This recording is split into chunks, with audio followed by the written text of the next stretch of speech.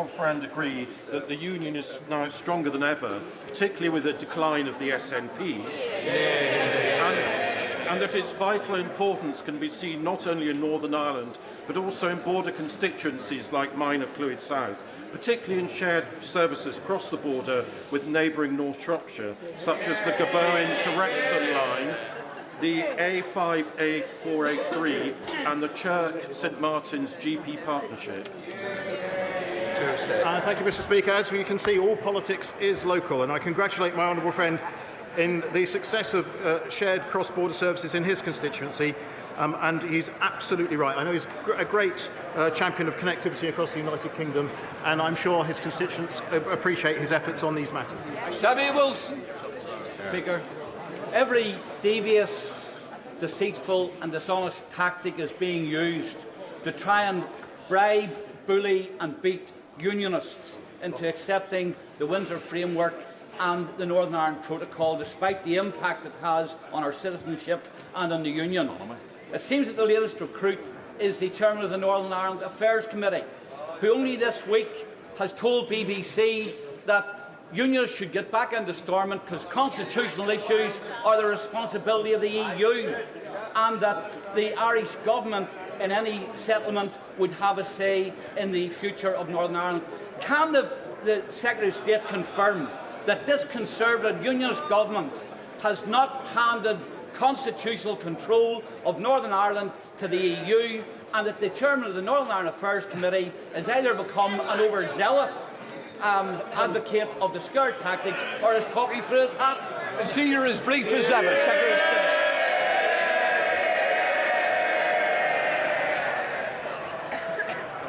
Well, based on that, Chair, the Select Committee Chair has a lot of work to do to increase his popularity in this House. I think, as ever, the honourable gentleman asks a question in his characteristic shrinking violet way, and I have to say I completely disagree with what he says about my right honourable friend. But we need to get a deal done now. The people of Northern Ireland want to get a deal done. It is time for a deal to be done. Let's get the executive back up and running. Before we come to Prime Minister's questions, I'm pleased to inform the House that since last week we've been providing British Sign Language coverage on all question statements as a matter of course. This is available directly on parliamentlive.tv and is also available to broadcasters, media outlets who may be interested in taking up the live feed. I'm delighted that House Service has been able to deliver this significant improvement to accessibility of our proceedings. We now start with questions, Prime Minister. Jason McCartney. Question 1, please, Mr Speaker. Prime Minister. Mr Speaker, this morning I had meetings with ministerial colleagues and others in addition to my duties in this House. I shall have further such meetings later today. Jason McCartney. Thank you, Mr Speaker. According to the Alzheimer's Society, nearly 5,000 people are currently living with dementia in my Colne Valley constituency, of whom 3,153 have had a formal diagnosis. That figure went up by 1 this week with my dad's diagnosis. My dad is my constituent. Will my right honourable friend pledge to make dementia a priority by driving up diagnosis rates, bolstering dementia research, investing in social care and improving access to the most innovative diagnostic methods and improving access to new life-changing treatments? Prime Minister. Well, can I send my warmest wishes to my honourable friend and his father and family, and I recognise that a dementia diagnosis can bring worry, both for the person who is diagnosed but also their wider family. And my honourable friend is absolutely right about the timely diagnosis of dementia. It's vital to make sure that those affected can access the care and support they need. NHS England is actually carrying out a pilot to make sure that we can improve dementia diagnosis in care homes. Our major condition strategy also includes a focus on dementia, but crucially, as my honourable friend said, we are now doubling the funding for dementia research so we can help everyone, including his father. We now come to the Leader of the Opposition, Keir Starmer. Can I send my best wishes to the honourable member and his father also, and all those suffering in this way? Mr Speaker, I can't let today pass without saying how saddened I was by the tragic death of Bronson Battersby, aged just 2, who died in heartbreaking circumstances in Skegness. I know that this House will join me in sending our deepest sympathies to his family. Mr Speaker, the government has been forced to admit that it has lost contact with 85% of the 5,000 people earmarked for removal to Rwanda. Has he found them yet? Prime Minister. Mr Speaker, what I can tell the honourable gentleman is that in spite of him blocking every single attempt that we have taken, we have managed now, because of our actions, to reduce the number of people coming here by over a third last year, remove over 20,000 people from this country back to their home countries, carried out 70% more illegal enforcement raids, arrested hundreds of people, closed down thousands of bank accounts, and processed over 100,000 cases, the biggest number in over 20 years, Mr Speaker. That's because on this side of the House, we want to stop the boats, we have a plan, it's working, and with him, we would just go back to square one. My first thought is, how do you actually lose 4,250 people? Then you remember that this is the government that scrapped HS2, but the costs are still rising by billions. This is the government that spent £400 million of taxpayers' money on a Rwanda scheme, yet can't deport a single person. And this is the government that waged a week-long war on the Greek Prime Minister for reasons known only to themselves, and suddenly are reminded that, of course, this farce of a government could lose the people it was planning to remove. But he didn't answer the question, so I'll ask him again. Where are the 4,250 people that the government has lost? Where are they?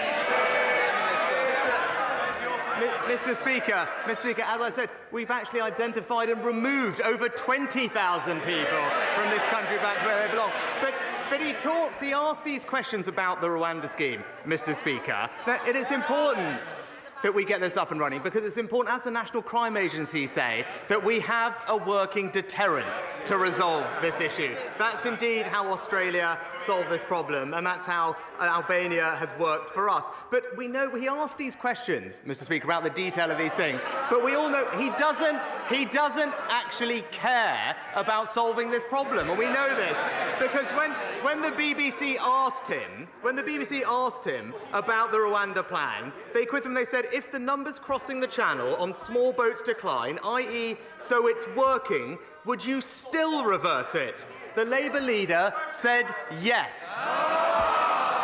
It's crystal clear he doesn't have a plan, and it will be back to square one,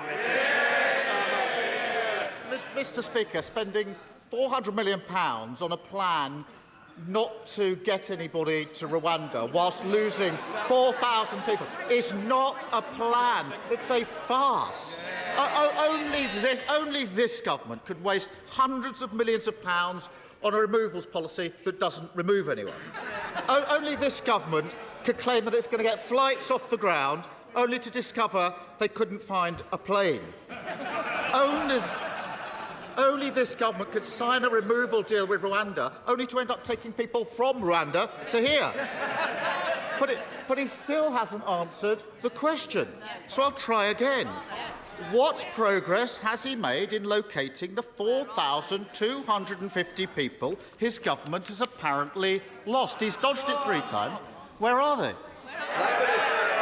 Mr Speaker, it's the same thing again and again. Here we are talking about what we are doing, but I'm happy to go over it, Mr Speaker. What are we doing? We've increased the number of illegal enforcement raids by 70%, leading to thousands of arrests, using powers, Mr Speaker, that he blocked in this House.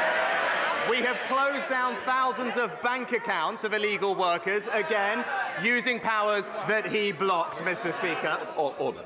Mr Trump. Do you want that early cup of tea, or are you going to be a little bit more silent, Prime Minister? And, Mr Speaker, as I said, we have worked through a record number of cases and returned a record number of people back to where they've come. All of that is a plan that is working, and we can see that it's working because the numbers of people coming to this country are down by over a third, Mr Speaker. But again, it is a bit rich to hear him in here pretending that he cares about how we actually stop the boats when he's been crystal clear. He's been crystal clear and said that even if the plan is working to reduce the numbers, he would still scrap it, Mr Speaker. It's because he has no values, no conviction and no plan, and it's back to square one.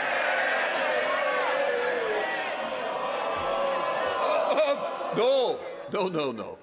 Yes, He hasn't got a clue where they are, has he? I can tell you one place they aren't, and that's Rwanda. Because the only people who sent to Rwanda is cabinet ministers. And for all the word, the ridiculous thing is, we know the Prime Minister himself doesn't even believe in this Rwanda gimmick. He had to be talked out of scrapping the whole thing. He didn't want to fund it. He didn't think it would work. When he sees his party tearing itself apart, hundreds of bald men scrapping over a single broken comb, doesn't he wish he'd had the courage to stick to his guns?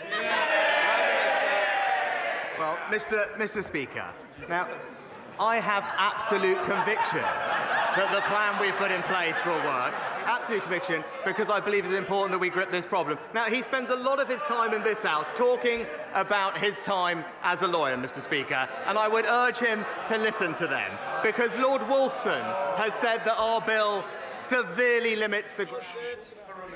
Four eminent KCs have said that it is undoubtedly the most robust piece of immigration legislation this Parliament has seen, and Mr Speaker, a former Supreme Court... I want to hear what the Prime Minister's got to say, because it matters to my constituents, those who feel it doesn't matter to those. Please leave, Prime Minister.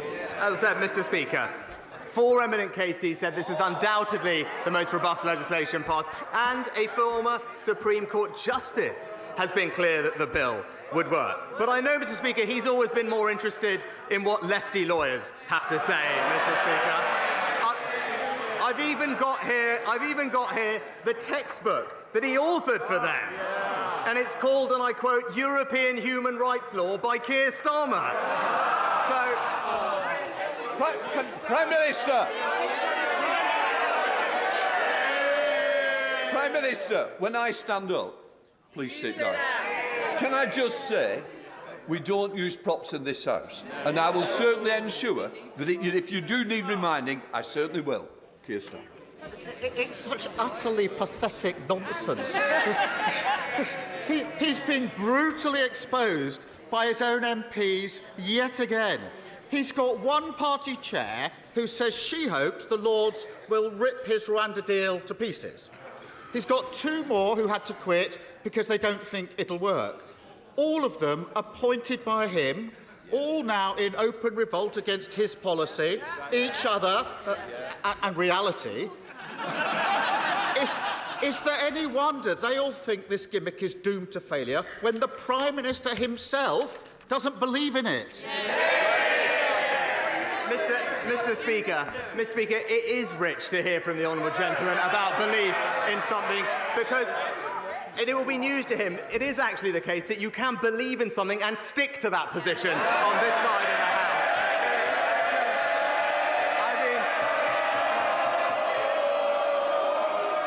I will say to this side. Oh, hello. Somebody's jumping in from over. Can I just say it's very important. It's an important day. People want to know what's going on. So I want my constituents, just like yours, to hear what the Prime Minister's got to say. Prime Minister. Just this week, Mr Speaker, we had another example of the honourable gentleman doing one thing, saying another, because this week he backed the Home Secretary in banning the terrorist group Hizb ut-Tahrir, despite him personally using the European Court of Human Rights to try and stop them being banned. And don't take my word for it, Mr Speaker. The extremist's own press release said, and I quote, "the Hizb ut-Tahrir legal team led by Keir Starmer." Now, I know he doesn't like talking about them because they've been a client, but when I see a group chanting jihad on our streets, I ban them. He invoices them.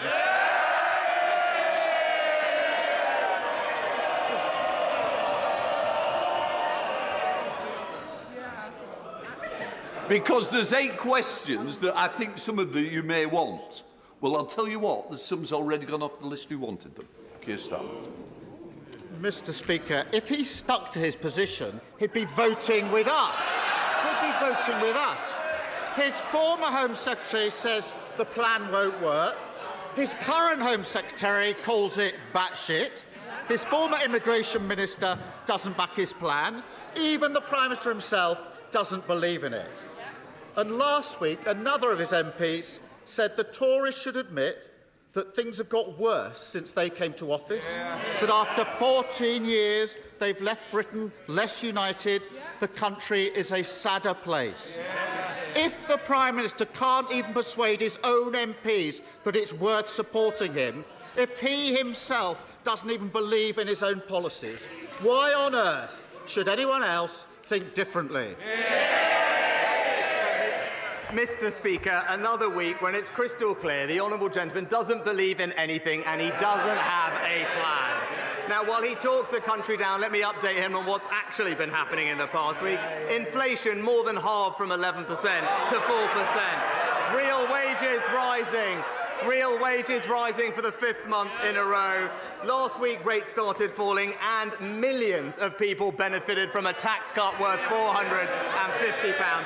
So while he takes us back to square one with a £28 billion tax grab, let's stick with a plan that's delivering a brighter future for Britain. Mr Speaker, it's against the law to silence victims of crime, but that's exactly what the Post Office did through the use of non-disclosure agreements. And this is just the most recent case of NDAs covering up mismanagement, misconduct and even crimes at work. Will my right honourable friend, the Prime Minister, consider banning their use in all severance agreements once and for all? Minister.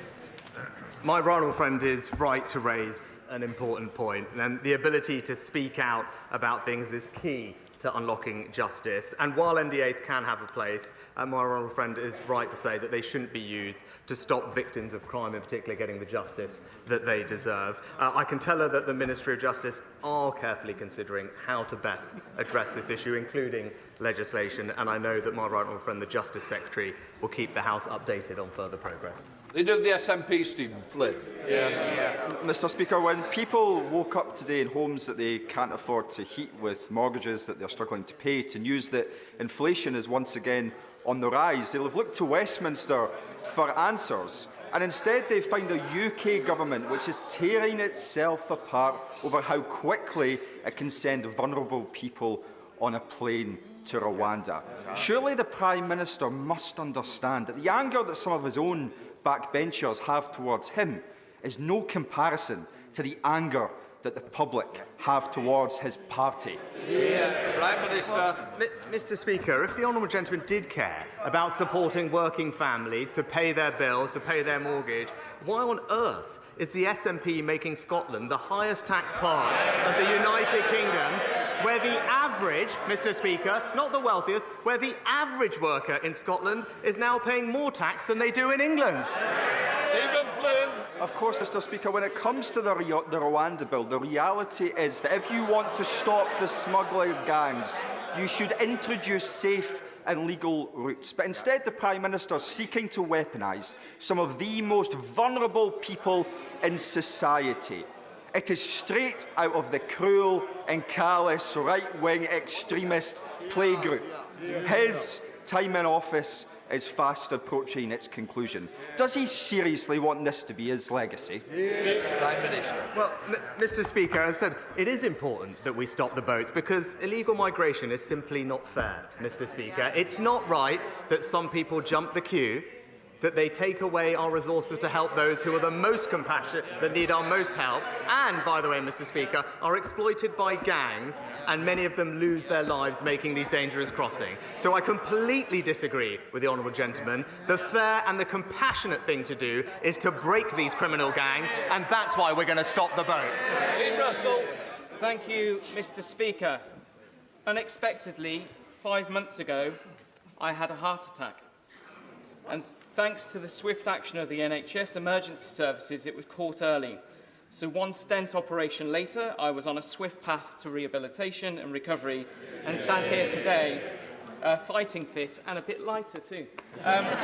So along with encouraging everyone to visit the British Heart Foundation website to understand the early warning signs and get fantastic resources to help them, would the Prime Minister also join me in personally thanking everyone who helped to save my life and help me recover, including the East of England Ambulance Service, the teams at Watford General and Harefield Hospital, the cardiac rehabilitation teams, and everyone who supported me, especially my family and my team, some of whom are in the gallery today, who helped ensure that I continue to deliver for the great people of Watford. I thank my honourable friend for sharing his story, and I know the whole House will be delighted to hear that he's made a swift recovery. We all wish him good health for the future as he resumes his excellent campaigning on behalf of his constituents in Watford. And I also join him in thanking our fantastic NHS staff for the life-saving work that they do up and down the country. We're backing them with record resources, from our doctors to our ambulance service. We are all in this House truly grateful for what they do. Caroline Lucas. Thank you very much, Mr Speaker. Until the UK government calls for an immediate ceasefire, it is complicit in the horrors in Gaza. Not my words, but those of the head of Oxfam, who, like every single agency trying to operate on the ground, is clear that aid can't be effectively delivered while fighting continues. More UK aid is, of course, welcome, but even when it does get through, it can result in what one Palestinian aid worker calls bombing us on full stomachs. 24,000 people have already been killed. So can he tell us what will it take for him to back a permanent bilateral ceasefire? Mr Speaker, of course we want to see a peaceful resolution to this conflict as soon as possible. A sustainable permanent ceasefire with an end to the destruction, fighting and loss of life, release of hostages and no resumption of hostilities would of course be the best way forward. But in order to achieve that, a number of things need to happen. Hamas would have to agree to release all the hostages. Hamas would no longer have to be in charge of Gaza, and the threat of more rocket attacks from Hamas into Israel would have to end. And the Palestinian Authority, boosted with assistance, would need to return to Gaza in order to provide governance and aid. That is the sustainable ceasefire that we will work very hard to bring about. Nick Fletcher. Thank you, Mr Speaker. Mr Speaker, today I was unsure whether to raise a national issue, such as the desperate need for a Minister for Men, or a local issue, such as Doncaster's need for a new hospital or Edlington for a new leisure centre. But I thought the best thing I could do is ask the Prime Minister to come and have a tour of Doncaster. And while I'm showing him around my hometown, I can press the need for a Minister for Men, I can show him the site for a new hospital, and I can introduce him to the people of Edlington so he can discuss their new leisure centre. So will the Prime Minister accept my invitation? Well, thanks to my honourable friend's fantastic campaigning on behalf of his constituents.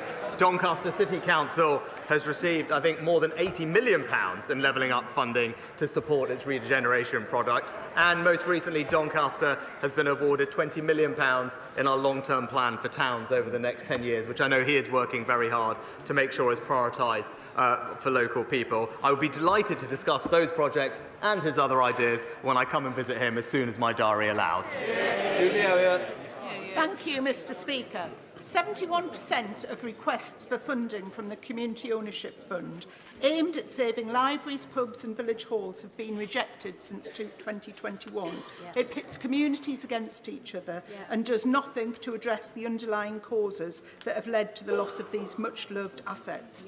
When will the government offer more than a simple sticking plaster for our towns, high streets and communities? Prime Minister. Well, Mr Speaker, I set up the Community Community Ownership Fund when I was Chancellor, and it is doing fantastic work, funding hundreds of projects across the country, including, I believe, one in the Honourable Lady's own constituency, the Back on the Map scheme.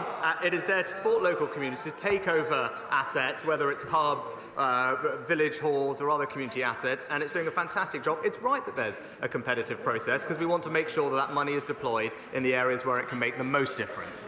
Greg Smith.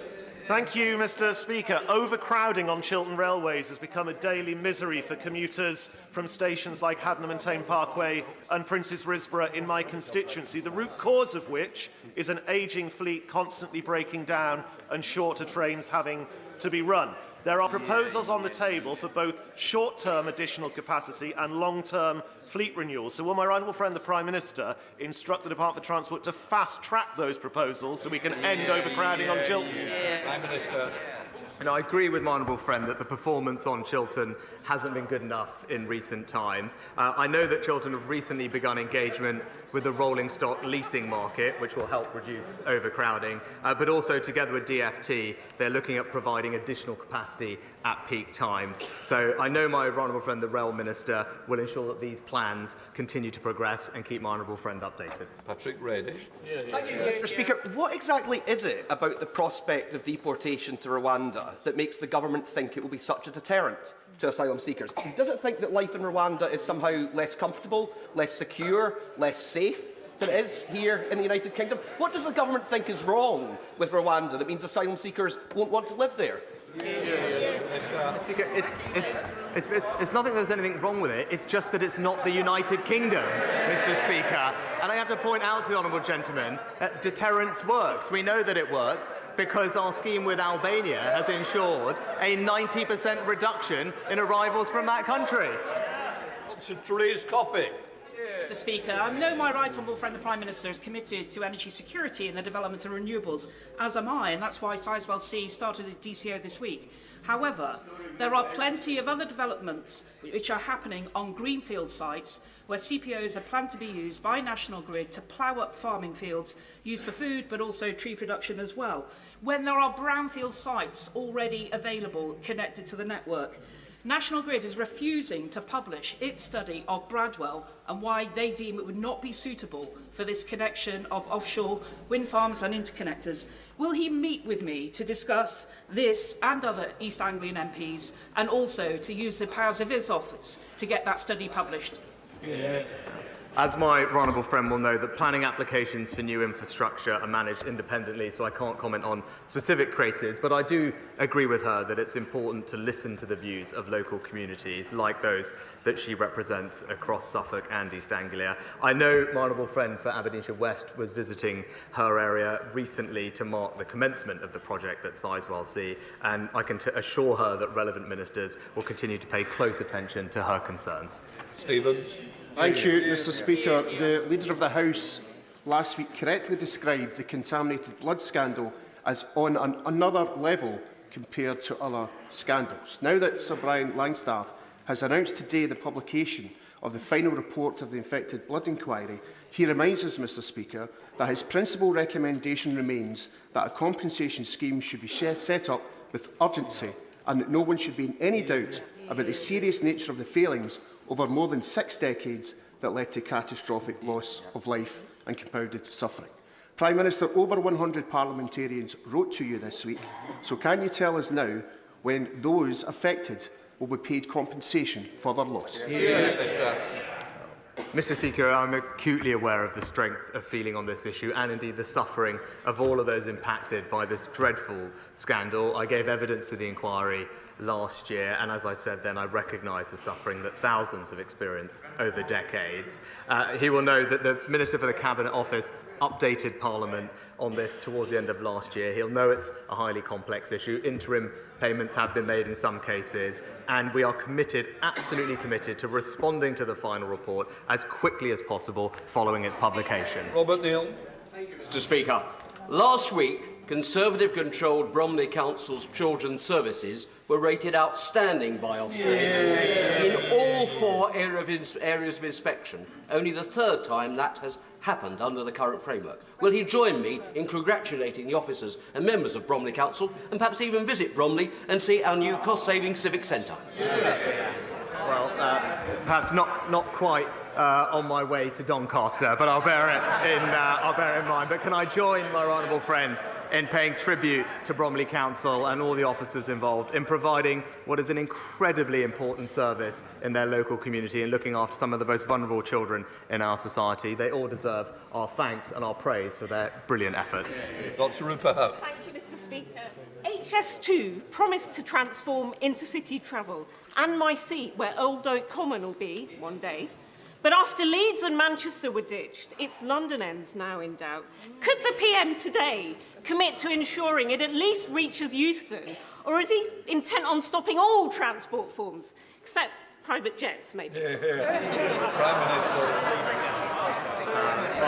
I think her leader might have something to say about the forms of transportation, Mr. Speaker, and perhaps on HS2 as well, because I still haven't actually heard from him his position on the whole subject. But we have, Mr. Speaker, I would say Old Oak Common is destined to be one of the foremost stations in the country because of the stationment and the extra connectivity that it will have across London as the initial terminus for HS2 trains. And as we said at the announcement, we are working with the private sector, as we have done in other developments in London, to raise private money, save the taxpayer money and deliver the connection to Euston as planned. Thank you, Mr. Speaker. I've just got back from the inaugural Women's Health Summit. During the summit, it was announced that the specialist maternal mental health services will now be available to women in every part of England by March. This is particularly pertinent for me after one of my constituents, Jessica Cronshaw, passed away whilst pregnant with her baby Elsie after suffering with severe pregnancy sickness, hyperemesis gravidarum. So can I thank the government for following through with this important reform and push him to keep going with the spirit of this reform so our NHS is fit for women in the future? Prime Minister. Well, can I thank my honourable friend for raising this matter, and I know the whole House will want to convey our sympathies to Jessica's family, but I'm pleased that the reforms that we are making will make a difference to women across the country in the future. We're committed to our women's health strategy, and I'm grateful that for her support and, again, her advice and ideas so we can ensure it delivers the care that we want it to across the country. Andrew Gwynn. The Conservative candidate for the Wellingborough by-election yesterday revealed that the Conservative Party had offered her a deal to be the candidate if the previous member, her partner, stood down without a fuss. The Prime Minister said just last week that candidate selection is all done locally within his party. So would he now like to deny that this secret deal was offered? Mr. Speaker, as I said last week, in our party, candidate selection is done locally. James Gray. Mr. Speaker, would my right honourable friend the Prime Minister agree with me that a remote rural hotel is just the wrong place to house asylum seekers and refugees from their point of view? And will you therefore join me in thanking the Home Secretary for announcing yesterday that the Wiltshire Hotel outside Rolwyn Bassett is in fact to be returned to its proper purpose in April? Minister. Well, I thank my honourable friend for the question. He's absolutely right. The use of hotels is unfair, and also it's unfair on local communities and also costs taxpayers £8 million a day. And that's why our plans to reduce the number of people coming has meant that we could close the first 50 hotels across the country, with more to follow. And I thank the Home Secretary and his team for their efforts. But fundamentally, the only way to resolve this once and for all is to implement our Rwanda scheme so we can have a working deterrent, and that's how we will stop the boats. Charlotte Littles. Thank you, Mr. Speaker. I've been contacted by desperate constituents who have rung every single pharmacy within a 50-mile radius of Warrington and still haven't been able to access their medication for ADHD. This has been going on for months and isn't just a Warrington issue. Pharmacists are calling it the worst shortage ever seen, with only 11% of people able to access their full dose this month. And ADHD UK have called the government's response pathetic. They're right, aren't they? Yeah. So I'm very sorry to hear about the situation in the Honourable Lady's constituency, but the Health Secretary obviously heard what she said and is in touch with the relevant drug bodies to make sure we can have the provision of ADHD medicine to all of those who need it. Tom Hunt. For around a decade, over 200 of my constituents in the Mill complex in Ipswich have been caught in the cruellest form of limbo. There's deep structural problems with the building and cladding problems. A few years ago, they got about £50 million out of court settlement to make a contribution towards the cladding cost. The freeholder, NAMA, the Irish financial entity set up after the Irish banking crisis, ran away with that money, putting my residents and my constituents back in square one with little to no hope. Will the Prime Minister talk to the Irish tea shop to raise this immoral case and also meet with me to discuss a way forward for my constituents, who I meet with every week? Prime Minister. Well, I'm very sorry to hear about my honourable friend's case, but I'll ensure that the government looks into the details and gets back to him in shortest order about how we can support him and his constituents. Martin Doherty's close question. Number 10, Mr Speaker. Mr Speaker, I have repeatedly expressed my commitment to joint working with the First Minister of Scotland to deliver for the people across the country. Martin Doherty. I'm grateful for that answer, Mr Speaker. While there's rightfully been much attention paid to the Post Office Horizon scandal, there is another shocking example of government and private sector collusion that began under the last Labour administration and continued under the Tories. Mr Speaker, almost 200,000 mortgage prisoners who borrowed with high street lenders such as Northern Rock have become trapped after the portfolio was sold off to foreign entities like Topaz Finance and Heliodor, who have been creaming off extortionate revisionary standard variable rates essentially since 2008, leaving even those who kept up with payments in danger of having their home repossessed. 200,000 aspirant homeowners have had their dream taken away from. So can the Prime Minister, instead of playing catch-up with like he is doing with the Post Office scandal, meet with me and campaigners to discuss what more can be done for mortgage prisoners? Mr Speaker, I am familiar with the situation for mortgage prisoners and something I worked on as Chancellor, and I know the Treasury and the current Chancellor have been engaging with campaign groups and others to find ways to resolve it. It's not an easy situation to fix overnight, but there are things that are being looked at as we speak. Douglas Ross. Mr Speaker, yesterday the Scotch Whisky Association published a report looking at the economic impact of the sector, not just in Scotland but across the whole of the UK. Some of the highlights included that in 2022 they generated £7.1 billion in gross value added, £2.1 billion has been invested in capital projects between 2018 and 2022, and 41,000 jobs are supported by the sector in Scotland, including 1 in 9 in my Murray constituency. Does the Prime Minister agree that supporting the Scotch whisky industry in the forthcoming spring budget and beyond is a correct priority for this government?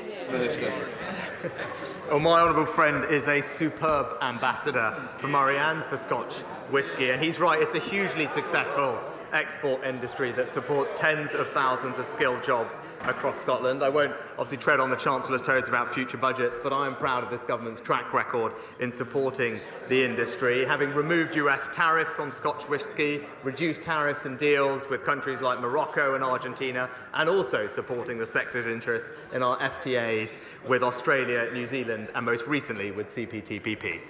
Peter Dowd.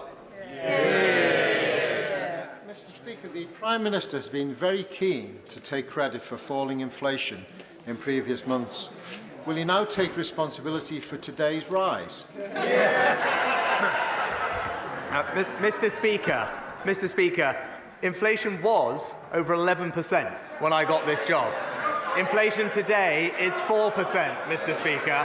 In common with the US, France, Germany, all countries have seen a mild tick-up in December. All countries have. But the crucial thing is that inflation has been more than halved, delivered ahead of schedule, and that is having an enormous benefit to families up and down the country. Benefit that would be reversed by his party's plan to saddle them with £28 billion of tax rises.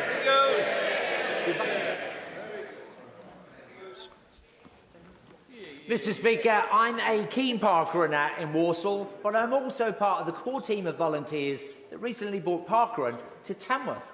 So in the 20th anniversary year of parkrun, will the Prime Minister join me in encouraging other towns that don't yet have a parkrun to get one? Prime Minister. Well, it's great to hear that my honourable friend is an avid park runner, and I thank him for actually volunteering so that the people of Tamworth can enjoy one too. I completely agree with him. When I had more time, I was a regular at the North Allerton Park Run and the Junior Park Run as well, which I recommend for those with children. It is a fantastic and accessible way to get people moving, and I join him in encouraging everyone to get involved in his local area and beyond. Daisy Cooper. Thank you, Mr Speaker. At the last general election, residents in West Hertfordshire were promised a new hospital, but we are still waiting for the green light and having to put up with broken lifts and overly crowded treatment wards. In other parts of the country, there are entire hospital buildings that have had to be closed down, like the one in Stepping Hill in Stockport, because they are structurally unsafe. From broken promises on new hospitals to the backlog of repairs, people are sick and tired of waiting. So can the Prime Minister tell me, by the time of the next general election, how many of the broken hospitals will be fixed, and will my residents be able to point to a single spade in the ground? Yeah. Well, Mr Speaker, we're investing record sums to not just deliver 40 new hospitals across the country, but 90 different hospital upgrades. And she'll be familiar with the plans, I hope, at West Hertfordshire Trust to develop a new emergency and specialty care facility at Watford General, including women's and children's services. It will make an enormous difference to residents in the area. Leave it. Thank you, Mr Speaker. A recent BBC News article raised fears that Blyth could become a ghost town, as we see our shopping centre closed to be replaced by a new higher education facility. Residents are right to be concerned, and I have personally seen decades of Labour neglect and decline in our town. And I really have. But this Conservative government has invested hundreds of millions of pounds to level up my constituency with spades in the ground as I speak here in the House of Commons. Can my right honourable friend assure me that the rebirth of our towns will continue as a key focus of this Conservative government? Well, my honourable friend is absolutely right, and I commend him for being such a strong advocate for Blyth. And nearly half of the recent Towns Fund has been distributed to northern regions in England to level up constituencies like his own, and that is the difference. As he said, after years, if not decades, of neglect under the party opposite, it's this government that is levelling up across our country. Final question, Ian Mans.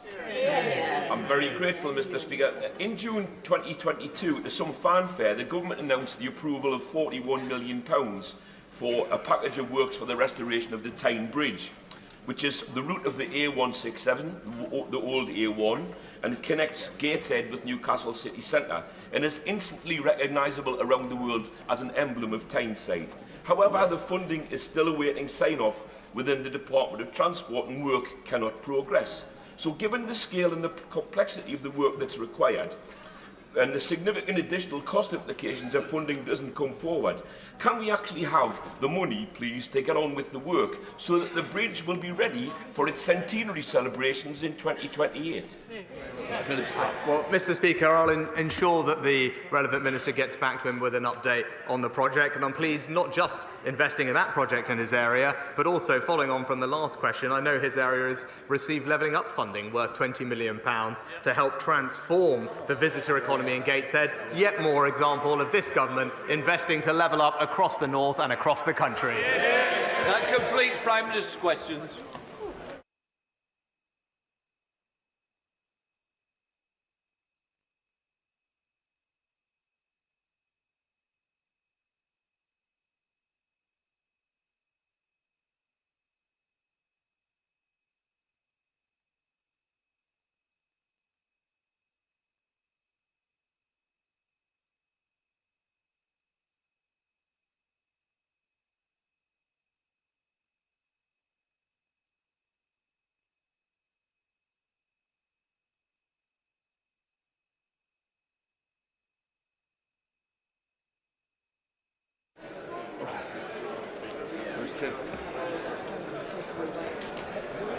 Point of order, Dame Diana Johnson. Mr Speaker, further to the question asked by the Honourable Member for Glasgow South West and the announcement this morning by Sir Brian Langstaff about the report on the infected blood inquiry now being scheduled for publication in May, the Honourable Member also raised that Sir Brian said very clearly in his comments this morning, my principal recommendation remains that a compensation scheme should be set up with urgency, and he made that recommendation in April 2023. The Prime Minister did not respond to what Sir Brian has said this morning, and I wondered whether, Mr Speaker, you'd had any indication there'll be a statement from the Cabinet Office to set out what they are going to do about complying with the recommendations made by Sir Brian. Can I just first of all say this is a very important issue, and I do know that the Honourable Lady has certainly campaigned all the way through to ensure that people are recognise the suffering they've had and the tragedies within those families. What I would say is I'm not responsible for the Prime Minister's answer, and I would say is I've been given no notice that a statement is coming. But what I do know, and I can be rest assured, that the Honourable Lady will not stop at the question she's just asked, but she will pursue it through other avenues to ensure that the question she asked is answered somewhere. Right, we now come to presentation of bills. Tim Farron. Outdoor Education Bill. Second reading what day? Friday, 21st of June, sir. Friday the 21st of June. Okay, Tim, thank you. Right, we come to the 10-minute rule motion. I call Caroline Lucas. Thank you very much, Mr Speaker. I beg to move that leave be given to bring in a bill to establish the right to breathe clean air, to require the Secretary of State to achieve and maintain clean air in England, to involve the UK Health Security Agency in setting and reviewing pollutants and their limits, to enhance the powers, duties and functions of various agencies and authorities in relation to air pollution, to establish the Citizens' Commission for Clean Air with powers to institute or intervene in legal proceedings, and to require the Secretary of State and the relevant national authorities to apply environmental principles in carrying out their duties under this Act and the Clean Air enactments, and for connected purposes. Madam Deputy Speaker, in 2013, the life of 9-year-old Ella Roberta Adukisi-Deborah was tragically cut short when she suffered a fatal asthma attack. Ella lived close to the heavily congested South Circular in Lewisham, and following an inquest in 2020, she became the first person to have air pollution listed on her death certificate, with the coroner, Philip Barlow, concluding that, and I quote, Ella died of asthma contributed to by exposure to excessive air pollution. Next week would have been Ella's 20th birthday, and I know that all of our thoughts will be with her family at this time. I'd also like to pay tribute to Ella's mum, Rosamond, who's in the public gallery today, for her incredible campaigning on air pollution, and to express my personal thanks to her for allowing this bill to be called Ella's Law in memory of her daughter. It's an honour to be able to present it in the House today. Madam Deputy Speaker, this bill is needed because, simply put, the state of our filthy air is a public health emergency. Air pollution is associated with conditions like asthma, heart disease and cancer, and has been shown to impact our mental health too, leading to an increased risk of schizophrenia, depression and anxiety. Its impacts aren't equally felt, however, with those on low incomes and from black and ethnic minority backgrounds far more likely to live in polluted areas. And it's children's health that's affected most of all, with a study published just last week by the University of Dundee revealing an increase in under-16s admitted to hospital for respiratory problems following periods of high air pollution. A 2019 study by King's College London also showed that living within 50 metres of a busy road can stunt children's lung growth by up to 14%. And for context, it's estimated that in London, 1/3 of the population, around 3 million people, live near to a busy road. It is therefore profoundly shocking, but perhaps not entirely surprising, that the UK has one of the highest rates of asthmatic children across Europe, with 1 in 11 young people living with asthma. It's been calculated that cleaner air could prevent up to 43,000 avoidable deaths in the UK each year, and it could save the public purse billions as well. Estimates of the public cost of air pollution total as much as £20 billion each year, including the impact on social care and on our crumbling NHS. So it could not be more urgent that the government takes action to clean up our air and protects lives both now and in the future. Yet despite their current approach being vastly insufficient, ministers remain bullish in defending their efforts. Indeed, last year the Prime Minister himself told me, and I quote, "We are confident that the measures we're putting in place are not only legally binding, but world-leading in tackling air quality." And he went on to say that the Environment Act provides, and I quote again, "the capability, accountability and ambition needed to make all the effective interventions to drive down air pollution." And yet the reality is that the Environment Act did very little to help deliver clean air, and it is certainly not world-leading. And the environment target that did get made under it to reduce levels of PM2.5 to 10 micrograms per cubic metre falls short of the new WHO guidelines for 5 micrograms per cubic metre, and it could certainly be achieved far earlier than the government's target date of 2040. Indeed, when Professor Frank Kelly from Imperial College London, an advisor to the World Health Organization on health and pollution, recently gave evidence to the Environmental Audit Committee, he said very clearly that, and I quote, "Our studies show that 99.8% of the UK could achieve a figure of 10 micrograms per cubic metre by 2030, and the 0.2% that could not were certain hotspots in London, which again, if you took extra measures, you could probably eliminate as well." Professor Sir Stephen Holgate from the University of Southampton and Special Advisor on Air Quality to the Royal College of Physicians subsequently wrote to the committee to confirm that this change would result in around 20 fewer infant deaths each year. 20 fewer lives lost, 20 families saved from unimaginable heartache. And so with the Mayor of London having already committed to delivering on this more ambitious target, and with such significant benefits, it is incumbent on ministers to explain why the current legal limit remains so unambitious. And they must urgently set out how they're going to meet the new WHO guidelines, which have halved the limit for PM2.5 to 5 micrograms per cubic metre in response to the marked increase in evidence showing how air pollution affects current different aspects of our health. In the words of the Chief Medical Officer, Professor Chris Whitty, we can and should go further, and it is technically possible to do so. So the Clean Air Human Rights Bill, or Ella's Law, would set out an entirely new approach to delivering clean air in England. First, it would enshrine the human right to clean air precisely and explicitly in English law, thereby transforming decision-making by public authorities by requiring them to consider clean air alongside other rights under the Human Rights Act. It will be a step towards incorporating the 2022 resolution adopted by the UN General Assembly, which recognises the human right to a clean, healthy and sustainable environment. It follows a one air approach that encompasses the health and environmental impacts of air pollution and greenhouse gases.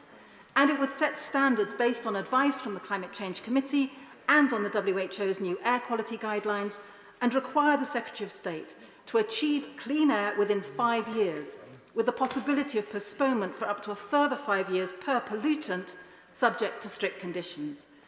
Now, the Environment Agency and the Climate Change Committee would be required to review the pollutants and the limits annually and advise the Secretary of State if they need tightening.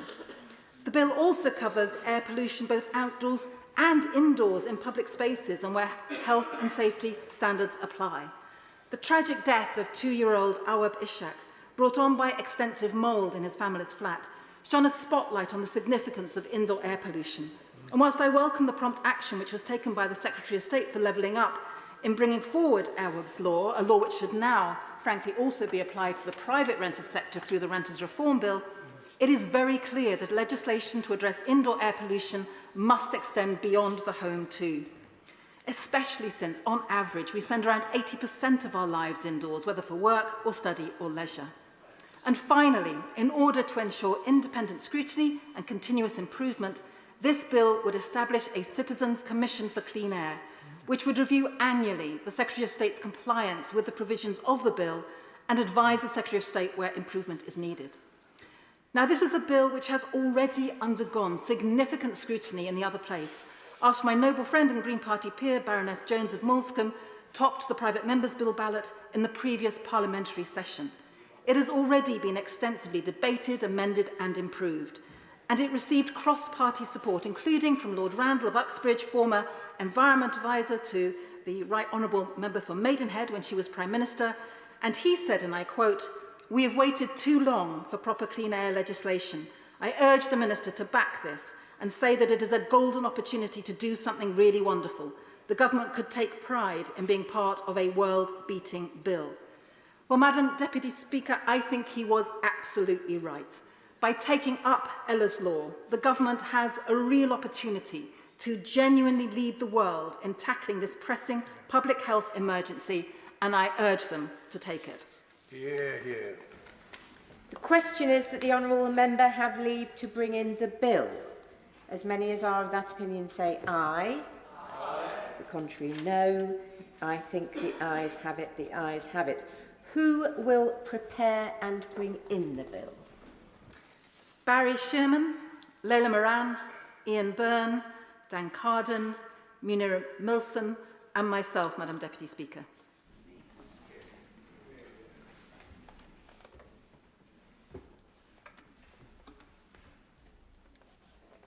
Caroline Lucas.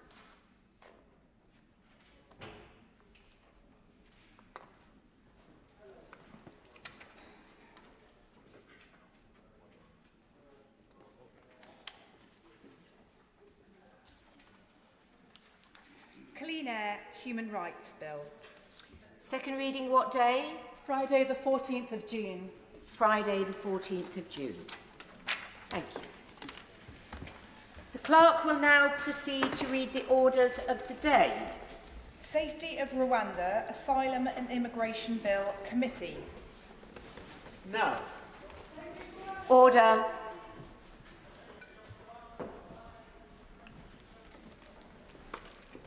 Sergeant.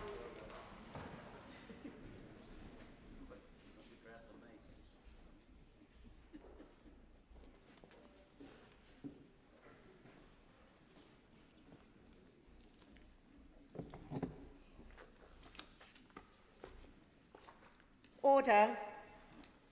Safety of Rwanda Asylum and Immigration Bill. I remind members that in committee, members should not address the Chair as Deputy Speaker. Please use our names when addressing the Chair. Madam Chair, Chair, Madam Chairman or Mr Chairman are also acceptable. We begin with Amendment 11 to Clause 3, with which it will be convenient to consider other amendments to Clause 3. Clause 3 stand part, amendments to Clause 5, Clause 5 stand part, Clause 6 stand part, amendments to Clause 7, Clause 7 stand part, amendment to Clause 8, Clause 8 stand part, amendments to Clause 9, Clause 9 stand part, Clause 10 stand part, all remaining new clauses, amendments to Clause 1 and Clause 1 stand part as set out in the selection paper. I call Robert Jenrick to move Amendment 11. Well, thank you, Dame Rosie. And I know that my right-honourable friend said he didn't watch box sets, but here we are once again for the next episode of this drama.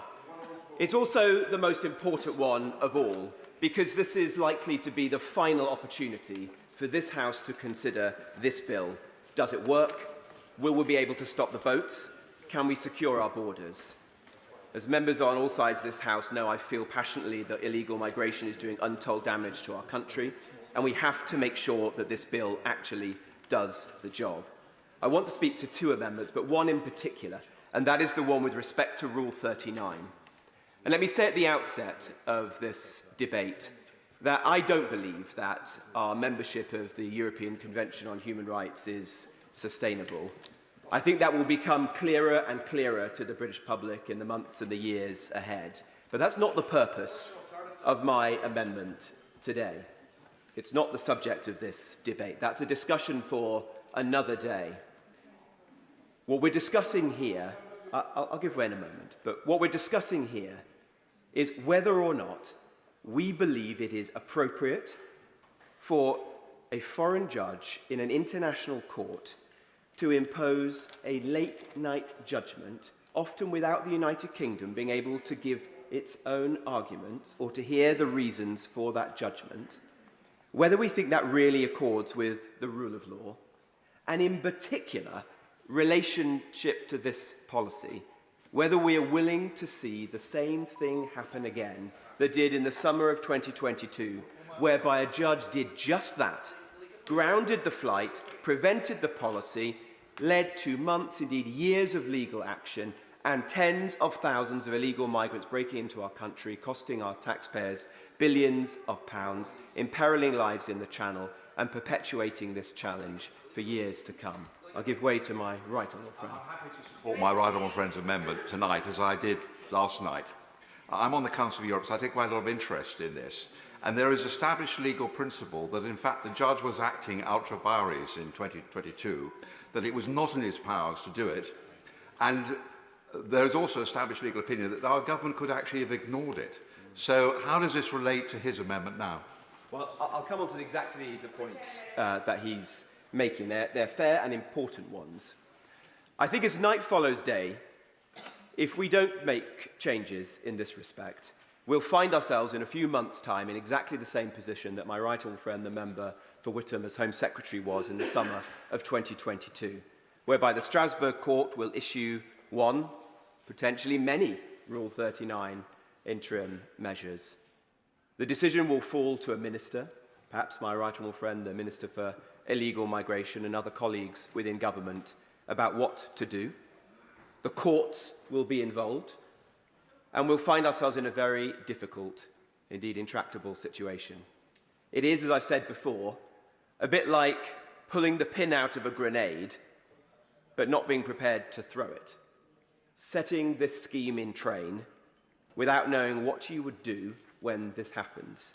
It's entirely foreseeable.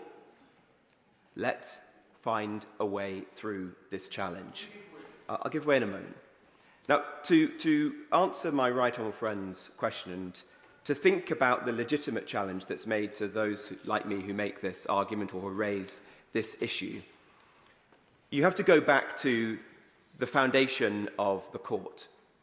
And many of my colleagues say, well, it was great Conservative and British jurists who were the authors of the European Convention on Human Rights. Why would you want to alter what they created? Well, with respect, that's a misunderstanding of what was done when the convention was founded and the treaty signed. No one signed up to the court being able to make binding injunctions. In fact, quite the opposite. This was considered at the time and was rejected. The UK, like all other signatories to the European Convention, expressly declined to give the court the power to make binding interim measures. This was something that was created by activist judges in 2005 in response to a particular case, which was the Mamat Kulov Askalov versus Turkey case in 2005, whereby the court conferred upon itself a power which was not given in the treaty. And I think it is a mistake that the United Kingdom has, by convention, gone along with this approach that the court has given itself for many years. And don't take my word for it. Take the word of many other eminent jurists and lawyers. When this very point was considered in the other place during the passage of the Illegal Migration Act, a point not dissimilar to the one that I'm making, but I won't put words into their lordships' mouths, was made by the noble Lord Sandhurst, the noble Lord Fuchs, the noble Lord Wolfe, and in a foreword to an important piece related to this, the noble and learned Lord Sumption has made a similar and very important point. In fact, the professor of international law at the University of Oxford, Professor Richard Eakins, that many of us respect highly, has said that to change this approach is not to breach the rule of law, it's to defend the rule of law, because we as signatories of the European Convention expressly objected to this approach. And this has been conferred by activist judges outside of the rule of law, and we shouldn't be following through this. I'll give way to the honourable member, because he was first in the queue. Very grateful to the honourable gentleman, and I will say at least he has the strength in being vocal about what he actually believes, which is a lot more than many on that side. And he's made it clear that, in his view, he could not care less about what European conventions on human rights say. Will he go further and actually openly say that there is one purpose of this vile, dangerous, inhumane bill, which is to flout international law, and that that side couldn't care less about human rights of the most vulnerable individuals? But I can't say I'm surprised that the honourable gentleman sinks to those depths and doesn't present a proper legal argument in response, because if he'd been listening to me, I didn't say anything of the sort. The case that I'm advancing is far from undermining the European Convention on Human Rights, and there are many who might wish to leave it. We're defending the original intent of the European Convention on Human Rights and the rule of law, because I don't think that it is sustainable for activist judges in Strasbourg to bend and change the original intent of the signatories of that convention in ways that they would never have accepted and invent new powers.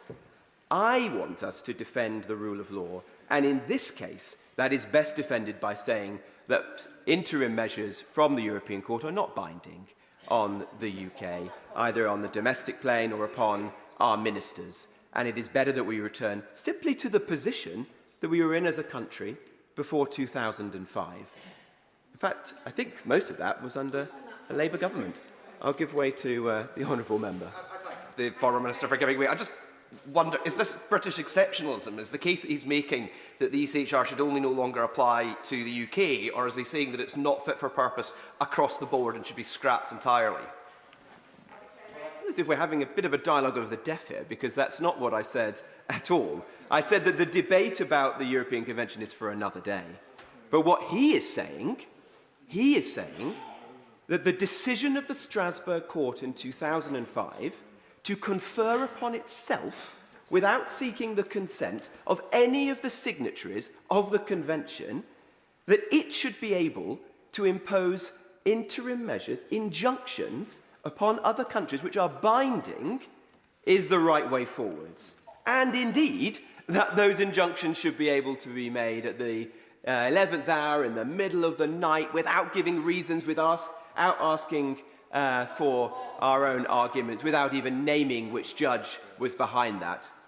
I think that poses very serious rule of law questions, and is a reason why conventions such as the European Convention are increasingly out of step. I'll give way to my right honourable friend. My right honourable friend, of course, is right, and that contradicts custom and practice over a very long time indeed. What was the accepted basis for the rule of law in this country? He cites Lord Sumption and Lord Wolfe, but he might have cited A.V. Dicey, who established long ago as a constitutionalist, supported by Lord Denning and many others after, that the relationship between the rule of law in this place is that a polity makes laws because it has the legitimacy to do so, conferred on it by the people, and it can change laws, and that, frankly, means that this House is supreme. That doesn't in any way underestimate the significance of international agreements and treaties, but it does affirm the significance and sovereignty of this House.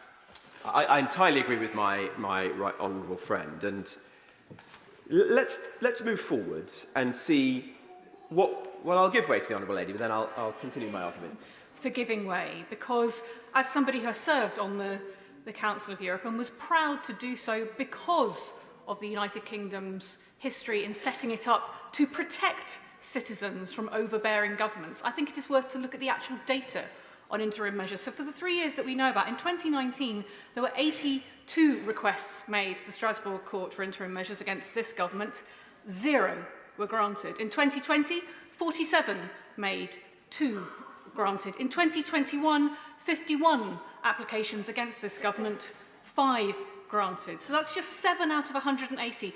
Is he really suggesting that this government gets things right all the time, that there should be no capacity to legally challenge them, even when irrevocable harm is on the agenda? making, and once again, the Honourable Lady isn't listening. The point I'm making is not about the virtues or otherwise of our membership of the European Convention on Human Rights. I've said that is a matter for another day.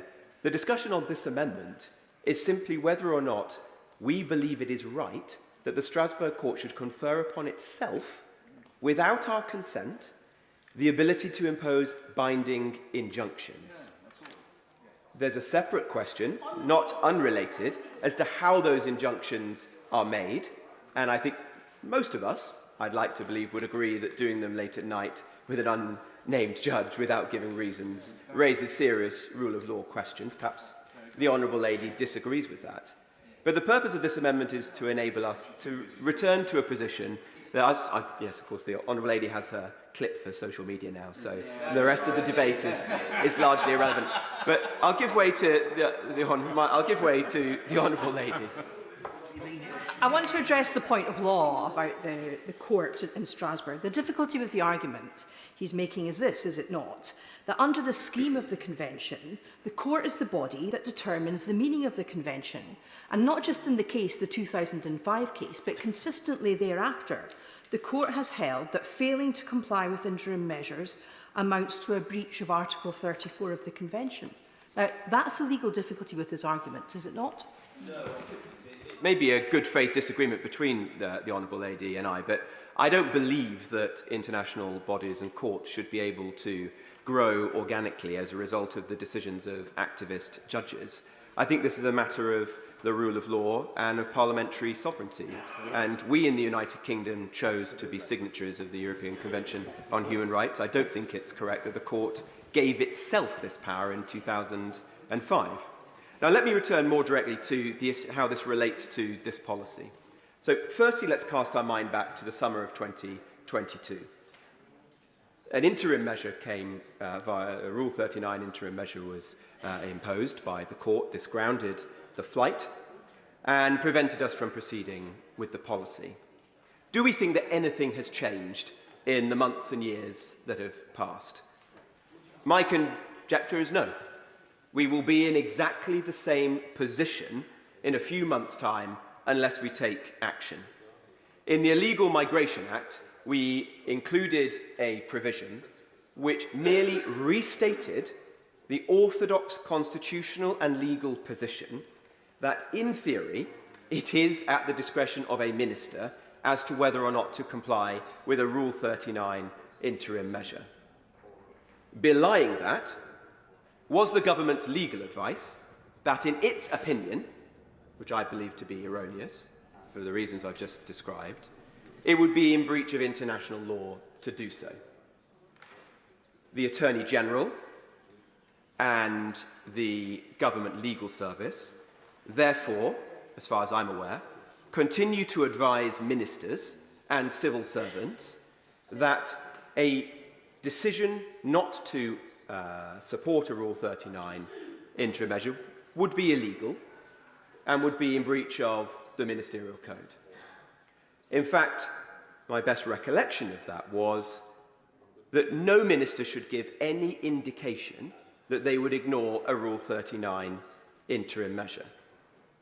The Attorney General's position, as I understand it, is that there is a very small number of cases in which it is conceivable that one could do so.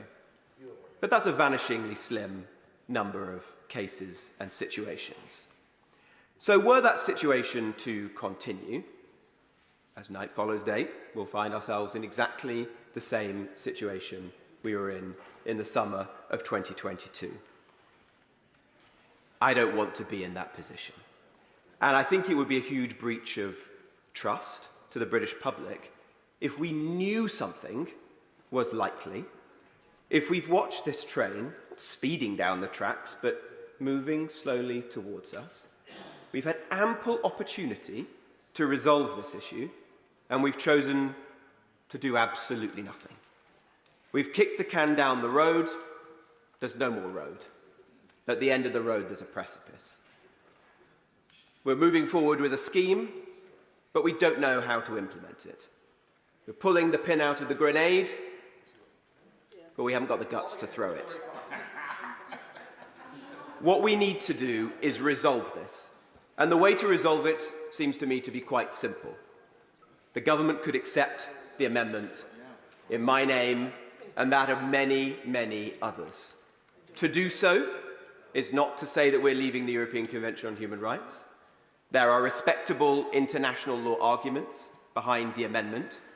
I would wager that the government would have no difficulty finding senior KCs and former judges in the other place who would support my position and its position if it chooses to adopt it. It could change some of the minor documentation that accompanies this, like the Civil Service Code and the Ministerial Code, but I wouldn't place too much emphasis on those. At the end of the day, this isn't about civil servants. This is about ministers, and it's about the law. I think a good captain doesn't blame his sailors. It's on us. We have the power to fix this, and we have the responsibility. So let's use the opportunity we have today with the amendment that we've brought forward to resolve this. Or else, we will be here in 2 months' time. The Strasbourg Court will impose a Rule 39. The government will be scrambling around how to resolve this. And the government will have no one else to blame. I'm here to help the government to ensure this policy works, because I, like everyone, at least on this side of the House, believes passionately that we have to make this policy work and to stop the boats. So I strongly encourage my right honourable friend, and indeed the Prime Minister, to support the amendment in my name and that of many others, and encourage everyone else on all sides of this House who share my determination to fix this problem to do exactly the same. The question is that Amendment 11 be made. Shadow Minister Stephen Kinnock. Thank you very much indeed, Madam Chair. It's a pleasure to serve under your chairship again today. So here we go again. Day 2 of committee stage of the third asylum bill in less than 2 years, and day 643 perhaps of the Rwanda psychodrama that the Conservative Party continues to inflict on our weary and baffled nation. And let's not forget that this whole saga started off as Operation Save Big Dog, Madam Chair. That desperate and thankfully doomed attempt to save the skin of Boris Johnson. But then, for some bizarre reason known only to the benches opposite, it didn't fade away once Mr Johnson exited stage right. No, quite the opposite took place. Instead, it took a life of its own. It evolved into an article of faith for the Conservative Party, a purity test that has come to define whether or not you're a true believer. And so vast quantities of political capital and untold amounts of government time, resources and energy have been squandered on a policy that at most might possibly one day enable the transfer of a few hundred asylum seekers to Rwanda. It truly is an extraordinary state of affairs, Madam Chair. And meanwhile, out there in the real world, food bills are spiralling, mortgages are going through the roof. There are 7.8 million people on NHS waiting lists. Raw sewage is being pumped into our rivers, and at least 30,000 people risked life and limb to cross the channel on small boats. And nothing in this bill will address any of the challenges that I've just outlined, not even that last one. As I said yesterday, the Rwanda plan is extortionately expensive, with £400 million on its way or committed to the government of Rwanda without a single asylum seeker ever being sent there. And in addition to that vast sum, it will cost at least £169,000 to send each individual asylum seeker to Rwanda, probably far higher than that, but the government is refusing to come clean on that point. It's also unworkable because there is no evidence that sending just a few hundred asylum seekers will deter the tens of thousands who are crossing the channel each year. Desperate people who have risked life and limb crossing continents to escape from violence and persecution are not going to be deterred by a less than 1% chance of being sent to Rwanda.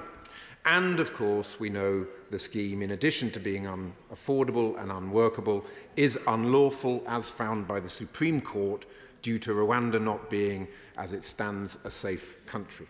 And yet here we are again, being forced to indulge the fantasies, fixations and psychodramas of the benches opposite. I will give way.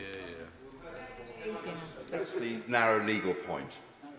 Does he think that it was right for a Strasbourg judge to impose an injunction in the night on his own without giving the British government the chance to make their case? Does he think that was right?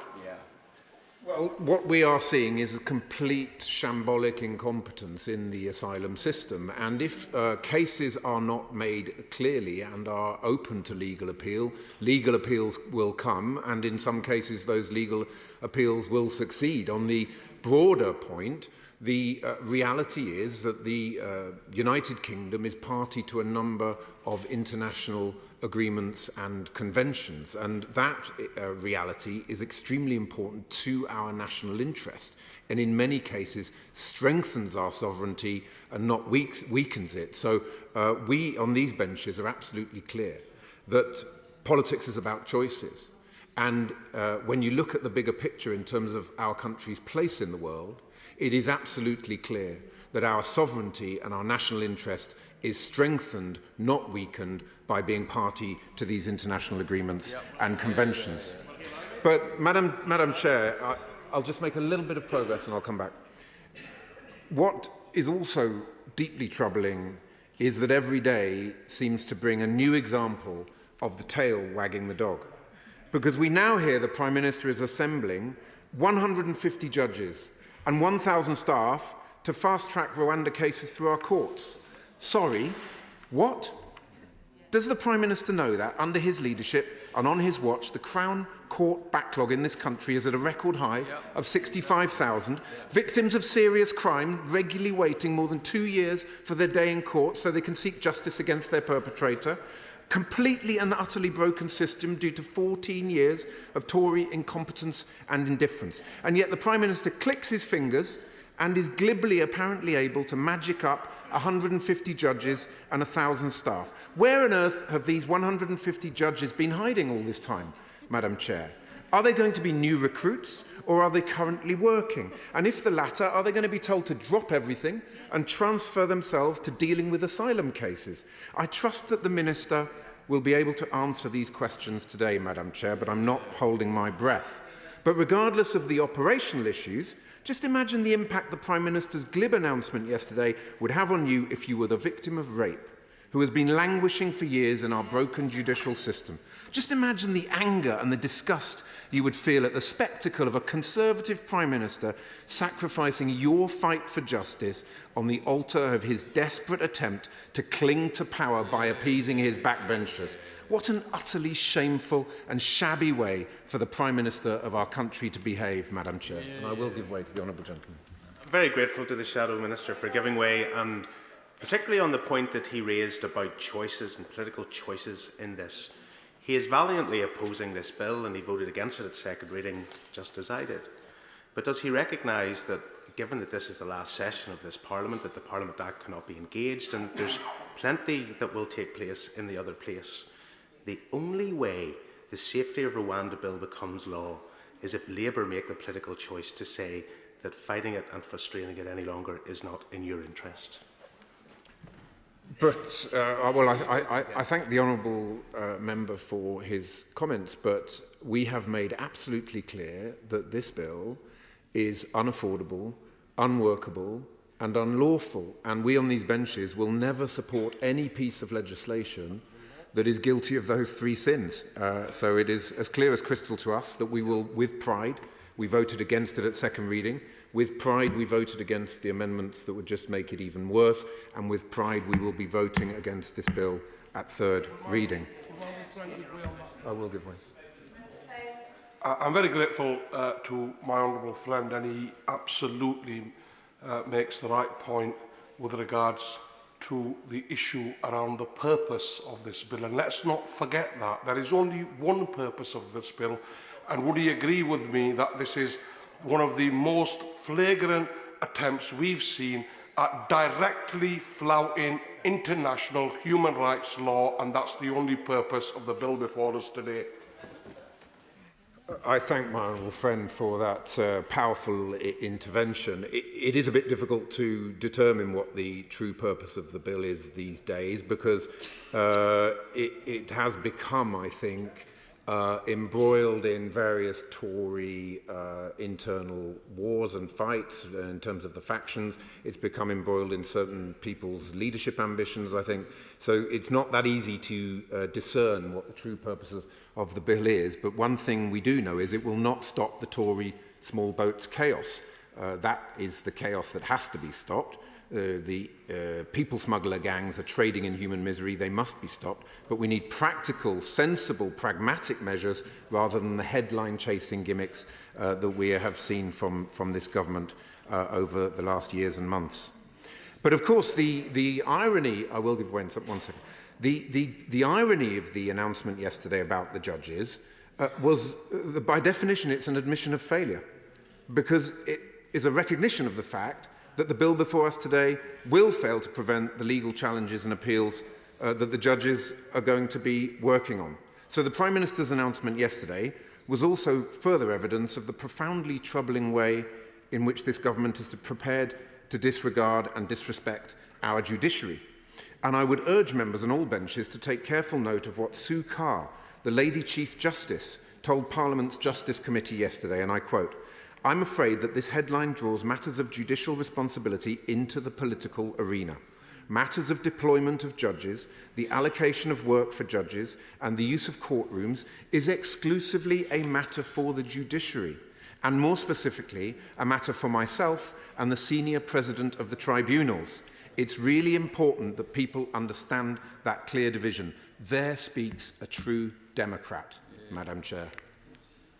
Minister for giving way. The Shadow Minister will know that it is our view on this side that this problem cannot be comprehensively tackled without a deterrent. I can't think of any examples around the world where it's been tackled without a deterrent. Right. I know the Shadow Minister has spoken before about safe and legal routes, and I've asked him questions before about whether he thinks the numbers associated with these safe and legal routes should be capped or whether they should be uncapped. Has the Shadow Minister had thought about what the cap level would be? What would be the number?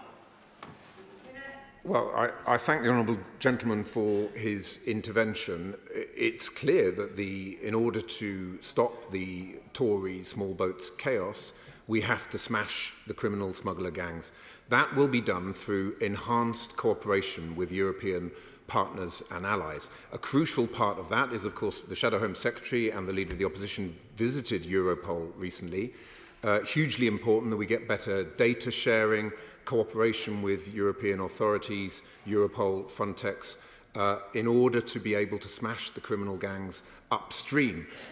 As I will go on to say in my remarks, the more you jeopardise cooperation with our European partners and allies by threatening to leave the European conventions, the more difficult you make it to have that European cooperation, and therefore you undermine your own ability to deter the criminal smuggler gangs. If you were looking for a definition of counterproductive legislation and policies, this would be the one that you would go for. I'll give way to the gentleman. Very good point about cooperation.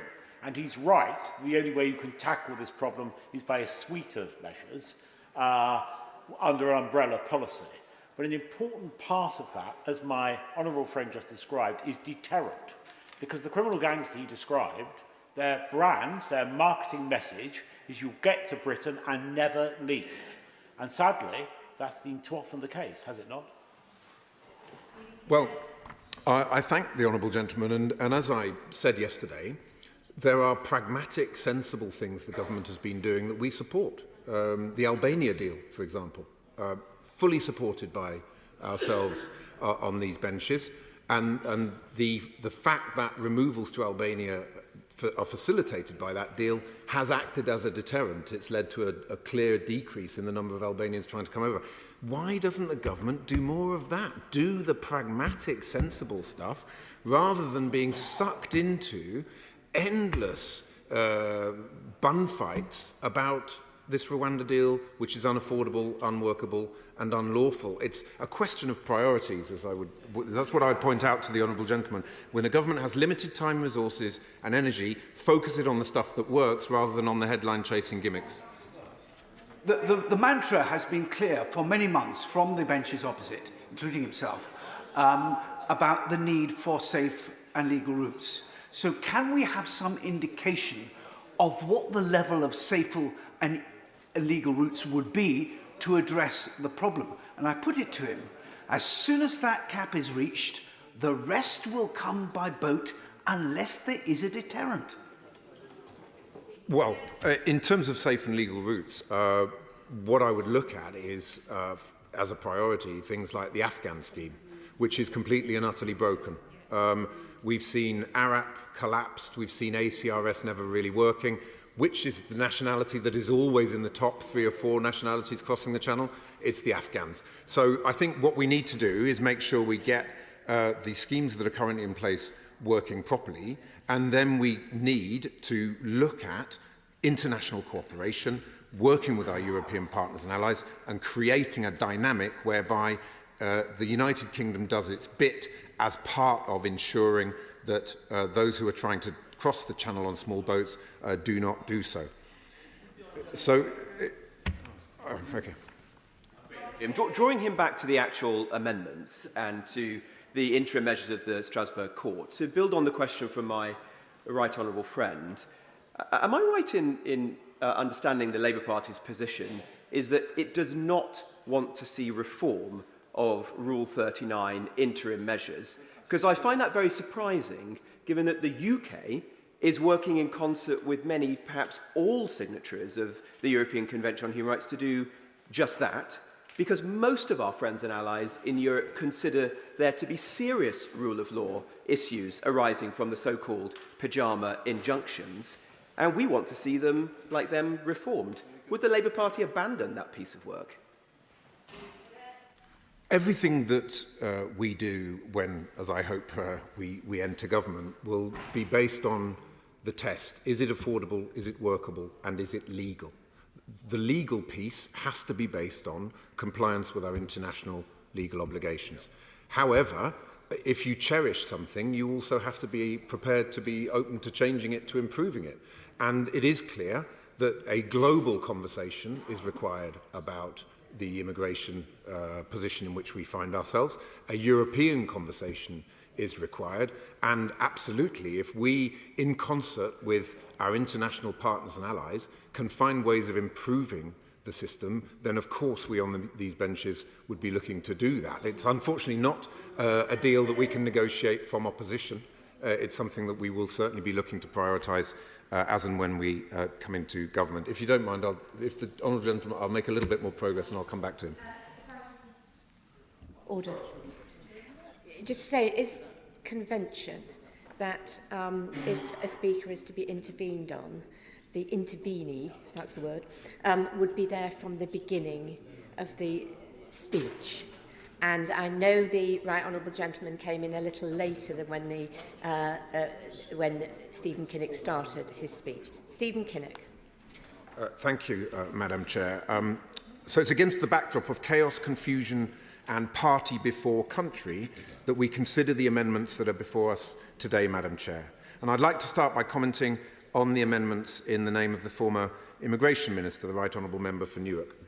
Madam Chair, this bill is riddled with shamefully anti-democratic clauses that undermine the rule of law and seek to undermine the conventions and values that we on these benches hold dear.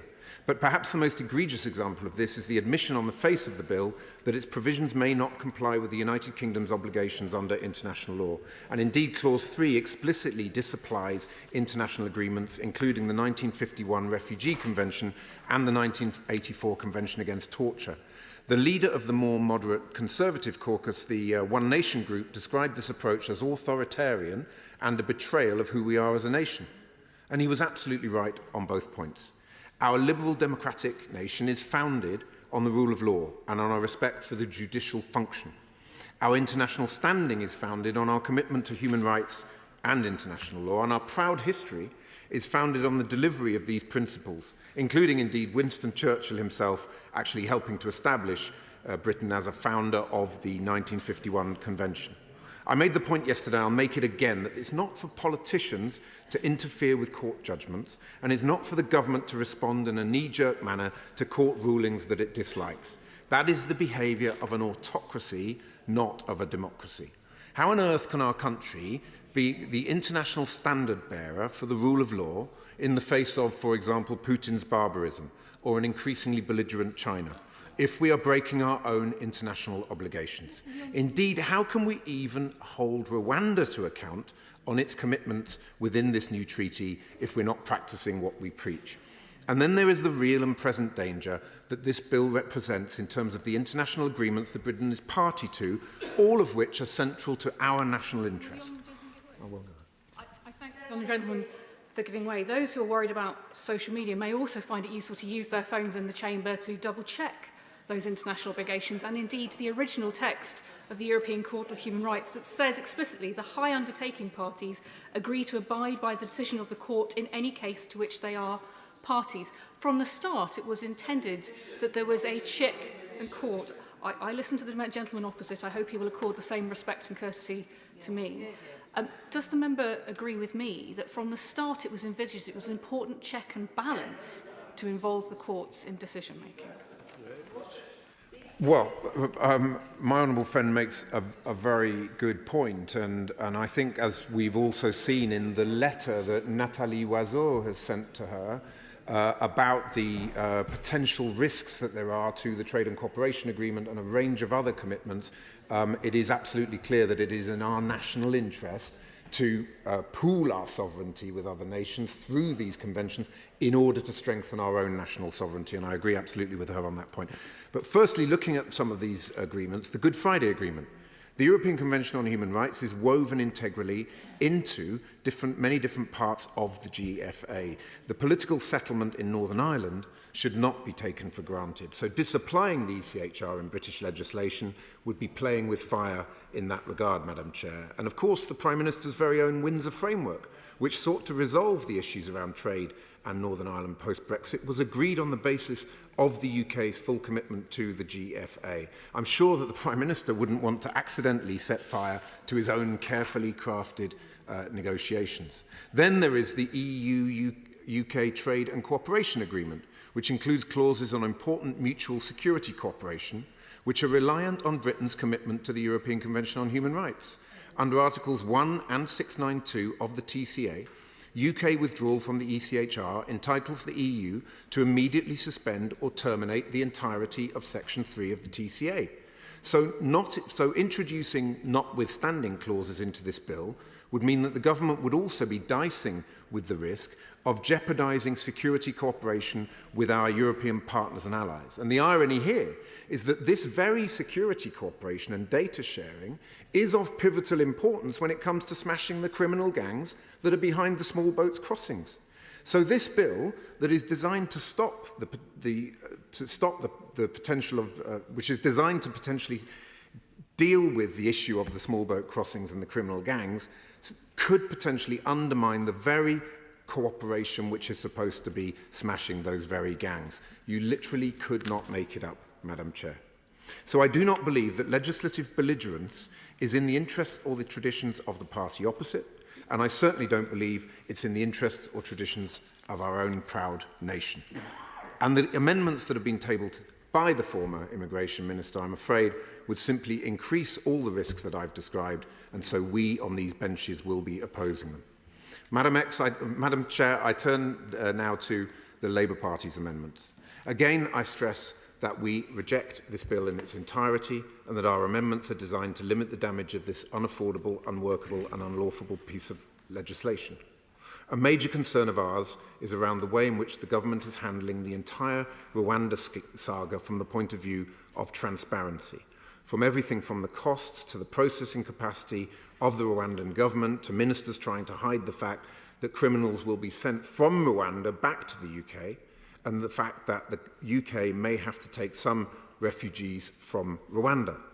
Our Amendment 36, New Clause 7 and New Clause 8 are all a part of an attempt to force the government to shed more light on the less clear aspects of the scheme and to introduce more accountability.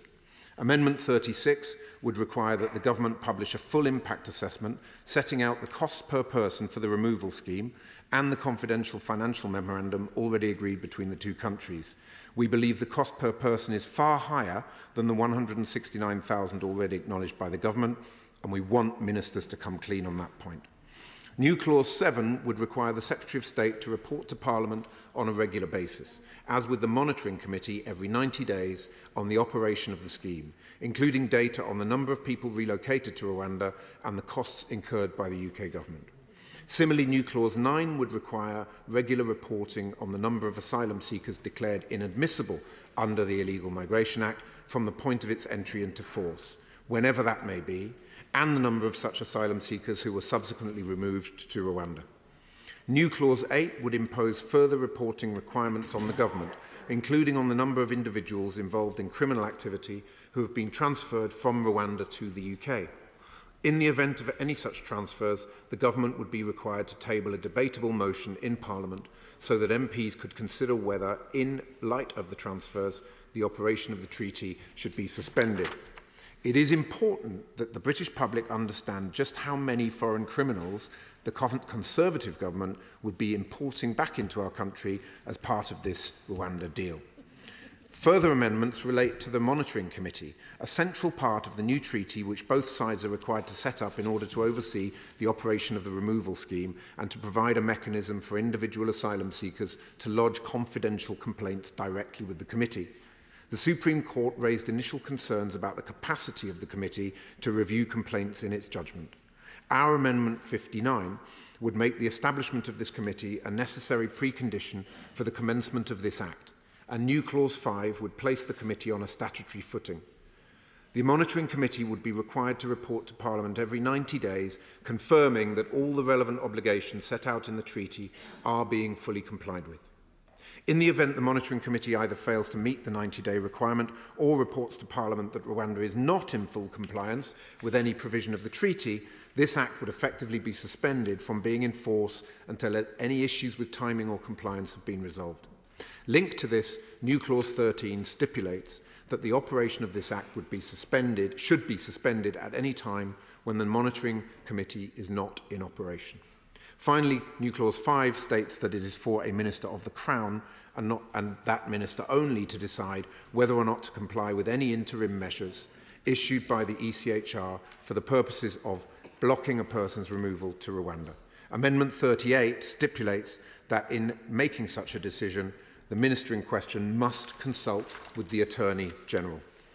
Madam Chair, the Conservative psychodrama of the past 24 hours only goes to serve the old political adage. If a Prime Minister is incapable of managing his own party, he must be utterly incapable of running the country. And the resignation of not one but two deputy chairs last night, followed by a 60-strong rebellion, illustrated the level of utter incompetence at the heart of his administration.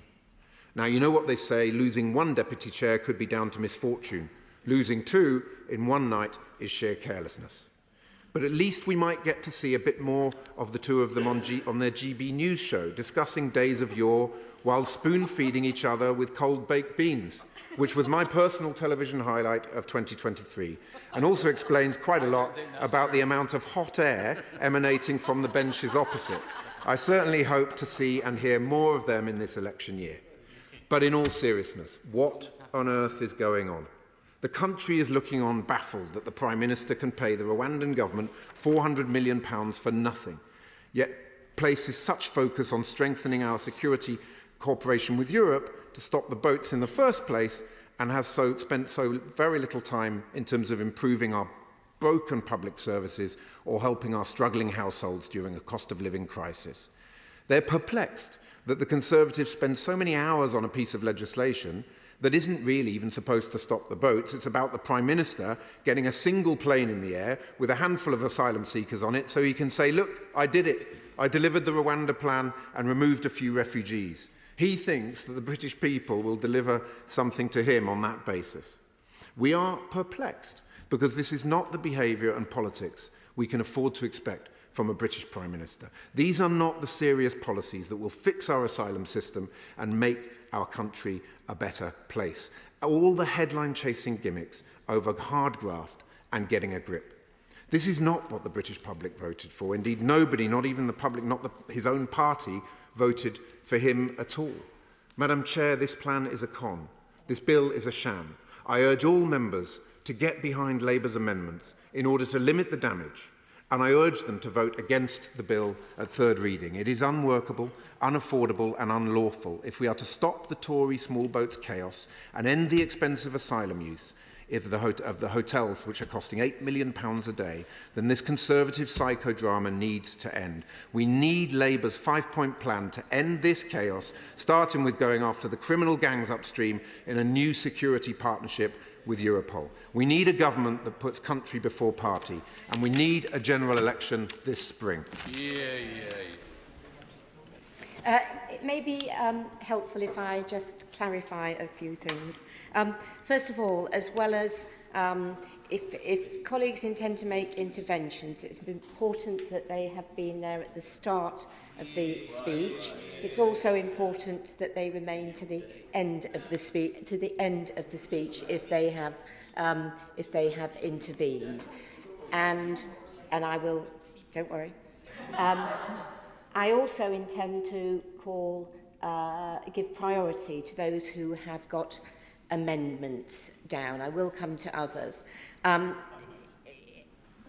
addition to the fact that we are discussing amendments, I should explain that because there is clause stand part, the debate can range slightly wider than would be normal, but it is not a third reading debate. There will be a third reading. There is an hour put aside for that, just in case colleagues preferred to speak at that stage. But I know Sir Jeremy Wright has an amendment. So I call Thank you very much, Dame Rosie. And as you say, I do, in fact, two, and I want to focus my remarks on them. They're amendments 54 and 55. Dame Rosie, of course, we all understand the purpose of this bill is to allow this Parliament to designate Rwanda as a safe country so that people can be returned lawfully to it. But of course, to achieve that, you require a definition of what a safe country is. And the bill does that in clause 1, subclause 5, and particularly 1.5a, which describes a safe country as a country to which persons may be removed from the UK. So far, so good, Dame Rosie. It seems to me that's an essential part of the bill's inherent purpose. But the part of the subclause that concerns me and on which my amendment is focused is what it then goes on to say. So that in fact what 1.5a says is that a safe country is a country to which persons may be removed from the UK, and this is the bit that worries me, in compliance with all of the United Kingdom's obligations under international law that are relevant to the treatment in that country of persons who are removed there. In other words, it seems to me the bill is saying that the United Kingdom can, by means of this legislation, by saying that Rwanda is a safe country, also deem itself to be in compliance with a set of its international law responsibilities. And I don't, Dame Rosie, think that can be correct. Now, there are a few in this House, I suspect, as familiar as I am with the vagaries and complexities of international law. But surely if international law means anything, it must mean that it does not lie in the hands of any individual nation state, even this one, to determine its own compliance with international law.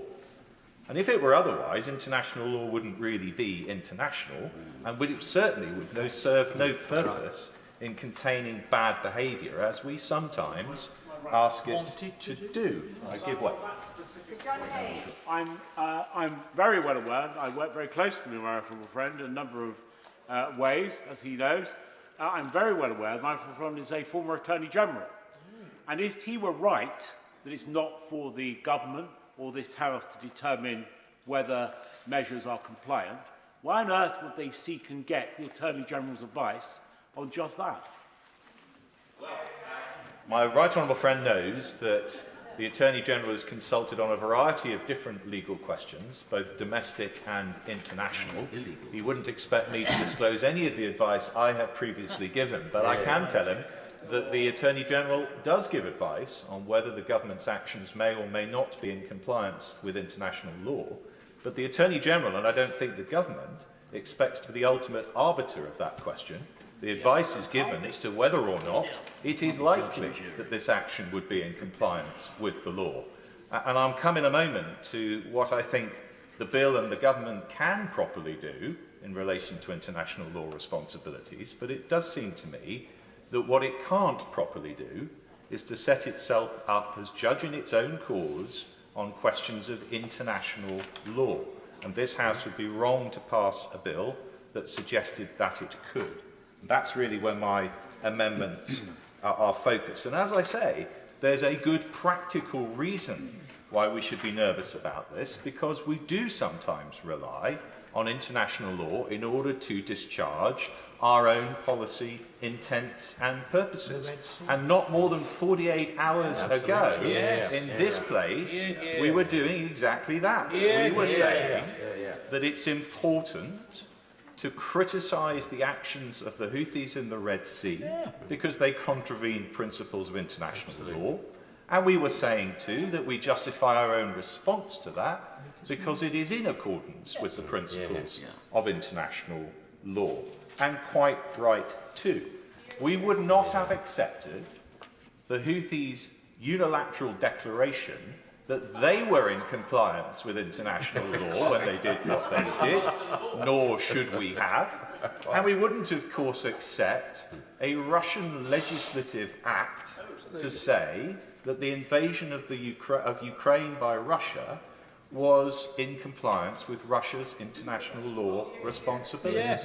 Now, I make it clear, Dame Rosie, I'm not, of course, suggesting that what the government has in mind here is in any way comparable to those two examples. But it does seem to me that the point here is that to arrogate to yourself the right to declare your own compliance with international law runs the risk, first of all, of other states finding comfort in our example, and secondly, of undermining our own messages in other situations. And that, I will in just a moment, that in my view makes this not just bad law, but also bad foreign policy. I give way.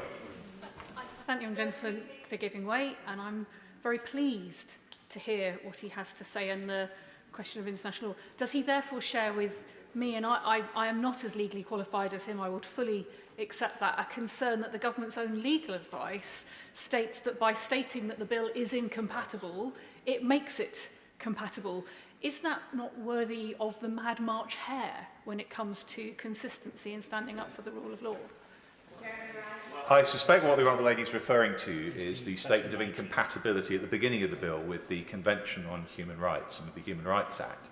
And of course, that provision is there for a reason. It's to allow the government, if it so chooses, to act in defiance of those responsibilities. That is perfectly proper, and I'm going to come on to explain why I think that is something the government can properly do. What I'm concerned about is something a little different, which is instead of saying, we don't think this is in compliance with international law, we're going to do it anyway, instead of that, saying, we think this is in compliance with international law, it's down to us to decide that, and we have so decided. That feels to me as though that is something that we could not and should not do.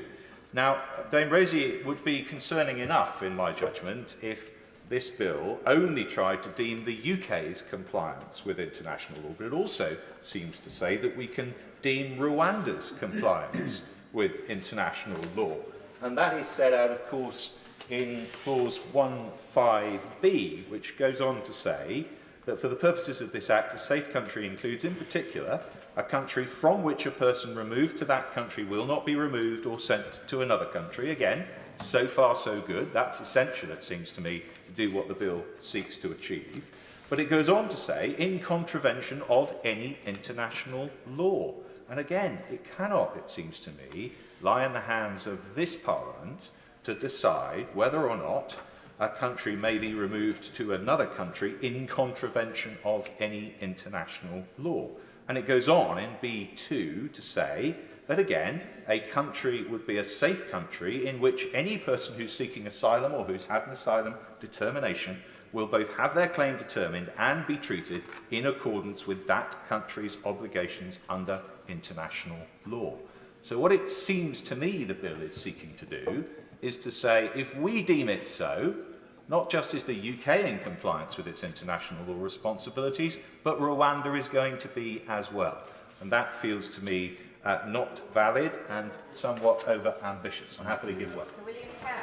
Whether my right honourable friend, who has great experience as former Attorney General, would agree with me that actually the deeming provisions under the Withdrawal Act creates another rather similar situation, because we deemed EU law to be UK law, and therefore, on the analogies he's just given, he would argue, I imagine, I think he might even have been Attorney General at that time, actually did exactly the same sort of thing, although I am listening with great interest to the very more precise point he's making about this relationship with international obligations, on which I will speak later.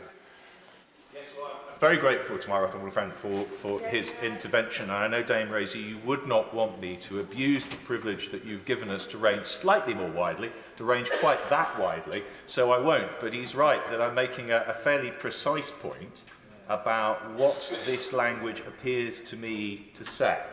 And I stress, I don't think, in order to achieve the objectives the government has set in this legislation, with which I have some sympathy, though their methods make me nervous, and I make no bones about that, I do not think it is necessary to include this language. And I think, worse than unnecessary, it presents some dangers, which I don't think we need to present in order to achieve, as I say, the government's objectives. But look, I completely understand, and I suspect my right honourable and learned friend, the Minister, will tell me in a few moments or hours' time that I don't need to worry about any of this, and he may say that that is for two reasons. The first of those is he may say, well, the bill doesn't mean what I think it means.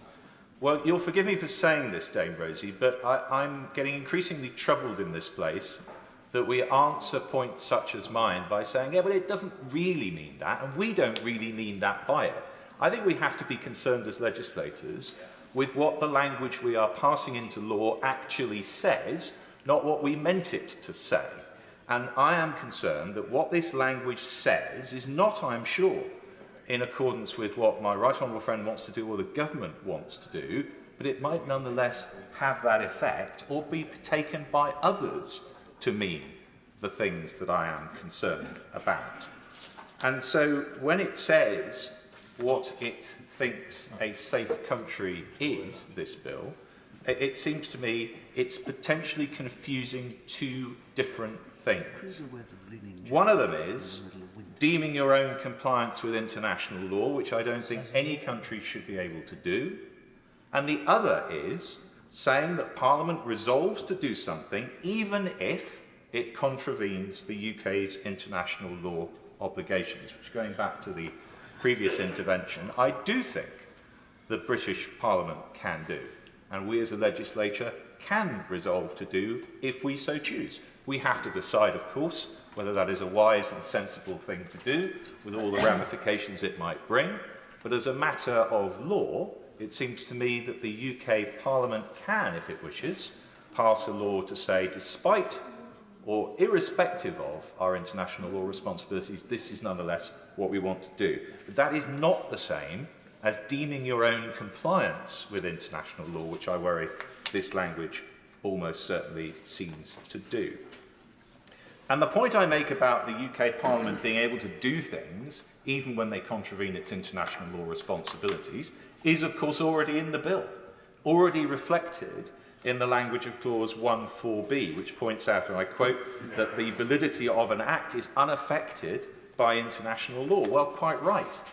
So we can, if we so choose, deem a country as a safe country for the purposes of domestic decision-making if we want to. But what I don't think we can or should do is to legislate to say we comply with our international law responsibilities when we do, and crucially, as I say, to achieve the objective of this bill, we do not need to. So the second reason, Dame Rosie, why the Minister may say I do not need to worry myself about all of this is because he may say that domestic and international law exist on different planes, and this legislation is only targeted in any event at domestic authorities, so the bill couldn't, even if it chose to try, deem our compliance with international law in actual fact anyway.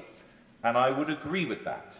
It is perfectly true that domestic law and international law operate on different planes, and it isn't likely, this bill, to determine any question of international law before any international tribunal. But if that is so, why include the language?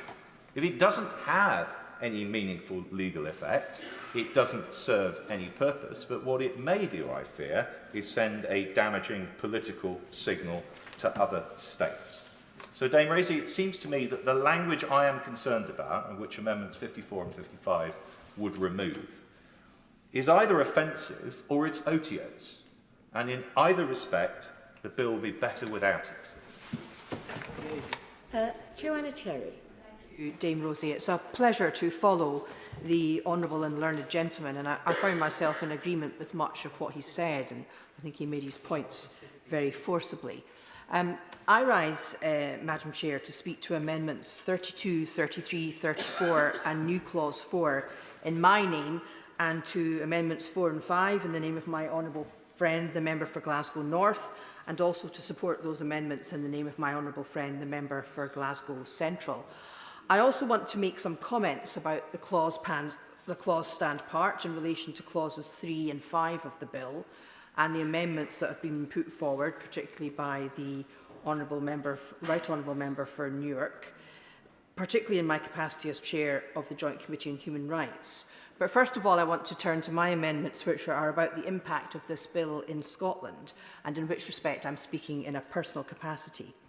My amendments and those of my honourable friend for Glasgow North go to the extent of the bill, its extension to Scotland, and also to the date of its commencement in Scotland. Both of us seek to prevent this bill extending to Scotland, and in the event that we are not successful in doing that, my amendments seek to ensure that the bill will not extend to Scotland without the legislative consent of the Scottish Parliament, and that nothing in it will interfere with the supervisory jurisdiction of the Court of Session or its nobile officium, and I'll explain what that means a bit later. Madam Chair, we mustn't forget that the regime this bill seeks to impose, together with the Illegal Migration Act, is imposed on asylum seekers across the United Kingdom, not just those who arrive in small boats on the Kent coast. The UK government haven't forgotten that, and that's why they want this bill, with its far-reaching and unprecedented ouster clauses, to extend to Scotland. Accordingly, asylum seekers in Scotland looking to our courts for protection will find that the courts in Scotland have been emasculated in the same way as this bill emasculates the courts of England and Wales.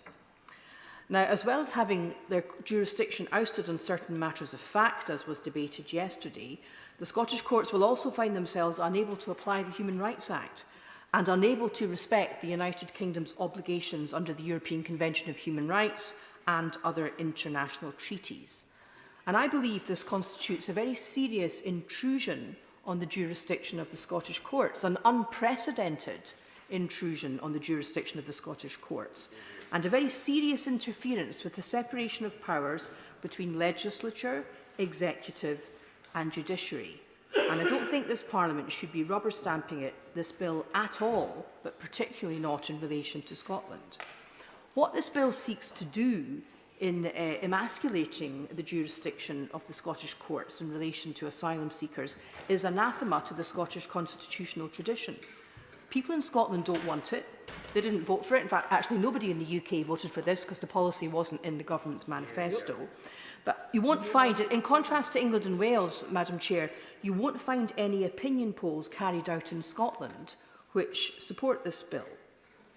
Now, as the great Scottish judge, Lord President Cooper, noted in the famous case of McCormick against the Lord Advocate in 1953, and I quote, "The principle of the unlimited sovereignty of Parliament is a distinctively English principle which has no counterpart in Scottish constitutional law. In Scotland, Madam Chair, it is the people who are sovereign, and that does make a difference to our view of how constitutionalism works and our views on the separation of powers. And it is of the essence of the Scottish constitutional tradition that executive power should not be unchecked. And this goes back in our history as far as the Declaration of Arbroath in 1320, when Scottish nobles asserting the sovereignty of the people of Scotland in a letter to the Pope told His Holiness that if the King of Scotland should ever seek to make Scots subject to the King of England again, they would kick him out and seek another king to defend him. So in Scotland, the sovereignty of the people is our guiding principle, not the sovereignty of the monarch, or indeed our own, or indeed this Parliament. So neither our Parliament nor this Parliament is sovereign. It is the people who are sovereign. Now, just turning to the jurisdiction of the Scottish courts, this Parliament, this Union Parliament, exists because of the Treaty of Union. Scotland has always had a separate legal system, and Article 19 of the Treaty of Union between Scotland and England protects that separate legal system, including its inherent supervisory jurisdiction, and including the nobile officium of the Court of Session, which is a power that the Court of Session in Scotland has to give remedies where otherwise there would be no remedy. And since the modern advent of devolution by virtue of the Scotland Act, the civil jurisdiction of the Scottish courts, including judicial review, has been a devolved matter and therefore one properly for Scotland's Parliament. So I believe that this bill is a grave intrusion on the civil jurisdiction of the Scottish courts, and that's the reason for my amendments. The Scottish Government is considering a legislative consent motion, and my Amendment 34 would ensure that this bill, when it becomes an act, would not come into force in Scotland without a legislative consent motion. And new Clause 4, which I'm putting forward, would ensure that notwithstanding, I like that, a nice notwithstanding clause. I hope honourable members on the other side who've been so excited about notwithstanding clauses will support my Scottish notwithstanding clause. A new Clause 4 says that notwithstanding anything in this bill, if it were to become an act, the supervisory jurisdiction and the nobile officium of the Court of Session would be preserved. And in that way, I hope to ensure that asylum seekers in Scotland will still have the protection of the courts in accordance with our constitutional tradition. Just to explain, the nobile officium of the Court of Session is a noble office or duty which Scotland's highest court has. It's a sort of extraordinary, equitable jurisdiction by virtue of which the court may, within limits, mitigate the strictness of the law and provide a legal remedy to people where otherwise none would exist. I will give way, yes. Without prejudice to the content of what she's saying otherwise, could I just simply say in relation to the word notwithstanding, I'm extremely glad that the Scottish eagle has landed.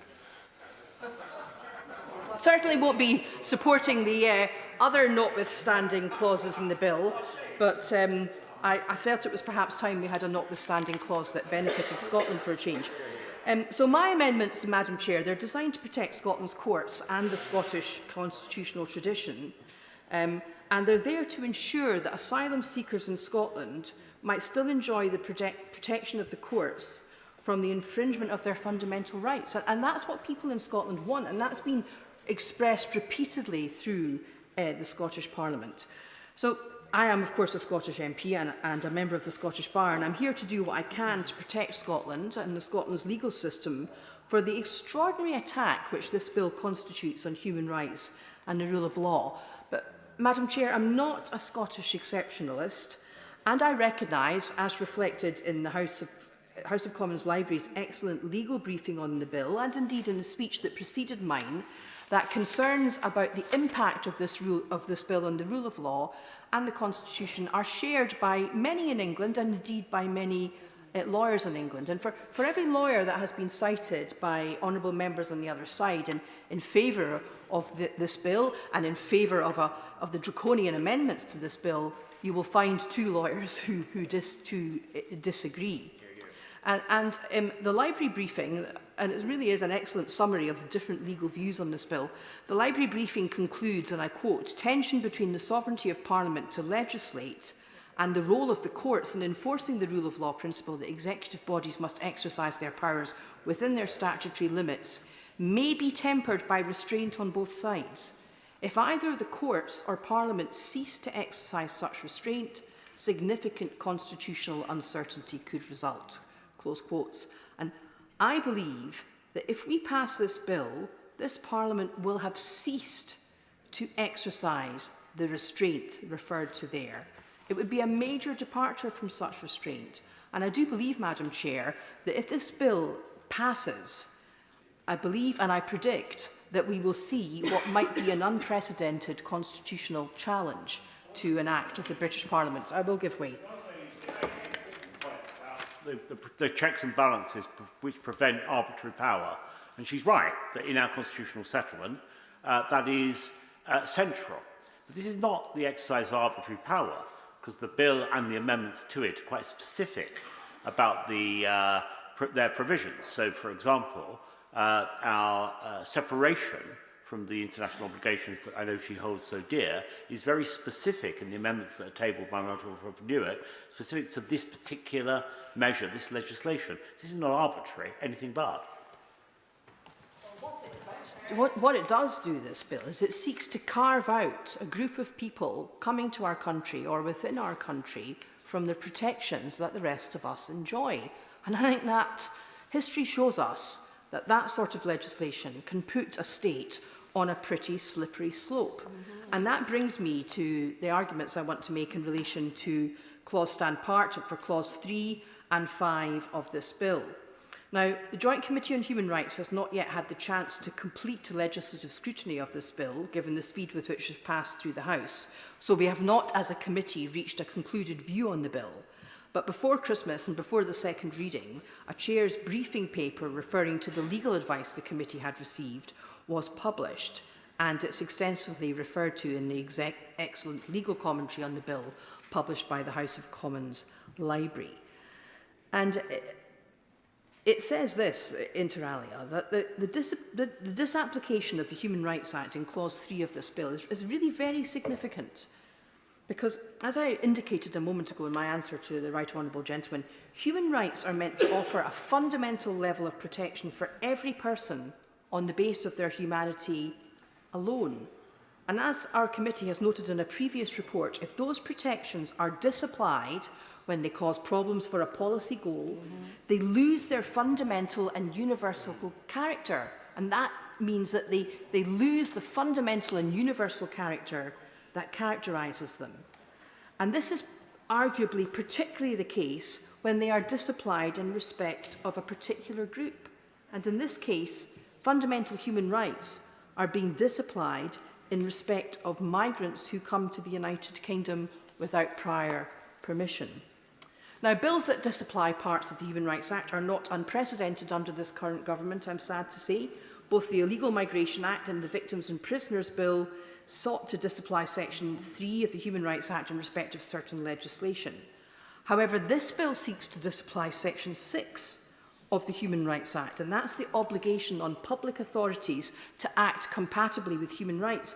And that's never before been attempted, even by this government, and it represents a significant inroad into human rights protections. If we pass the bill with that clause there, it means effectively this Parliament is authorising public authorities to breach human rights.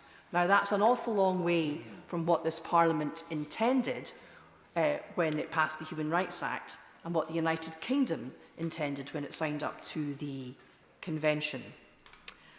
Now, as we heard at some length yesterday, as a result of parliamentary sovereignty, breaching human rights, if we pass this bill, would be in accordance with our domestic law. But it would still violate the UK's obligations under the Convention, because we cannot unilaterally change what the Convention says. And also, as the Bingham Centre for the Rule of Law have noticed in their briefing on the bill, if we disapply the Human Rights Act in the manner proposed, we're also breaching Article 13 of the Convention, which entitles people to an effective remedy. Now, I'm afraid to say that the amendments in the name of the Right Honourable Member for Newark, who's no longer in his place, his amendments to Clause 3 would make the situation even worse. And his amendments 11 to 12 appear to extend the disapplication of the Human Rights Act to anything done under the Illegal Migration Act that relates to the removal of a person to Rwanda. And that could potentially mean that the detention of people awaiting being removed to Rwanda and their treatment prior to their removal would not be protected under the Human Rights Act. Is that what this Parliament really wants to legislate for? And additionally, as the Right Honourable Member for New York seeks to do, he wants to extend the clause to disapplying Section 4 of the Human Rights Act as well. Now, the clause as it presently stands does not disapply Section 4 of the Human Rights Act, and that means that it would, if it remains as it is, be open for a court in future to declare that this bill, when it becomes law, is not compatible with this convention. Now, with the convention, that would be by way of a declaration only. It wouldn't affect the ongoing function of the bill. It wouldn't mean that removals to Rwanda could be prevented or delayed, but it would mean that this Parliament and government would have to decide whether any changes to the law should be made. And if we amend the bill to disapply Section 4 of the Human Rights Act, again, that's something that has never been done before and something that would further oust the jurisdiction of our courts from saying to the government and the public what their view on the law's compatibility with human rights is. And finally, turning to Clause 5, stand part, I also believe that this bill shouldn't stand part of the bill. We've heard a lot today about honourable members on the other side of the House's concern about interim measures issued by the European Court of Human Rights. And the reality is this: no matter what this legislation ends up saying, it can only affect domestic law. In respect of the ECHR in particular, the UK will remain bound by the Convention as a matter of international law. And indeed, even if this government, God forbid, were to exercise the nuclear option to withdraw us from the Convention, thereby putting us into bed with Russia and Belarus, even if they were to do that, we would remain bound for a further 6 months after withdrawal takes place. And I hope they'll bear that in mind. So Clause 5 at the moment says that only a minister can decide whether to comply with interim measures, and the domestic courts should ignore them. It remains to be seen what a minister would do, but we all know that the Prime Minister has said repeatedly that he wouldn't let a foreign court, to use his words, prevent flights taking off, which indicates that interim measures may be ignored. Now, as I said in my intervention earlier on the Right Honourable Member for Newark, interim measures are made under part of the Court's Rules of Procedure 39. They don't form part of the text of the Convention ratified by the UK, but when we ratified that Convention, we signed up to the idea that the Court, the European Court of Human Rights, is the body that determines the meaning of the Convention, and it's held consistently since the case he mentioned in 2005 that failing to comply with interim measures amounts to a breach of Article 34. Madam Chair, interim measures are fundamental to any court. They are issued to protect the position of an individual while their legal rights are determined. All this fuss about people in their pyjamas in the middle of the night is just very silly. Judges in the United Kingdom, both in the English jurisdiction and the Scottish jurisdiction, are regularly got out of their beds in the middle of the night to issue injunctions in England, interim injunctions in England and interim interdicts in Scotland. It's a standard part of any legal system. And many of the concerns that the other side have expressed about these interim measures have now been addressed by the court in reforms which they are proposing. But any decision of a minister not to comply with the interim measure would therefore be inconsistent with our obligations under the ECHR. This means that Clause 5, if we let it stand part of the bill, will expressly authorise British government ministers to act in breach of international law. That is the reality. And I note that according to the Times newspaper, this is the advice reported to have been given to the government by the Attorney-General and the Minister, the Honourable Member for Mid Dorset and North Pool, when he was Solicitor General. That doesn't surprise me at all. It shouldn't surprise anyone, because any legal undergraduate would be able to tell you that. So insofar as Amendments 23 to 25 state that interim measures are not binding, that is inaccurate as a matter of law. And we must understand that we'll be putting the UK directly in conflict with our international legal obligations. So, Madam Chair, I realise I've taken up a little bit more time than I'd intended, but I hope the amendments I've spoken to and the clause stand part would go some way to ameliorating this bill. But certainly, even if they were to be passed, I would be voting against it. Thank you. Chair of the Justice Select Committee, Sir Robert Neal. Thank you very much, Dame Rosie. It's a pleasure to follow the Honourable and Learned Lady Member for Edinburgh South West and my right Honourable and Learned friend, the Member for Kenilworth and Southam. Although I won't be supporting the Honourable and Learned Lady's amendments, I have great respect for the intellectual rigour which she brought to Scots law and its application here, and I say the same in relation to the points made by my right honourable and learned friend in relation to his amendments 54 and 55. And I do hope that the Minister will think seriously about how we deal with that issue, and I'm sure he will. But they are serious points which are raised, because in a nutshell, I too would agree with the proposition that whilst of course Parliament can legislate to do whatever it likes in domestic law, simple fact is you cannot legislate away international law obligations or treaty obligations, and it would be misleading to try and pretend otherwise.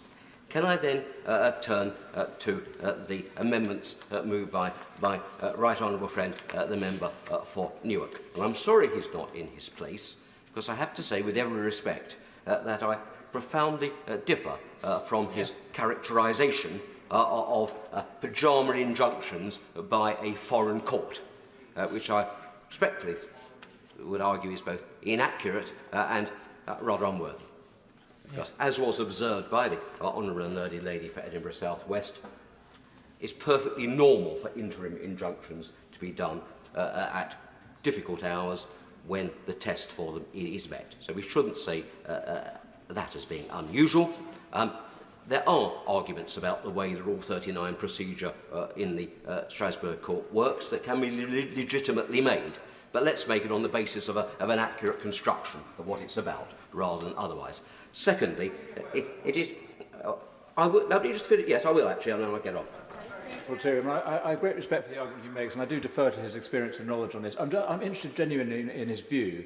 He's eliding a judge in the UK issuing an injunction late at night in the event of what would be, in normal circumstances, an individual situation. Does he really think that it's comparable to describe, and that's in the same terms, the act of a court, which is genuinely in another country, a judge who is unknown, anonymous, who does not publish the rationale for their opinion, and in doing so calls a halt, with the support of the government, it must be said, to the policy of the British government enacting a law passed in Parliament? Surely there is a difference, both of degree and of nature, between the two cases. I think the honourable friend needs to bear in mind, in fact, the application that was made to Strasbourg was an application about the circumstances of an individual case as well. So that's no different. There is a legitimate criticism, one that I've voiced in the past, about the procedure adopted in Strasbourg for these applications in two matters. Firstly, the anonymity of the judge, and secondly, the failure to state reasons.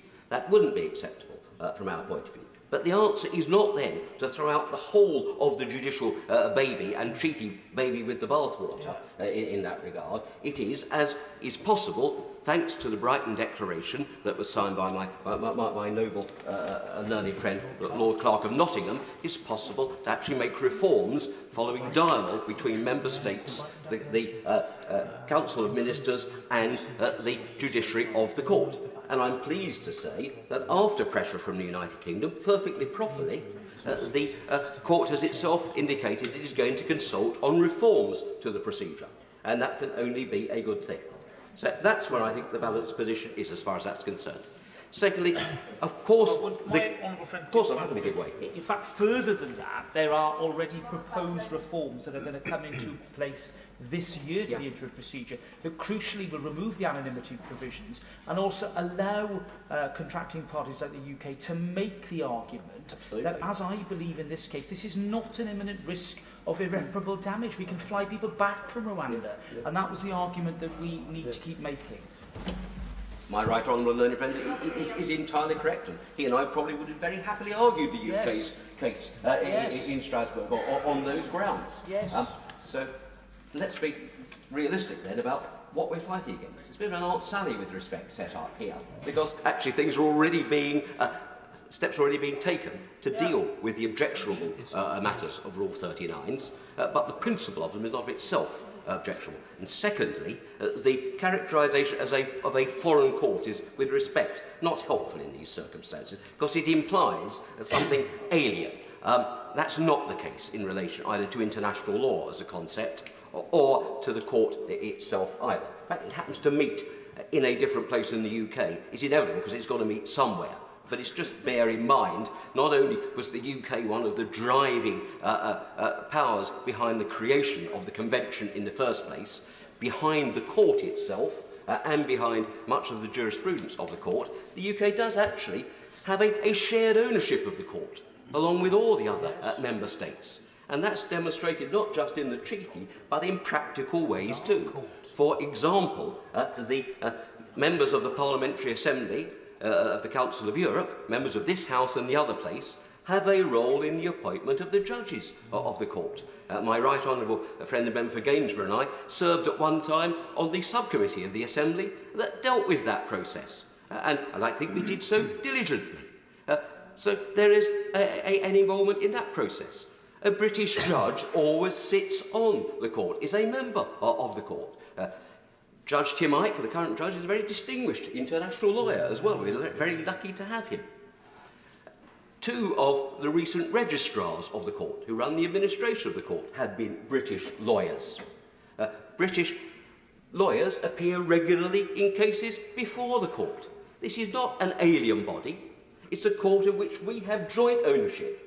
It's our court along with that of all the other member states of the Convention. And it's wrong to mischaracterise it as being that there's something which is therefore alien.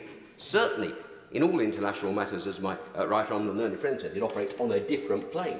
But the sort of the tone of a sort of alienness is, in respect, both inaccurate and somewhat offensive, and also unnecessary for the purposes of this bill anyway. Because that's the other point that I want to come to in relation to Rule 39.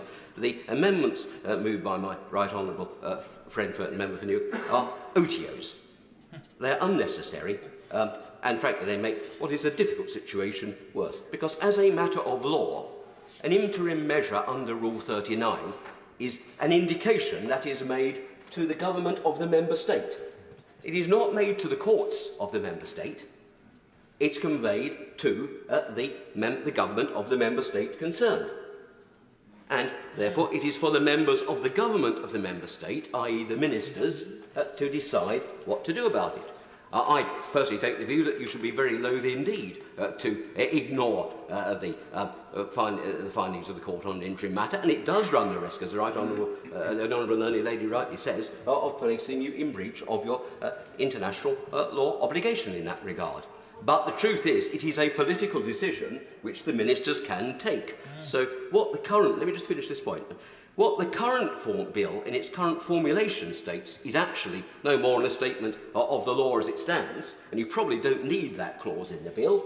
I'm not going to die in a ditch over that, because it's simply stating what is the law already.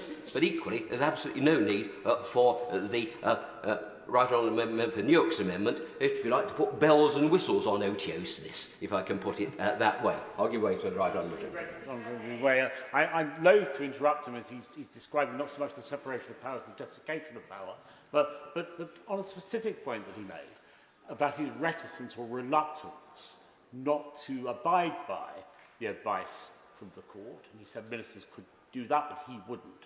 Would he on that basis not have done what the noble Lord Cameron did as Prime Minister and resist the overtures from the court to give prisoners votes?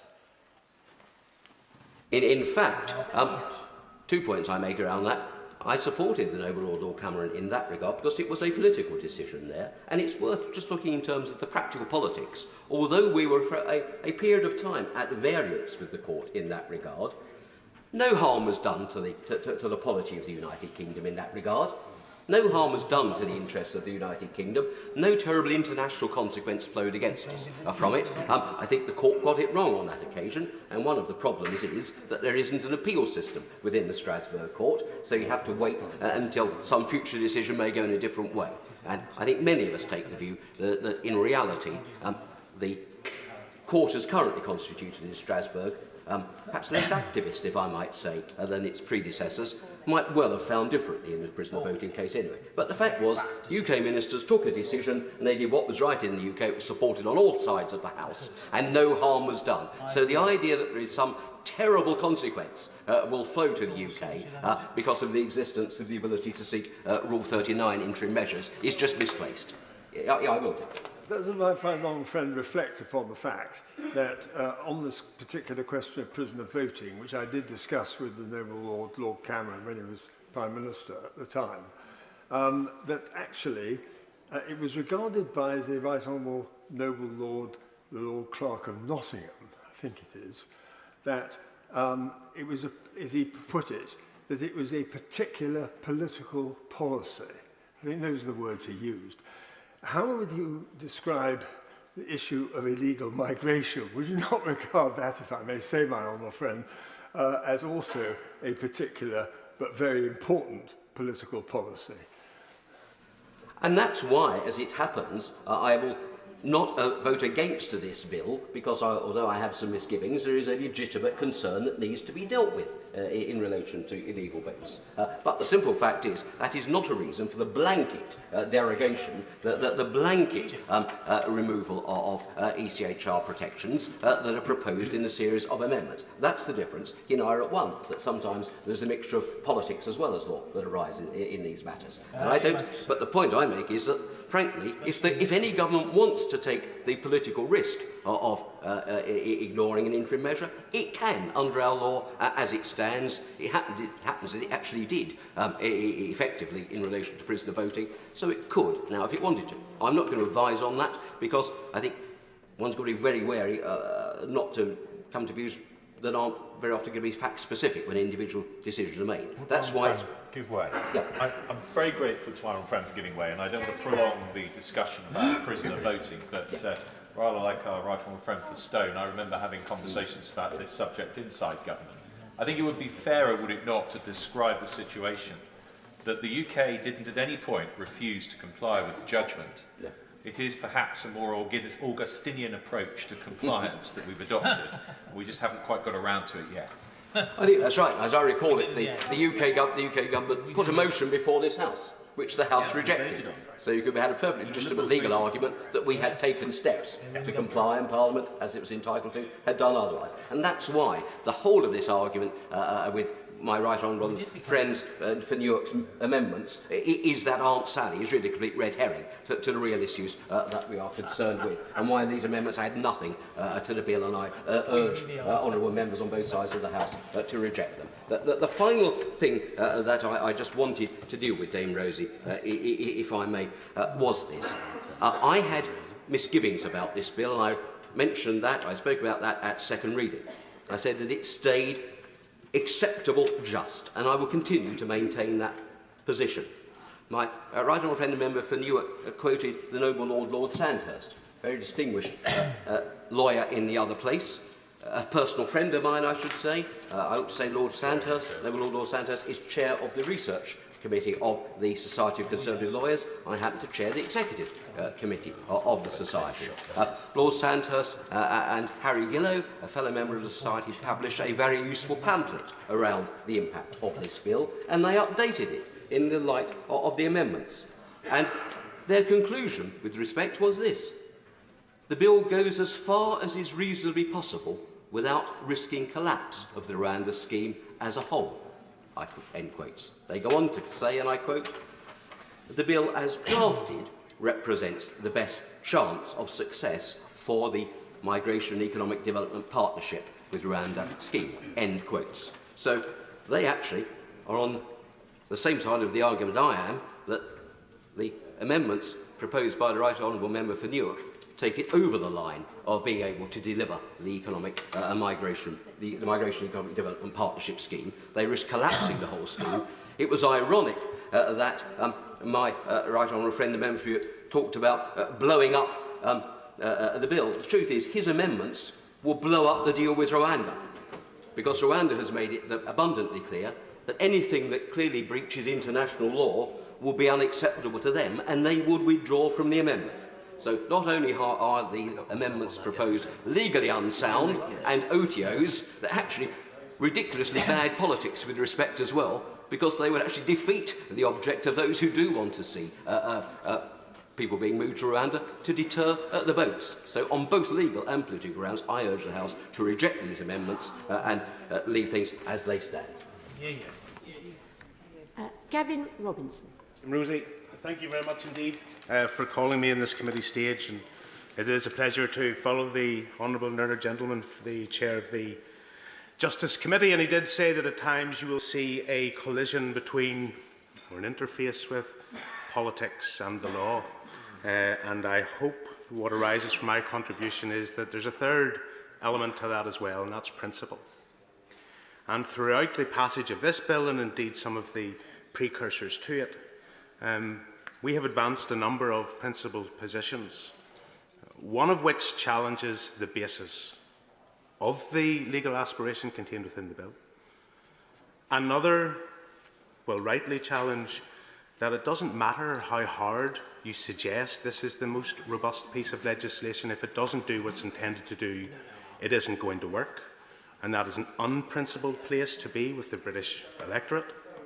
To suggest that all these steps are in earnest and have some virtue, knowing that they are inconsistent and will not work. I made those points during the Nationality and Borders Bill, and the ministerial bench at that time told me I was entirely wrong, and that there was no need to strengthen the provisions, and that the bill would do what they said it would do. And now I hear through stages of this bill, at this committee stage, the very same people who occupied the front bench adopting the same arguments that we deployed to the Nationality and Borders Bill. I still find it thoroughly inconsistent that our government have reached a position that they have an agreement with Rwanda that involves our country accepting refugees from Rwanda, a country capable of producing refugees, and yet we are considering that in the context of the Safety of Rwanda Bill. It is incongruous to me how a country deemed safe by this Parliament is capable of producing refugees from that very same country. And I haven't heard a robust argument to the contrary as to how that is not an inconsistent position. Of course, I'm very grateful to the honourable gentleman for giving me a chance to put him right, because the example is, for example, the transit mechanism that is in place, where Rwanda is already hosting refugees from Libya, for example. Rwanda, in its generosity and safety, hosting hundreds of thousands of refugees. That's how. Rosie, and if the Minister is prepared to say that the only refugees that can come to the United Kingdom from Rwanda are those that have been produced as refugees from other countries, that is an absolutely fair point to make. But I don't think that's the point he's making. I don't think it is, and I'm very happy to let him intervene again, but I just genuinely don't think that is the point he's making. And the point I am making, that is entirely inconsistent. On one hand, to say we will accept refugees from a country, and on the other, deem that country as safe, but I accept our right to do it. And I don't quibble with the government's aspiration that Rwanda is a safe country. I don't quibble with it. I just say there's a complete juxtaposition between, on one hand, saying it's safe, and on the other, accepting refugees from that very same country. And I make the point, Dame Rosie, and I recognise the nature of this committee stage, but I do make the point again to the Shadow Minister. It's not about his valiant opposition at committee stage or at third reading or what passed at second reading. It's about the Labour Party's opposition, which will fold, I have no doubt, fold on this bill in the other place. The political choice will be the Labour Party's. There is no second session or additional session of this Parliament. There will be no Parliament Act available to pass the Rwanda bill, and it's going to be tortured in the other place. The bill will be tortured in the other place. And the only reason, or the only way it will emerge, emanate from this Parliament, is if a political calculation is made by the Labour Party that there's too much political cost in opposition to the bill, and they draw stumps and allow it to pass. And I reiterate that point. I'm saying it very clearly now, and I suspect in a number of months' time, this point that is being ignored today will become quite acute within our political discourse. I thank the honourable gentleman for giving way, and I apologise then. I perhaps hadn't fully understood his point in his question to me when I was making my remarks. It was specifically about the other place. What I would say to him is that Labour members of the other place will give this bill the scrutiny that it deserves, will hold the government to account. And if you take, for example, the illegal migration bill, which ended up going through, got royal assent, in spite of very severe and serious reservations, but we, of course, in the other place, recognise that we have the duty to scrutinise, but also we are responsible for ensuring the proper functioning of Parliament across the board. So I would say to him that I don't think this bill will be treated in any way differently to any other piece of legislation that would go to the other place, at least from the point of view of my colleagues there. Tim Rose, I'm very grateful to accept that intervention, and the Shadow Minister has made his point and I have made my point, but I suspect at that point you will find as much safety in the point that has just been made as those that stand bullishly and say this is the strongest, most robust piece of legislation ever, irrespective of whether it works. I just make that and put it on the record. Madam Deputy Speaker, as you will be aware from second reading considerations, we do have concerns about the operability of this bill in light of the UK's withdrawal from the European Union and the legislative framework that surrounds that relationship. And that's why you'll see in new clause 3, to speak directly to our amendment, you will see a notwithstanding clause, and I know they've had some humour around notwithstanding clauses from the honourable lady from Edinburgh South, or Edinburgh South West. But that notwithstanding clause is there because we are concerned, in contradiction of government's position, that the claims that have been made in this House and the position that the government have deployed is not sustainable legally. And this amendment proposed by us, the notwithstanding Section 7A of the withdrawal agreement, the European Union withdrawal agreement 2018 amended 2020, is important from a principle perspective as a unionist, from a practical perspective, as a member of this Parliament who believes that our immigration policy applies equally across the United Kingdom. It always has applied equally across the United Kingdom. And the concern is that government is blindly ignoring our concerns and allowing a situation to develop that will cause a fracture in the immigration policy which up until this point has applied equally across the United Kingdom. Now, I have engaged with the Minister on this, and I'm very grateful not only for him making the time available, but the courtesy with which he always approaches these issues. Colleagues will recall that we raised this issue in second reading, and the Minister gave a commitment, and fundamentally the commitment that the Minister gave comes in two parts. One, that government has never accepted that the rights chapter of the Belfast Agreement engages immigration policy. And furthermore, the government have in the past robustly defended the position that the rights chapter of the Belfast Agreement does not engage immigration policy, and have won. They have advanced that argument in court and have won. And that argument that the government is putting forward is predicated on Article 2 of the withdrawal agreement, that there be no diminution of rights for the people of Northern Ireland whenever the United Kingdom leaves the European Union. And as a consequence, given the rights chapter, they say does not apply to immigration, there is no diminution of rights, so this is not captured by Article 2. Now, we engage with the government, and I'm not going to take an intervention at this stage because there's a few elements to this that I want to get out clearly and cleanly, and then I'm happy to take an intervention once I have done so. But the Minister put forward his point. We exchanged positions at second reading about the potential of an updated legal note, and I have to say that in all candour the Minister has been forthcoming, government have been forthcoming with addressing this point to us more formally. On Article 2 of the European Union Withdrawal Act alone, not Article 7 of the European Union Withdrawal Act. And Dame Rosie, let's just be clear about this. We as a national parliament are considering on a national basis our national immigration policy.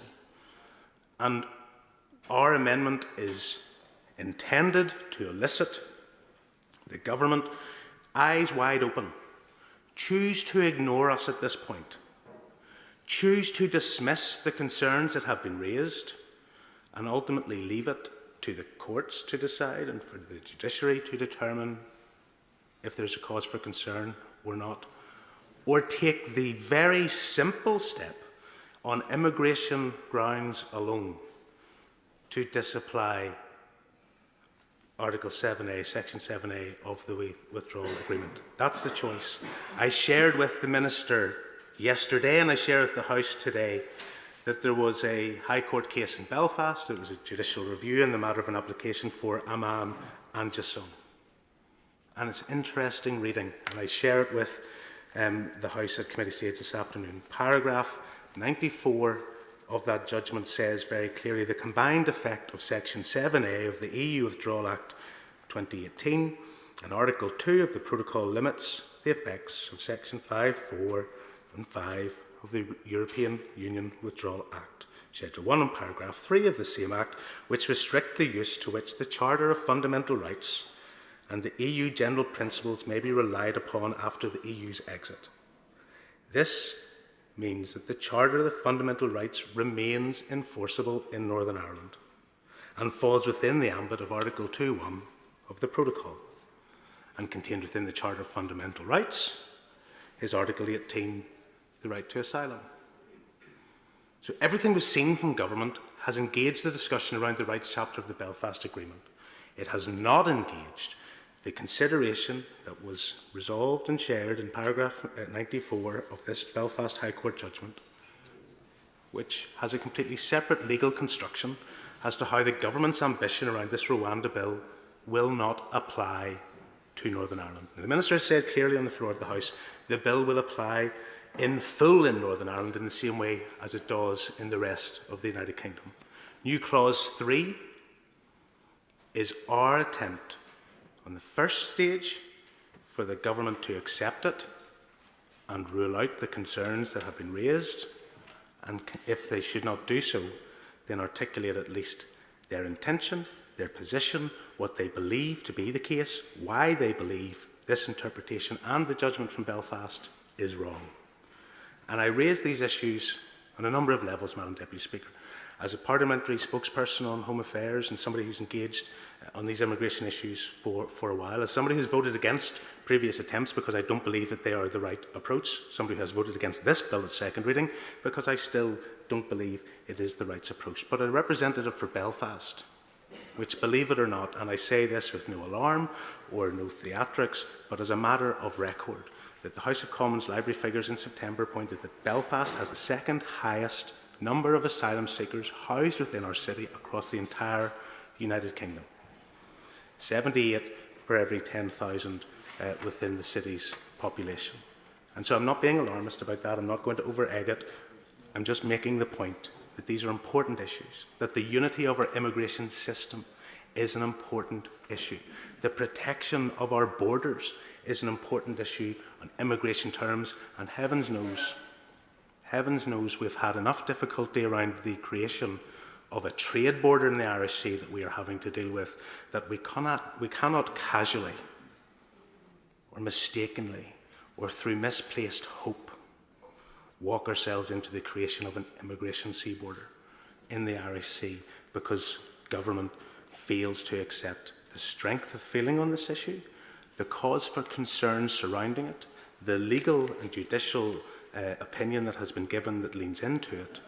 This is our opportunity to put it right, and I think it is an opportunity that we should take. Now, Dame Rosie, I'm about to sit down, but I did, in fairness, indicate to the Honourable Lady that I would allow her, and I mean no discourtesy, so I shall. I thank the gentleman, and I appreciate the case that he's making. My concern is that my reading of the Angerson judgment, and I went and looked at it after he and I had talked about it, is it says that both the applicant and the respondent agree that the rights, safeguards and equality of opportunity enshrined in Strand 3 of the Good Friday Agreement do not exclude asylum seekers. So the Home Office that brought the case accepts that the Good Friday Agreement extends to refugees in Northern Ireland, and yet with this piece of legislation they are seeking to exempt them from those rights and therefore undermine the Good Friday Agreement. I just wanted to clarify my reading of the ruling that he mentioned. Look, she's entirely right in the quote that she has shared, Dame Rosie. It is fair to say that the government won that case. Therefore, we didn't see, nor indeed did the government really have any rationale for taking forward an appeal to defend some of the points that they may well have chosen to defend. But she highlights a frailty in that position. if the Home Office were accepting of a position that they have defended in other cases that the Rights Chapter is not engaged. That is a frailty of the Government's position, and that is why, in fairness, the Honourable Lady has her own amendment down, which isn't as fatal as ours in the notwithstanding provisions, but at least is asking Government not to proceed with this bill until they are in a firm position to publish a position, and this House has agreed that that is the basis upon which we proceed. I've been in this place now for 8.5, almost 9 years. There are many occasions when this House has agreed to proceed in the face of what I believe to be well-grounded, politically supported and principled decisions. So it's not an amendment that I take comfort from, but I look very much forward to hearing what the Minister has to say, given the day that this is and the potential for third reading this evening. Dame Rosie, thank you. Sir Robert Buckland. Thank you, Madam Deputy Speaker. I spoke yesterday to the amendments that stood in my name that are potentially subject to division later, so I won't trouble the House on that. The amendment today that stands in my name relates to an amendment to Clause 9, which preserves a small element of Clause 1, namely the definition of safe country. I listened very carefully to the reasoned arguments of my right honourable and learned friend, the member for Kenilworth and Southam, who I think is in a similar position to me, except he is taking exception to parts of Clause 1 that I want to retain. I'd rather get rid of the rest of Clause 1 because I think it's bad lawmaking, but I'll come back to that in a moment. And I think I might have an answer for his sensible questioning of why it is that in that definition of safe country we see in subclause 5b2 a reference to that country's obligation under international law, otherwise the other country's obligation. I think it's simple. It has to flow because unlike the understanding of many people about this scheme, this is not the offshoring of UK processing. This is the wholesale handing to another country of the determination of applications. And that's why I think it's in there. Yeah. And that's the answer, I think, that hopefully gives him some satisfaction, which is why, on consideration of my amendment, I decided to retain the entirety of Clause 5 in my amendment, which would put it into the interpretive clauses towards the back end of the bill. Now, that was the only part of Clause 1 that I could see had any function whatsoever. I'll give way. Extremely grateful to him for giving way, and I understand the argument he's making, and I'm not going to be dogmatic about the approach that I set out earlier. But isn't there a danger if we retain the language he's referring to? We open up another channel of legal challenge, which is exactly what the government's seeking to avoid. Because if the question becomes, is Rwanda in compliance with its international law responsibilities? That's something else that someone may choose to argue if they wish to resist their transfer to Rwanda.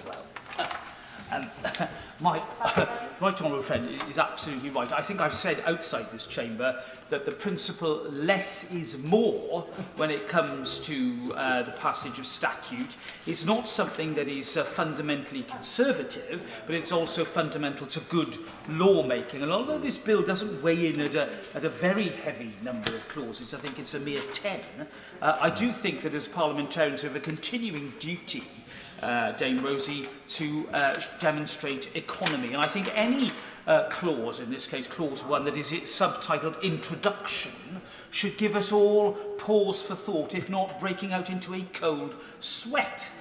Because it seems to me that the language in all those clauses up to Clause 5 and then Clause 6 is really the place, it's better it belongs in a white paper or in an accompanying policy document. We know what the purpose of the bill is. We've read the treaty. We've read the policy document. Most of us will have read the policy document that accompanied the publication of this bill. That's where this language belongs, Dame Rosie, not on the face of a bill. Not just because I have a tidy and ordered mind, well, I try to have a tidy and ordered mind, but the very point that my right honourable learned friend makes. The more words you put into legislation, the more opportunity you give for their litigation and their justiciability and the arguments that will then go before the court about fundamental issues at a high level that really should not be, in my view, the province of litigation.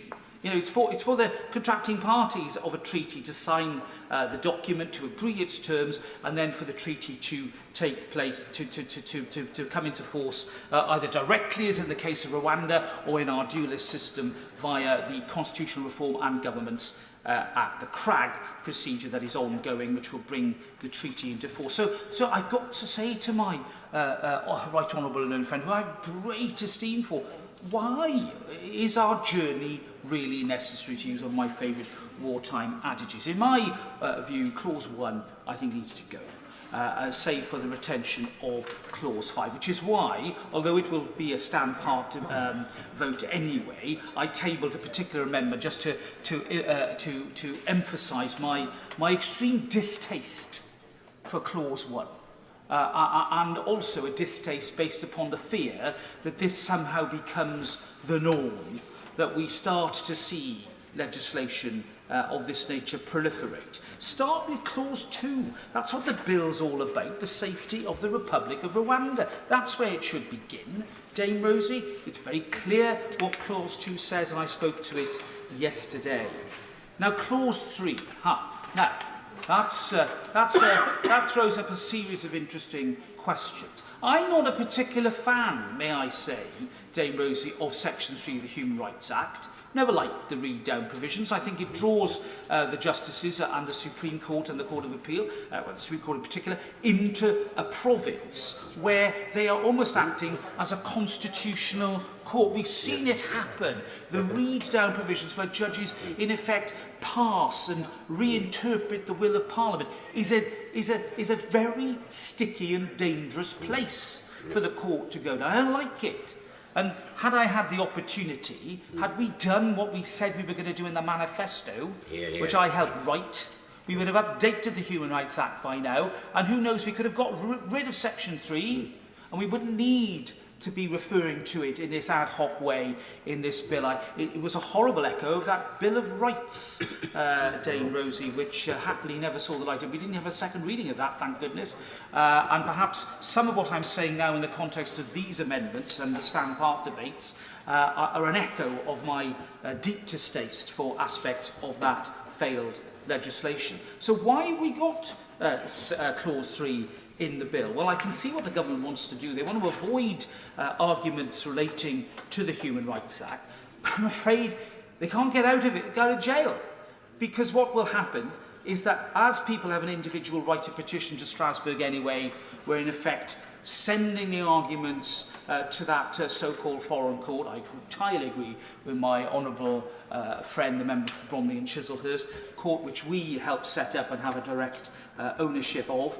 We send the arguments directly to there. And of course the danger of allowing petitions to go to Strasbourg without any airing of these arguments in domestic courts is that we're really not giving that evidence, that margin of appreciation evidence that is so crucial for the Strasbourg court. Because, you know, again, Dame Rosie, I do get frustrated by inelegant and inaccurate comparisons between the Luxembourg Court, the Court of Justice of the European Union, and the Strasbourg Court. The Strasbourg Court is a very different place. We have a much wider margin of appreciation, a much bigger discretion, a much more room in which to make arguments of interpretation and context, and indeed political context as well, about the way in which we do things in this country. And perhaps it's no coincidence that the number of times the United Kingdom is found in breach of the Convention is vanishingly small.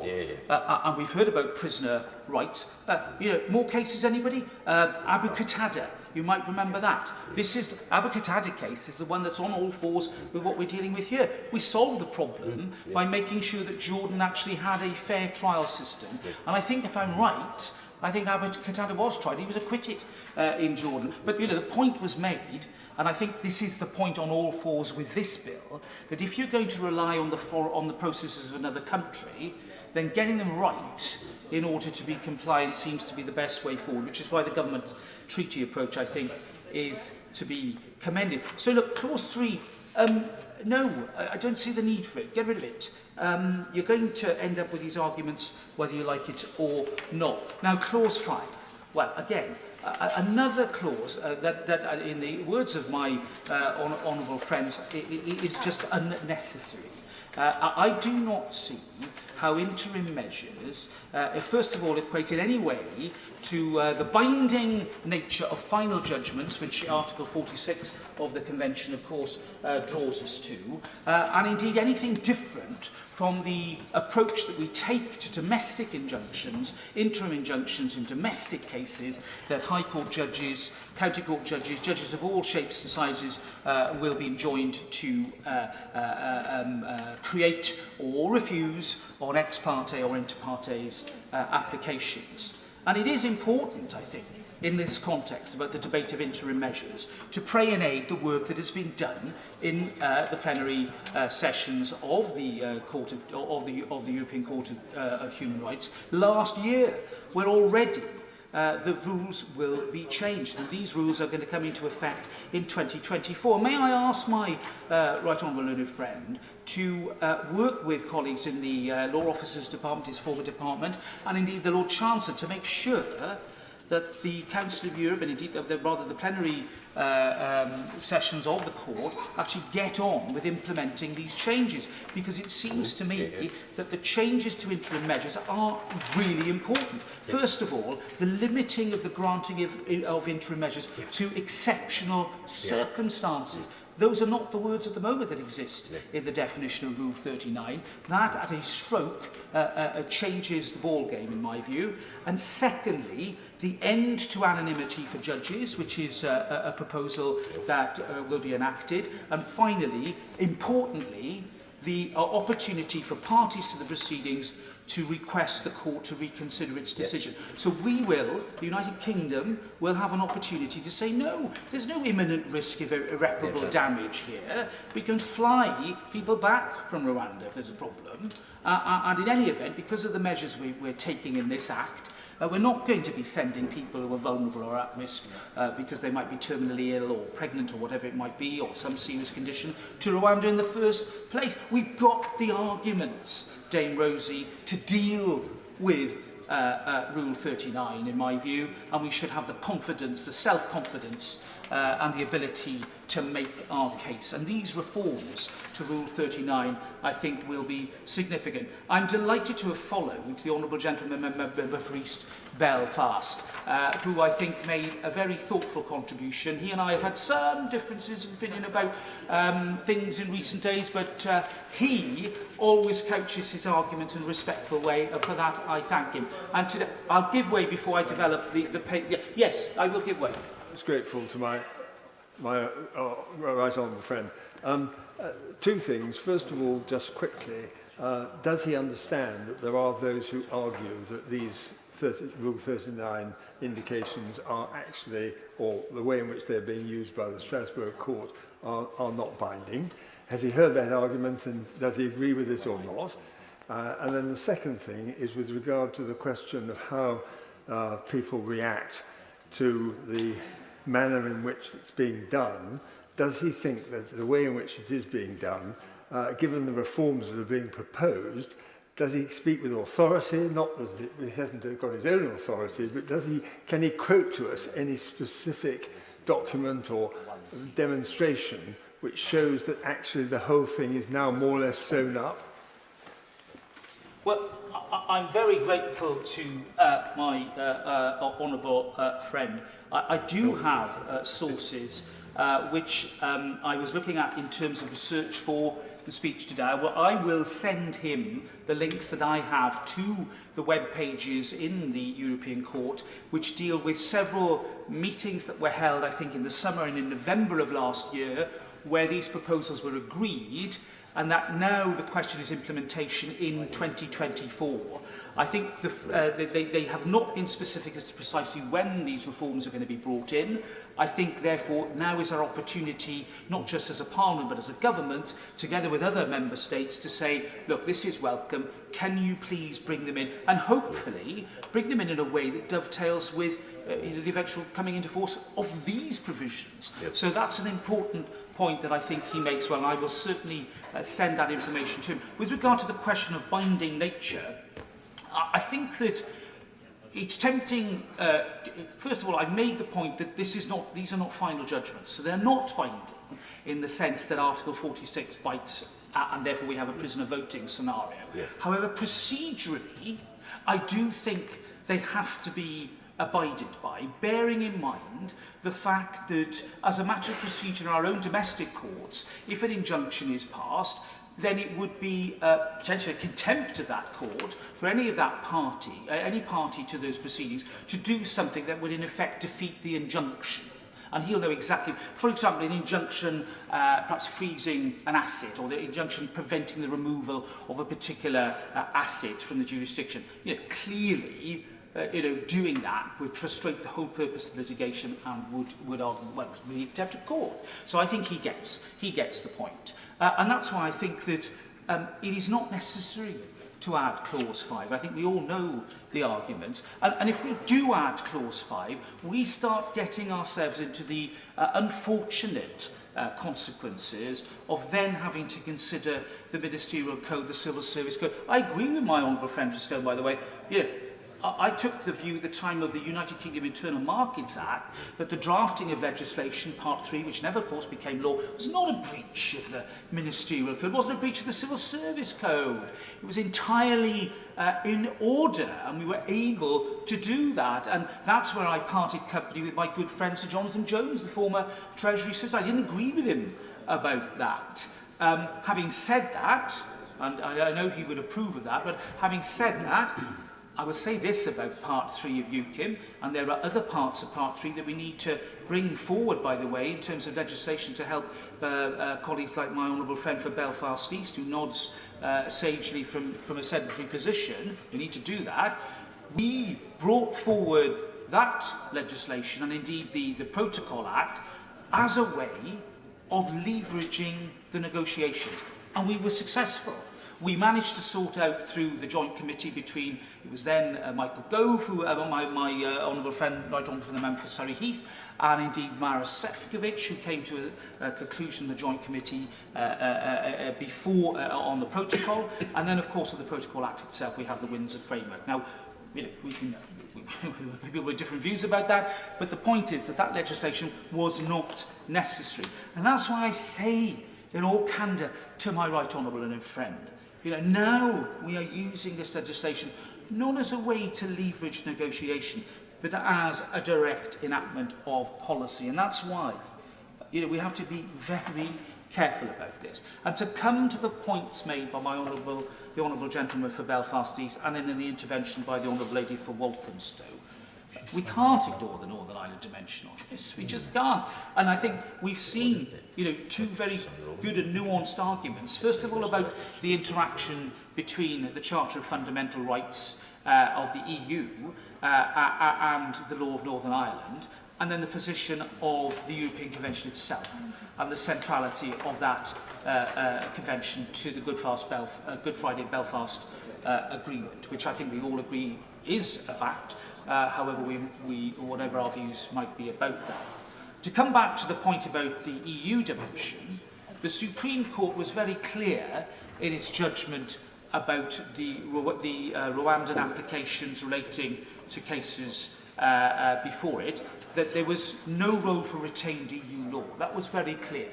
That's what the court said. The Act was very clear that retained EU law no longer applied to the Procedures Directive, which was the particular directive that we were talking about. However, I think the honourable gentleman is right to sound the alarm bells to make sure that inadvertently we do not end up in a position where our immigration law is divided or complicated by the fact the EU law factor, which undeniably is an issue with regard to the law of Northern Ireland. I'll give way to it.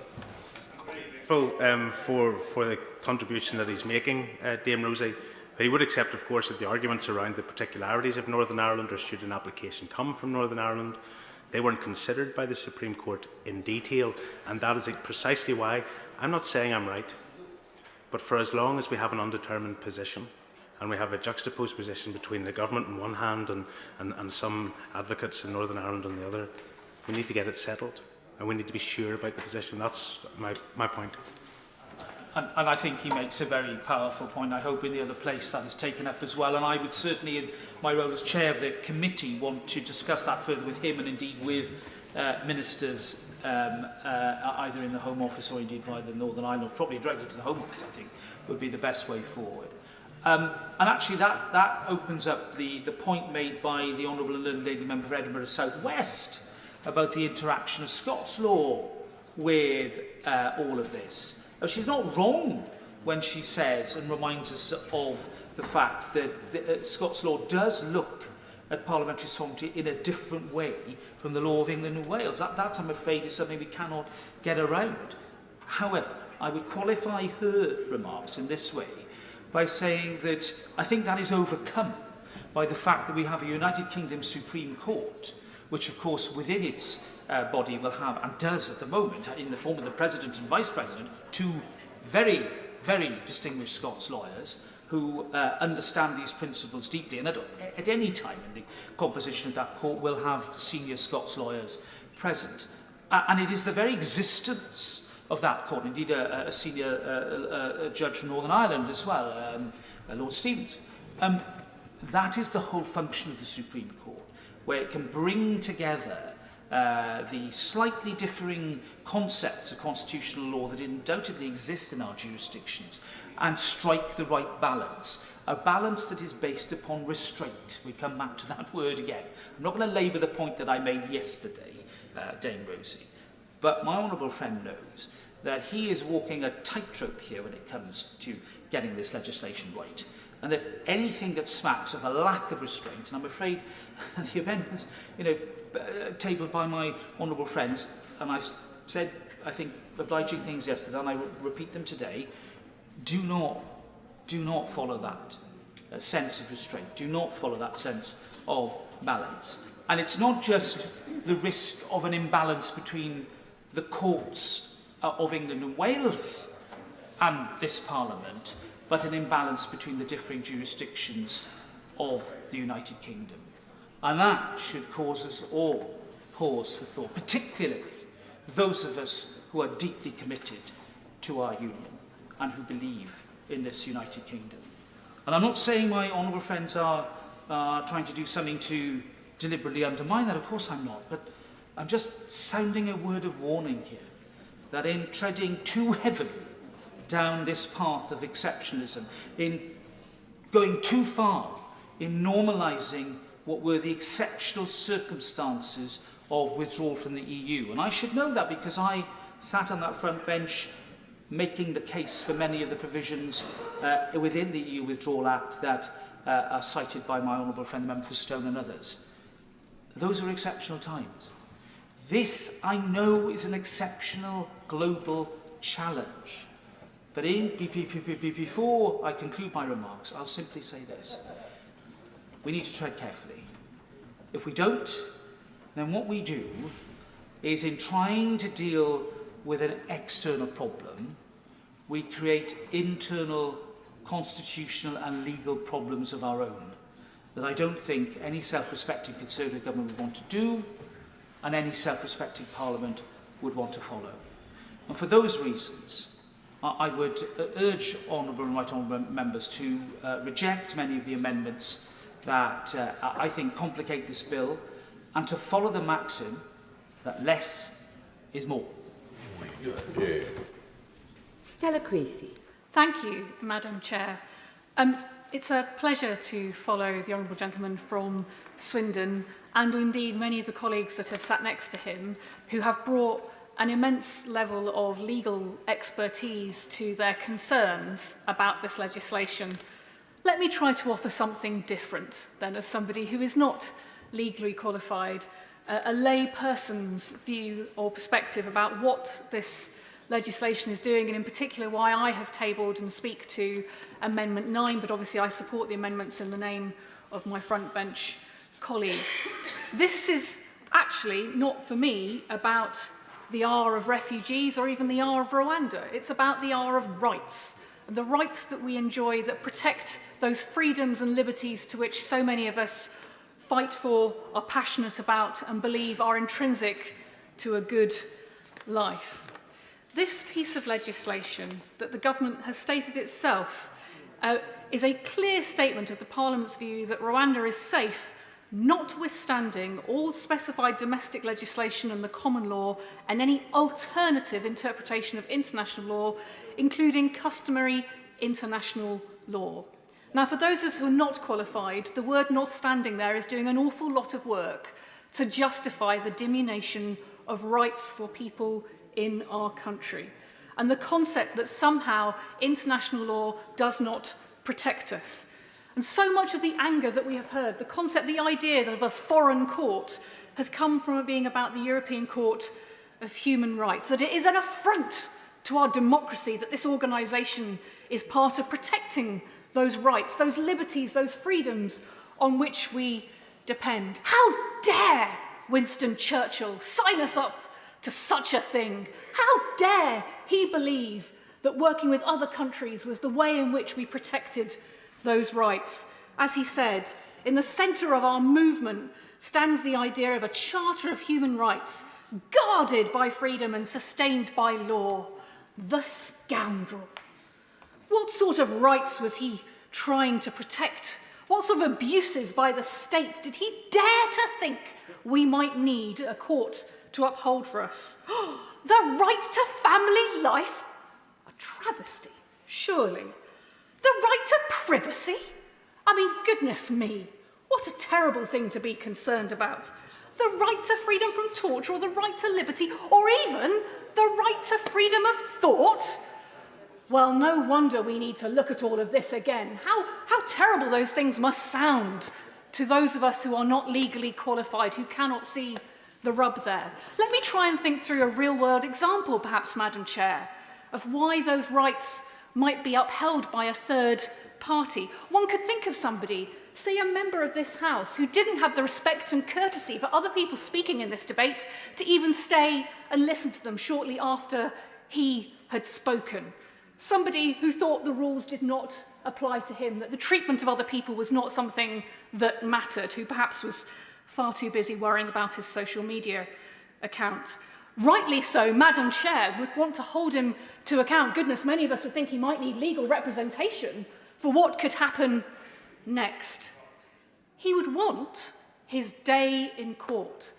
Oh, he might not want to be in the chamber when we were talking about those very issues. He might certainly be concerned about the idea of a judge and jury existing in the same person. The very principles that led to setting up the European Court of Human Rights are ones that we all feel every single day, because the Court of Human Rights does not just defend those basic things like a right to family life or the right to privacy. It also defends a process by which those rights are upheld. But even if Madam Chair wanted to take somebody to task, they might at least be entitled, for not following the rules in this place, they might at least be entitled to a fair hearing, a fair trial for what they had done. Yet what this legislation does is remove that concept of a fair hearing from those people in our country who are often some of the most vulnerable, people fleeing torture and persecution. They want to uphold in government ministers, judge and jury, which doesn't even apply with their own data on how many people they were actually granting asylum to when their cases were heard. But nevertheless, the point about the ECHR is a point that Churchill understood, and I believe many of us in this chamber understood, is that we withdraw the opportunity for that freedom to be heard and that freedom for a fair trial and for somebody else to hear your case against an overbearing state at our peril.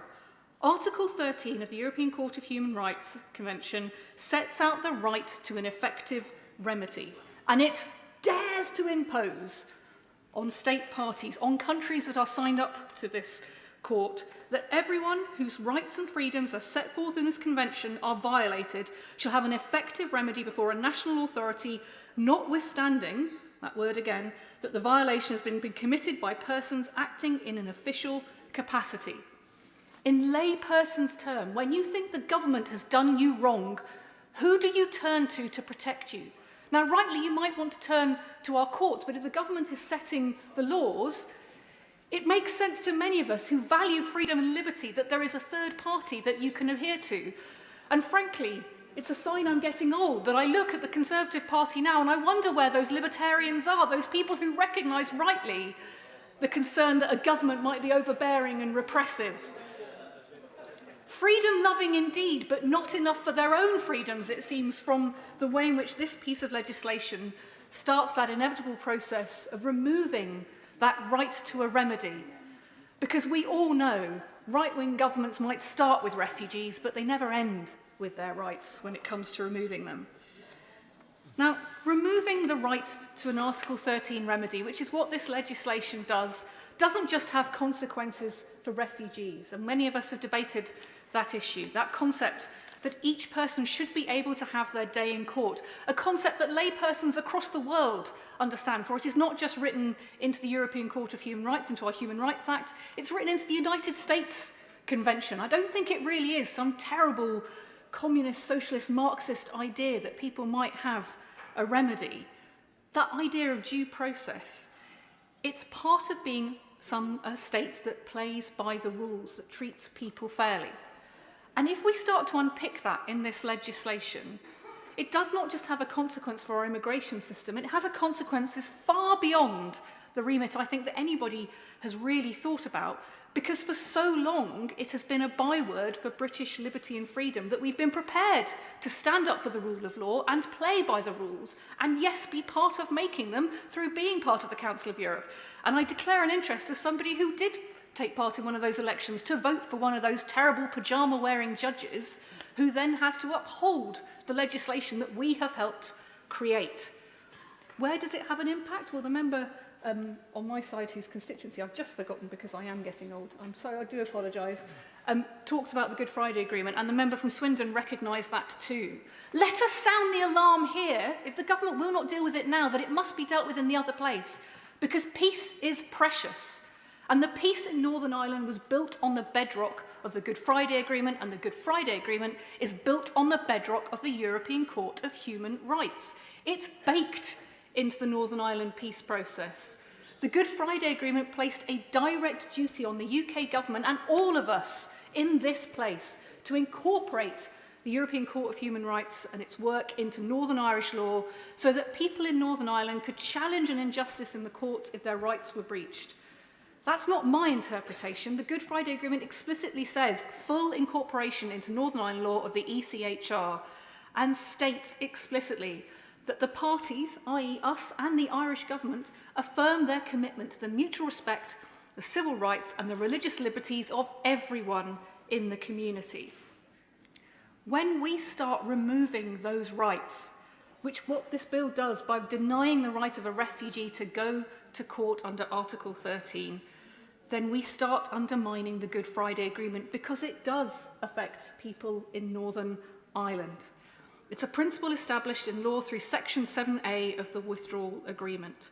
Now, the government actually acknowledged this when we debated this on the 12th of December. The Home Secretary himself acknowledged that the bill makes differential treatment in different parts of the United Kingdom and that somehow the bill would address these practical implications. But we've not seen any practical addressing of the implications and the consequences that that might mean for our commitment to upholding the Good Friday Agreement. An agreement that I think we would all concur 25 years on still matters and therefore is worth fighting for. And it matters because refugees are people too. I don't know why we have to state that in this place, but it does increasingly feel like we must do. And the member is right when he talks about the Anderson ruling, but the Anderson ruling shows that the government recognised that just a few months ago, because the government in the court said that it applied to refugees. Section 108 explained explicitly that the applicant and the respondent both agreed that the rights and safeguards and equality underpinned by the Good Friday Agreement are not excluded from asylum seekers, and that the concept of who everyone in that community was that is written into the Good Friday Agreement included those outside the background of communal conflict. So we could be in a position where it's a frying pan and a fire, because if the government proceeds with this piece of legislation, we undermine the Good Friday Agreement. But yes, if they exempt Northern Ireland from this so that those rights are upheld, they create the loophole that I'm sure members on the other side of the benches, I'm not sure which part of the mafia contingent that refers to these days, will recognise creates a loophole in this legislation and just reflects the further chaos and confusion that the government's Rwanda legislation causes. I have tabled Amendment 9, therefore, to address this issue head-on. It asks the government to do a very simple thing, which is set out how we are upholding the Good Friday Agreement through this legislation. Surely that is not a controversial question to ask, but it seems very controversial to get an answer. It's not just the Good Friday Agreement that messing around with Article 13 unpicks. It's also part of our trade and cooperation agreement, because again, when we're doing international treaties, evidence that we play by the rules and therefore we're good to do business with is part of why other countries want to work with us. And that matters post-Brexit, because our reputation is everything. And time again, this government has sought to undermine it by suggesting that somehow the rules shouldn't apply to us, and that therefore people shouldn't expect the United Kingdom to stand up for those values and abide by upholding them altogether. Article 524 of the Trade and Cooperation Agreement says the cooperation provided for in this part is based on the parties and member states' long-standing respect for democracy, the rule of law and the protection of fundamental rights and freedoms of individuals, including as set out in the Universal Declaration of Human Rights and in the European Convention on Human Rights, and on the importance of giving effect to those rights and freedoms in that convention domestically. Giving effect is the crucial thing here. Again, as a layperson, it makes simple sense to me. There's no point in having rights if you can't actually use them. If there is no court, if there is no possibility of being able to seek a remedy. And yet that's exactly what this piece of legislation starts to unpick. It's not a surprise to me, therefore, that the chair of the committee in the European Parliament, Natalie Ozzo, who is charged with overseeing the Trade and Cooperation Agreement, recognises this legislation unamended for what it is, which is a direct threat to that. And the worry that many of us have is not about Brussels telling the UK what to do. It's the fact that we are heading into the months and years before the Trade and Cooperation Agreement is going to be renegotiated. And next time somebody in your constituency comes to you with all the paperwork that Tory hard Brexit has created and that TCA underpins and asks you what you're going to do to deal with it, when they come to you about the border tax that's going to come in at the end of January and all the paperwork they're going to have to pay for at the end of April, that opportunity to reduce that and remove that and bring back that trade we desperately need will depend on those negotiations. Walking into them showing that you can't trust a word that we say as a country, because we might say we're going to follow the ECHR, but actually if we think it doesn't suit us, we won't, and what are you going to do about it, is not the way to get a good deal for British business. So there are consequences to the way in which this legislation has been drafted that we haven't even begun to unpick in this House, but today is our last day to do anything about it. We must not look like a country that you don't want to do business with or is hypocritical, and yet that is frankly exactly what we are. And for those of us who have fought for and defended the rights of people we disagree with, that hypocrisy stinks loudly from this Home Office, because the same Home Office that wants to use the European Court of Human Rights to deny the implementation of the buffer zones that this Parliament voted for on the basis that there would be an Article 9 contention under the ECHR, is the same Home Office that is seeking to rip up the rights of refugees to use the ECHR when it feels like it. Sauce for the goose, sauce for the gander. In layman's terms, everybody can see what is going on here. Picking and choosing to suit your own ends, and the consequences for people be damned.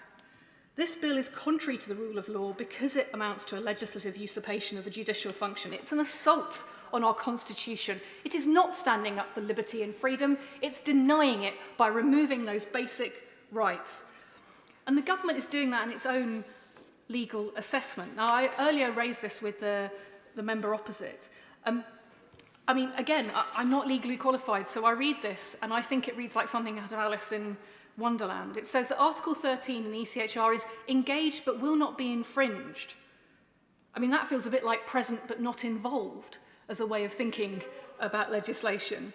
It seems to be saying that because we can say that Rwanda is safe and will always be safe, there can never be any concerns raised about safety. It's a tautology. It doesn't make any sense, not least with the evidence that we have that Rwanda does have concerns about safety, or indeed the possibility that things might change in future even if you don't accept the evidence of extrajudicial killings, deaths in custodies, enforced disappearance and torture, and the persecution of those from the LGBTQ+ community. It's not just that it says that. It then goes on to what I believe is a bit more like the Mad March Hare. It's from the government's own legal position. It says that the government considers a declaration of incompatibility is sufficient to provide an Article 13 effective remedy for challenges to decisions under the presumption of safety in Clause 2 to treat Rwanda as safe. For those of us who are not legally qualified, saying something is incompatible to make it compatible, because basically what you are saying is that means somebody can bring a court case. Well, that just means that this piece of legislation is a lawyer's charter. Now, the government keeps telling us they don't like lawyers, but they seem to want to encourage them to make a lot of money out of badly drawn pieces of legislation that will encourage court cases. But that's exactly what the government's own legal ruling does. This House can and should do better. This amendment before us is about resolving these challenges, showing that we have thought about them. If nothing else, it would give succour to the court that we had, as we did with prisoners voting, considered the matter, which is often what the court is asking us to do, to not leave people's rights locked away, unable to be accessible, but actually to look at how they are being used.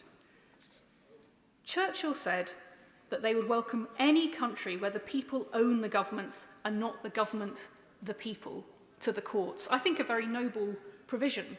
I'm sorry that members opposite are increasingly advocating removal from the European Court of Human Rights because they can't live up to those terrible ideals of a protection of a right to family life or a protection of privacy or, goodness knows, a protection of freedom of thought.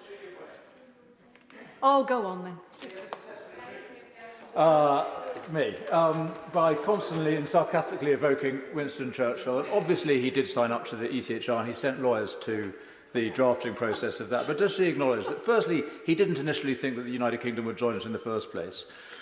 Secondly, when he did sign us up to it, there was no right of individual claim to the European Court. It was properly on the plane of international law, which is between states, which is the appropriate place for this sort of law. And nor would he accept, surely, nor should any of us, what the ECHR has become under the jurisdiction of the Strasbourg Court and, I'm afraid to say, our own lawyers. And all the articles she mentions, including the right to family life, have been so extended, expanded by the courts ever since, that it's become absolutely inappropriate for us to belong to the court in this way. I really do not think that Winston Churchill would have supported what Strasbourg has become. She doesn't either, surely.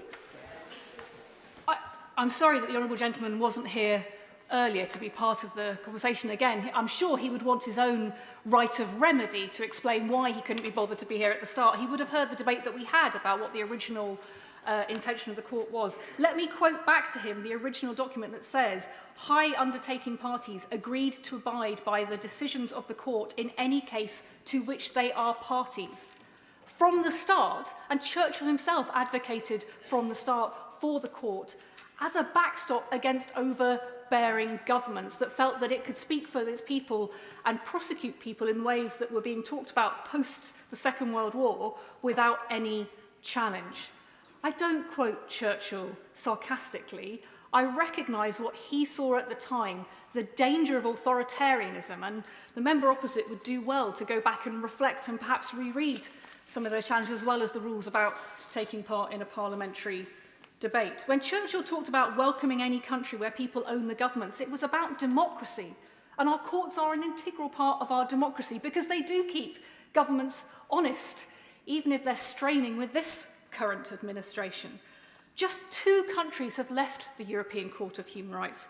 I was there when we expelled Russia because of its aggression, and we tried to prevent them coming back. And Greece left in 1967 under a military regime and then rejoined once democracy was restored. We should be proud and confident of our capacity to speak up for human rights and to recognise that a right to an effective remedy is an integral part of that, that it's no point having a right if you can't then exercise it, and that means having a separate body to be able to oversee them, to be fair to all parties.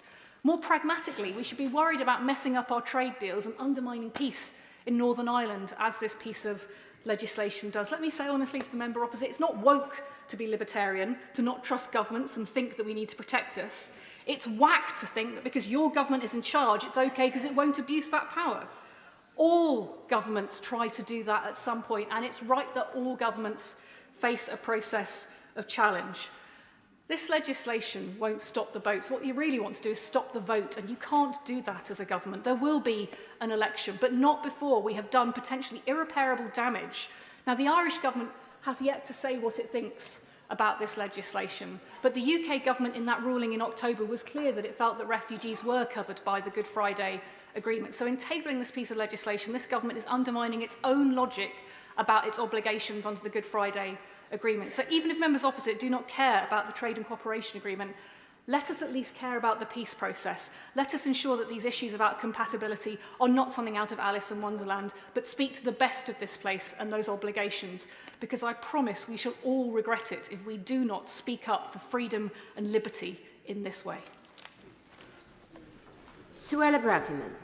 Madam Chairman, I rise to speak in support of Amendment 11 tabled by my right honourable friend, Member for Newark, commanding the support of over 50, 60 of my colleagues. And I note the comments made by the Honourable Member for Walthamstow, and I would like to respond to some of them that she's made in the course of my comments.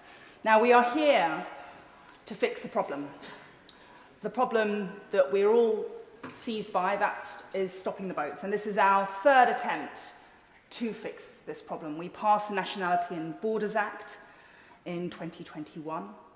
We then passed the Illegal Migration Act in 2023, and we are here again, third time round, with the Safety of Rwanda Bill 2024. And the British people are fed up. They have run out of patience, they have run out of time, and this is our last chance to get it right. Now, the amendment on the table here seeks to remedy a fatal flaw in the bill.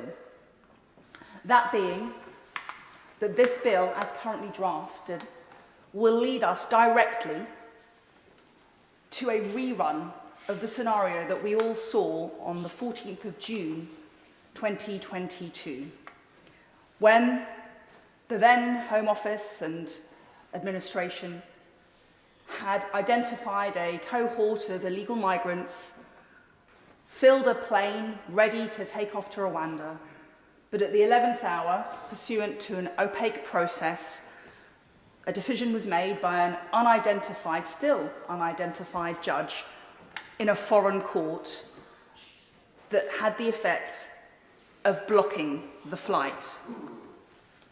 Sorry, do you have something to say? Why don't you?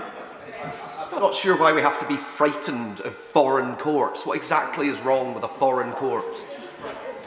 Well, I'll tell you what we have, where we have a problem with a foreign court. When actually in that scenario, English courts had actually refused injunctions by the migrants to get off the flight. The foreign court overrode English judges, overrode the will of the government, overrode the will of the British people to control our borders and stop the boats. That's a problem with the foreign court. And that's the problem that we are trying to fix. And so when that flight was grounded in June 2022, it was because of these Rule 39 interim injunctions.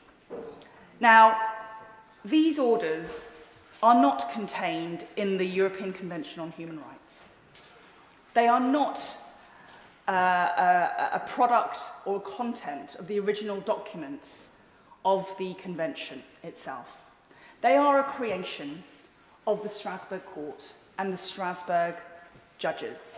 They have evolved over time, pursuant to the living instrument doctrine that is espoused by the Strasbourg Court and that has inflated and expanded its remit over decades, beyond anything conceived by the original drafters, beyond any intention set out in the original versions of the European Convention. Now, no one here, I believe, disagrees with the aspirations and the content of the European Convention on Human Rights. I don't disagree with anything set out in that document. It contains noble and vital rights, fundamental rights, human rights, that we are all proud to defend fervently and fiercely against oppressive regimes, against authoritarianism, against genocide, against mass killings, against some of the worst atrocities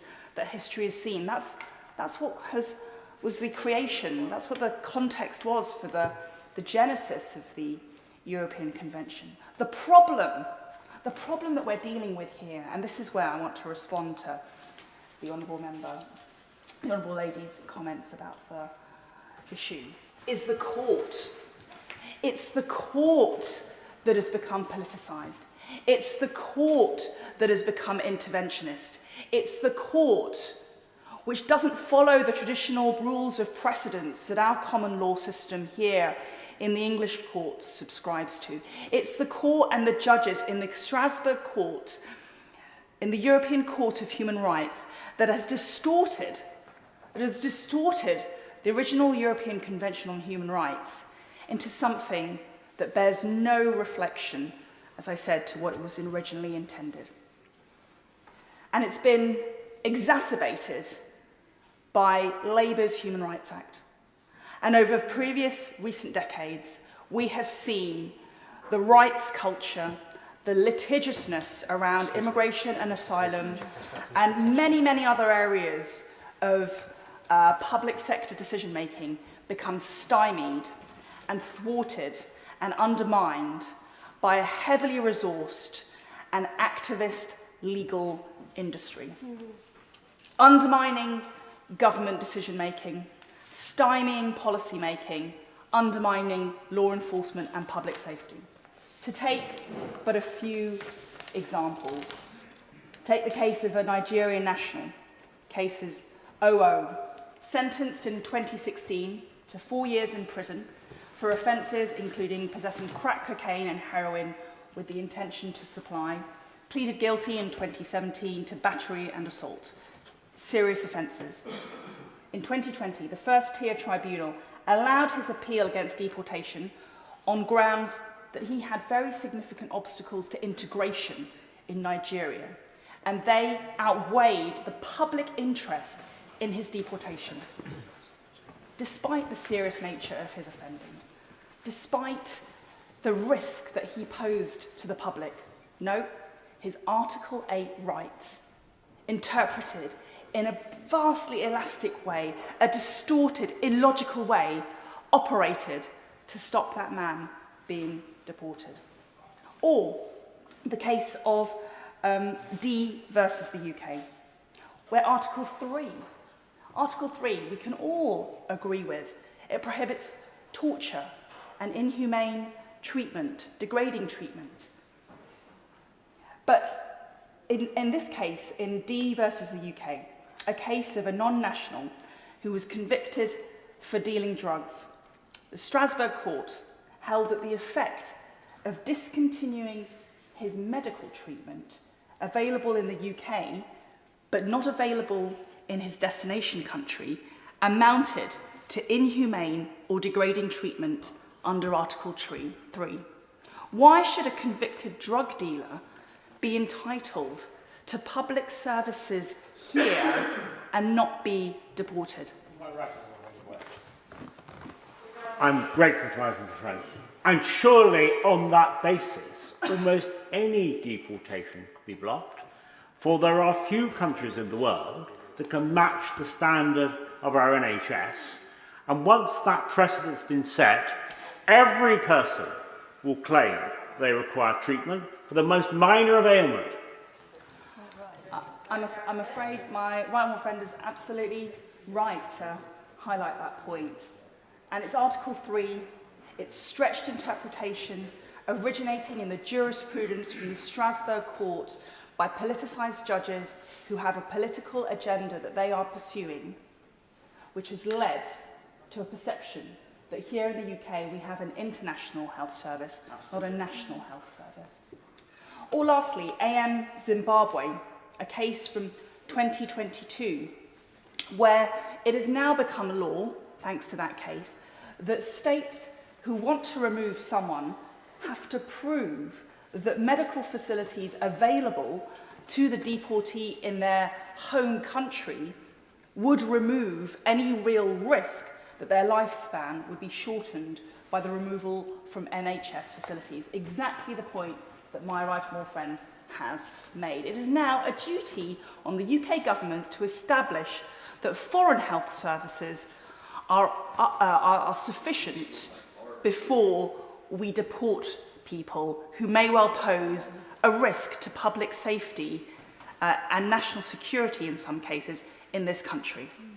So those are the overall problems with the court, not the convention, but with the court. And Rule 39 is another symptom of the problem that we have with the court and with the judges. And that's why this amendment is absolutely vital, because this amendment that has been tabled will make it clear that Rule 39 orders are not binding, and that it will be for the UK government to make the decision on deportation, not for a foreign court, an identified judge somewhere far away who does not have the same ambition or aspiration as this UK government to stop the boats. And that's why I will support this amendment enthusiastically today. Just to conclude my comments, Madam Chairman, this is our last chance to fix this problem. We have stretched the patience of the British people.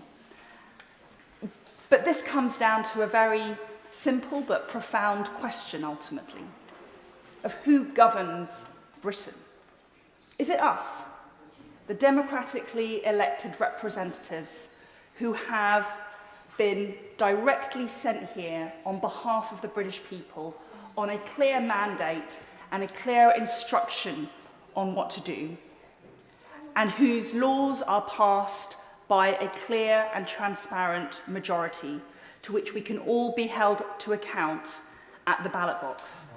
Or is it an opaque forum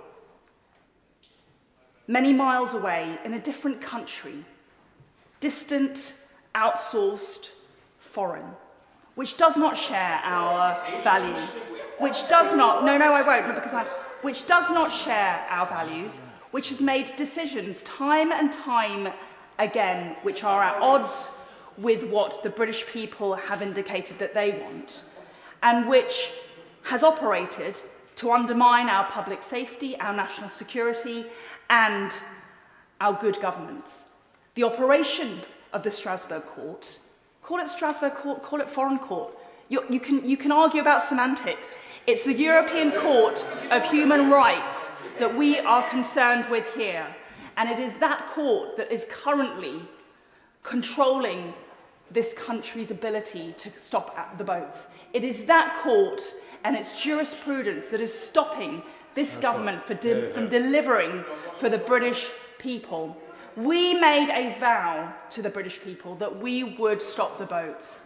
That was a solemn vow that I took incredibly seriously. It is what people voted for in 2016 in the Brexit referendum by a majority. I know most people on that side of the chamber don't want to believe the majority, still live in denial and don't want to accept the facts.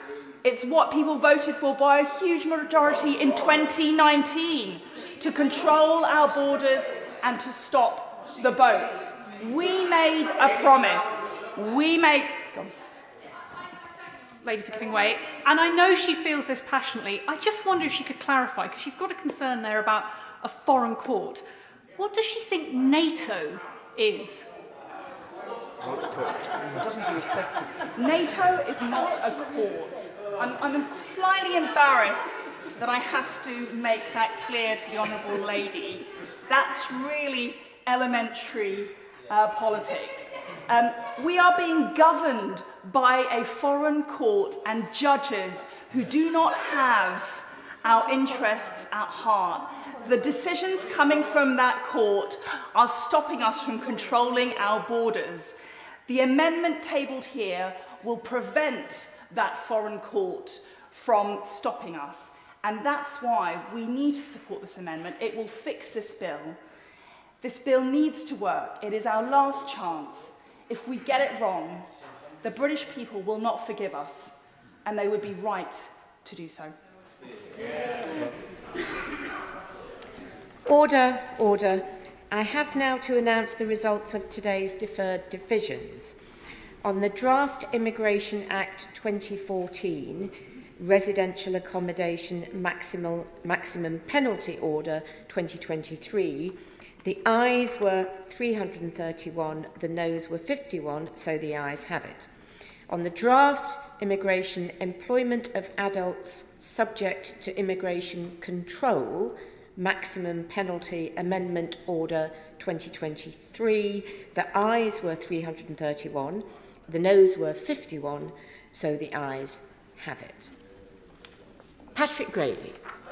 Madam Deputy Speaker, what a privilege to follow the former Home Secretary, and it's really lit up. You know, there was comparisons earlier on that this was the next episode in a box set. I think we've actually just seen the first act of the next round of the next Conservative leadership contest, and no doubt the sketch writers and everybody else paying attention have suddenly woken up. I mean, she made some incredibly interesting comments. She spoke about vows that were made to British people after referendums and elections. I remember a vow being made in 2014 about how the Scottish Parliament was going to become the greatest, most powerful, devolved Parliament in the entire world, and look how that one turned out. She's right, the government will be held to account, and Parliament will exercise its opportunity to have a say on these issues, and that's why the amendments from her and her honourable friends were voted down last night, and that's why they'll be voted down again this evening. I'm incredibly confident. And then come the election, a majority of members of Parliament, and that includes a majority of members of Scottish National Party MPs in Scotland, will be returned to this House and will vote to repeal this bill, assuming that the bill ever makes it on to the statute book in the first place, Madam Deputy Speaker, because in reality, this was supposed to be, what is playing out is not a debate specifically about this legislation, but about the future of the Conservative Party.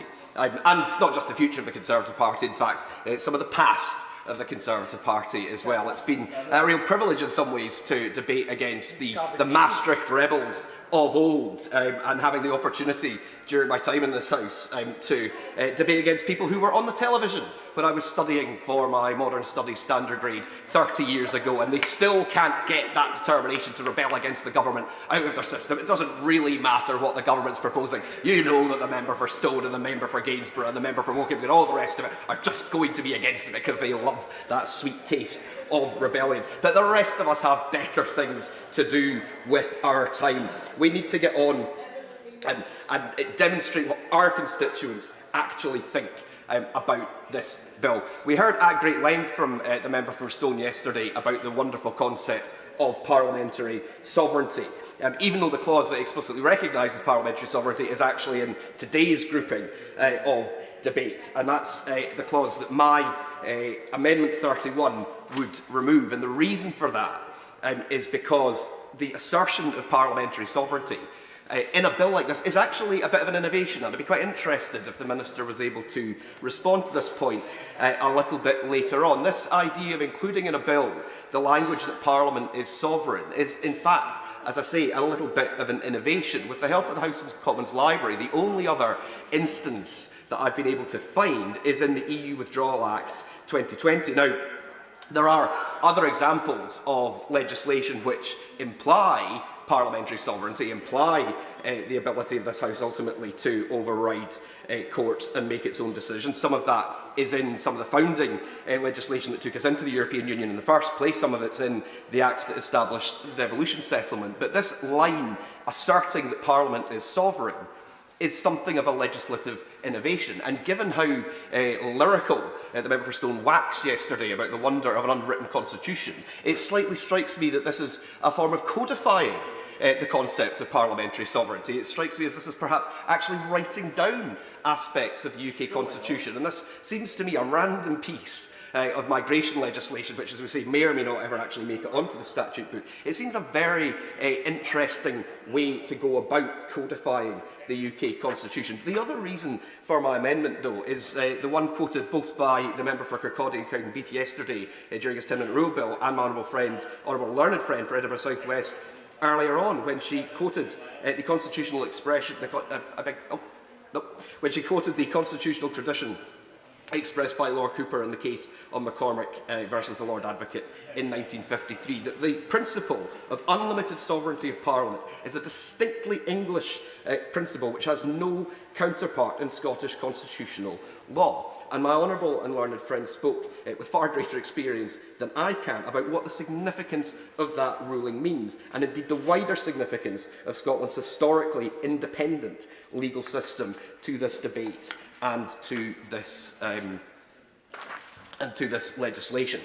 And that perhaps explains my amendments 4 and 5, which remove Scotland from the extent clause of the bill, because despite what the member for Fairham seems to think about the opinions of the British public and the British voters, voters in Glasgow North want no part of this. And I know that because I speak to them on a very regular basis. And a significant number of them, frankly, are asylum seekers who come to my surgery on a regular basis, and I hear the horror stories, not just of what they've experienced in their countries of origin, but of their experience of trying to deal with the Home Office. And frankly, perhaps if more asylum seekers knew that that was what they were on the receiving end of, maybe it would have the kind of deterrent effect that the Home Office is so desperate to try to achieve. But in reality, Scotland always has been a country that welcomes refugees, asylum seekers, those who want to make their home and contribute something to our society, just as so many countries did around the world who welcomed Scots when they were cleared off their land to make way for sheep, or when their crops fell victim to blight, or in the modern world who want to study around the world or practice their professions overseas. And that's why I also support the amendments from my honourable friend, the member for Edinburgh South West, that the Scottish Parliament should be asked to give its consent to this bill before it takes effect north of the border, because in reality the Scottish Parliament will not give its consent to this motion, because it is not what the people in Scotland want to see, or how we think a humane system of asylum should take part. The bill talks about the safety of Rwanda. I asked the Prime Minister about this earlier today. I asked him if Rwanda is a safe country, if it's a comfortable place, and I asked the Minister this yesterday as well. If Rwanda is a safe country, if Rwanda is a comfortable place in which people can live out their lives having been granted asylum, why would the principle of being, why would the potential of being deported there be a deterrent? It doesn't seem to make an awful lot of sense. And the Minister's answer and the Prime Minister's answer was the same. It's, well, because Rwanda isn't the UK. So the fact that Rwanda, that not being the UK is itself in a deterrent. So by the same logic, if the government came to an agreement with Disneyland and threatened to deport asylum seekers to Disneyland if they arrived here by irregular means, that too would be a deterrent, because it is not the United Kingdom. Sadly, there is not yet a Disneyland in the United Kingdom, though I suspect sometimes people look at this place and wonder exactly where the fantasy in all of this is. So by the government's own logic, the bill fails under the weight of its contradictions, and that's the point of the definition of the safety of Rwanda, which is in Clause 1, Madam Chair. So the bill fails under the weight of its own contradictions, and you could see that in the contradictory amendments that have been proposed by the 2 or 5 or so, however many opposing factions there are on the Conservative benches. So the former Home Secretary was right. The public will have their say on this bill. And after the next election, the government that is returned, I'm confident, and that will include members from the Scottish National Party who will be prepared to support any legislation that comes forward to repeal this bill, assuming, as I say, it makes it onto the statute book in the first place. Order, order. I will now announce the results of the ballot held today for the election of the Chair of the Defence Committee. 476 votes were cast, 4 of which were invalid. Jeremy Quinn was elected Chair with 371 votes. He will take up his post immediately, and I congratulate him on his election. The results of the counts under the alternative vote system will be made available as soon as possible in the Vote Office and published on the internet. Order. Tim Lawson. Thank you very much, Dame Rosie. Can I be slightly unfashionable and talk to the amendment rather than regurgitate some second reading speeches that we've had? And I do so with some trepidation because we've had a trio of former Lord Chancellors, Attorney Generals and chairmen of the Justice Committee sitting to my right, who speak with much greater legal gravitas and much more expensively, is the only upside perhaps of that. So my advice and my talking to this amendment comes for free. But but in contributing to this debate, I am largely speaking to this side of the House. Because in all the speeches we had yesterday, when the opposition could not fill the full allotted time for this debate, having complained about the lack of scrutiny, and I'm guessing they may not be able to fill the full time given to it today, we heard speech after speech emulating their front bench that told us what they don't like, what they're not supporting, what they're not voting for. And at absolutely no point did they come up with a practical solution for the very real everyday problems we are aiming to deal with here. So whilst we have disagreements on our side as to the methods, what we want to achieve is in common. And that goal is something that needs to be tackled, and we're having an honest debate about it on this side. And at last, the official opposition is playing absolutely no part in that debate. My honourable friend, the member for Newark, who I think has left his place, started the debate talking to Amendment 23 in particular, and he described the problem as like pulling the pin out of a grenade but then not throwing it. I don't think that was helpful language, and he then quitted the chamber having thrown the grenade behind his own lines. Because what we need here is cool, calm consensus to come up with practical, workable, acceptable and legal solutions. So the Rwanda scheme is not perfect. I think all of us will agree with that. But frankly, it is the only real show in town at the moment to answer this essential question, which I raised last week in the opposition debate, which again the opposition struggled to fill with their own speakers. How do you deal with people who have come to this country mostly by small boats having paid criminal gangs with no credible prospect of being able to lodge an acceptable asylum claim, and who come from countries to which it is virtually, if not completely, impossible to return them, so they know that once they have made it across the midway of the Channel and they are in British territorial waters, they are effectively in the United Kingdom for the foreseeable future. That is absolutely the question that is at the heart of this whole bill and this debate today and yesterday. I'll give way to the Honourable Lady. And I've heard him make this point before about people who come and then can't be sent back to whatever country because of the situation there, and it's a case that has occurred within my own casework. So at the moment, what the Home Office appears to do is grant people temporary leave for perhaps a year at a time, which gives absolutely no certainty to the person who's affected by this, but it does give the Home Office, I suppose, that discretion to reconsider it rather than giving them permanent status. So there is already, this already happens. It's not something that he should really be so concerned about, I would say, given it's something that happens already. I know it happens already, which is what I've been saying, and she's at least credited with being consistent. But we have three problems with the immigration system at the moment in this country.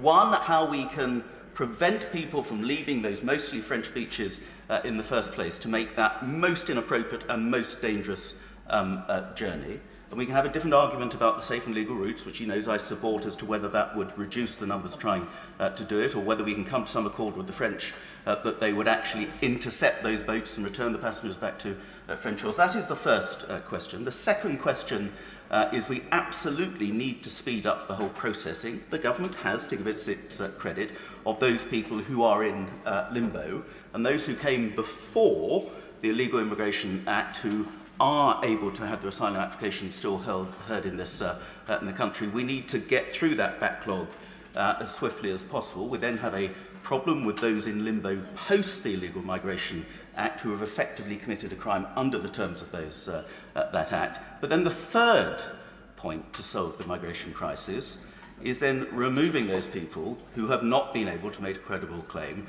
to stay in the United Kingdom. And that is why the alternative of them facing a lottery as to whether they will end up in a hotel in Kent or on a plane to Rwanda and have their claim instead assessed there, is an important part of the deterrent factor. It is just one part, it's not an overriding part, as some people have tried to caricature it, but it's an important part to deal specifically with that group of people who it is really, really difficult to remove. In time, we need to have more returns agreements. We've successfully done that with a number of countries. Albania has been cited many, many times. But there are countries with whom a returns agreement, of which Iran will be one, is frankly impossible, and we shouldn't delude ourselves otherwise. So to suggest we can solve this problem just by having a further agreement with the French, paying them more money.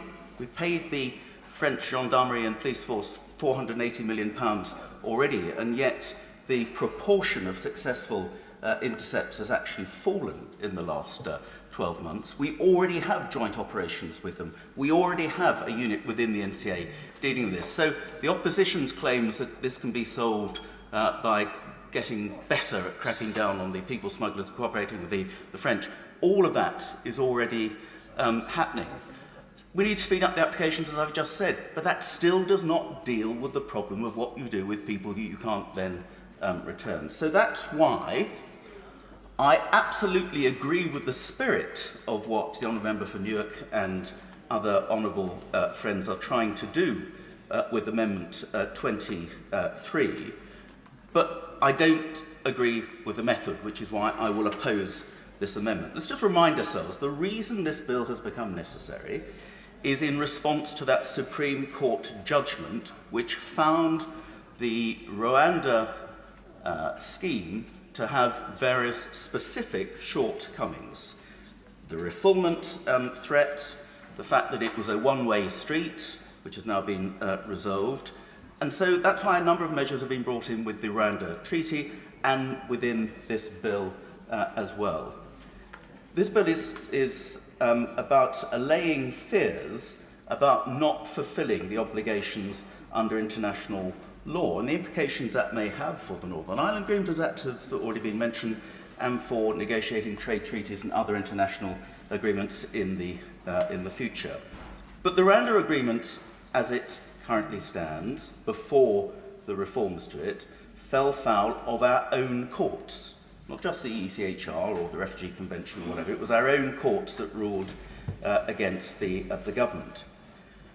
And it needs to be seen to be lawful, not just by Rwanda, but potentially also by other countries who have signified an interest in operating a Rwanda-type scheme themselves, both as hosts and other European countries who actually are interested in getting part of the action if we are able to get the Rwanda scheme into operation. And ultimately, my aim would be able to see a cooperation of European and other nations have a joint Rwanda-type scheme, and it's not just limited to Rwanda. That could act as a very effective deterrent so that we can make sure that far fewer people come across the channel, and we can really clamp down on those who still use that route, because absolutely they have very little credible claim to have asylum in this country, and for that we need to have the safe and legal routes operating properly as well, as I've said many times before.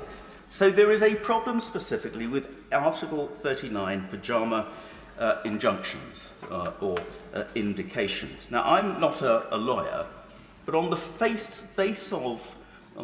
of the thresholds for which other things can come to court, this is a very, very opaque process. We've heard about the anonymous judges. They don't issue a full judgment, that the government cannot make a case at all.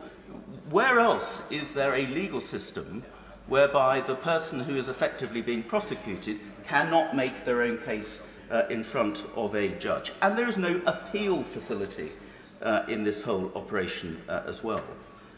But Mr Gale, Sir Roger, these Article 39 indications were never part of the European Convention. It was never included in the Constitution. There were attempts to include it in the Constitution which were never supported. And these powers, as other honourable friends have said, just seem to have been absorbed into the Strasbourg court at its own fiat. To whom is this court accountable? Why is the European Council not doing more in terms of governance of how these powers have been surreptitiously extended? Now, last year, the Strasbourg court itself admitted that it needs to change its ways. It admitted that the operation of Article 39 indications is not satisfactory, and they said that in future they would only be used in extremis. We don't know how they define that. That they will be operated by named judges, and that the government in this case would have an opportunity to present its evidence and be listened to, and there will be more transparent judgments. So the court itself knows that there is a problem with these Article 39 indications, and we are not the only country concerned about the way they have been operating. Too often it seems we are pilloried as if the United Kingdom government are serial offenders against ECHR judgments and European Convention diktats. Well, other countries seem routinely to get around Article 39 indications, and we have one of the best records in complying with ECHR judgments. If one looks over the last 10 years or so, there have been no fewer than, I think, 400 ECHR rulings which have not been enforced or complied with. In the case of Spain, 61% of rulings against them have not been complied with. Italy, 58%, Germany, 37%. In the case of the United Kingdom, we are one of the best compliers with ECHR judgments. And the sorts of things we've not complied with are votes for prisoners, which we've heard about, where we had a vote in this House, largely to indulge the Liberal Democrats as part of the coalition government, I seem to recall. This House very forcefully, robustly voted against it, and we decided not to go forward with it. I think that was absolutely the right judgment, and it stays in limbo. So we do need to reform the ECHR. In the last year, I think there have only been 4 judgments against the UK on ECHR Convention matters. So, Sir Roger, yet again, the UK has fallen foul of abiding by the rules that too many others ignore. So I support the case for not being bound by Article 39 rulings. And as I say, we need urgently to seek to work with our partners through the Council of Europe and others to reform them. It's a very opaque governance system. But I do not believe, Sir Roger, that not being bound by these confected Article 39 directions undermines our overall compliance with international law or our international responsibilities and undertakings. But the bill already says that in a reasonable and balanced way, the Minister has discretion to make the decision not to comply with those Article 39 indications. So we have given the Minister and the Government the power to say, actually, we don't think that is right, and therefore, for good reason, we are not going to allow that Article 39 indication to apply to that case. That, I think, is a sensible way of proceeding. It's not a mainstream, routine, blanket disregard, which could fall foul of our own courts and have international implications for the integrity of British legislation and governance. So I support the spirit of what honourable members are trying to put forward with this Amendment 23, but I don't support the method. We all know that this is a very difficult, complex and sensitive issue to get this Rwanda legislation through. We have to strike a very fine balance between not trampling on international law, but at the same time enabling our government to get on with the measures which it was elected to do. I think the government have got the balance right in this bill, and it was not an easy task to do that. And that's why I want this bill to go through unamended. I think we all have something to gain from that happening. I will certainly be voting for the full bill at third reading if that happens this evening. But my honourable friends just need to stop and consider before they pull the pin out of another grenade. If this bill does not go through, there is no plan B for dealing with those people for whom we cannot transport them back to the country from which they came. There will be no Rwanda Bill, no Rwanda scheme, no deterrent policy, and no obvious end to the small boats.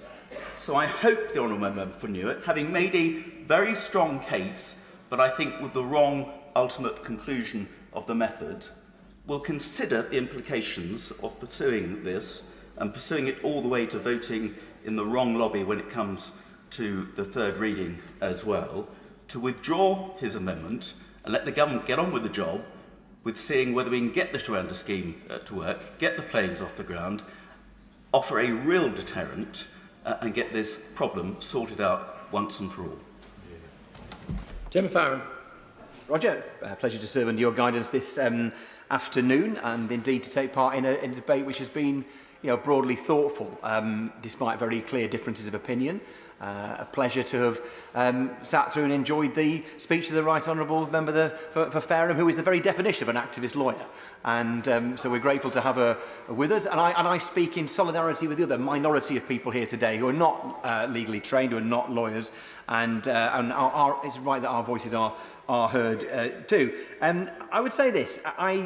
I rise to speak in particular on and in favour of amendments in the name of my right honourable friend, the member for Orkney and Shetland, who is indeed a lawyer, Amendments 6 and 7. But I want to say something I think which ought to be not even remotely controversial, and that is the evil trade of shipping people across the English Channel in rickety boats. It is evil. It needs to be stopped. And those people who are carried across the Channel via those means are taking huge risks. And we've seen massive loss of life, or significant loss of life, over the years, including in recent times. But I think this bill and the two amendments that I'm speaking to seek to challenge the fundamentals of the bill. I believe this bill will not do what it says. It will not stop the boats. It will not tackle the issues of deterrence and so on. And even if it did, what the Rwanda provisions would achieve is to tackle roughly 1% of the number of people who seek asylum in this country. And at the heart of this bill are a series of errors, really, as well as leading to poor policy, because it is a bill based on a series of false premises. There are three basic false premises. And number one is the belief that whilst this is a global problem and a European problem, that the UK's position is especially awful. That we are, and I've heard incendiary language in this place and outside of it, relating to us being overrun, swamped, people swarming across the channel and all that kind of thing. The reality is that 85% of those who declare themselves to be refugees remain in the region from which they have fled, normally in the next door country. So a very small minority end up in this continent. That Germany takes 4 times more asylum seekers than the UK. France 2.5 times more asylum seekers than the UK. Spain 2 times more asylum seekers than the United Kingdom. And indeed, if we were to just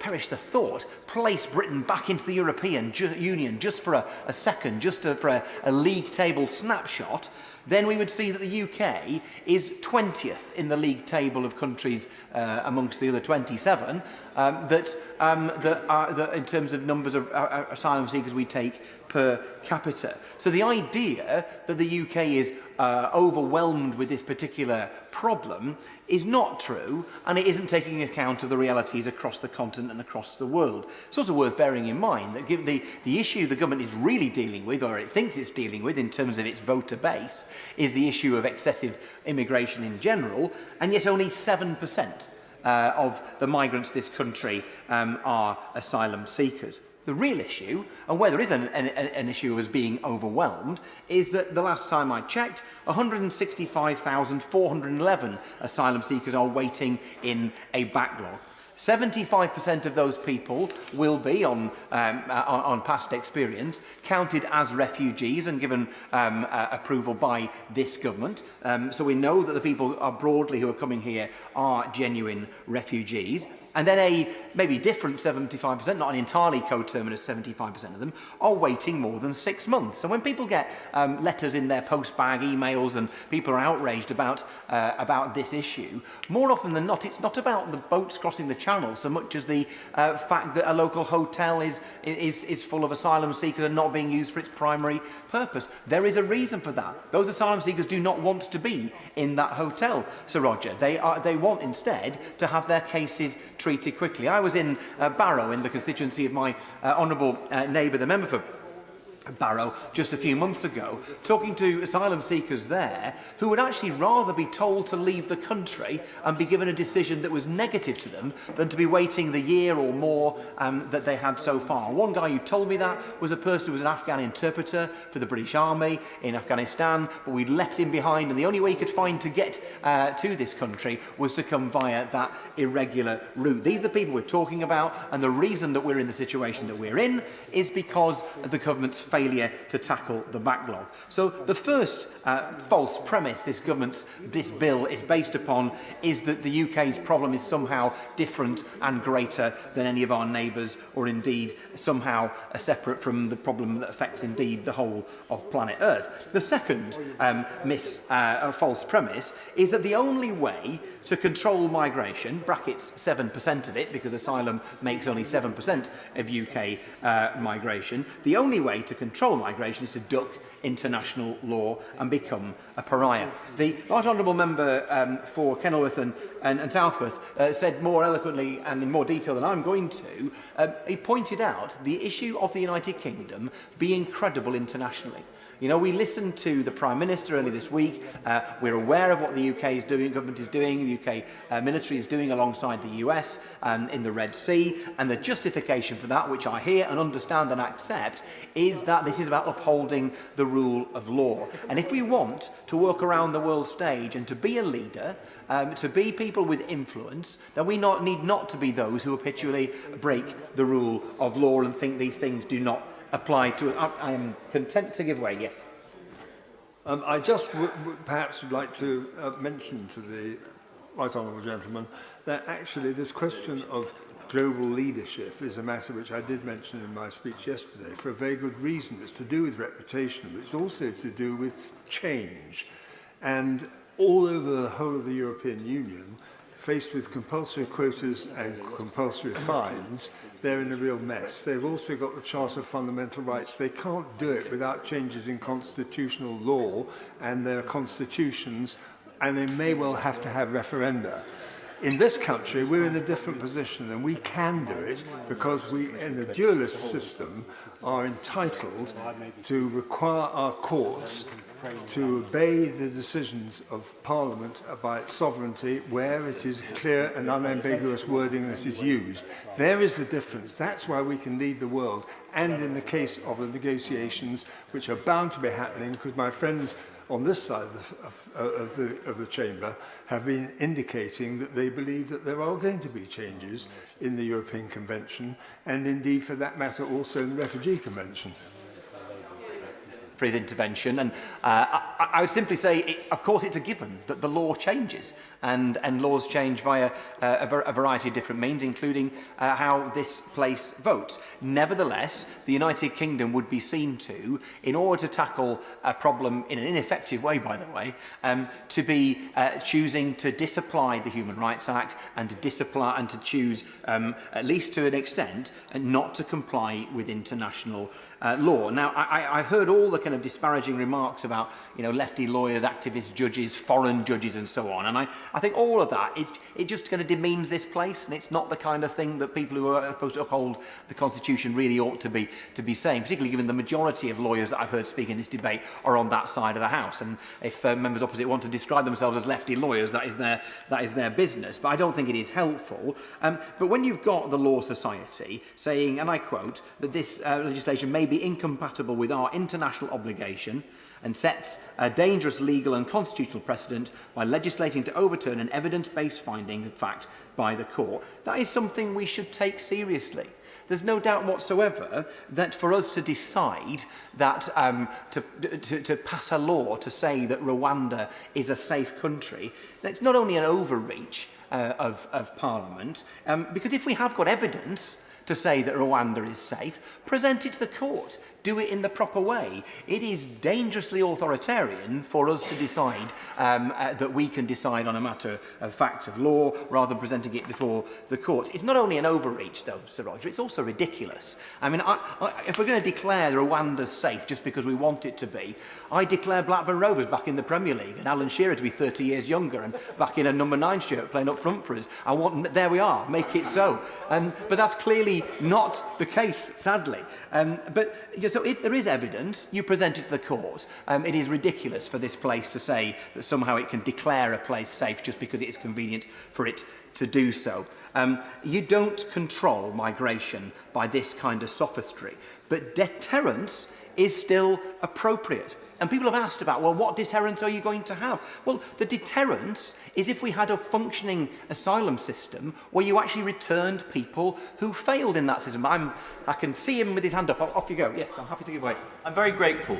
On his point about declaring a country safe, it is the case that France, Germany and other EU countries have decided they will not entertain any asylum applications from Albania because it is a safe country that abides by the same conventions. So they've done it, why can't we? I mean, I think on balance we'd say yes, Albania probably is, until the bulk of returns that we have had have indeed been to Albania. But I think for us to get out of a hole on this individual case, when there is evidence that Rwanda is not a safe place, then the issue is we present evidence to the court in order to achieve that. I mean, if you want to have another go, yes. On the safeness of Albania, having said that nobody can determine whether a country should be deemed safe or not. There are many dangerous things going on in Albania, which is why some people are leaving them, involving drugs and trafficking, various other things as well. All I'm saying is European countries will not entertain asylum applications from Albania because they've deemed it not to be suitable and applicable. So why can't we apply the same criteria to Rwanda?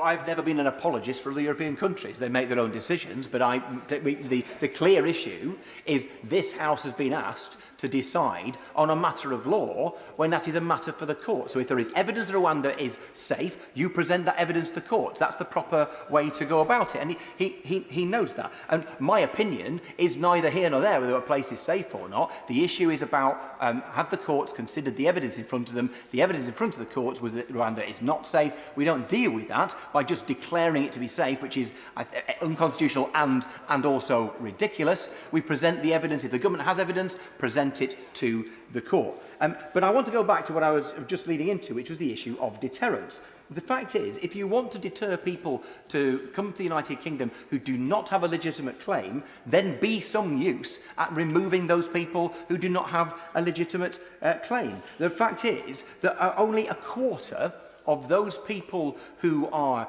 denied asylum once they've gone through the process are actually removed. And that is the problem. So we have a government that is incompetent at doing the basics, inefficient at doing so, and is weak at tackling those people who eventually do get assessed and are shown not to be refugees. So the problem is not activist judges, it is weak and incompetent government.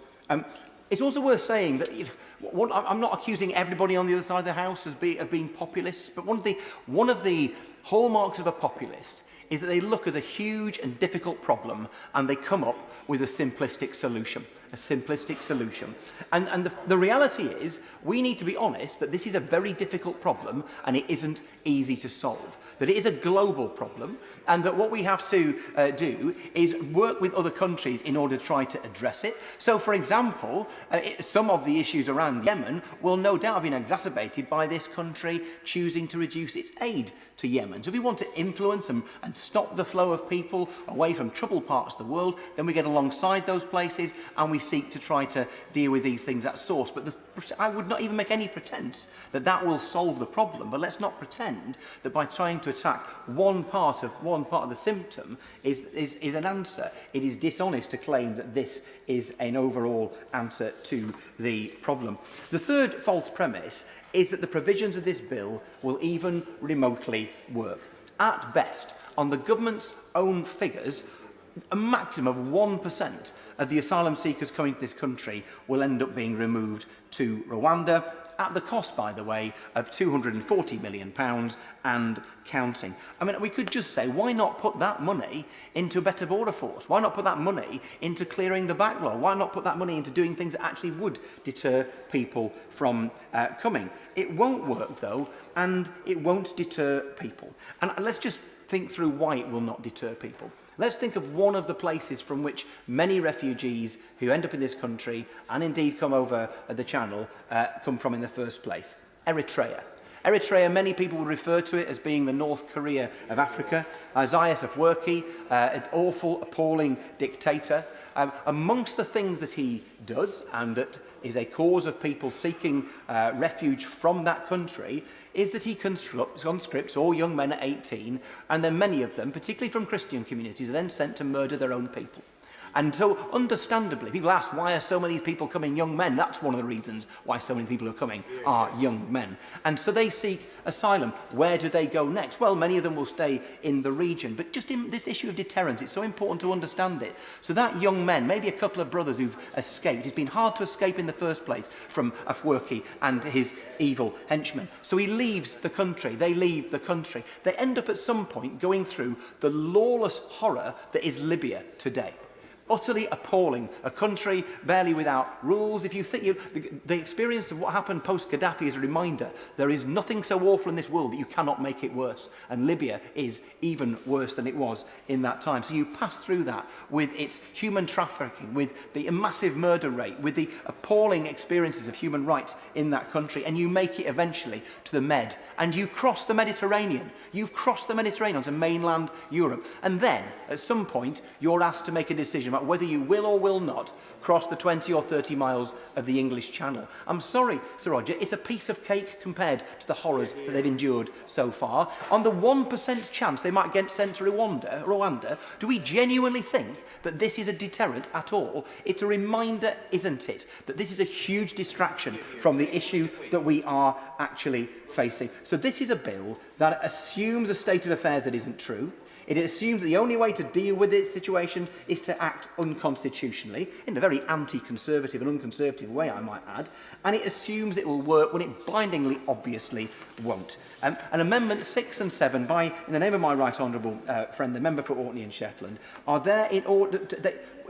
They challenge the assumption that in order to control migration, we don't need to exempt vulnerable people, or we believe we don't need to exempt vulnerable people from domestic laws which protect their human rights. We don't need to try and duck out of our obligations under the ECHR by ignoring interim injunctions. So these provisions, they are morally wrong, they are constitutional vandalism, and it constitutes a failure. It is an issue which is all about seeking to distract the electorate from the reality of their daily lives. It is a government failing to govern and tackle the cost of living, tackle the NHS crisis. 1 in 9 people in my constituency, Sir Roger, is currently on an NHS waiting list. And this government is wasting its time on something which is morally outrageous, unconstitutional, and won't even do the thing it is set up to do.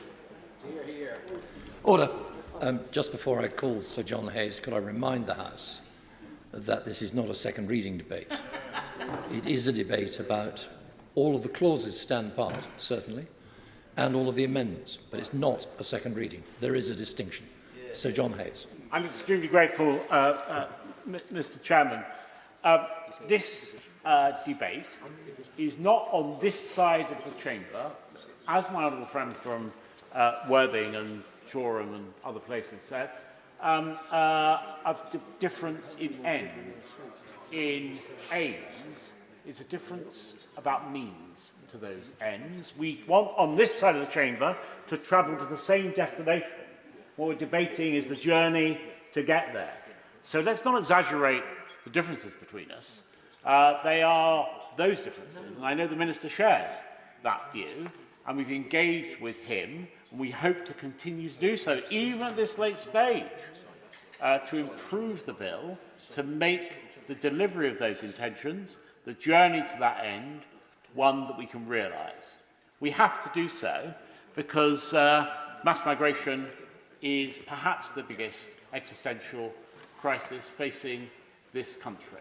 I say that not blithely, because unfortunately in this chamber people say things as though they're definitive and use all kinds of superlatives. Indeed, the Honourable Lady from Walthamstow made a brand out of it, and as we heard earlier. So I don't say that blithely, but it would be a view shared by a large number of my constituents, and as the Honourable Gentleman also said in his contribution, is now widely shared in other countries. So the issue of dealing with this bill and these amendments to it affects our constituents directly and personally, contrary to the contribution of the Honourable Member for Westmoreland and Lonsdale.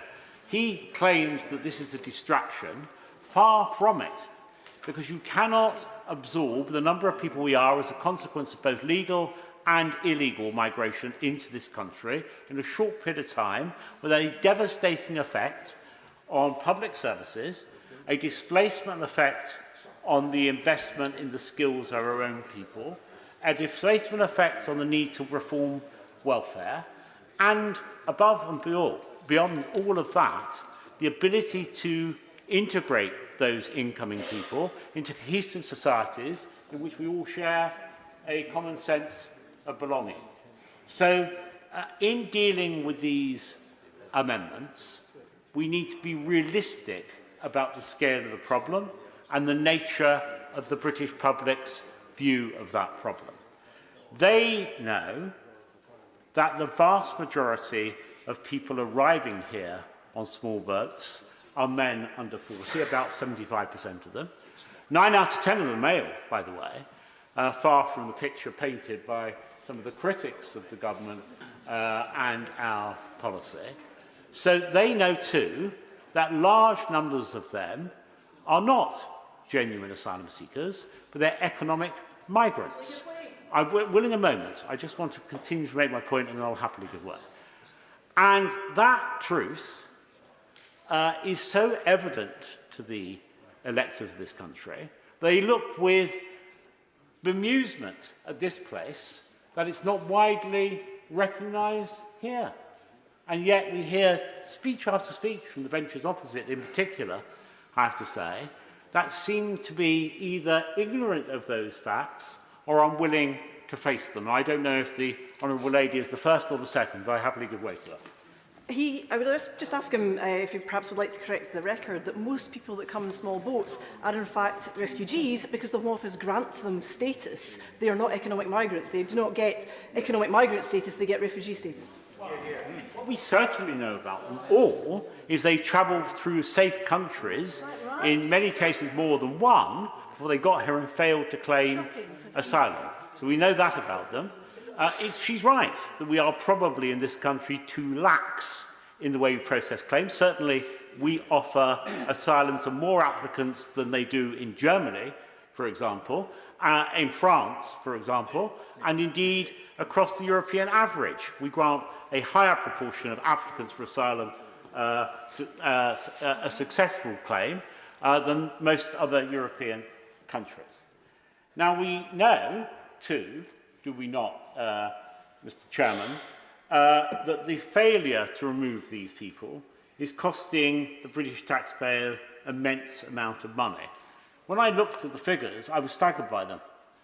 The cost of asylum is now £3.97 billion.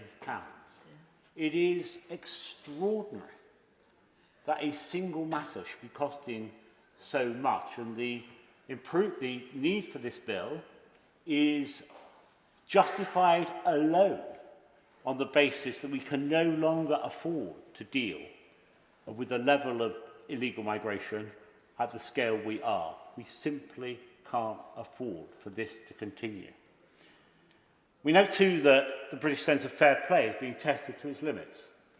The public see this and they are increasingly disillusioned about the apparent inability of the political elite in this country, and we are the political elite, like it or not, and their unwillingness, as I described it earlier, to accept the fact.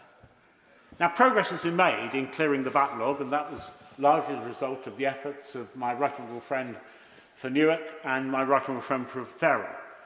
During their stewardship of the Home Office, they focused resources on processing claims more quickly and had considerable success in doing so.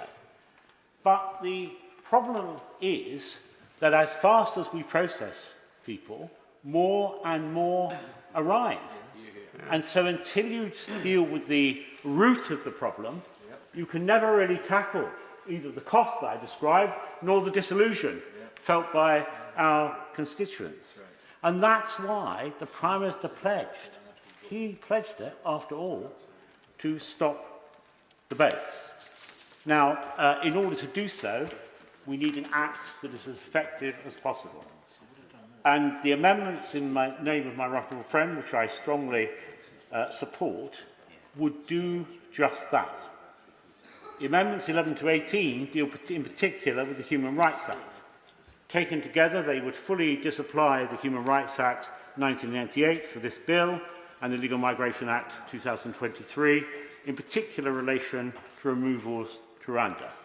A lot of nonsense has been spoken earlier about rights, and there is a lot of nonsense prevailing in this House about rights. Rights are fundamentally important. We believe, do we not, Sir Roger, in those essential rights which characterise our country. The right to a fair trial, the right to go about one's business freely, unimpaired, the right not to be arrested without cause, the right to vote in free and fair elections. These are important parts of what it is to be British, but they don't spring from the ether, they're not given. It is a liberal myth that rights are natural. Rights are the product of decent governments in decent places doing the right thing. They are special because we've chosen them, not because they were given to us by some source, some ethereal source. The Honourable Gentleman, who I like and respect, by the way, will know, because he knows Scripture even better than I do, that rights do not get a mention in the Ten Commandments. They don't get a mention in the Sermon on the Mount. Perhaps he can perhaps he can find a place in either of those to contradict me. I did not mean, but he tempted me. I don't think there is any, and this is not a Liberal thing, I think many Conservatives ought to support this. I don't think there is any case for human rights having any standing whatsoever without some form of metaphysical. He's quite right to say the Bible doesn't talk about rights, it talks about individual duties. If I've got duties to you, you therefore have rights. So I do not believe rights are made up by human beings. I think they're literally God-given. My opinion, the right honourable gentleman has soared to an even greater heights. I knew he was the best of Liberals, and that's not a great thing to be, by the way, but it's better than nothing. It's better than nothing, and he's confirmed that in that pithy intervention. So the important thing about the amendments 11 to 18 is, crucially, they rule out using sections 4 and 7 of the Human Rights Act. And we know from experience that the good intentions of government, backed up by legislation passed in this place, has been routinely frustrated by what my right honourable friend from Fairham rightly described as activist lawyers. And I would say dodgy lawyers in this country and deluded pressure groups. So it's not just malevolent foreigners, it's malevolent people here too. And the truth of the matter is that the only way that we will affect this policy, and I say this to the Minister, is if we do not allow that kind of gaming of our system, both by those who come here, although I entirely accept that there are amongst them people, of course, who we should welcome. Of course there are people fearing persecution. Of course we should be proud of the fact that we provide a safe haven for people in desperate need. We always have and we always will. But those people who are legitimate applicants for asylum are being effectively compromised by a system that doesn't adequately distinguish them from the very people that I've described as gaming our far too lax system. So this bill is an opportunity to put that right, but only if it's fit for purpose. And the amendments are not designed to frustrate the Minister's intentions. They're not designed to allow the Prime Minister's pledge to fail.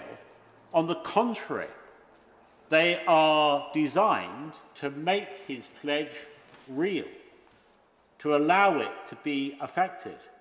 For if these amendments are not accepted by government, I fear it will do just that. Fail and disappoint. Fail and disappoint the very people that we pledged we would stop the votes. Now, Section 4 deals with the declaration of incompatibility, and Section 10, as I described it, deals with remedial measures. As it stands, these are not excluded by the bill. That means, unamended, the bill would allow a court to issue a declaration of incompatibility with the ECHR, which would effectively kill the Rwanda scheme. The Minister must know that that is a possibility, at least, we would argue, a probability. But even if it's a possibility, I do have to say to him, why wouldn't he want to exclude that possibility? I happily give way. I'm grateful to him giving way, and perhaps I could just elaborate on the point that he's making in former intervention. What is most likely to happen were this amendment not to be accepted by this House is that on royal assent of the bill, someone will bring a case seeking a declaration of incompatibility for the bill. Yeah. That will then go through the courts, and if the Supreme Court were then to rule, ultimately, that the bill was incompatible with the Human Rights Act, it would of course then be up to this House and Parliament to determine what to do. But if the Prime Minister is correct that the government of Rwanda would not wish to be a party to any scheme that was in breach of international law, the scheme would be dead. Well, my right honourable friend explains exactly the point that I was making. The intentions of the bill are put at risk by the failure to close this loophole. Yeah. And it is just that. It is an opportunity for people to exploit in exactly the way my right honourable friend, the absence of provisions that would strengthen, or in the Prime Minister's word, tighten the bill sufficiently to avoid such an eventuality. Will my right honourable friend give way? I happily give way. Yeah. All the British people expect is to have real fairness, hearings with real judges. Is not that right? We've been speaking about the European Court of Human Rights.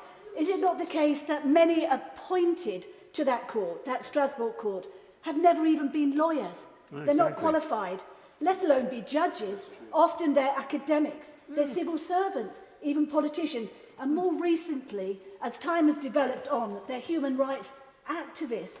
These non-lawyers are often guided by NGOs who even help draft their judgments. Yeah.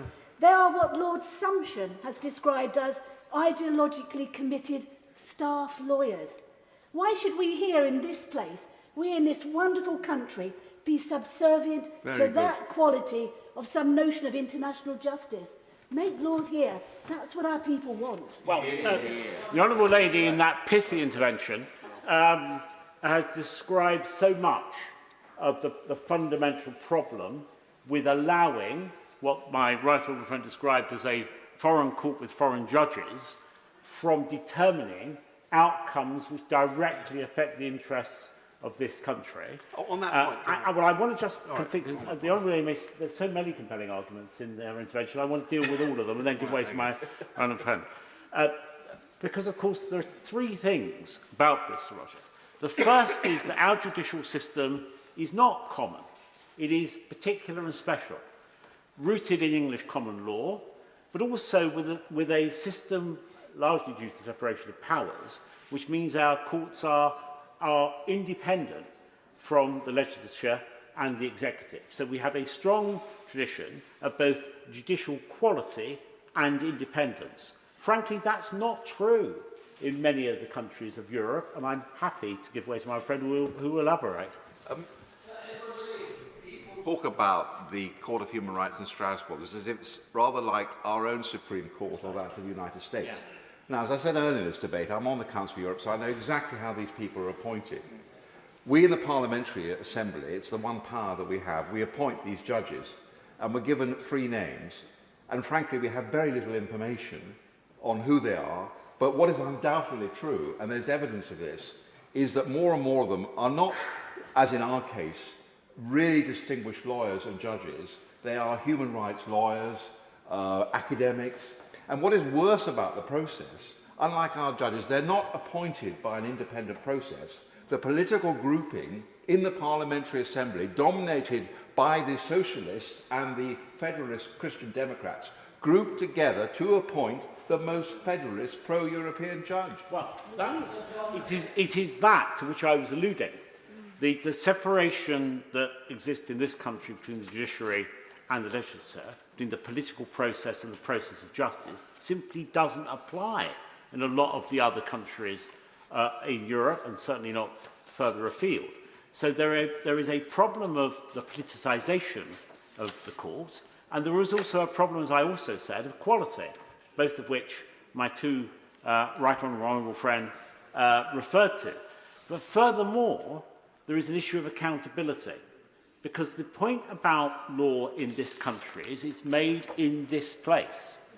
And the reason that that is so significant is this place derives its legitimacy from elections, democratic, free and fair elections. We are empowered to make laws in this Parliament because we are accountable, answerable to the people.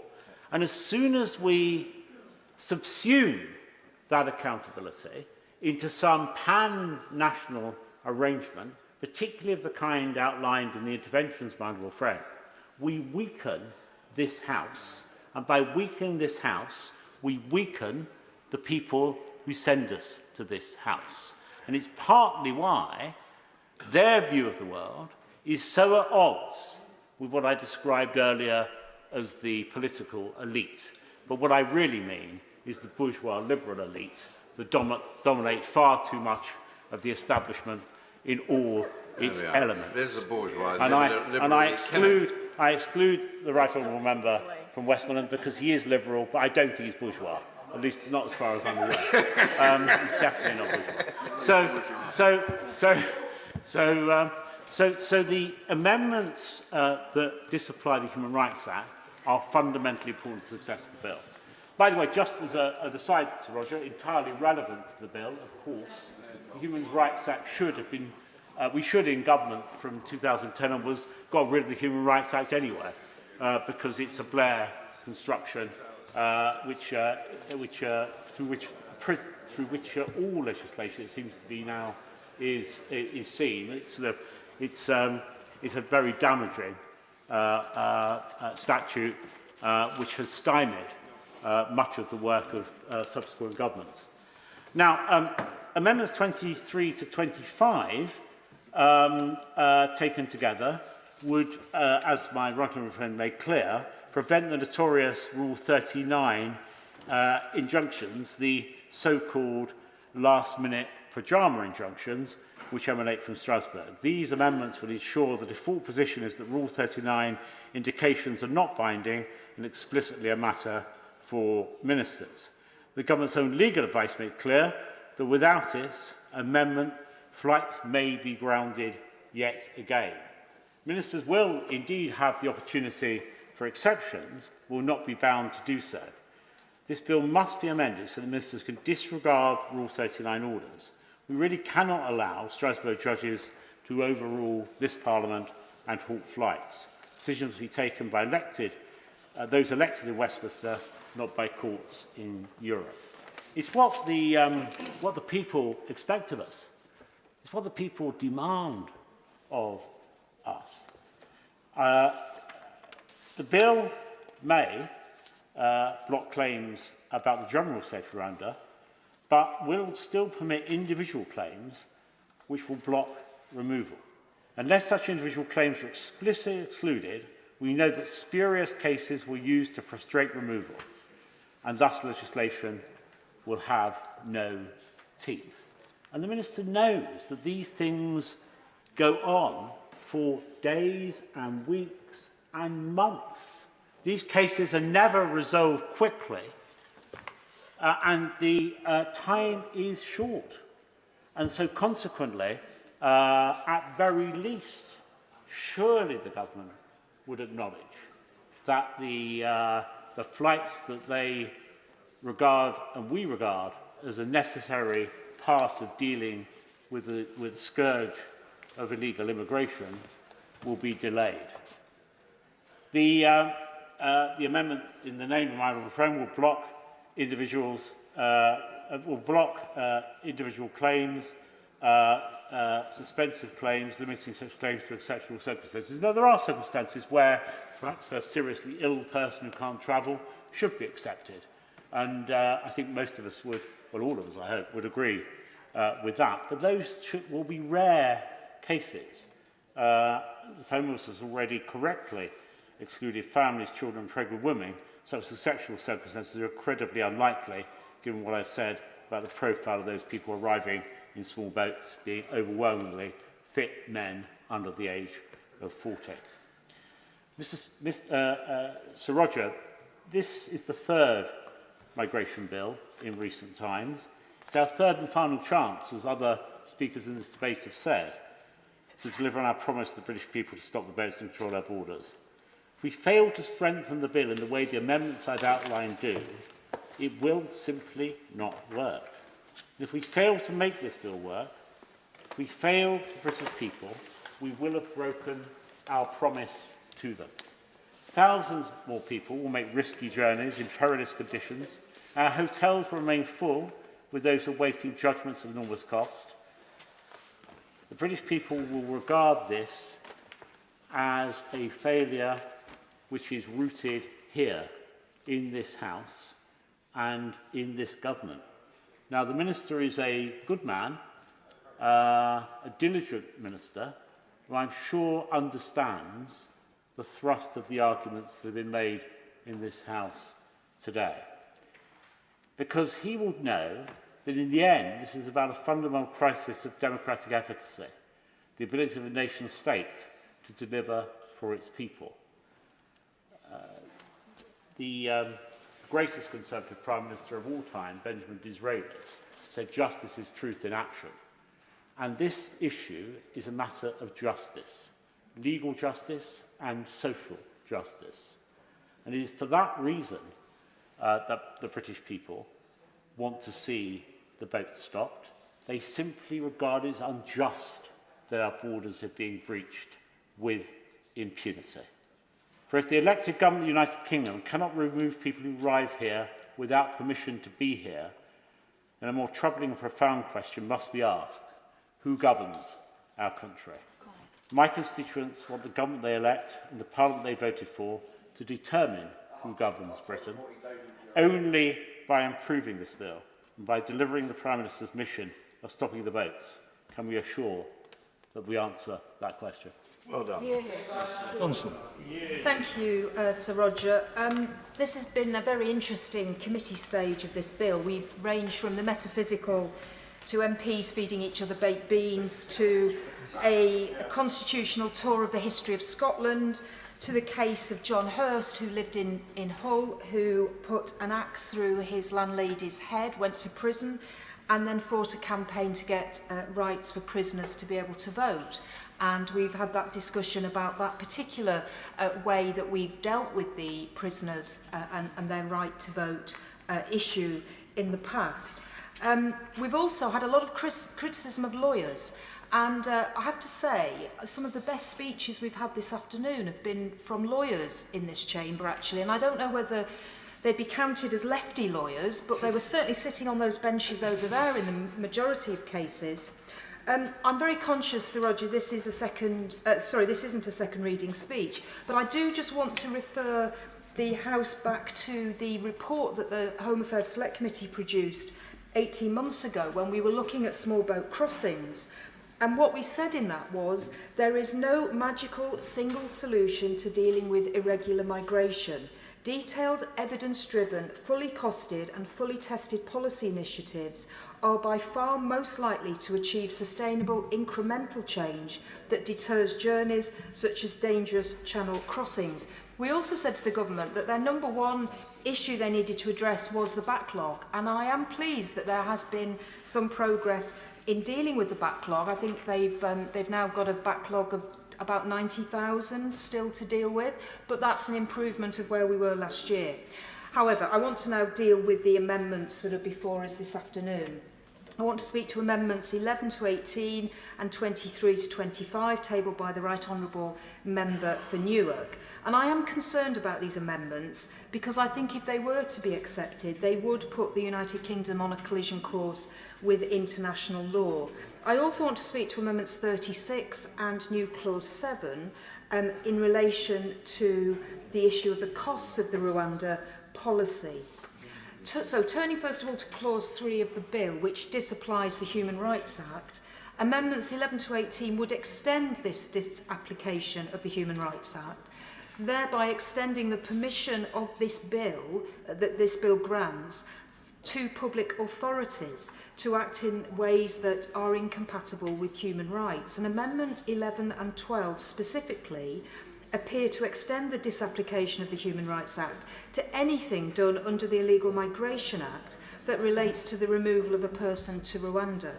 And this could potentially include that person's detention and the treatment prior to their removal, meaning that not only would no legal challenge be possible under Amendment 22, which we discussed yesterday, of course, but also there would be no specific legal obligation on public authorities to act in compatibility with human rights. And extending the disapplication of Sections 2 and 3 of the Human Rights Act to all immigration legislation as it relates to a person's removal to Rwanda under the bill or the Illegal Migration Act does raise serious concerns over unforeseen consequences and unintended human rights violations. And it should also be noted that amending the bill to disapply Section 4 of the Human Rights Act, something that has never been done before, doesn't actually have any clear legal purpose. It would simply prevent the courts telling the government and the public their view on the law. Now, because the Secretary of State has already said on the face of the bill that he is unable to say that the bill is compatible with convention rights, So no one could reasonably presume that a statement of the same from the courts, were it to be made, would have any impact at all. So, so that's why I'm querying those amendments. Now, I do want to turn to Amendments 23 and 25, which the former Immigration Minister opened the debate with at the start and talked about, I think, taking the pin out of the grenade at that part of the debate. So Clause 5 of the bill concerns interim measures excuse me, from the European Court of Human Rights. And it states that it's going to be for a minister, and only a minister, to decide whether the UK will comply with these interim measures. So can I, at this point, again, just pay tribute to the Chair of the Justice Committee and the Chair of the Joint Committee on Human Rights for their very clear explanation of the current situation around these interim injunctions, and setting out very clearly how the United Kingdom has what our involvement with that court is, and our long-standing commitment to that court, and also for setting out that there is a review at the moment around those interim injunctions, which I think is very helpful. But just turning now to the amendments 23 to 25, they would actually stipulate that interim measures from the European Court of Human Rights, the so-called pyjama injunctions, which halted the removal of the asylum seekers to Rwanda in 2022, are not binding on the UK and have no effect on a person's removal to Rwanda. Now, although the amendments allow that a minister may choose not to remove someone where interim measures have been indicated, Amendment 25 makes amendments to existing provisions on the treatment of interim measures in the Illegal Migration Act, designed to make clear that the Secretary of State, immigration officers and the courts must not have regard to interim measures in relation to removals to Rwanda. So these interim measures are made, as we've been discussing this afternoon, under Rule 39 of the European Court of Human Rights, their rules of procedure, and therefore do not form part of the text of the convention ratified by the UK. However, the court, which is the body that determines the meaning of the convention, has held consistently that failing to comply with interim measures amounts to a breach of Article 34 of the convention itself, the obligation not to hinder in any way the right to bring claims before the court. Therefore, any decision of a minister not to comply with interim measures would be inconsistent with the UK's obligations under the European Convention on Human Rights. And the legal advice that the Home Affairs Select Committee has received is that the amendments before us this afternoon would therefore put the UK directly in conflict with the European Court of Human Rights.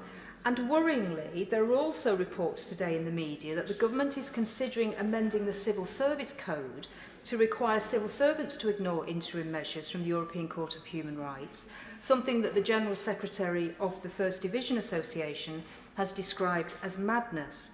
But it is also quite interesting to observe that there may be some synergy here with the Minister now in the Home Office and his approach, because I understand that when he was in a different position, I think Solicitor General, he backed the Attorney General in the Attorney's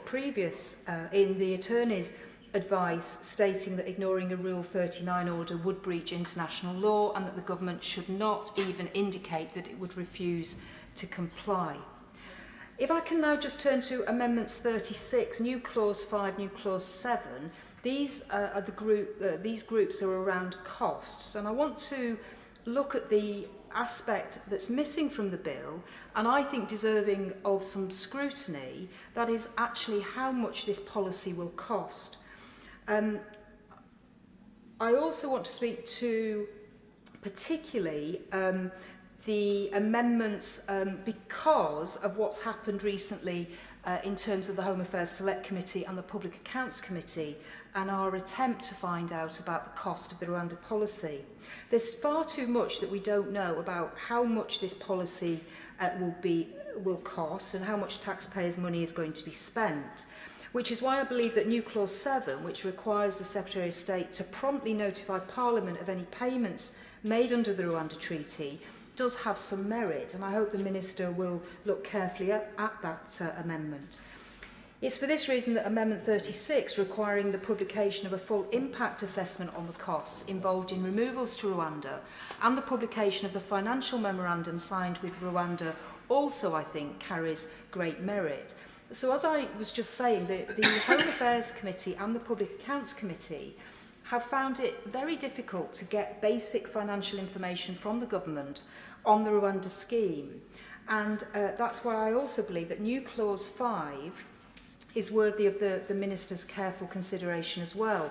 Now, new Clause 5 would place the Monitoring Committee for the Rwanda Treaty on a statutory footing, and that would enable greater oversight of the implementation of the treaty and, crucially, ensuring that Parliament can do its fundamental job of scrutinising government policy.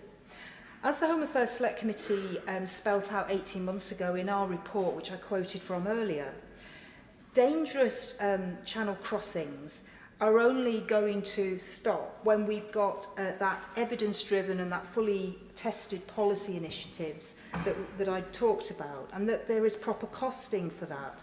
And it seems to me that's plainly not the case at the moment. And it is crucial for us not only to deliver that policy, but in working to stop small boats, but more widely to ensure the responsible and effective use of public money. And it is really important to remember that the Permanent Secretary at the Home Office, when the Rwanda scheme was announced, required a ministerial direction from the Minister, the Home Secretary, to actually implement that policy, as the Permanent Secretary judged, and he still does actually today, he still holds this view, that there was no evidence that the scheme would constitute value for money. There was just not the evidence available. So on that basis, you might consequently expect that the government would be very keen to demonstrate exactly how much it's spending of public money to allay fears that the money isn't being well spent. But I am just very concerned about the position that the government have got itself in. We still don't know how much will be paid to Rwanda in the final 2 years of the Migration and Economic Development Partnership, or what the cost of the per person cost of relocating an individual to Rwanda is. And the most substantive update we've received recently on the cost of the scheme came about by accident, because someone apparently mucked up and published details in the International Monetary Fund's board papers.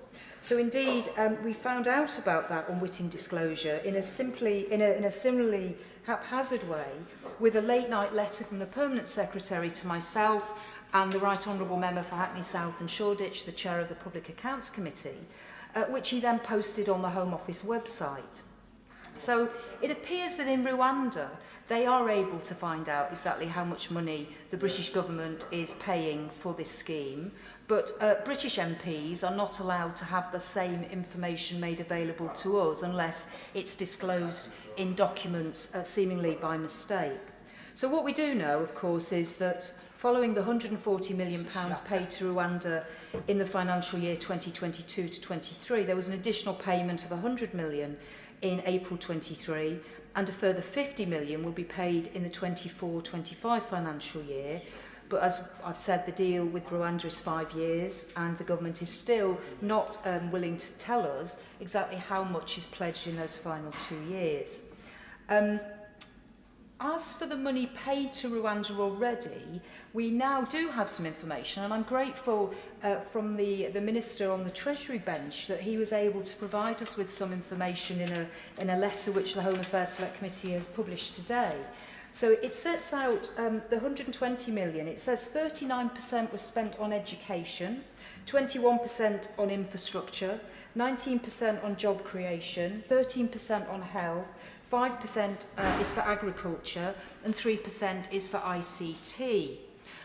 So we know that the government have also pledged to pay Rwanda a certain amount of money in relation to each asylum seeker removed there, but yet again we don't actually know how much that will be.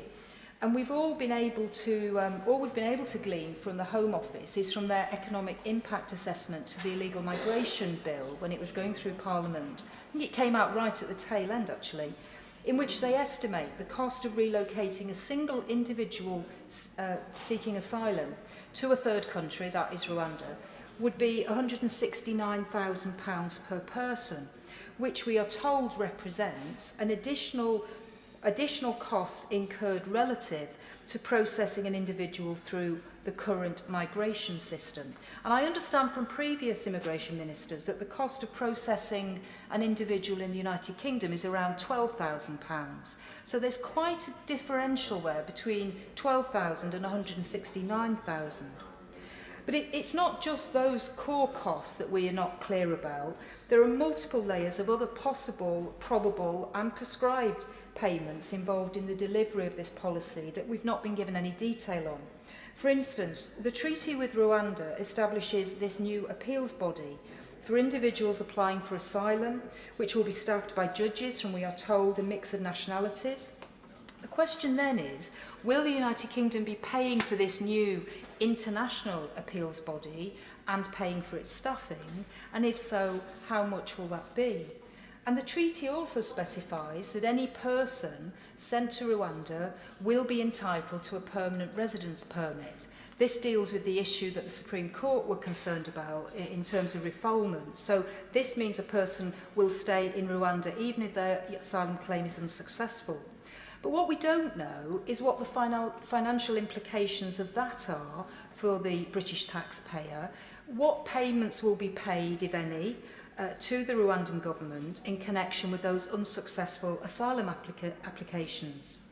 The treaty also specifies that initial asylum decisions will be made by individuals who are appropriately trained, and for the first 6 months no claim will be rejected unless advice has been taken from a seconded independent expert.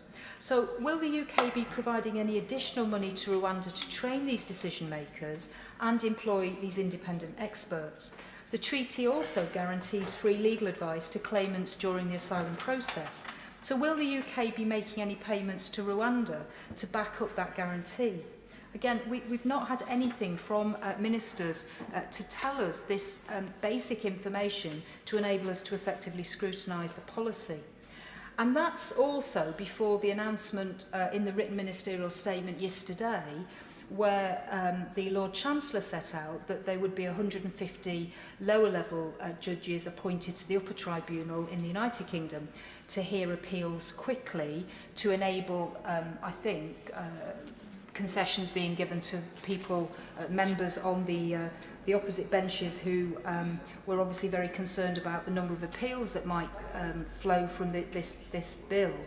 So again, I did hear the Minister on the news this morning being asked about the cost of the 150 judges, and he wasn't able to say what that cost was. So again, that's another factor that we need to look at when we're looking at the value for money of this policy. So given the failures that I've talked about to have that transparency, and I have to say the resistance that the Home Affairs Select Committee has come across, and also the Public Accounts Committee, to getting more details on the costs of the Rwanda scheme, I think Amendments 36 and New Clause 7 are very helpful to Parliament in getting that information. I think those are the main points that I wanted to raise today, but I do want again to reiterate that a huge amount of political capital and time and parliamentary time is being spent on this bill, and what we do know and what the Home Affairs Select Committee said 18 months ago is that we still do not have the evidence that this bill will actually do what the government think it will do, which is to deter people from getting in small boats and crossing the channel. So there is a huge amount of resource going into this, and as I started off by saying, there has to be a range of initiatives to deal with illegal migration. There is no one magic policy that the government can use to stop the problem we have with the small boats, and I hope that ministers will take that into account in their closing comments. David Simmons. Thank you, Sir Roger.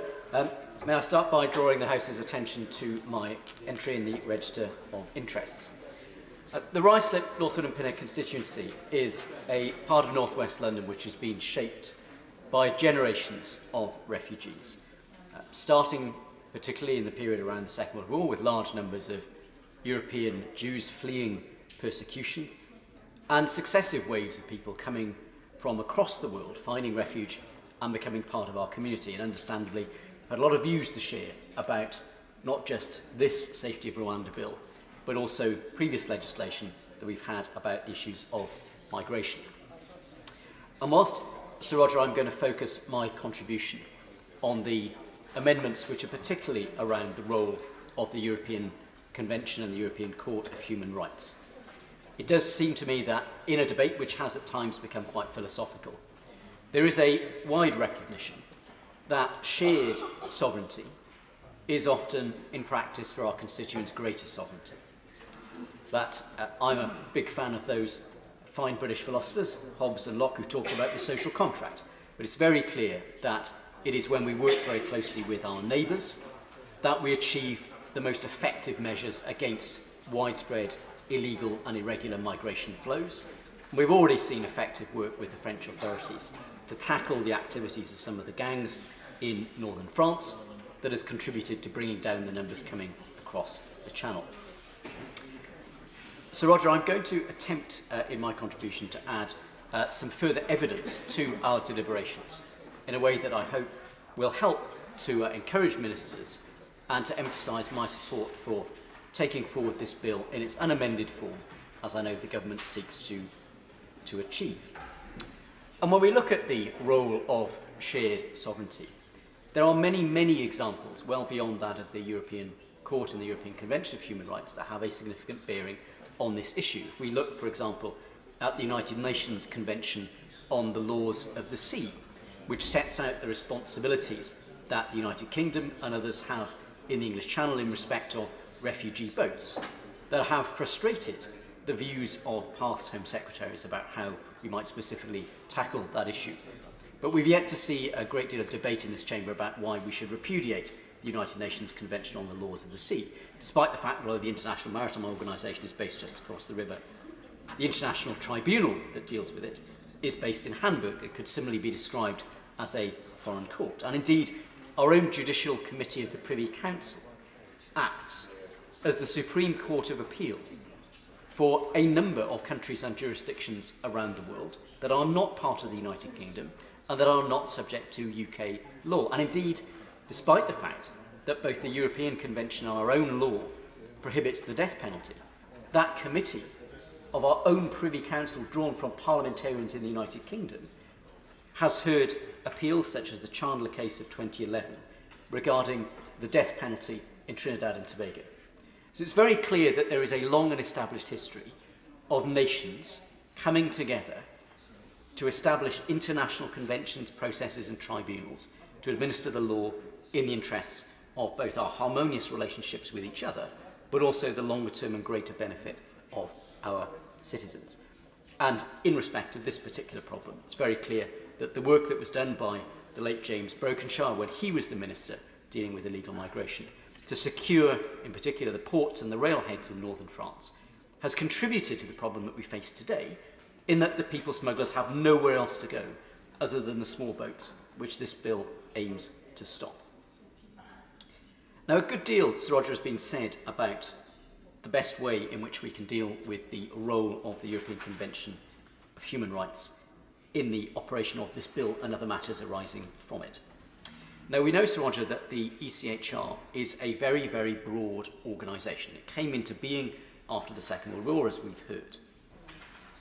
And my argument for why we should reject the amendments to its role, and in particular those around interim measures, is that we already have a very extensive series of levers which we can exercise in order to shape it. And indeed, the reason why those interim measures exist is not merely because judges in the court have decided that they would like to have them, but because parliamentarians from the UK and other member states, and other politicians and ministers and governments have argued for that court to take on a greater role over the years in response to the challenges, and some of those that we've seen, for example, have affected British citizens who've been caught up in the conflict in Ukraine, where those interim measures have potentially influenced the safe return of those people to the United Kingdom.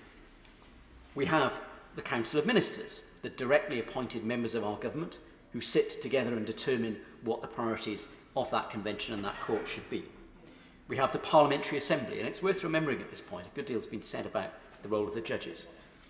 The judges of our Supreme Court here in the United Kingdom, and indeed our entire judicial process, is completely free of political interference.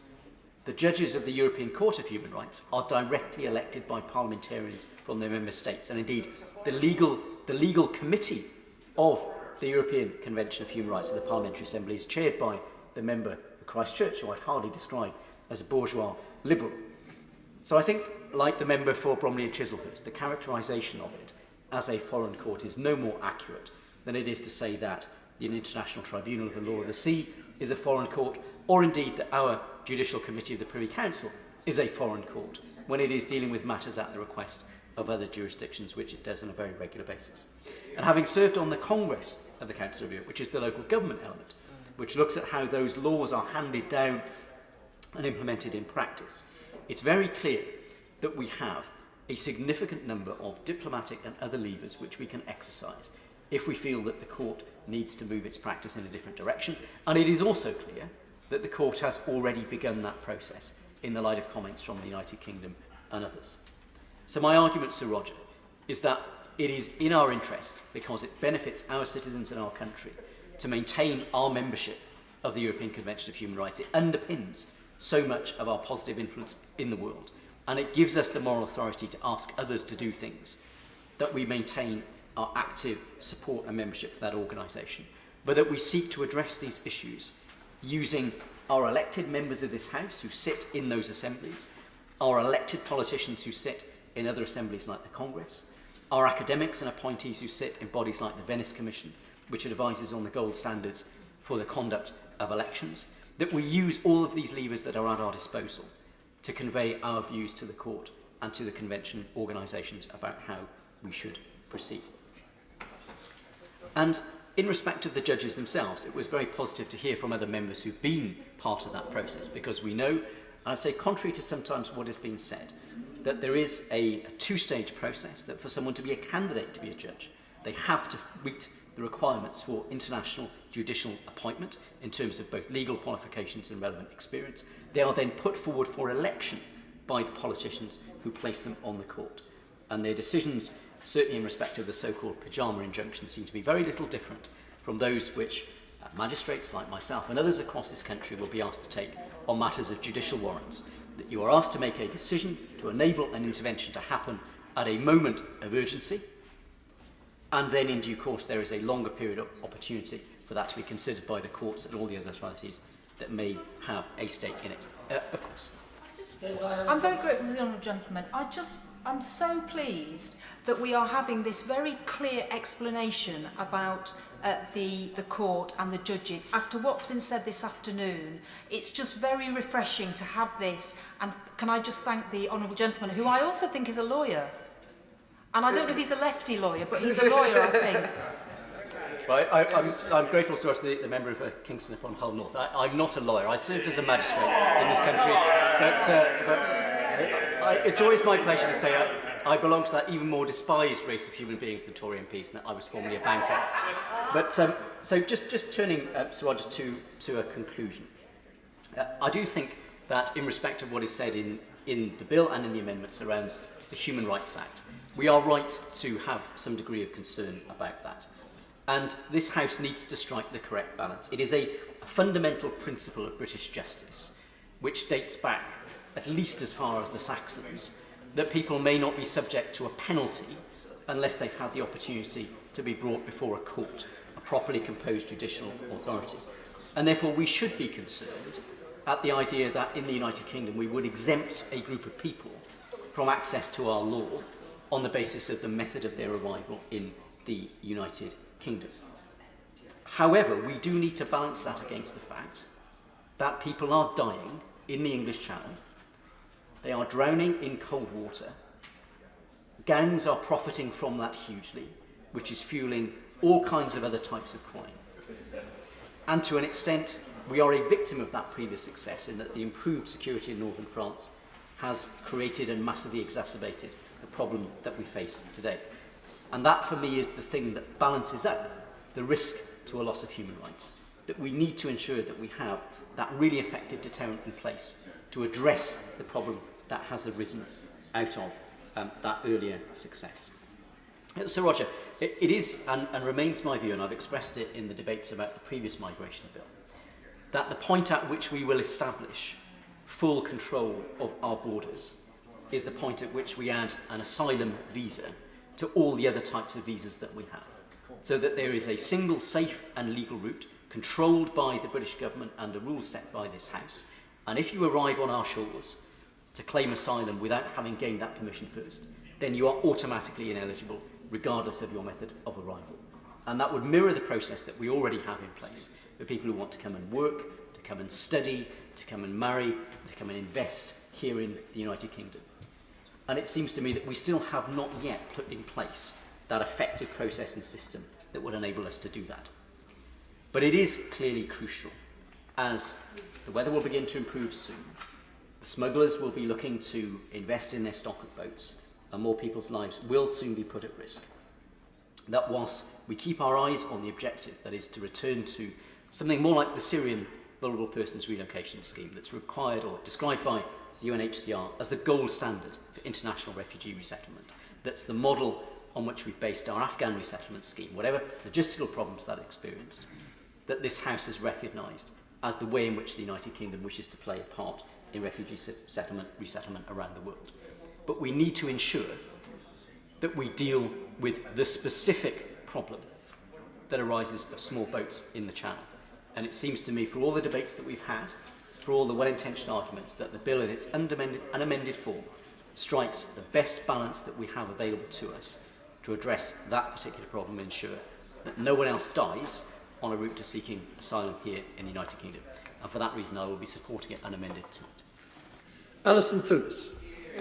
Thank you very much, and it's actually a pleasure to follow the honourable member from Ruislip, and it's refreshing to hear somebody from the Conservative benches talking up the merits of an asylum visa, because it is something that would break the model of people smuggling gangs, because it gives people a safe and legal route. It gives them that safety and certainty. Nobody need pay over everything that they own and be exploited to get on a leaky dinghy in the Channel if they were able to travel like any of us were able to travel to come here for safety and for sanctuary.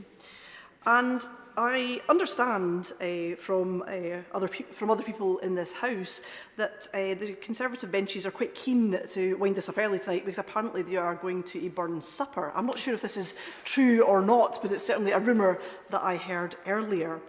So I would give me some thought, certainly, and I am a big fan of our National Bard, of some of the things that Robert Burns might have to say to the Conservative Party and the way in which they conduct their business. And I think I might start with man's inhumanity to man makes countless thousands mourn.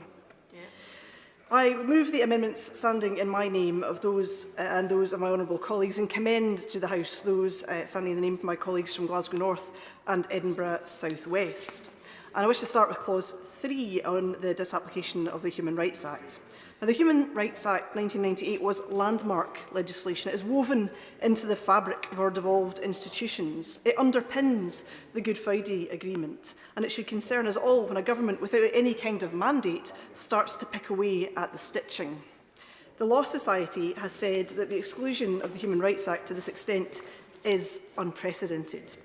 And thinking of Robert Burns and defending the rights of people to migrate, he had a verse, he has a verse on just about everything, but he has a verse on the rights of Highlanders against their lairds who were not allowing them to then migrate to Canada. He said, "They and be damned, what right had they to meet or sleep or light or day, but far less to riches, power or freedom, but what your lordships please to gie them." And we should give asylum seekers far more than this government thinks they have a right to give them. Disapplying Section 6 removes the obligation for courts and immigration officials to take into account human rights when assessing the safety of Rwanda. Disapplying Section 3 limits the protections courts can provide. Disapplying Section 2 forces courts to ignore any rulings from the European Court of Human Rights that Rwanda is unsafe. These are important protections. They ensure people's safety, not just from government, but they are a check quite specifically on the Home Office, a Home Office which we know has long and consistent form in making serious mistakes which have long-lasting and life-changing consequences. One only needs to reflect on the legacy of Windrush, TOEIC and the highly skilled migrant scandal to know the scale of Home Office incompetence. And we need the courts to offer protection against the Home Office's instinct to deport first and ask questions later. Amendments 11 to 18 in the name of the member from Newark make an already unjustifiable situation much, much worse. Liberty have stated that these effectively remove the possibility of securing any, much less an effective, remedy for breach or threatened breaches of rights arising from removals to Rwanda on the basis that it is an unsafe country. And when Robert Burns, in his Slave's Lament, said, "Torn from that lovely shore and must never see it more, and alas, I am weary, weary, oh," I think we all feel that weariness at the government and the circularity of these ridiculous arguments. It is unsafe for refugees who get to come here from Rwanda, but somehow it is safe enough for us to send people to Rwanda where they will be in safety. It makes absolutely no sense. And this moving of Rwanda to people, for people against their will by this government, I would say, is nothing but state-sponsored people trafficking. This government is now, in effect, a criminal gang moving people across the world. People moved against their will, with no regard to their safety, no recourse to appeal to a country they do not know, involving money and profit. Well, that sounds like people smuggling to me. Those in the benches opposite either can't see this, or they frankly just don't care.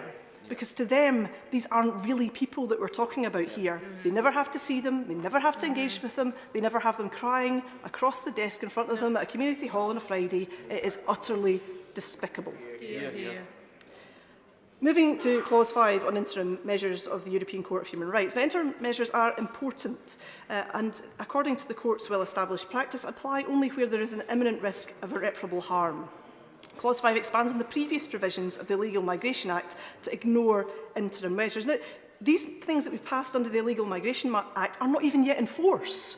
It's an act that I mentioned yesterday. It's only 181 days since it got royal assent, but here we are this afternoon legislating yet again. And interim measures exist not just in international law, but also in our own domestic law. And often, as the Honourable Member for Edinburgh South West said, often they happen late at night. That is the nature of these things. They are last-minute protections for people who have no other recourse and no other remedy. They are not unusual, but refusing to comply with them, as this legislation sets out, and as the member for Newark's amendments demand, would be a clear and serious breach of international law. No mere technicality here, a serious breach of international law. So where does this leave us with the government of Rwanda, whose minister has been quite clear on the need for this agreement to be compliant with international law? And indeed today, the President Paul Kagame said to The Guardian there are limits on how long this can drag on, and he would be happy for this to be scrapped entirely. The government is on very, very shaky ground here, and is the Minister and the Member for Newark really going to have us believe that we can cross our fingers behind our back and nobody will know that the UK government broke international law? They are having us on. And what is particularly daft about this measure in the legislation is that the European Court of Human Rights has already responded to the concerns that the UK ministers have made. In November last year, the European Court of Human Rights provisionally adopted amendments to Rule 39 of its Rules of Court and the procedure for interim measures, tightening up in the circumstances and the procedures. They're also changing the procedure that member after member howled about earlier on, so that judges are no longer anonymous. I don't know whether in the amendments that they're making they're going to be able to be forced to disclose their preferred nightwear, but I think that's perhaps a matter of discretion. The grievance that the member for Newark and the UK government and the backbenchers howl about is being addressed. So that makes this bill even more of a waste of everybody's time, money and energy. And what damage does it do to when the UK government continues to behave like a petulant child rather than engage constructively with the international organisation of which it is a part? It sends a judge to this court. It is part of this process. It's not somebody else's court, it's our court. We are part of it.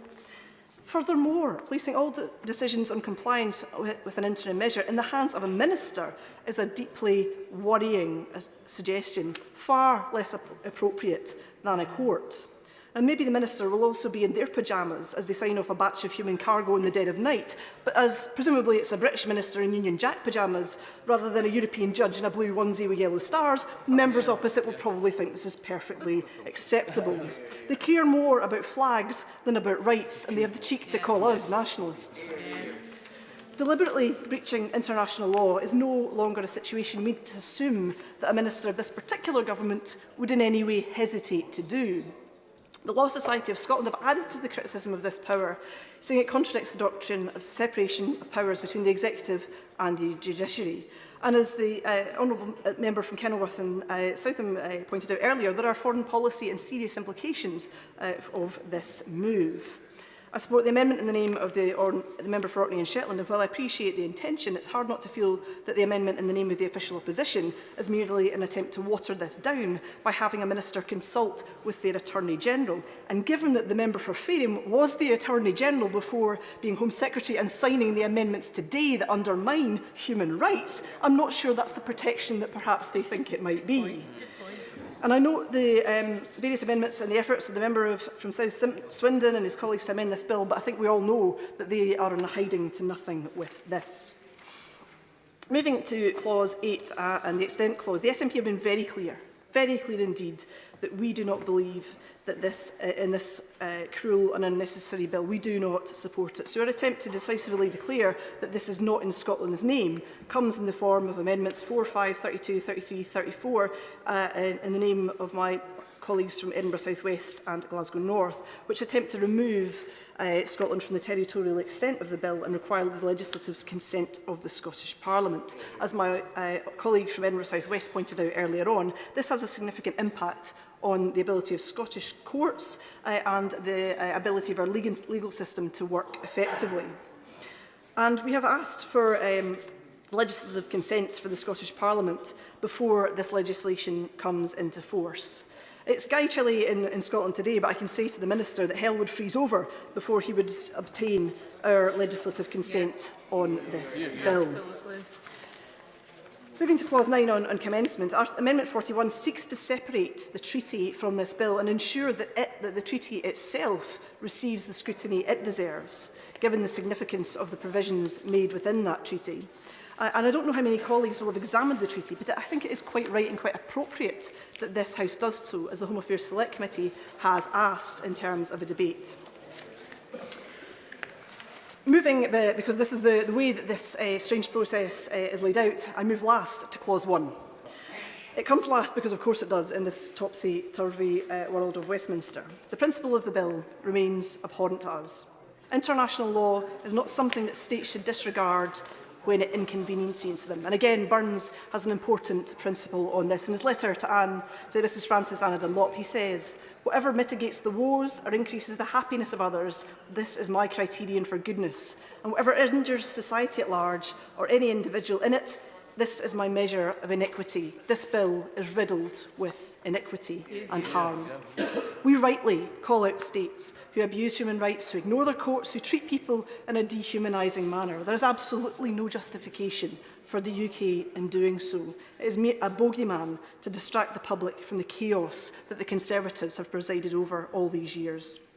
Our amendments 39, 40, 42, 43 and 44 seek to assert the importance of complying with our international organisations to abide by the Human Rights Act. It is astonishing that we require to do so. But as the bill preface sets out, this bill is very much incompatible with convention rights, and this Tory government wishes to have us carry on regardless. The Right Reverend Sally Foster-Fulton, moderator of the General Assembly of the Church of Scotland, has been among many voices calling out this appalling legislation. She says, "This bill threatens to destroy the UK's reputation, reducing our ability to speak with any credibility on injustices and human rights abuses across the world. It also sets a worrying precedent that fundamental human rights can be eroded and denied to some." Now, far be it from me to rush to defence of the UK's international reputation, but I urge members to consider the wider implications of this cruel policy. It is not domestic, it is international. It has wide-reaching implications. Scotland wants no part of this failed, expensive and cruel Rwanda plan. We look forward instead to the day that we are no longer beholden to this insular and damaging UK immigration policy, to this Parliament that does not speak in our name. We want Scotland to take her place in the world with all the responsibilities that entails in an international community, and to finish again on Burns. For all that and all that, it's coming yet for all that man to man, the world over, should brothers be for all that. Nick Fletcher. Thank you, Mr Roger. It's been a very, very long debate, and I've listened with intent to everybody who has spoken. I admit to learning quite a lot today. Unfortunately, not everybody who's spoken is still here to listen to me, although I have listened to them, but that tends to be the place tends to happen in this House quite a lot. People speak very, very long at the beginning, and then, unfortunately, they never get to listen to the other people. Now, the lawyers, it tends to be mainly lawyers that have spoken. And I often thought, before I became a Member of Parliament, that maybe this place would be best full of lawyers. That's what it should be about. We're making law. Maybe that's the right thing to do. But I was corrected by the Honourable Member from Somerset. I didn't know I was going to speak of him today, but he told me, no, it's wonderful that people like yourself, Nick, are here. And after listening to what I've heard today, and having listened to what I've heard with regards to the recent post office case, lawyers just seem to be able to talk at this level continually, back and forth and back and forth. In fact, I said with the post office case, there was £60 million apparently given to looking after these postmasters, and 40 million of it was spent on lawyers. What I'm trying to get at is that for all the talking that's happened, the people who put us here are still struggling like mad to understand why, when we put people on a plane, somebody from Strasbourg can say, no, they don't have to go. And we all watch with aghast that this is happening. The struggle to see why it was mentioned in the Telegraph last week that somebody who had been caught of producing £500,000 worth of cannabis and convicted for it couldn't be deported because he couldn't speak his mother tongue anymore.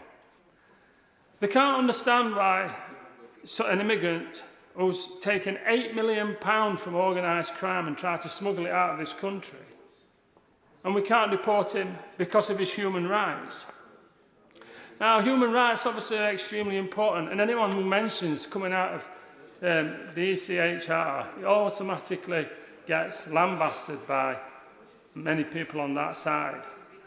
But unfortunately, the people that put us here can't understand why these things are happening.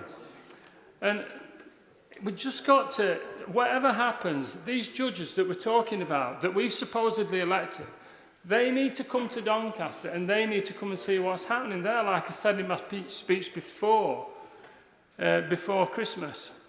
And we should be able to have a conversation like this without being heckled, without, being called like that we are being called out on Twitter and every time we say this, but it's because of the nastiness that definitely comes from the left that stops these conversations happening and stops us being able to have some decent conversations and decent debates that we're having. Now, I've listened to my honourable friends all sat on that back row, and they speak an awful lot of sense. They really do, and I take it on board. But I've got friends on this with me who want to use these amendments to tighten up this bill. And when I hear about what we're trying to do, I have to agree with them, it needs tightening up. Because we can't keep on putting people in a plane and then taking them back off again. We can't keep on letting people come to this country, abuse this system, using taxpayers' money to defend them while we're giving them board and lodgings in hotels next door to schools. We've got to stop this. We have to stop it from happening. So I support these amendments that we're putting through today because I want to help the government. I want to help the government with its promise of stopping the boats. Because if we stop the boats, We stop the tragedies that happen out at sea, where 5 people died. 5 people died last week. We need to make sure that that doesn't happen again.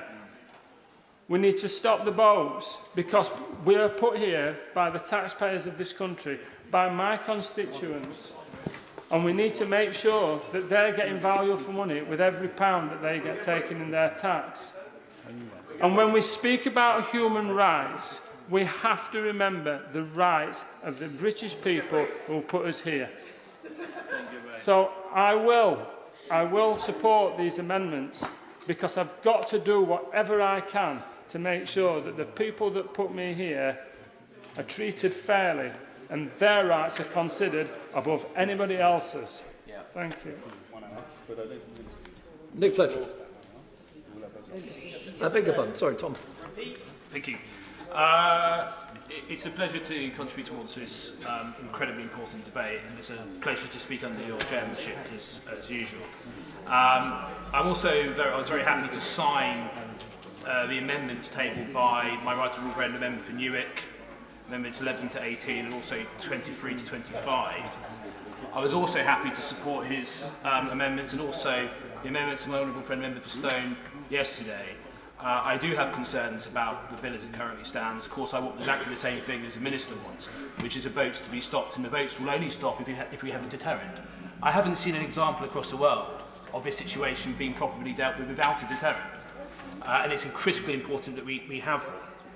But it does concern me, though, that the exceptionally narrow grounds for individual appeal won't be as narrow, perhaps, as the government hopes, which is potentially why we heard talk about the 150 judges yesterday, which did cause me some alarm. I guess in some respects, why are some of us so cynical on this side of the House? Why do some of us have so many concerns that this may not work in the way that we hope it will? It's experience. It's the fact that we have voted for 2 bills before, the Nationality and Borders Act and the Illegal Migration Act, that we hoped would work comprehensively, but haven't. It is right that the government highlight the reduction in small boat crossings by 1/3. It is right that we do that, but it's nowhere near enough. And we will not be thanked by the people of this country for not smashing it in a comprehensive way.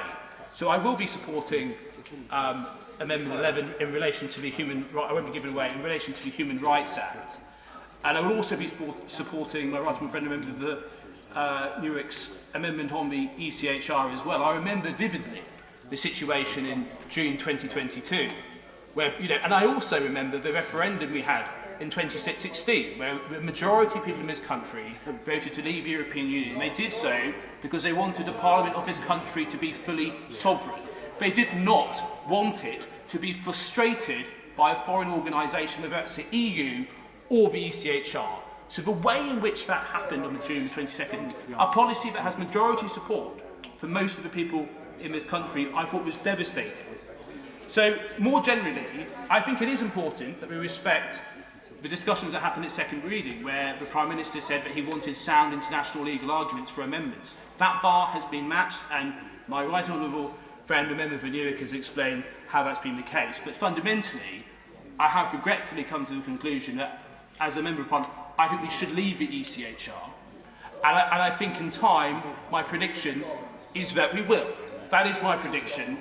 I think many of the debates associated with the ECHR are very familiar with the debates we had around Brexit.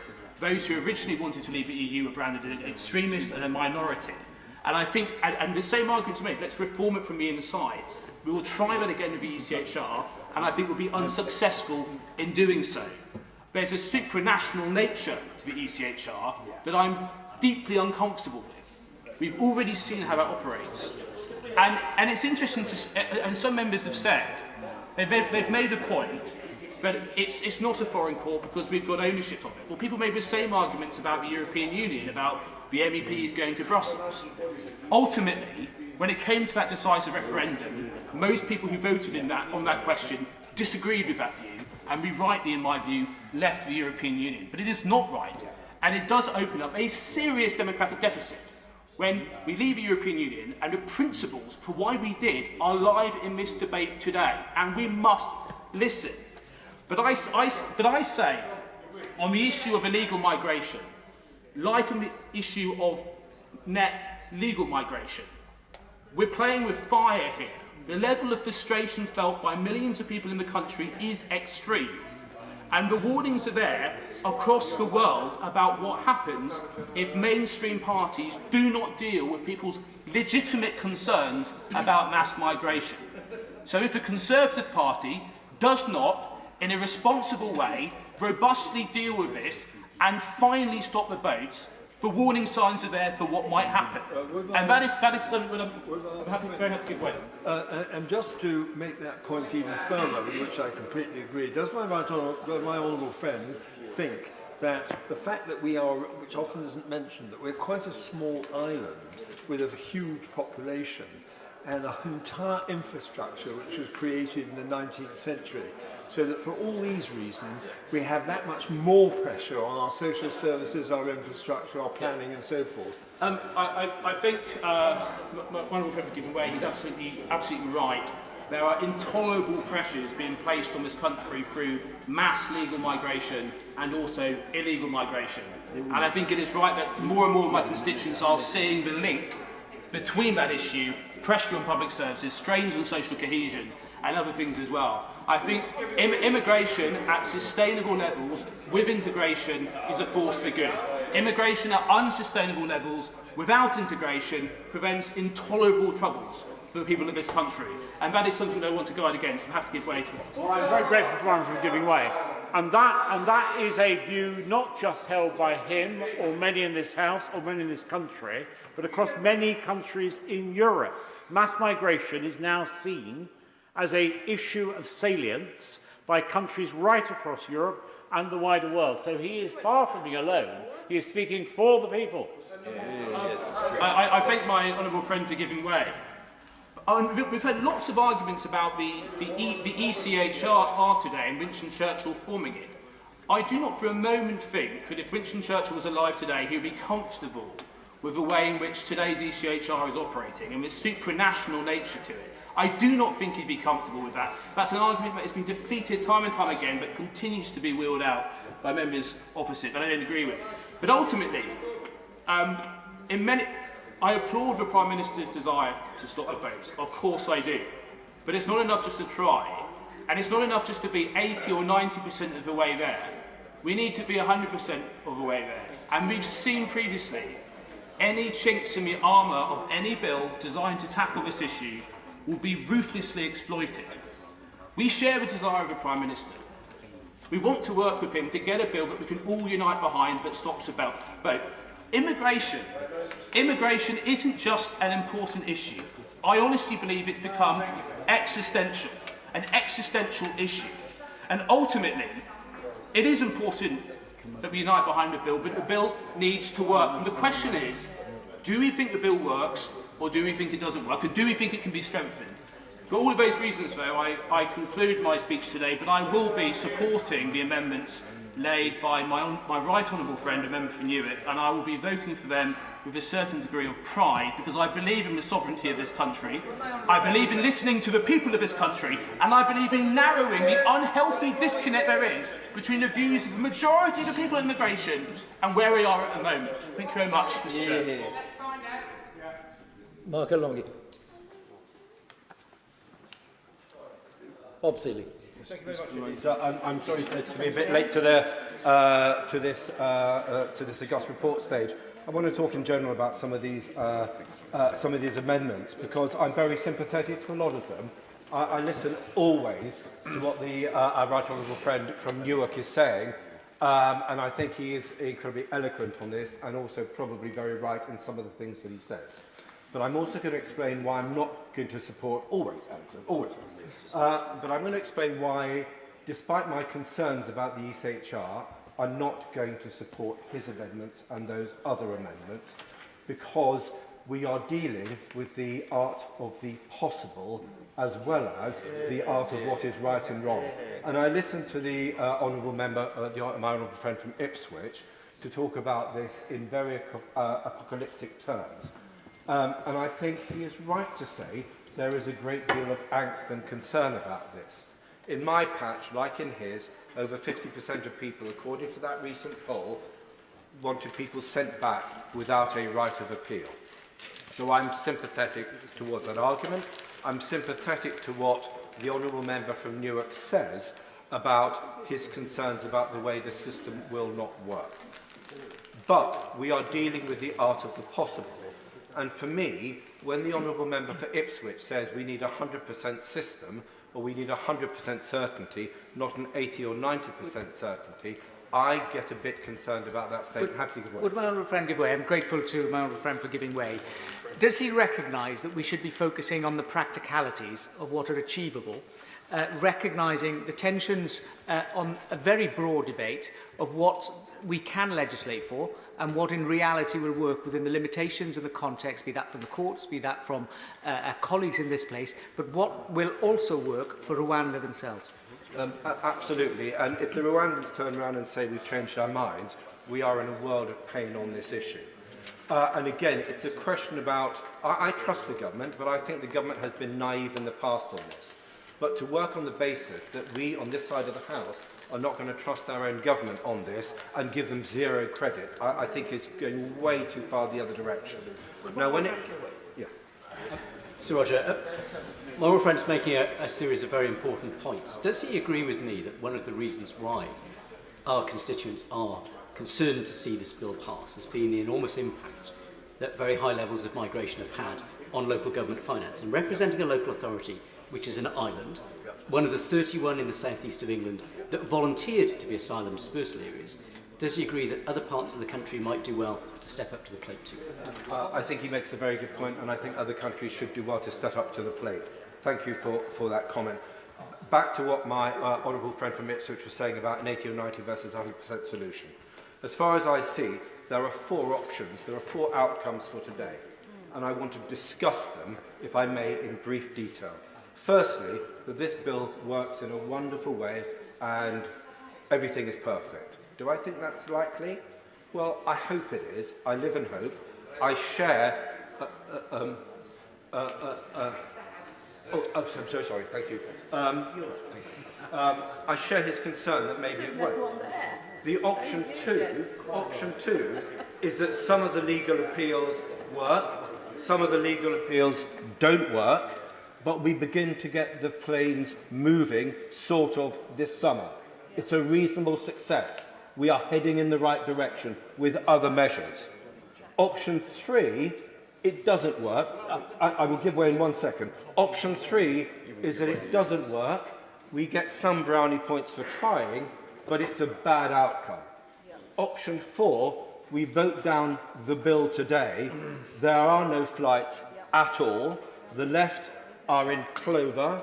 The Liberal elite will be smiling all the way to the next election. There will be 100 colleagues on this side of the House return, and there will be nobody to challenge woke. There will be nobody to challenge large-scale illegal immigration whatsoever.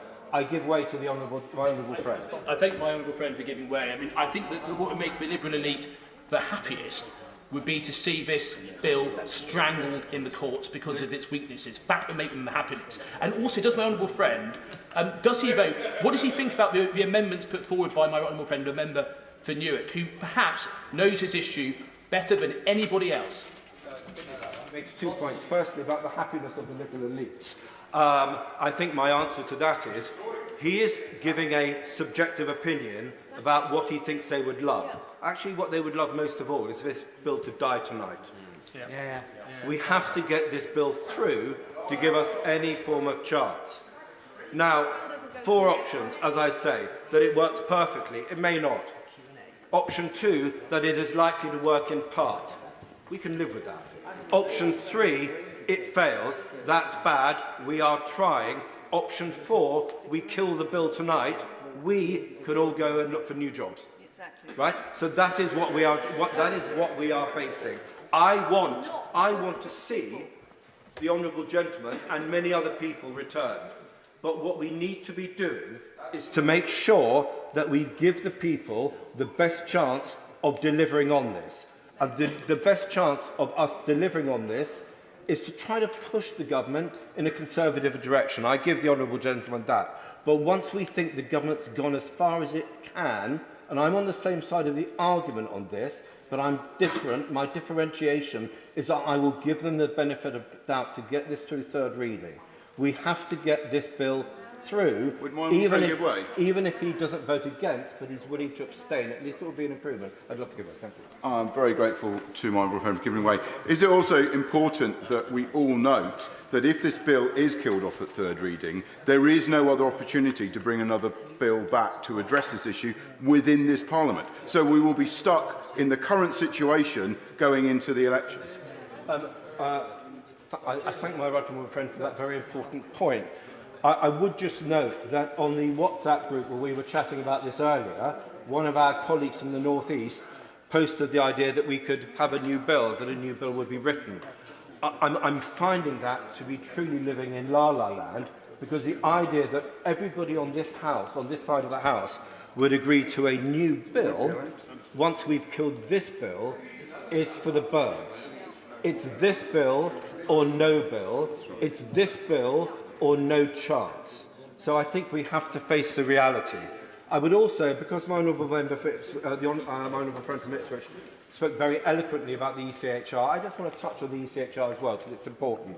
I'm not a fan of the ECHR.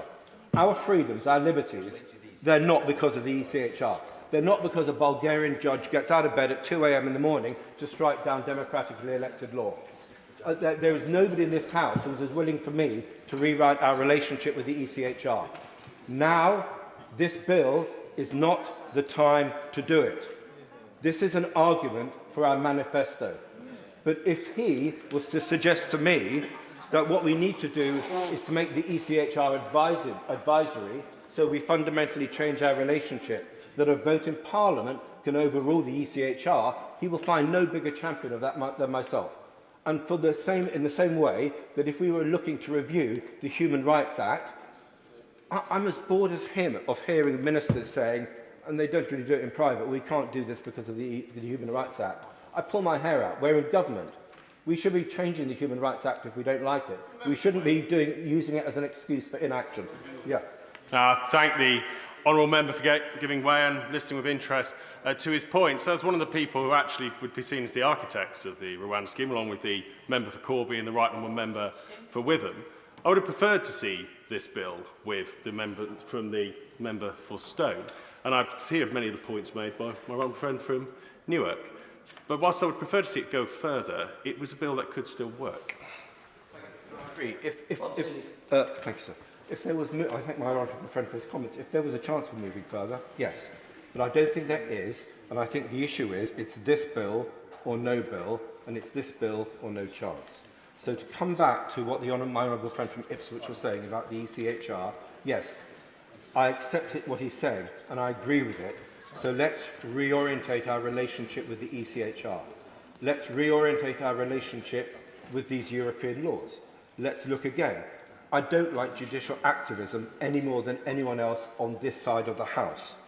Judicial activism is the enemy of democratic accountability if you have foreign judges who are willing to get up in the middle of the night and overrule law passed in this House by this democratic body, answerable and sovereign to the British people.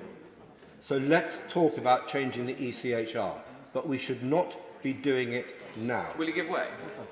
On precisely that point, isn't there a further addition to his argument, which is a practical one, which is that overriding the ECHR in this instance, as opposed to following a broader debate, may lead to the Rwandan side being less enthusiastic and pulling out from the deal, and therefore practically sending us back to square one? I thank my honourable friend for that intervention. It's good to see him. So thank you very much indeed.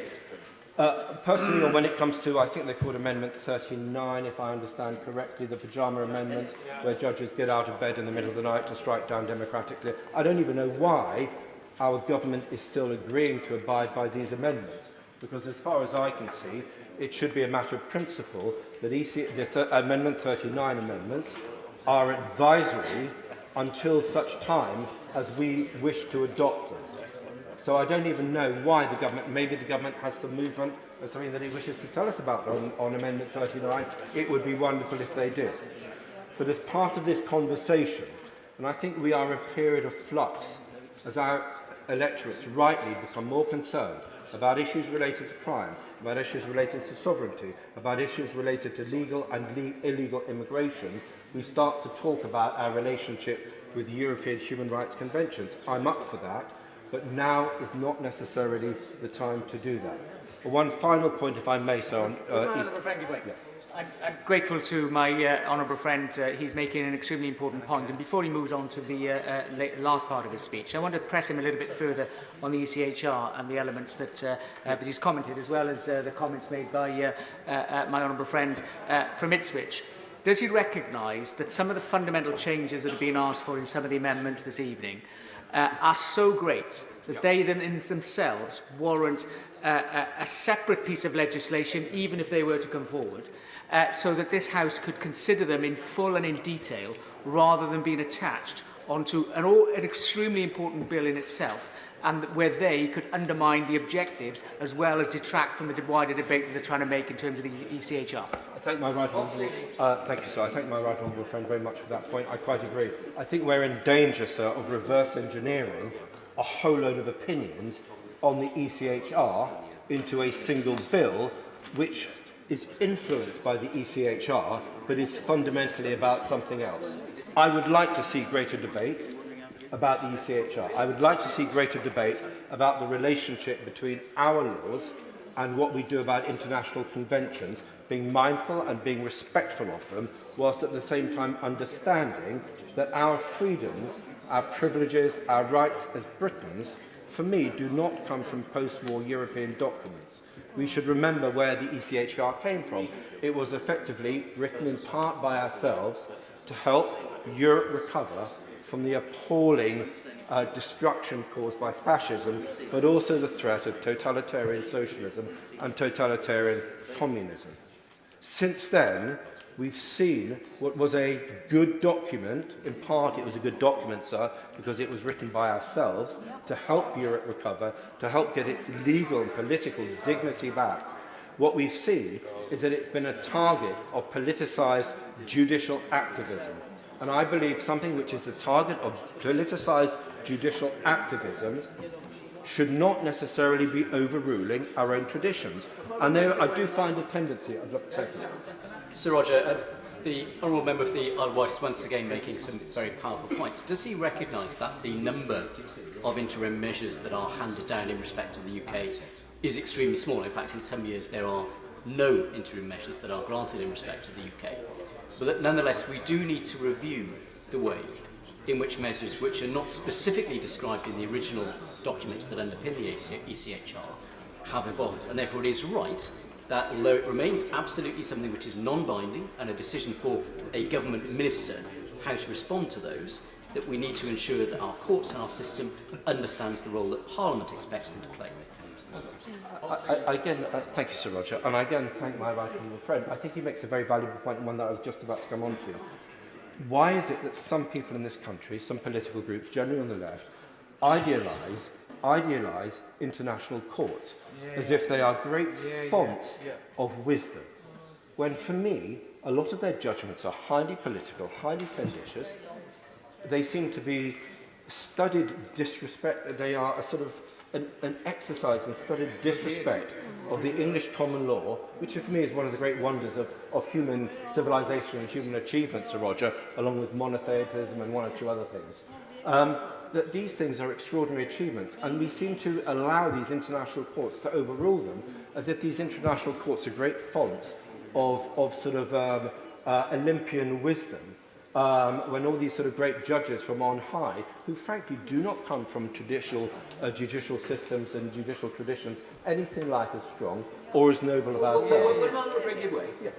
I've been agreeing with the basic thrust that it's this bill or nothing. But can I just say to him gently in relation to the European Court of Human Rights, for example, that if he looks carefully at the case law of the European Court in Strasbourg, British common law traditions have in fact had a significant impact on the jurisprudence of that court. It does not follow the pure civil law system of the continent. Those who've served on the Parliamentary Assembly of the Council of Europe will know that. And actually, it's moved to a hybrid system, largely because of the influence of British jurists. I think my honourable friend, and he makes an excellent point, and considering he's an eminent lawyer, and I frankly am not. I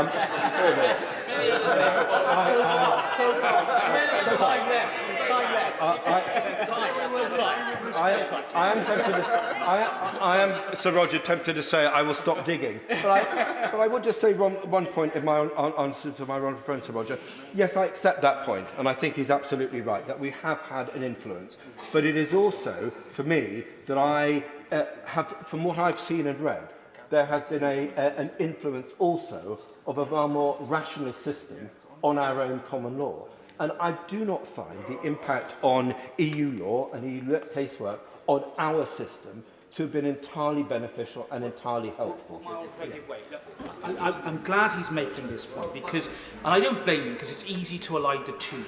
EU law and the operation of the Luxembourg court is a very different discipline from Strasbourg. That court is enjoined to interpret EU law, and what it says is gospel, and we have to follow it. That's not the case with Strasbourg.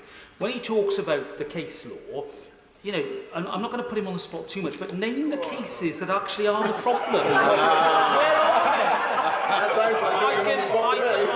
I can help him. The Hurst case, the prisoner voting case, was a pretty poor judgment. Yeah. And it was bad. It was a bad judgment. You're not allowed to use that. So there's one. there was another one about whole life sentences. There was another one about whole life sentences, which we sorted out in the Court of Appeal. Problem solved. The Abu Qatada case, that was a long saga. We sorted that out. Those are really the three problems we've had in the 10 years. That doesn't amount to a hill of beans. I'm delighted my right honourable friend has intervened, because those are exactly the 3 points that I was about to mention to completely make my case. And I thank him for letting me do it for me. But I accept the point he makes. But I also accept for the fact that we are a sovereign parliament and our relationship, Sir Roger, has changed for many of these institutions, and I don't think necessarily our relationship reflects that change. So I will leave it at that, but I am accepting not only the points that he said, but also the wisdom in which he says it. And I think at that point, Sir Roger, unless I've got any more interventions, I'm going to be winding up. So thank you so much. Order. Just before we proceed, and I call Jerome Mayhew, can I gently say it has not escaped the notice of the chair that a significant number of members have wandered in after many hours of debate during which they have not been here and then sought to participate. Technically, the chair has no power to control that, but understand we deprecate it. I take a very dim view of it as bad manners. And I hope that's very clearly understood. The honourable gentleman, the member for Ipswich, who's popped out for a few minutes, sat in his place for 5 hours waiting to speak. I believe that any other member that wishes to speak in a debate should afford the House the same courtesy. Jerome Mayhew. Thank you very much, Sir Roger. And I should start my speech with my personal apology for not having been here for the full course of this debate. The reason in my case, well, I very much wanted to be actually, but I had duties in Westminster Hall for 2 debates during the course of the afternoon, which prevented me from taking a full role in this debate. But I'm very grateful, Sir Roger, for you nevertheless agreeing to call me in what is obviously a very important debate. I have heard sufficient, however, Sir Roger, of the debate, the back and forth, that there has been criticism from the benches opposite that this bill goes too far, and there are even some words of advice and criticism on these benches that it perhaps doesn't go far enough. So I think before we get down into the nitty-gritty of the amendments, it is worth going back to base principles, look at the fundamentals as to why this bill is necessary in the first place. Because it is, without doubt, it must be the case for every single member of this House, irrespective of their party loyalties, they must agree that the current position in relation to small boats crossing the channel is deeply wrong and has to be addressed. It's just not fair what is happening at the moment, because the small boats programme that we see in our television screens and have done for the last 2 or 3 or 4 years, ever since we plugged the last gap in our external borders by making it harder for illegal immigrants to get onto lorries or to get on the Eurostar. That's going back almost a decade, in fact. The business model is such that where you restrict one point of illegal access, the model will seek out the next weakest point in the border of our country. And right now, that is small boats crossing the channel. But these are not individuals buying up dinghies and setting off across the channel. We all know that this is a massive commercial opportunity for organised criminal gangs making masses and masses of money, millions of pounds, tens of millions of pounds, from the misery of others. This is money going into organised crime, which then finds a vent in other crime, both in Europe and in our own country. And it is criminal gangs who are imposing violence on the very vulnerable people that are then exploited by them in the crossing of the channel. So it must be right that any responsible government would take steps to challenge a set of circumstances where very vulnerable people are being exposed to risk and violence, not just the risk of death crossing the channel. And the honourable member from Doncaster, if I heard him correctly, said there were 5 deaths just last week from this very dangerous process. But there's also the violence of the criminal gangs imposing their will on these migrants. Yes, I'll happily give way. Thank you very much for the intervention, accepting my intervention. Does the honourable member not agree that the massive amount of money wasted on the Rwanda plan would be better spent on creating safe legal routes and clearing the backlog so that those fleeing persecution can build a better life in a country proud of its humanitarian actions, as so many have in my constituency of Ealing Southall? I'm very grateful to the honourable member for Ealing South for his contribution. And he allows me to highlight the success that the government has made in reducing the backlog, as made clear by the Prime Minister in Prime Minister's questions early on today. But he's also right, and I don't shy away from the point that the Rwanda scheme is expensive. And if it was to be calculated as cost spent per person flown to Rwanda, it would be a very high cost indeed per individual. When the scheme gets up and running. I will come to the honourable member, the honourable friend in a moment. But that is not the point of Rwanda. It's not that every single person who comes across borders illegally will then be shipped to Rwanda. The idea of the Rwanda scheme is to act as an effective deterrent. So you send a few people to Rwanda.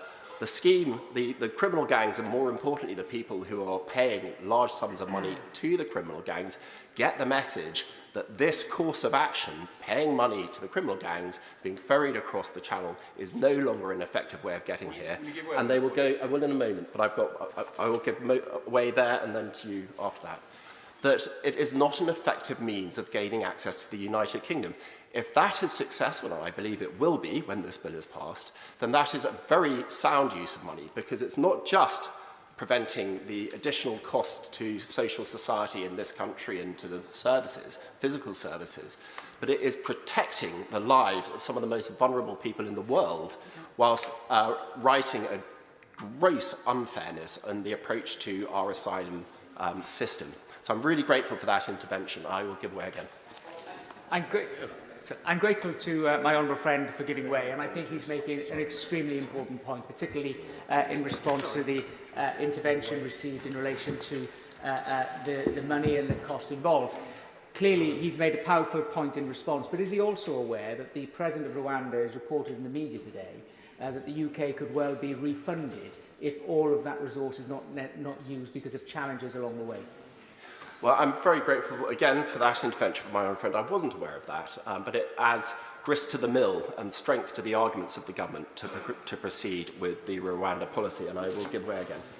Will he give way, and can I pay tribute to him in making his speech? And he took the intervention from the other side of the House, which pointed about safe and legal routes. One of the biggest problems we have with the system is we haven't heard how many, where from, and what these safe and legal routes would look like. There are 100 million people supposedly displaced across the world. So if 1% of them even decided to come to the UK, that's 1 million people that have to be processed and found a country. If we do this as a one individual country when it's a worldwide problem, we create and facilitate not only a problem in our shores, but in the shores when you open those centres.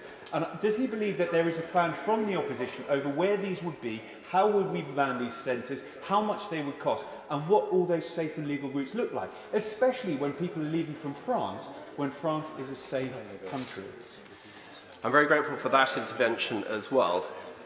The phrase safe and legal routes, it feels right, doesn't it? It feels like we should be in favour of safe and legal routes. And speaking personally, I do think they are part of a solution, a wider solution to immigration policy in the future. But the Honourable Member for Bosworth referenced that there may be up to 100 million people seeking asylum currently in the world. I think from memory, the figure from the United Nations report is actually 108 million people. I will give way there and then there, but I will come back and answer that question. I'm grateful to my honourable friend giving way, and he's making an excellent speech. Of course, this bill is dealing with a lot of the pull factors, or at least references or infers approaching those in a more constructive and positive way. But on the push factors, and he sits on the Council of Europe delegation, I know, does he agree with me that this domestic policy should not perhaps be disaggregated from foreign policy and our overseas aid policies? So, for example, in sub-Saharan Africa or in the Sahel, let's take the Sahel as an example, where the French have recently exited or are about to exit, where the UK does have an important counter-terrorism presence, that where we have states that are fragile states becoming failed states, that they are causing more push factors. Also, there are some adversaries of this country, such as Russia, through its proxies in Africa, trying to disrupt democratically elected governments, again in order to create a crisis of migration. Quite happy to see people coming up through North Africa and coming into Europe. So does he agree with me, given his international experience, that we have to have a more holistic view of this policy in the context of global foreign policy? I'm very grateful. I mean, those are excellent points, and it is one of the reasons why the merging of the development department with the FCO, as it then was, become the FCDO, has the potential at least to link those two areas of policy in a way that the Honourable Member describes. The challenge here is very substantial. I will come on in a minute, but I've got a few answers to give before I give way again. The challenge with push factors is that they've only just started. You're quite right. The Honourable Member is quite right to reference malign actors such as Russia in the short and medium term. But there is a much bigger factor which we need in this House to consider over the next 20 to 50 years, and that is climate change. Because the likelihood is that there will be very, very significant mass migration from sub-Saharan Africa at a time when large areas of countries, perhaps entire countries, may become functionally uninhabitable through water scarcity and heat. Then what we've seen currently in push factors will be nothing to what we see in the future. So it behoves us as a responsible government to design and implement now an immigration policy that is fit for purpose, not just for now, but the future. Returning to the point of my honourable friend for Bosworth, you might have to remind me what it was. No, not the point. how many places, how many centres? Actually, rather than going for that, I'm going to give way to the honourable member and then on. Sorry. I'm giving way. I was just going to make the point that, would you agree? I do find it frustrating, Sir Roger, when especially the opposition benches talk about the need for safe and legal routes. As a statement of fact, there were 10 safe and legal routes into the UK in the past decade. There are currently 9 safe and legal routes into the UK, which have been responsible for 50,000 refugees coming from, of those safe and legal routes are responsible for 50,000 refugees coming to this country from 2015, and overall, the numbers of refugees or people granted asylum in this country from 2015 to 2016 is a number approaching the population of Manchester now. You're talking about something in the upper 400s, twice the size of the city of Portsmouth. So when people talk about the need for safe and legal routes, I mean, I'm just assuming that none of the benches opposite have any clue what they're talking about. Would you care to comment? I agree certainly with that last sentence. We've had very significant and welcomed. We've been a place of safety for I think it's about 80,000 from Ukraine. We've opened our arms to Hong Kong, British nationals of Hong Kong descent, some 250,000 from there. We've got the Syria programme, which is, from memory again, about 20,000, as well as the Afghan resettlement programme, which was about 18 to 20,000. All of these have been safe and legal routes. And the big difference, Sir Roger, is that the British government, representing the British people, decided that those were the people we wanted to help. They were the most vulnerable, and we took the decision, not criminal gangs from abroad. Final, I will give way, but then I will make some progress. I'm very grateful. And it's exactly that the British people decided. Does he believe that it's right that the government is consulting on asking local council authorities how many asylum seekers and refugees they can support, come up with a number that Parliament will then have a decision on to vote on, which is exactly the right thing to say, to be pragmatic and practical while warm and welcoming to those who need that help? The Honourable Member for Bosworth makes another very good point. One of the most important things that we must not forget in this place is that our asylum policy depends on the support and acceptance of our people. And if we have a policy that is rejected by people, that they feel is unfair, that doesn't represent their views, then we really run the very genuine risk of throwing the whole baby of asylum and welcoming people with vulnerabilities from around the world out with the bathwater.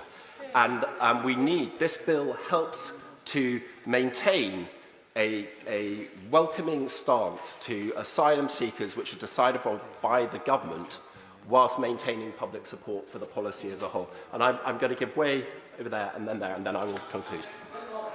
Just to shed a little light on this to help him here, as the author of the Safe and Legal Routes Amendment in the Illegal Migration Bill, he is quite right. We have very generous safe and legal route schemes already. The trouble is they are mostly limited to set groups of people, and the importance of the schemes that the government are working on is for those people who are genuine asylum seekers, genuinely fleeing persecution, war zones or whatever, can be accommodated in some way. But it will be subject to a cap. So although there are potentially hundreds of thousands and millions who may want to come here, the illegal migration bill sets a cap for safe and legal routes. So it's the number of people that we can cope with, but they're the right people, the most vulnerable people we can take in, and then separate out them from those people who have no credible case for coming to the United Kingdom, which is why this bill is so important. With every point that my honourable friend made, we've got real anger on the doorstep. So I'm very lucky. I represent the seat of Brawden and Fakenham in Norfolk. I was knocking on doors just before Christmas. Of the 100 or so doors I knocked on, I had 20 conversations, decent conversations with constituents of mine. This is rural Norfolk. 19 of those 20 conversations raised illegal migration as one of the key issues. That is the reality of the views of the people who I represent, and we would be mad in this House if we did not accurately reflect those views. My final intervention. Sir Roger, I'm grateful to my honourable friend for giving way.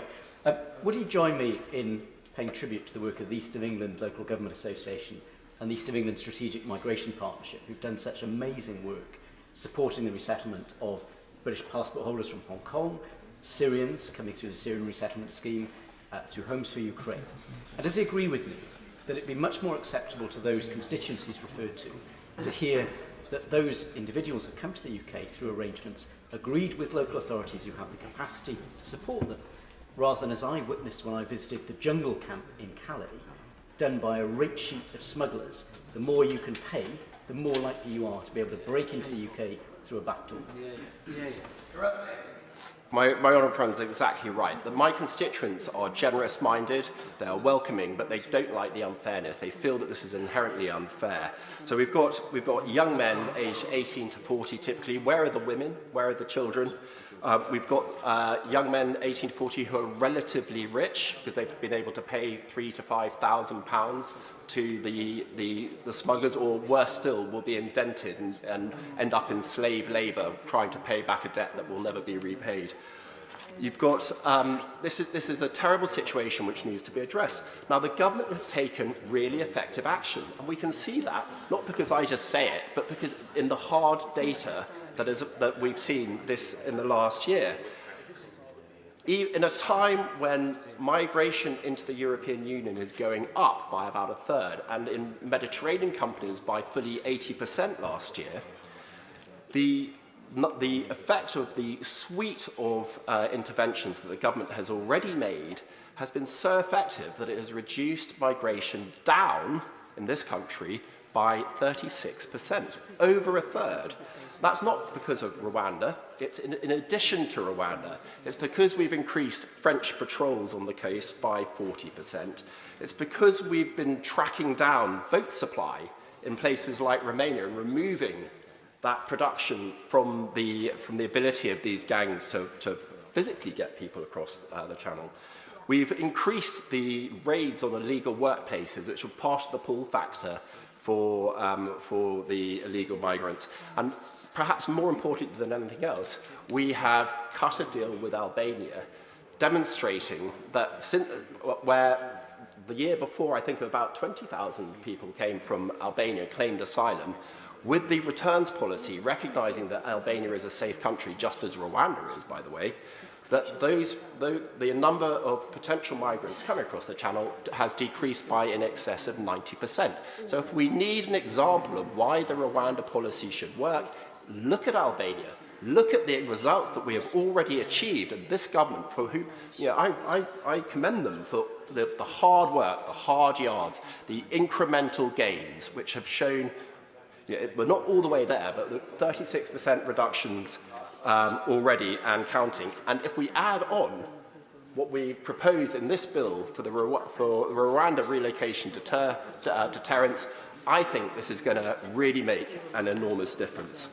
And we've heard from government lawyers that the current process is likely to reduce the number of appeals by 99.5%. Yes, there may be the odd one who continues to appeal, but that last-minute process of repeated appeals, that will be removed.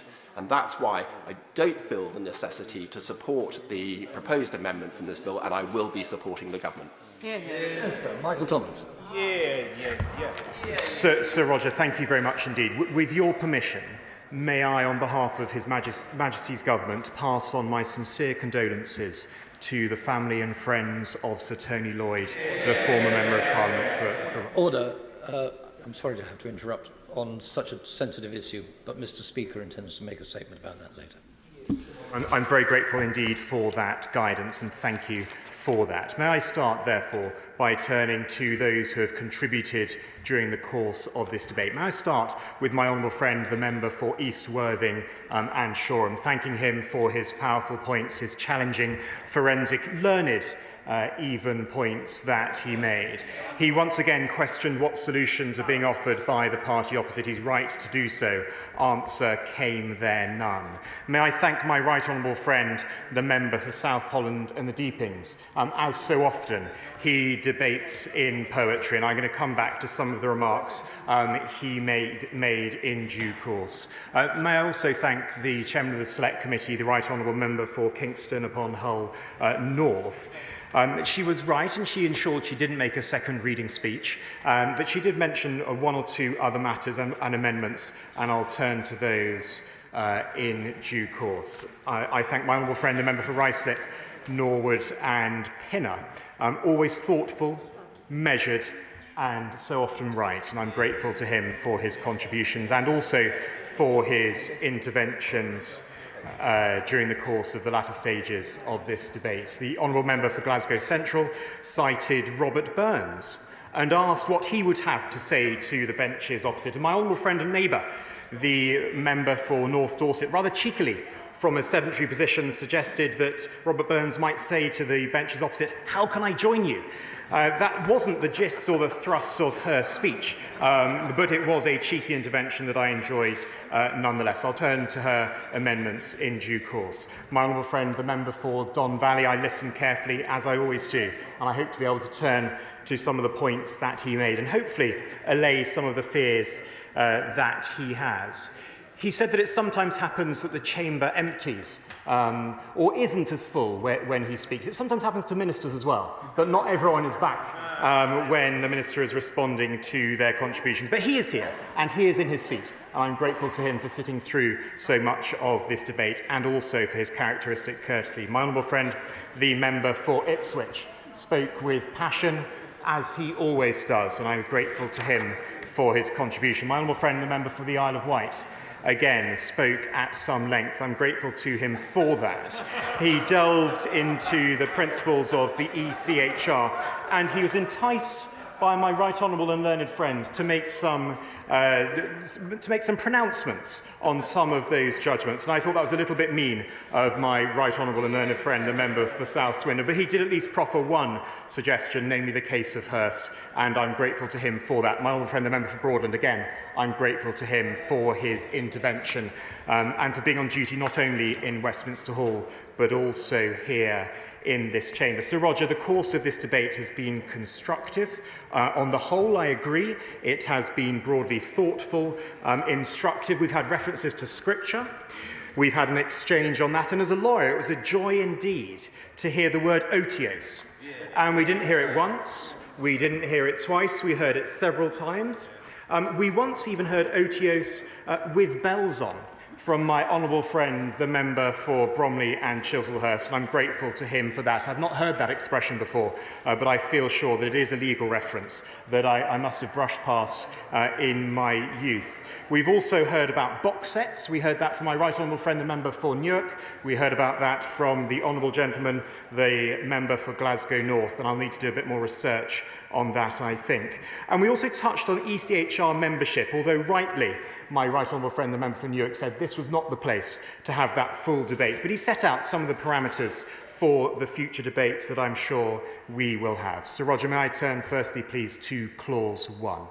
This clause sets out the rationale of the bill. It sets out the legal obligations and how the treaty to which the government of Rwanda have agreed addresses the concerns that were set out by the Supreme Court. Amendments 39, Amendments 40, 41 and 42, tabled by the honourable member for Glasgow Central. We heard her address those points. And also Amendments 43 and 44, tabled by the honourable member for Aberdeen South. They seek to exclude the core of these provisions. And once again, the honourable member was very clear about her intention in that regard. But the treaty is binding in international law. In accordance with Rwandan law, the treaty will become domestic law in Rwanda on ratification. And, Sir Roger, that's set out in detail and it's confirmed in Article 3(6) of the treaty. It rules out anyone relocated to Rwanda being removed from there, except to the United Kingdom. That is an important part of the treaty set out in Article 10(3). And this is regardless of whether the individual is found to be a refugee or to have another humanitarian protection need. This removes the risk of refoulement. Everyone relocated to Rwanda will receive the same treatment. Those with refugee status, those with a humanitarian protection need, or even without that status, will be able to stay in Rwanda and receive the same rights and treatment. This addresses head-on the concern that the Supreme Court set out. The asylum decision-making process is being significantly reformed. And Annex B of the treaty, and if I have time, I might turn to the details of that in due course. But Annex B contains strengthened monitoring arrangements to ensure, and there are also strengthened monitoring arrangements to ensure adherence to the obligations. I'm very grateful indeed to my right honourable and learned friend, the member for Kenilworth and Southern. I'm very grateful for his engagement. I don't believe that his concerns are right. He said offensive or otiose. I would suggest neither is right, and I hope to be able to reassure him with what I say now, because Clause 1 makes clear that Parliament is sovereign and that its acts are valid notwithstanding any interpretation of international law. And he will understand that I'll come back to that notwithstanding terminology that has been so contentious, perhaps, in recent history. But what it doesn't mean is that doing so legislates away our international obligations. The purpose of the bill is to say that on the basis of the treaty and the evidence before it, Parliament believes that those obligations have been met. It doesn't mean that we do not care whether or not they have been met. He mentioned dualism. He was right to do so. The parts of this clause to which my right honourable and learned friends' amendments are directed, they do no more than make clear what we mean by a safe country, which is a key definition applied to Rwanda, namely that the United Kingdom can remove to that country in compliance with its international obligations, and that Rwanda will not remove anyone in breach of any international law. My right honourable and learned friend also mentioned, as a former Attorney General, the Law Officers Convention. I was very grateful to him for that, for so often in this chamber it goes unnoticed. It is an important convention, and as a former law officer myself, I abide by it very strictly, as I know he does as well, and I'm grateful to him for reminding the House of that fact. May I turn to the amendments tabled and the speech of my right honourable and learned friend, the member for South Swindon. I'm grateful again to him for his contributions, not just yesterday, but today as well. It's important that the will of Parliament is made clear, and that following the mammoth efforts between our government and the government of Rwanda, the obligations that we have agreed are fully set out. This clause, Clause 1, ensures that it's crystal clear that it's Parliament that has considered and concluded that Rwanda is a safe country. I know my right honourable friend's concern about this sort of clause. He will know that it's not unique and that it's not dissimilar to the Illegal Migration Act and the Clause 1 that was there as well. And I suspect he's encouraging me not to pray that in aid, but it is a fact all the same that it is there. It is not unprecedented to have a clause such as Clause 1 in the bill. May I turn, Sir Roger, please, to Clause 3. The United Kingdom has a long-standing tradition of ensuring that rights and liberties are protected domestically and of fulfilling our international human rights obligations. We remain committed to that position, and we will ensure that our laws continue to be fit for purpose and work for the people of the United Kingdom. Though some of the provisions in the bill are novel, the government is satisfied that the bill can be implemented in line with the Convention rights. However, it has been clear that people will seek to frustrate their removal by any means. Therefore, this bill goes further than the Illegal Migration Act taken through by my right honourable friends, the members for Newark and for Fareham. As we have heard, that bill only excludes Section 3, or it disapplies Section 3. This bill and this clause disapplies further elements of the Human Rights Act. And the effect is that the duty under Section 6(1) of the Human Rights Act is disapplied from any public authority, including any court or tribunal that is taking a decision that's based on the duty under Clause 2 of the bill to treat the Republic of Rwanda as safe. Now I turn directly to my right honourable friend, the member for Newark, and for his amendments, firstly his amendments 11 and 18, if I may. The bill, he's right, does not seek to disapply Section 4. It does not, in fact, disapply the Declaration of Incompatibility provisions in Section 4. This is the only substantive remedy against the conclusive presumption that Rwanda is safe. Retaining declarations of incompatibility is important, but of course, the final say on this matter will remain rightly with Parliament and with the government, because of Section 4, subsection 6 of the Human Rights Act makes it clear that a declaration cannot affect the operation or the validity of domestic legislation. I will give way. I think he makes a very important point there about the extent to which the courts should and can intervene on issues relating to the compatibility of primary legislation with the ECHR. The Section 4 procedure allows the courts to express a view, but doesn't trespass directly upon the functions of this place in order with dealing with the problem. It simply gives Parliament an opportunity to then rectify any situation, or not, frankly. Does he agree with me that Section 4 is a much better mechanism for the courts to use than the clunky and inelegant and sometimes very problematic Section 3 procedure? Indeed, to my right honourable and learned friend, I heard what he said about Section 3, and I agree with him wholeheartedly and entirely. He's absolutely right to describe it as clunky, and it has been disapplied in this bill as well as the Illegal Migration Act. But may I say directly to my right honourable friend, the member for Newark, that I accept entirely his comments when he says that he is here to help the government, that he believes passionately in this policy, and he has had several very frank, open and honest conversations with me about that, both in this chamber and outside. I'm very grateful to him for the way that he put his points so ably and so clearly. But the disapplication of these sections within the bill significantly reduces the extent to which public authorities are bound to act as a consequence of the Convention rights. May I turn to some other amendments, Sir Roger? May I turn to Clause 5 and the further amendments tabled by my right honourable friend? Because this bill makes clear in Clause 5 that it is only for a Minister of the Crown, and only they alone, to determine whether to comply with an interim measure of the Strasbourg courts. It also makes it clear that the domestic courts may not have regard to the existence of any interim measure when considering any any domestic application flowing from a decision to remove a person to Rwanda in accordance with the treaty.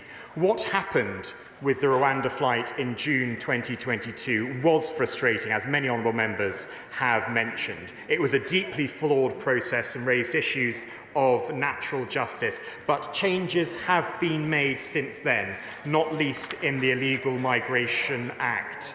And since then, the Strasbourg Court has, on the 13th of November, announced the outcome of its review into the rules concerning interim measures. And the changes include the naming of judges, and that interim measures should be communicated as formal decisions. And it confirms the existing practice in parties being able to request reconsideration of a decision in the rules. And the United Kingdom has responded formally to that court's consultation. Sir Roger, I know that colleagues have raised concerns that, assuming this bill passes and succeeds in closing down the vast majority of individual claims, our deterrent will be frustrated by a Rule 39 interim measure. May I say directly to my right honourable and honourable friends that I understand those concerns. No one who was here in June 2022 and saw the last Rwanda plane left on the tarmac can fail to understand the importance of fixing this issue. That is why the Prime Minister has been clear that he will not let a foreign court block these flights. We simply cannot let an international court dictate our border security and stop us from establishing a deterrent. And that is I must complete this point. I must complete this point. That is why we have inserted into Clause 5 of this bill, which is crystal clear, that it is for ministers and ministers alone to decide whether to comply with Rule 39 injunctions. We would not have inserted Clause 5 if we were not prepared to use it, and I can confirm to the House that we can and will lawfully use that power if the circumstances arise. The discretion is there, but we go further still and we confirm that the civil service must implement any such decision. Today, the Permanent Secretary for the Home Office has confirmed that if we receive a Rule 39, instead of deferring removal immediately, as currently is the practice, officials will refer the Rule 39 to the Minister, not to be too grandiose, but Sir Roger, in this case to me, for an immediate decision. As the Cabinet Office has confirmed, that is the responsibility of civil servants under the Civil Service Code to deliver that decision. Sir Roger, colleagues have confirmation that we have the power, we would use the power, and the civil service will give effect to it. If a plane is sitting on that runway, this government will not stop until it takes off. And we all know what the opposition would do. They would campaign for it to be grounded. Will my honourable and right I will give way to my honourable friend.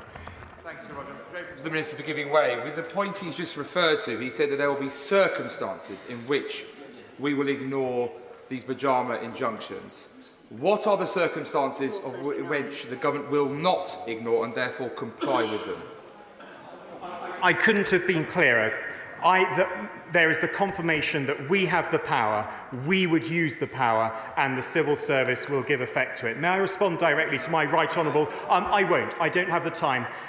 May I respond directly to my right honourable and learned friend, the member for Fareham? She spoke powerfully, as she always does, and I always listen carefully to what she says. She set out a number of cases, Sir Roger, where medical reasons were cited in court, medical arguments were presented, which she said frustrated the will of this place. But in fact, in Section 39 of the Illegal Migration Act, the very act that my right honourable and learned friend took through this place with my right honourable friend, the member for Newark, addresses that exact point about medical records and medical evidence. The following, Sir Roger, are examples of harm that do not constitute serious and irreversible harm, namely where the standard of healthcare available to the person in the relevant country is lower than that available in the United Kingdom. It is there. It is in the statute. It is in the bill that we passed last year. Any pain or distress resulting from a medical treatment that is available to a person in the United Kingdom not being available to a person in the relevant country is not, does not and will not constitute serious and irreversible harm. My right honourable learned friend is right to be concerned about that, but those concerns have been addressed and have been met in the legislation that we have passed and in the legislation that is mirrored in this bill that we are taking through today. May I turn to Clause 8 and the important provisions that are there? And may I address directly, please, the Honourable Member for Belfast East and his submissions in response to new Clause 3. Nothing in the Windsor Framework, including Article 2 or the Withdrawal Agreement, affects the Bill's proper operation on a UK-wide basis. Any suggestion to the contrary would be to imply that the scope of the rights, safeguards and equality opportunity chapter of the Belfast Good Friday Agreement is far more expansive than was ever intended. I will not give way. We are unequivocal that that is simply not the case. And Article 2 of the Windsor Framework is not engaged. I would be happy to write further to the Honourable Gentleman and to the Right Honourable Member for Lagan Valley on this point to set out further detail. I hope I can reassure him that we have already achieved what the aim that he seeks. I will give way. He must be conscious that we are up against a very tight deadline. On the statements he made with regard to Rule 39 and so forth, can he explain to the House how the government would be able to prevent a judicial review of the decision taken by the Minister without legislation? My honourable friend has heard what I said on that point. I respect him and admire him. He knows the esteem that I have for him. We have a good faith disagreement on the effect of this. Clause 5 is clear. It is for a minister to decide, and a minister will decide. May I finish this point in response to the honourable member for Belfast East? I hope I can reassure him that we have already achieved the aim that he seeks. The bill will apply across the whole of the United Kingdom, in line with the application of our sovereign immigration policy across all 4 nations of the United Kingdom as a territorial whole. I am grateful to him for his kind and generous comments about me personally. I'm grateful to him for his engagement, and I will continue to engage with him on this issue. Sir Roger, we have made progress towards stopping the boats, with small boat crossings down by a third in 2023. But we must do more. The only way to do this is if it is abundantly clear that illegal entry will never lead to a new life in the United Kingdom. The power of deterrence is proven beyond reasonable doubt by the success of our agreement with Albania. Sir Roger, Parliament and the British people want an end to illegal immigration, and we need a deterrent. We have a plan. We have a plan to stop the boats, and I invite all honourable and right honourable members to back it. Order. Amendment 11 has been proposed. Mr Jenrick, do you wish to press it to a vote, or do you wish to withdraw it? With your permission, I'd like to withdraw it, but if you are agreeable to press Amendment 23 instead. We'll come to that in due course. Is it your pleasure that Amendment 11 be withdrawn? Aye. Amendment by leave withdrawn. Under the order of the House of the 12th of December, I must now put the questions necessary to bring the proceedings to a conclusion. The question is that Clause 3 stand part of the bill. As many of that opinion say aye. Aye. Contrary, no. Aye. Division, clear the lobbies.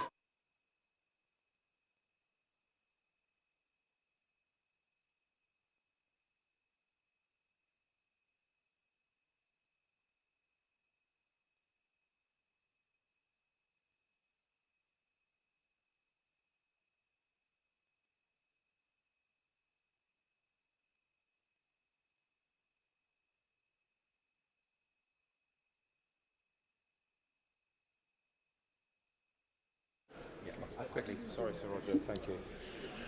The question is that Clause 3 stand part of the bill. As many of that opinion say aye. Aye. Contrary, no. No. Tell us for the ayes. Rob Logan and Aaron Bell. Tell us for the noes. Kirsty Blackman and Stephen Bonner.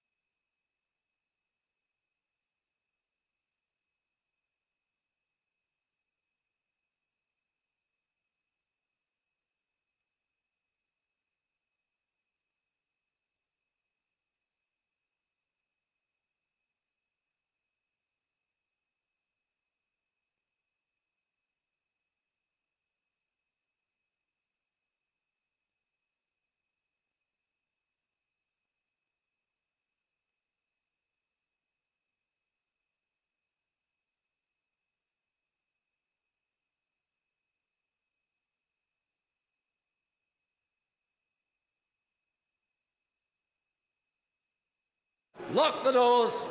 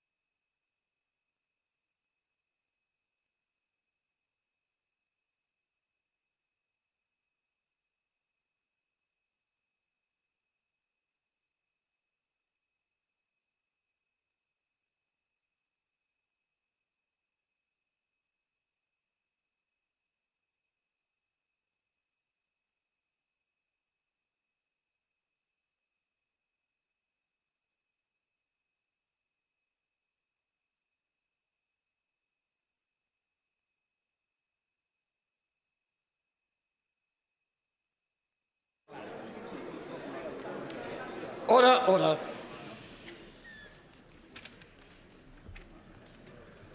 The ayes to the right, 339. The noes to the left, 264.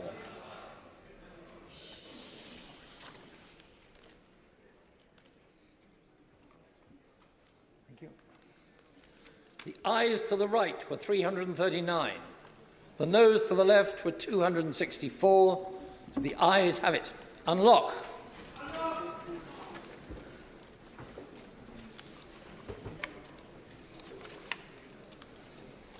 We now come to Amendment 23 to Clause 5, which has been selected for separate decision.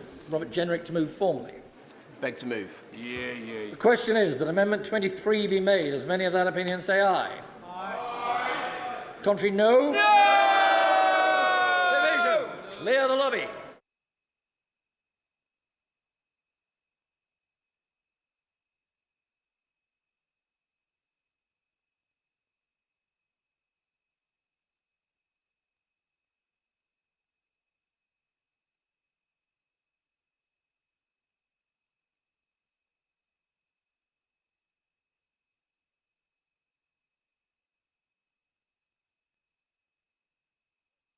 Amendment 23 be made. Does many of that opinion say aye? Contrary, no. No! Tellers for the ayes, Sir Jacob Rees-Mogg, Miriam Cates. Tellers for the noes, Rob Logan and Aaron Bell.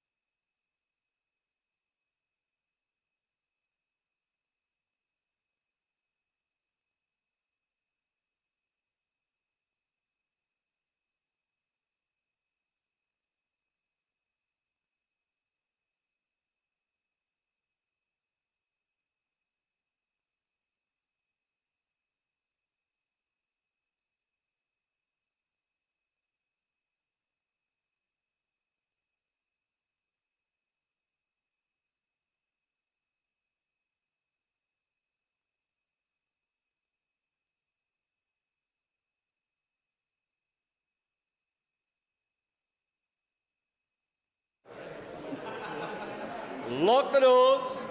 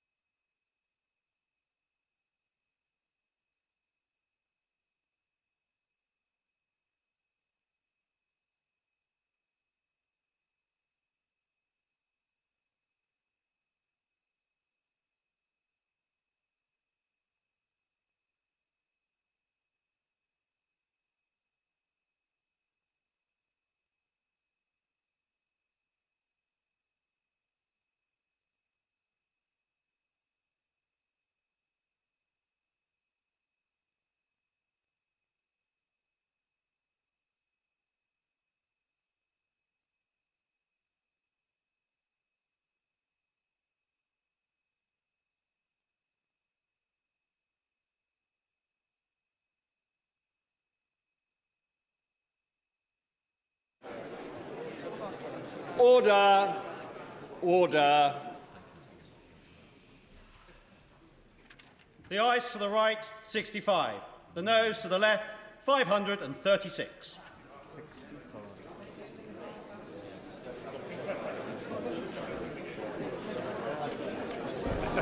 The ayes to the right, 65. The noes to the left, 536. So the noes have it.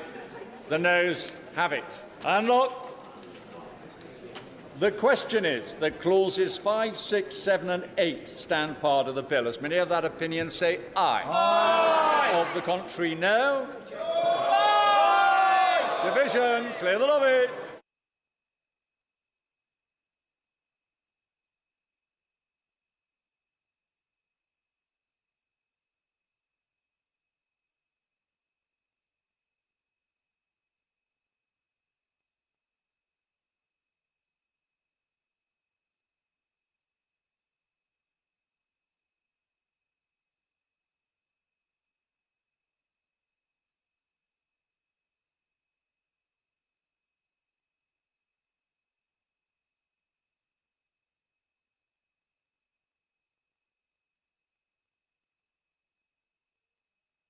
Order. If members could resume their seats, please.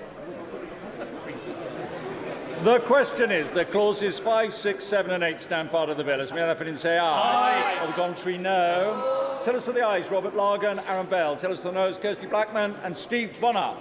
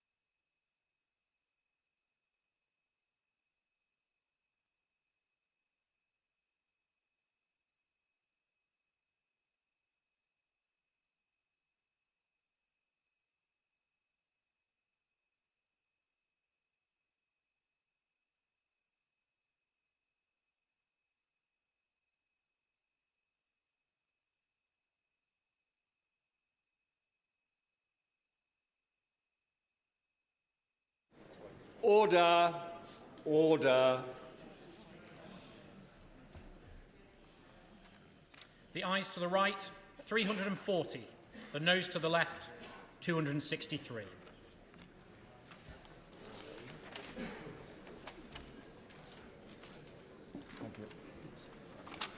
The ayes to the right, 340. The noes to the left, 263.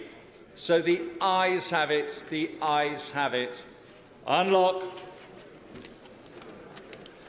We now come to Amendment 36 to Clause 9, which has been selected. for separate decision, and I call Stephen Kinnock to move formally. Formally, sir. The question is that Amendment 36 be made. As many of that opinion say aye. Aye! Of the contrary, no. No! Division. Fizzles lobbies.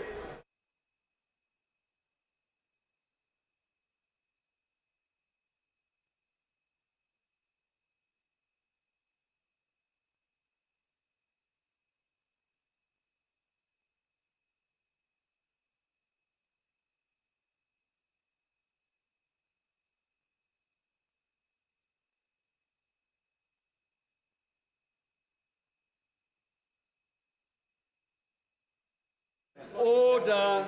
If members could resume their seats. The question is that Amendment 36 be made. As many of that opinion say aye. Or the contrary, no. No. Tell us for the ayes, Andrew Weston, Samantha Dixon. Tell us for the noes, Robert Largan, Aaron Bell.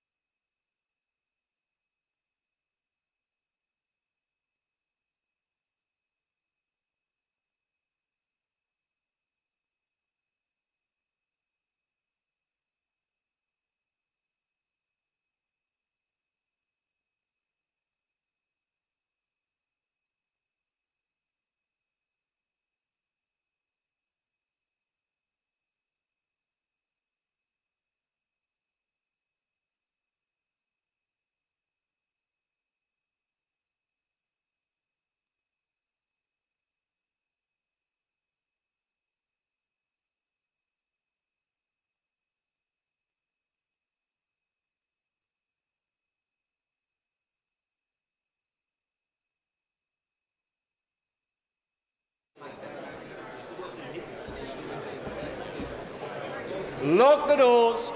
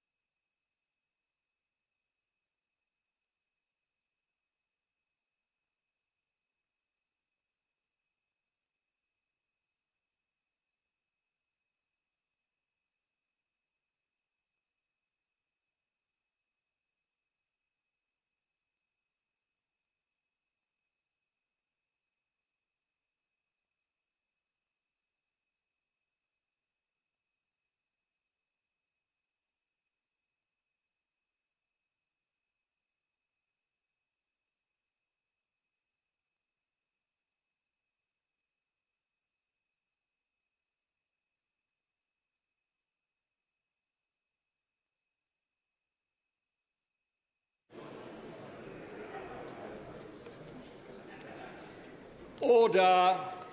Order. The ayes to the right, 263. The noes to the left, 339.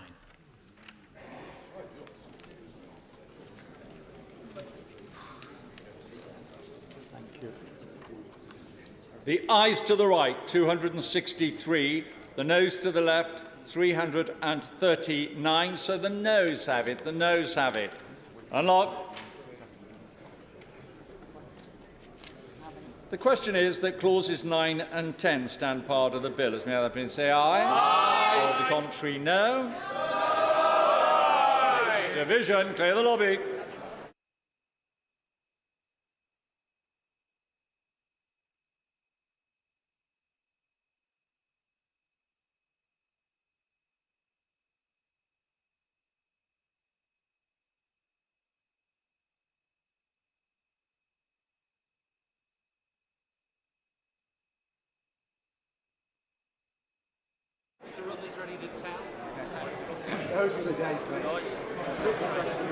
Order. The question is that clauses 9 and 10 stand part of the bill. As may I have been say aye? Aye. Or the contrary, no? Tell us for the aye, Scott Mann, Mark Fletcher. Tell us for the noes, Kirsty Blackman, Steve Bonner.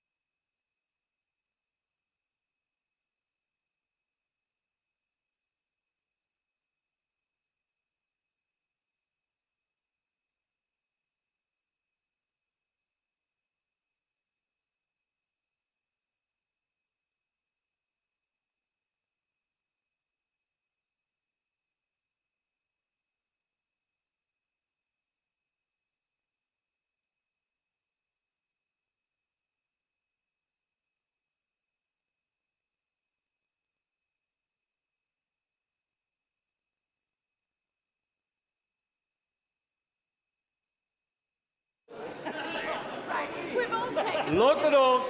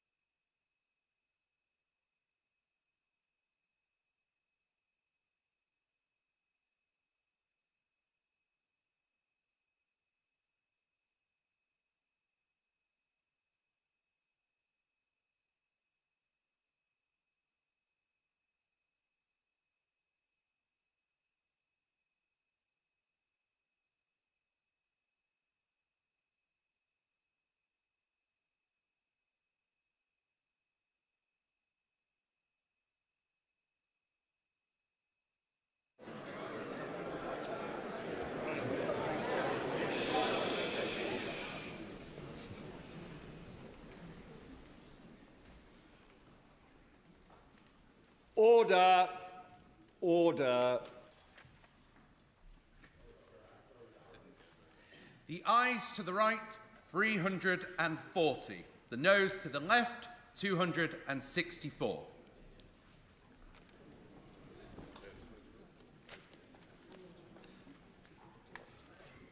Thank you. The ayes to the right, 340. The noes to the left, 264. So the ayes have it. The ayes have it. Unlock.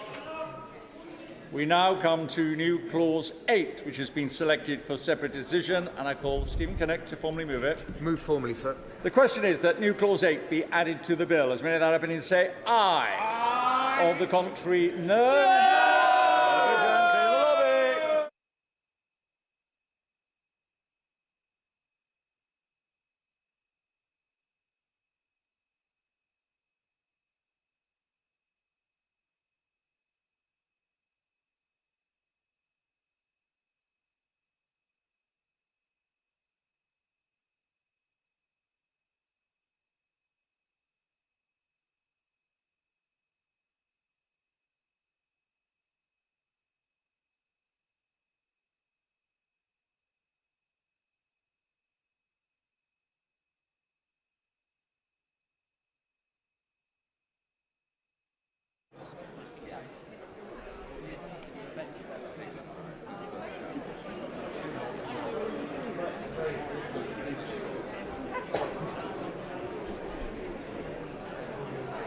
Order. The question is that new clause 8 be added to the bill. As many of that opinion say aye. Of the contrary, no. Tell us for the ayes, Andrew Weston, Samantha Dixon. Tell us for the no, Scott Mann, Mark Fletcher.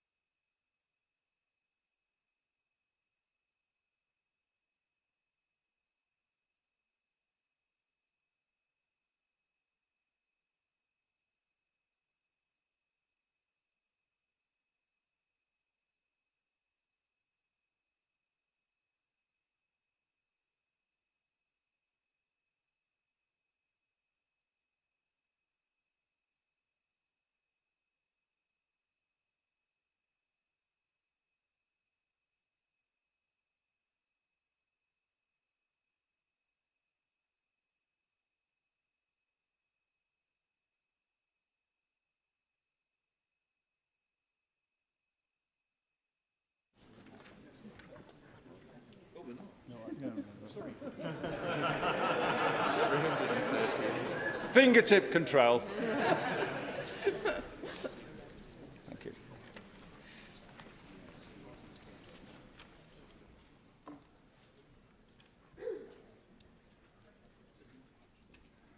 Order, order. The ayes to the right, 264. The noes to the left, 338.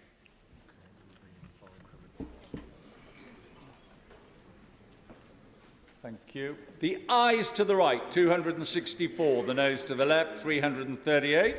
So the noes have it. The noes have it. Unlock.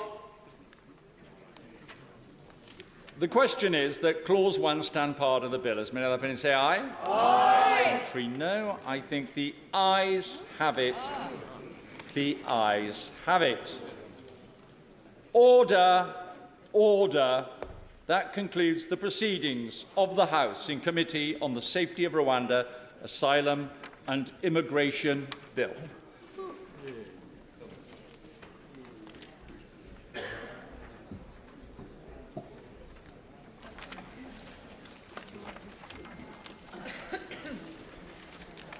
Order. Before I ask the Whip to report, it is with great sorrow that I inform the House of the death of Sir Tony Lloyd. He was a valued colleague who spent his life in public service. He will be remembered on all sides of the House with respect and affection. I am sure the House will join me in sending our sympathy to his family in their loss. There will be an opportunity for members to participate in a minute's silence tomorrow and to pay further tributes at a later date. So I want to do that. Point of order, Mr. Speaker. Point of order, Keir Starmer. Thank you, Mr. Speaker. I know there will be tributes in due course because many people in this House will want to speak in that session.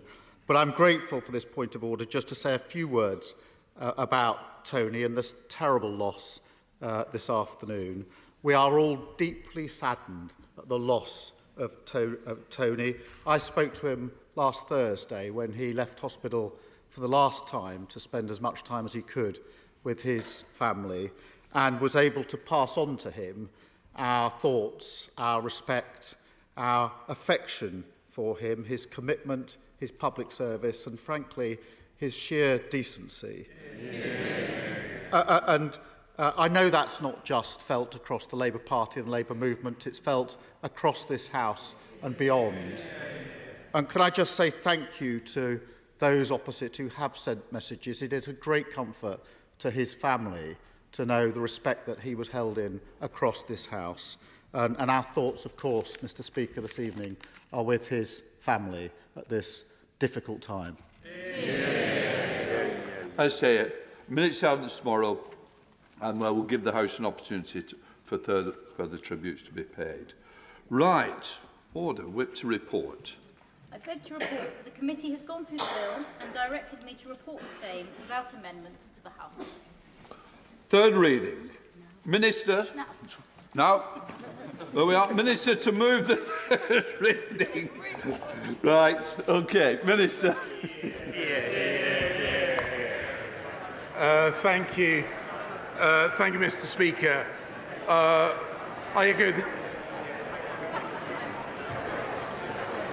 I of course, echo the tribute to Sir Tony. Just let the room just clear. Yeah.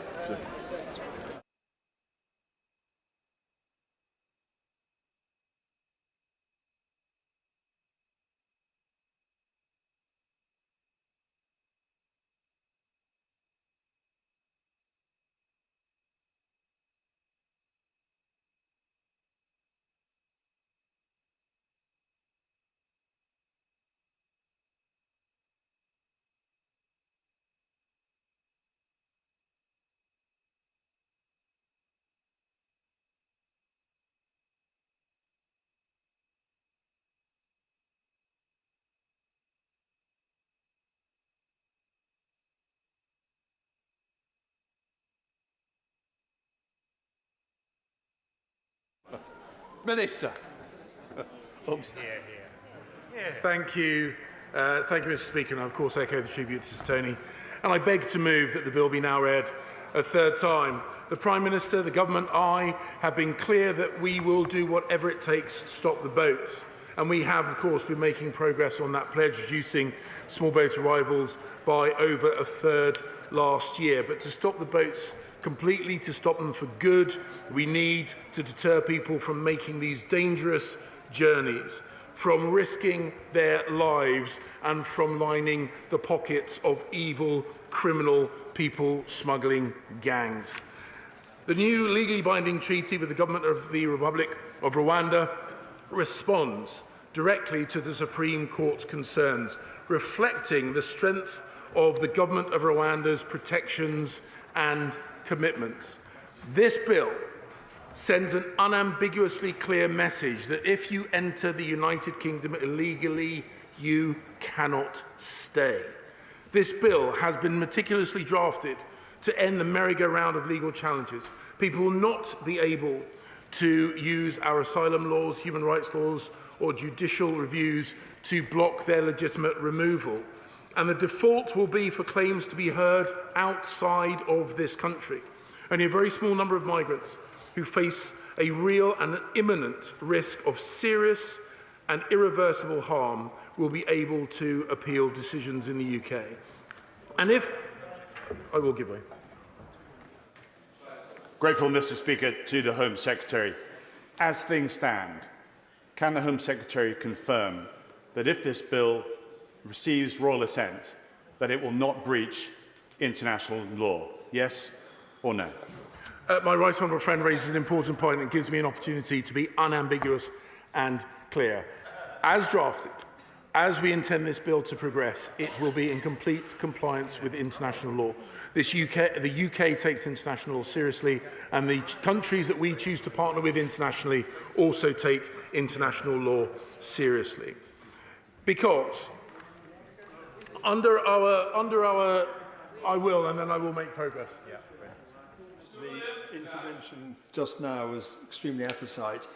Could the Foreign Secretary be kind enough to give me the advice as to why he said what he just said about no breaches of international law? My honourable friend will know.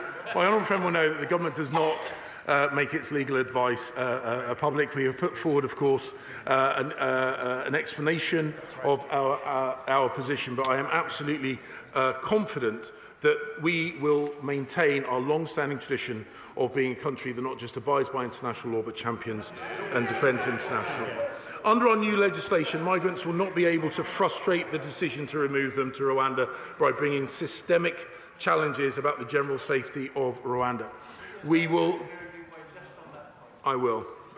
I'm grateful to the Home Secretary, Mr Speaker, but could you give us assurance that if this bill is passed tonight, there will be a system in place that will accurately test its success, month by month, week by week, so that we know all this anger, all this frustration, all this work is not for nothing?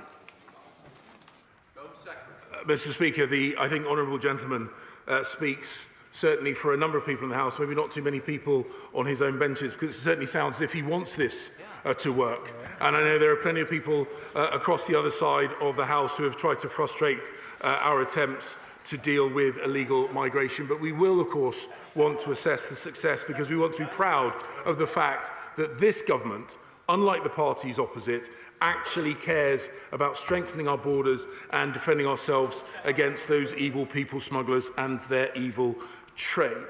I want to make it clear that we will disapply the avenues used by individuals that blocked the first flight to Rwanda, including asylum and human rights claims, because without that very, very narrow route to individual challenge, we would undermine the treaty that we have just signed with Rwanda and run the very serious risk of collapsing the scheme, and that must not be allowed to happen. But if people attempt to use this route simply as a delaying tactic, they will have their claim dismissed by the Home Office and they will be removed. The bill also ensures that it is for ministers and for ministers alone to decide whether to comply with the ECHR interim measures, because it is for the British people and the British people alone to decide who comes and who stays in this country. The Prime Minister said he would not have included that clause unless we were intending and prepared to use it, and that is very much the case. We will not let foreign courts prevent us from managing our own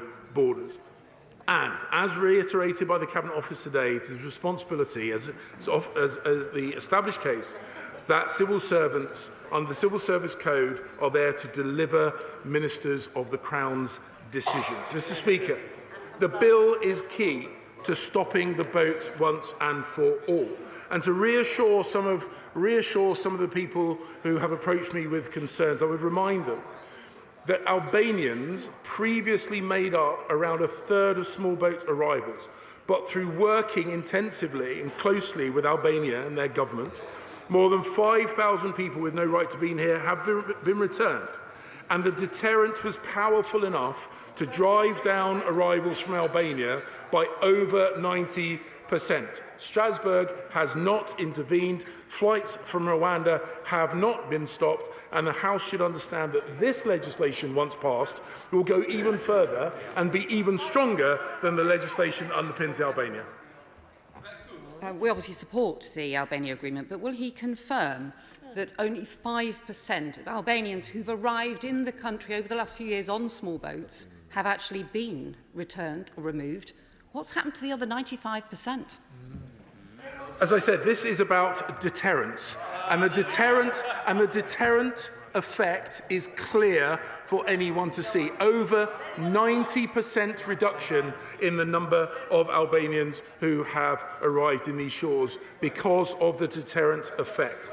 And I'm glad that she chose this point to intervene, because it reminds me, of course, that the Labour Party have, of course, no credible plans at all to manage our borders. They have tried to obstruct our plans to tackle illegal migration over and over again, more than 80 times. They even want to cut a deal with the EU that would see us receive 100,000 extra illegal migrants each and every year, and they cheer.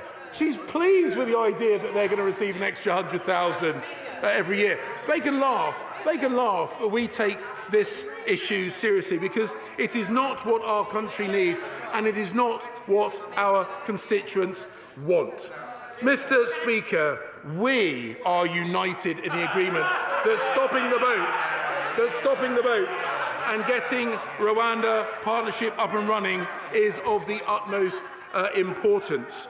And having a debate about how to get the policy right is, of course, what this House is for. That is our collective job, and I respect my good friends and colleagues on my side of the House for putting forward amendments in good faith in order to do what they believe will strengthen the bill. But, Mr. Speaker, whilst my party sits only a short physical distance from the parties opposite, the gulf between our aspiration to control our borders and their blasé, laissez-faire attitude to border control could not be more stark. Stopping the boats is not just a question of policy. It is a question of morality, and it is a question of fairness. And it is this government, this party, the Conservative Party, which is the only party in this House taking this issue as seriously as it should. I urge this House to stick with our plan and to stop the boats. The question is that the bill now be read a third time. Shadow Home Secretary Yvette Cooper. Thank you, Mr. Speaker. Can I first just add my tributes to Tony Lloyd, who did such wonderful work in policing as well as in this place. Mr. Speaker, what a farce today and yesterday have been. Just another day of Tory chaos and carnage. A Prime Minister with no grip, while the British taxpayer is continually forced to pay the price. Former Tory cabinet ministers, deputy chairs from all sides queuing up to tell us it's a bad bill, it won't work, it won't protect our borders, it won't comply with international law, it's fatally flawed. The only thing the Tories all seem to agree on is that the scheme is failing, the law won't solve it, and the Prime Minister is failing too, and they know it. A failing Rwanda scheme that's costing Britain £400 million, that sent more Home Secretaries than asylum seekers to Kigali, and that will only apply to less than 1% of those arriving in the UK. Less than 1%.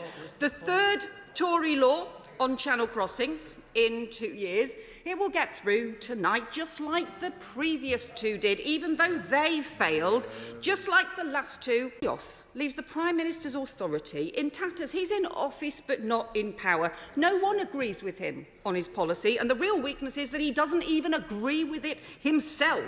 A Prime Minister who is so weak he's lost control of the asylum system, lost control of our borders, and lost any control of the Tory party. 60 Tory MPs voting against the government, 2 deputy chairs sacked, a Home Secretary and Immigration Secretary formally lost, Cabinet Ministers briefing openly they don't support the bill. The Home Secretary itself thinks it's batshit. The Prime Minister tried to cancel it, and yet, so weak, they're still going ahead.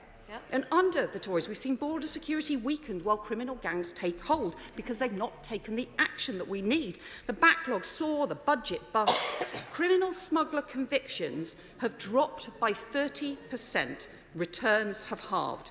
And instead of the practical plans that Labour set out to set up the new Returns and Enforcement Unit, to stop the Home Office just losing thousands of people that it cannot keep track of, to stop the halving of the Returns Unit, to set up the new security powers to go after the criminal gangs, to stop this 30% drop in criminal gang smuggler convictions, and to have the additional cross-border police unit that we could be investing in if we weren't spending so much money on this failing Rwanda scheme. Because it's £400 million of taxpayers' money going to Rwanda, all without a single person being sent, all in addition to their whopping multi-billion-pound hotel bill. And of course, if they get flights off, it's probably another 10 to 20 million for every 100 people they actually manage to send. And President Kagame, an astonishing intervention this afternoon, saying he's happy for it to be scrapped and maybe offering to refund the money. Think what we could do with £400 million, Mr Speaker. It's more than a third of the budget of the National Crime Agency. But the Kigali government have clarified the position this afternoon, and it's even worse. They've said, under the terms of the agreement, Rwanda has no obligation to return any of the funds paid.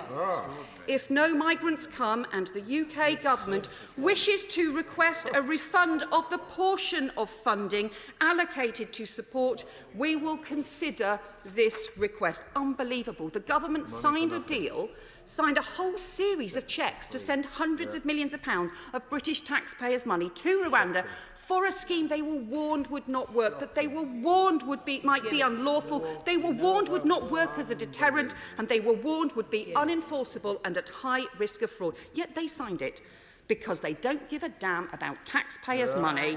And now they want to pass this bill and spend even more taxpayers' money on this failing scheme, a scheme which is only likely to cover less than 1% of the people who arrived in the country last year.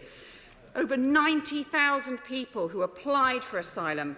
And the Court of Appeal said Rwanda only had capacity for 100 people. The Immigration Minister admitted it's just a few hundred and not any time soon. And if they ever finally implement the Illegal Migration Act, that will immediately create a list of 35,000 people the Home Secretary is supposed to immediately send to Rwanda. And at this rate, it will take the government 100 years to implement their own failing policy. Although, to be honest, it is probably even worse than that, because they can't even find most of the 5,000 people that they put on the initial Rwanda list. Totally unbelievable. The Prime Minister and the Home Secretary, in the space of about 18 months, have literally lost 4,200 people they planned to send to Rwanda. I bet the Prime Minister wishes he could lose a few of those Home Secretaries he managed to send. And he did indeed lose his Immigration Minister. It's part of the chaos of the last few weeks and months. I give way to the former Immigration for giving way. If she doesn't like the Rwanda policy so much, why did she brief the Times over the Christmas holidays that she was in favour of an offshore processing scheme, a scheme that everyone knows is more expensive than a scheme like Rwanda and has a far less deterrent effect? So it seems to be that everything that she doesn't like is her plan, except she didn't have the guts to put her name to it, so she briefed the Times anonymously.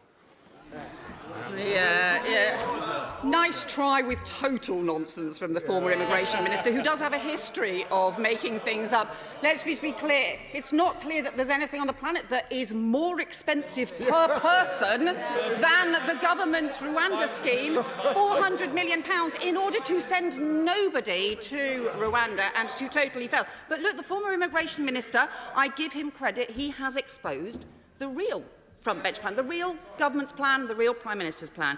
It is just to try, in the former immigration minister's words, to try and get a few symbolic flights off before a general election with a small number of people on them, not to worry about handing over a small fortune to another country, not to worry about the fact that all this focus on one small failing scheme means they're failing to go after the gangs, and they've lost thousands of people the Home Office should be tracking, not to worry about the fact that this new law is so badly drawn up that, frankly, they may be ordered by the courts to bring people back at further huge cost to the British taxpayer, turning the whole thing into an even bigger farce. That is not a workable policy. It is a massive, costly con.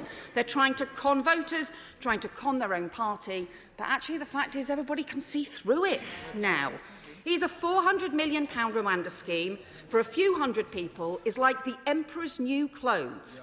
And the Prime Minister and his immigration ministers have been desperately spinning the invisible thread, but we can all see through it. The Home Secretary is just wandering naked round this chamber, waving a little treaty as a fig leaf to hide his modesty behind. I admit he doesn't have much modesty to hide. Mr Speaker, there are things the Home Secretary and I agree on. We agree on working with France. We agree on the deal with Albania. We agree on the importance of stopping dangerous boat crossings that are undermining border security and putting lives at risk. And I think he probably agrees with us about the failings of the policy he is trying to defend today. We need stronger border security and a properly controlled and managed asylum system, so the UK does its bit to help those fleeing persecution and conflict, and those who have no right to be here are returned. We need Labour's plan for the new security powers, the new cross-border police, the new security agreement, the new returns and enforcement unit, the clearing of the backlog, the ending of hotel use, keeping track of the thousands of people that the Home Secretary has lost. But they'll get their law through tonight. This third new law in 2 years, the third Home Secretary to visit Rwanda with his chequebook, the third bilateral agreement with Rwanda. The Tory backbenchers have been saying it should be 3 strikes and you're out. Yeah. Well, we're now on 3, 6, 9 strikes and they haven't even got to first base. Because every time they bring forward a new law, it makes things worse. The first new law failed because the main provision's now suspended. The second new law failed, the main provision's not even implemented. Forgive us for not believing a word the government says and for voting against a third failing bill today. The only difference now is that none of their backbenchers believe them either. Broken promises on clearing the backlog, on ending hotel use, on stopping the boats, on returning people who come. It's chaos and failing on smuggler gangs, failing on returns, and failing to get a grip. Britain deserves better than this Tory asylum chaos. Sir William Cash. Well, thank you very much indeed, Mr Speaker. Very simply, I just simply reply to the Labour Party. We have no intention, certainly I have no intention, if I vote in this division this evening against this bill, to do any single thing to support their propositions as just put by their front-bench spokesman. I get that completely clear. They're not doing anything. They have no plan.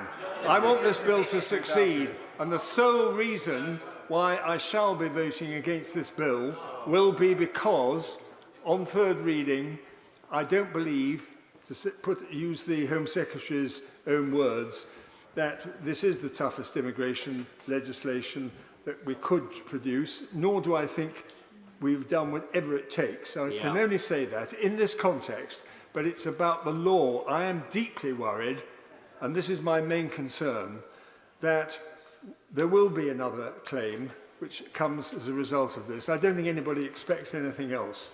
And when it does happen, it will go to the Supreme Court. And when it goes to the Supreme Court, the question in front of that Supreme Court is going to be very, very simple. And I put this in my speech yesterday, and I don't retract a single word, and I'm extremely grateful for those people, very senior, and some members of the government, who said to me privately that they agreed with every word I said. And it is simply for this reason that I say this, that actually, if the Act of Parliament is sufficiently comprehensive, using the notwithstanding formula, and at the same time, the words used are clear and unambiguous, then there is no doubt at all that we will win that case in the Supreme Court. Sadly, I just don't think that that's going to happen. I explained yesterday why. There's no need or reason for me to go into it now. I've said what I've said, and all I can say is I wish the government well, but I do have to say that I can't support this in all conscience because I've set out my case and I'm not going to retract it on principle. Yeah. We come to SNP spokesperson Alison Poulos. Thank you very much, Mr Speaker. The front page of this tawdry, pathetic piece of unworkable legislation says, in the name of the Home Secretary, I am unable to make a statement that, in my view, the provisions of the Safety of Rwanda Asylum and Immigration Bill are compatible with the Convention rights, but the Government nevertheless wishes the House to proceed with the bill. It is another illegal bill that will not work, will not fix the problem, and it is a bill for which this Government has no mandate. The 2019 Conservative Manifesto said, we will continue to grant asylum and support to refugees fleeing persecution with the ultimate aim of helping them to return home if it is safe to do so. Nothing about flights to Rwanda, nothing about extradition, nothing about ripping up people's fundamental human rights. Since then, there have been 2 unelected Prime Ministers, there have been 4 Home Secretaries and no mandate for this bill. The UNHCR also say that, and I quote from their assessment of this bill, it maintains the position that the arrangement now articulated in the UK-Rwanda Partnership Treaty and accompanying legislative scheme does not meet the required standards relating to the legality and appropriateness of the transfer of asylum seekers and is not compatible with international refugee law. Rwanda have been clear that they don't want to sign up to an agreement that breaches international law. This bill breaches international law. It is very clear, and it is very dangerous that the government is going down this road. We cannot make a country safe simply by legislating that it is so. It is a fantasy that this government is engaged with. And more dangerous than that, they ask the courts, they ask public servants, and they ask all of us to also engage in that same fantasy. It becomes upside down, topsy-turvy, that the right is wrong and wrong is right, and all of those things make no sense. You cannot make a country safe simply by legislating it so. And we know that it is no deterrent, because the supposedly harsh bills that came before have not been a deterrent either.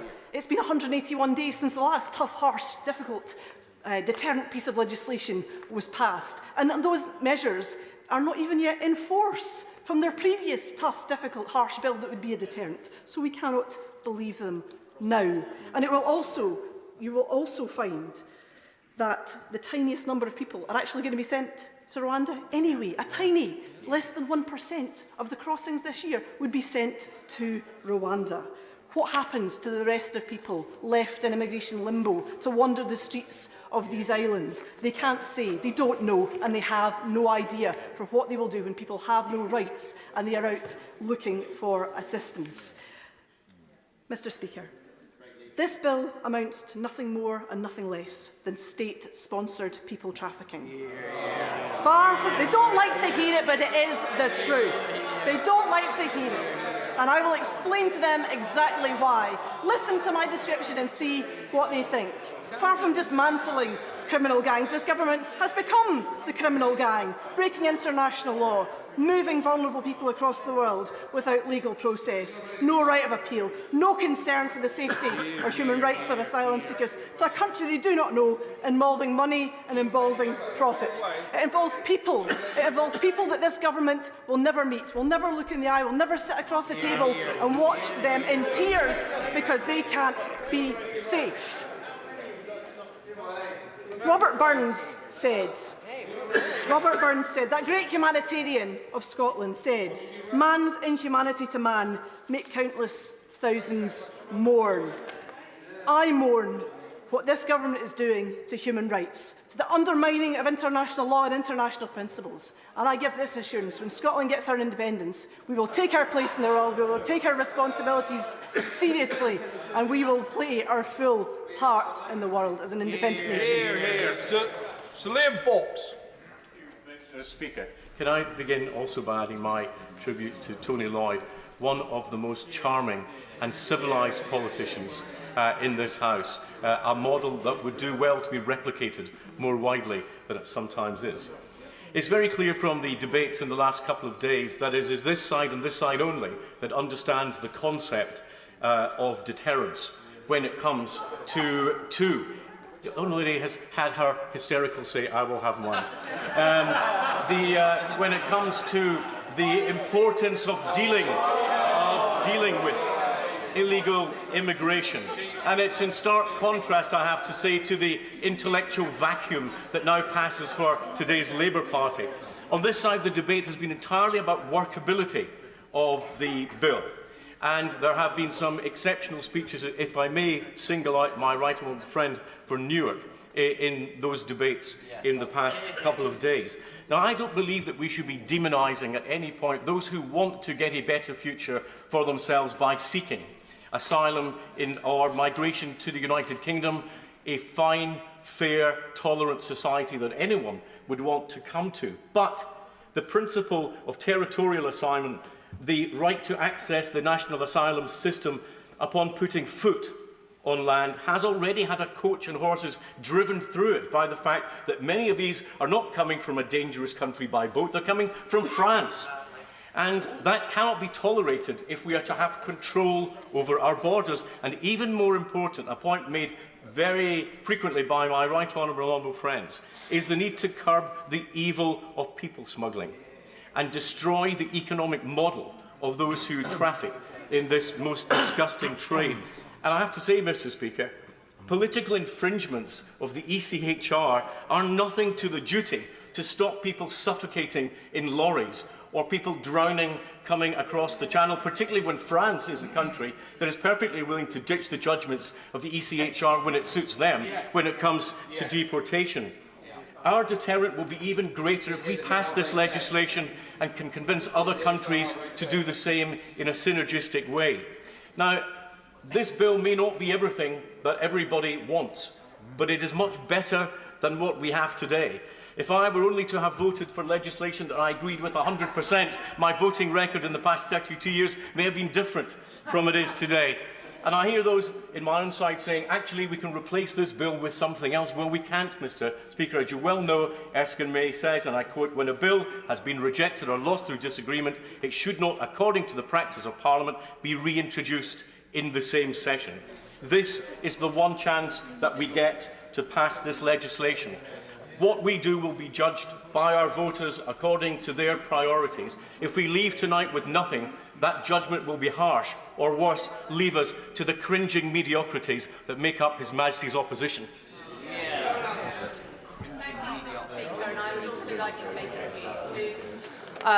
Tony Lloyd, who I sat with for his last speech, which was in Westminster Hall, on human rights, on this very issue we're discussing now, and he spoke with such wisdom, and we will all miss him. I also am shocked to hear a member calling another member, female member, hysterical. It's a classic call-out of misogynistic term, and I was shocked to hear it, Mr Speaker. So this is the third reading of the third bill to try and stop the Channel crossings in 2 years. The first, the Nationalities and Borders Act, has been partially suspended because it was making things worse. The second, the Illegal Migration Act, has mainly not been implemented because the Home Office believes it's unworkable. And so here we are for the third time. This is the fail again and fail harder version. Unaffordable, unworkable, unlawful. It weakens our national borders. It undermines international courts, those courts that protect and that we rely on as British citizens. And I've been very concerned about the attacks on the European Court of Human Rights during debates on this bill. And the costs are spiralling.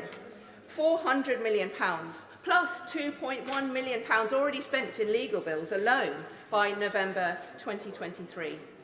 This latest gimmick, not a plan, lets down people fleeing persecution and won't deliver on fixing the immigration system. It will leave nearly 100,000 cases in a backlog, 56,000 people in hotels, and, as we've now heard, more than 4,000 people missing from the system. It won't fix the system that the Conservatives have broken. It won't be that deterrent. It's too small and unworkable. It doesn't respond to the international situation with increasing climate change impact and conflict around the world that is driving people to seek safety. It feels like the Conservative Party can't cope with international reality and have stuck their fingers in their ears and are chanting something about Rwanda instead of facing up to reality. And this lets our country down. What will stop the boats and the dreadful deaths in the cold seas is Labour's plan. We will clear the backlog with a new fast-track system and 1,000 officers. We will end hotel use, saving the taxpayer over £2 billion, and improve enforcement with a new returns and enforcement unit to reverse the collapse in returns for those who have no right to be here. Look, the Conservatives started this by employing some temporary new officers, and it started working. So why not invest in things that work instead of this gimmick? In fact, they have started clearing their backlog. The Tories have also started smashing their gangs with work that they are doing in France. Again, it's beginning to work, so why not invest in those things that work, not the Rwanda plan? It's a nonsense to start something but not finish it and leave a half-baked plan in place. What works is smashing the gangs and working with France. We would smash the supply chains with new powers and a new cross-border police unit, which will stop the boats reaching the French coast in the first place. We would work in partnership internationally to address some of the humanitarian crises which are leading people to flee from their homes. We believe in strong border security and a properly controlled and managed and fair asylum system so that the UK will do our bit to help those fleeing persecution and conflict, but return those with no right to be here. And we believe in stopping the gangs, who are the only winners from this bill. Under the Tories, we just have costly chaos. Thank you. So Therese Coffey. Thank you, Mr Speaker. It's important to speak in this bill today. I have to say I was somewhat astonished by the speech of the shadow Home Secretary, who can't even get the name of the country right, talking about the Kigali government. We're talking about Rwanda, you know, a respected country that has recently been president of the Commonwealth. In that regard, though, Mr Speaker, I also want to associate my comments with those respecting the sad loss of Sir Tory Lloyd. I'm conscious that both as Member of Parliament in both Manchester and Rochdale, that he was assiduous for his constituents, assiduous when he was in government, and he will be much missed from this House. The reason I stand today is that I am very keen to make sure that this bill gets through third reading with the largest majority possible, so that we can say to the other House, the elected House has had its say, and we're doing this bill solely because, having had excellent bill taken through by my right honourable friends, the members for Fareham and Newark, the Illegal Migration Act, which we should all remember, the Labour Party opposed religiously, blocked everything that we tried to do. But the Supreme Court, after disagreeing with the High Court, pointed to the issue about Rwanda specifically. And I think it's important that Parliament stands up, addresses that specific point, so that we can get through this stage and then commence the relevant sections of the Illegal Migration Act, particularly regarding having a safe third country. Now, I'm very conscious that temperatures are pretty high, but there is a genuine passion on this side of the House to respect the will of our constituents who want to see a fair, legal migration system and not this vague plan, which really isn't a plan by the Labour Party. But I want to say to my right honourable and honourable friends, do support this bill tonight so we have the biggest majority possible. And I point to clause 2 of the bill, where specifically it says in law, and I appreciate what other members have said, but it's very specific that when decision makers are making these decisions, that Parliament has given its full confidence that when people go to Rwanda, that they will be treated fairly, that the conventions will be applied, and then we will have that effective process, but also that effective deterrent, which I think actually the whole House seeks. So, Mr Speaker, let's be clear, let's talk as one voice. I wish that the opposition would come on this side. I know from their track record of opposing the Illegal Migration Act that actually they might talk the talk, they're full of bluster, they don't really mean it, they don't really care. But I know that this Conservative government cares, I know that every Conservative MP cares, and we need to make sure that the Lords listen to the elected House. I just want to say I'm personally gutted by the loss of Sir Tony Lloyd. He was a decent, kind, wise man and an excellent Member of Parliament, and we will all seriously miss him.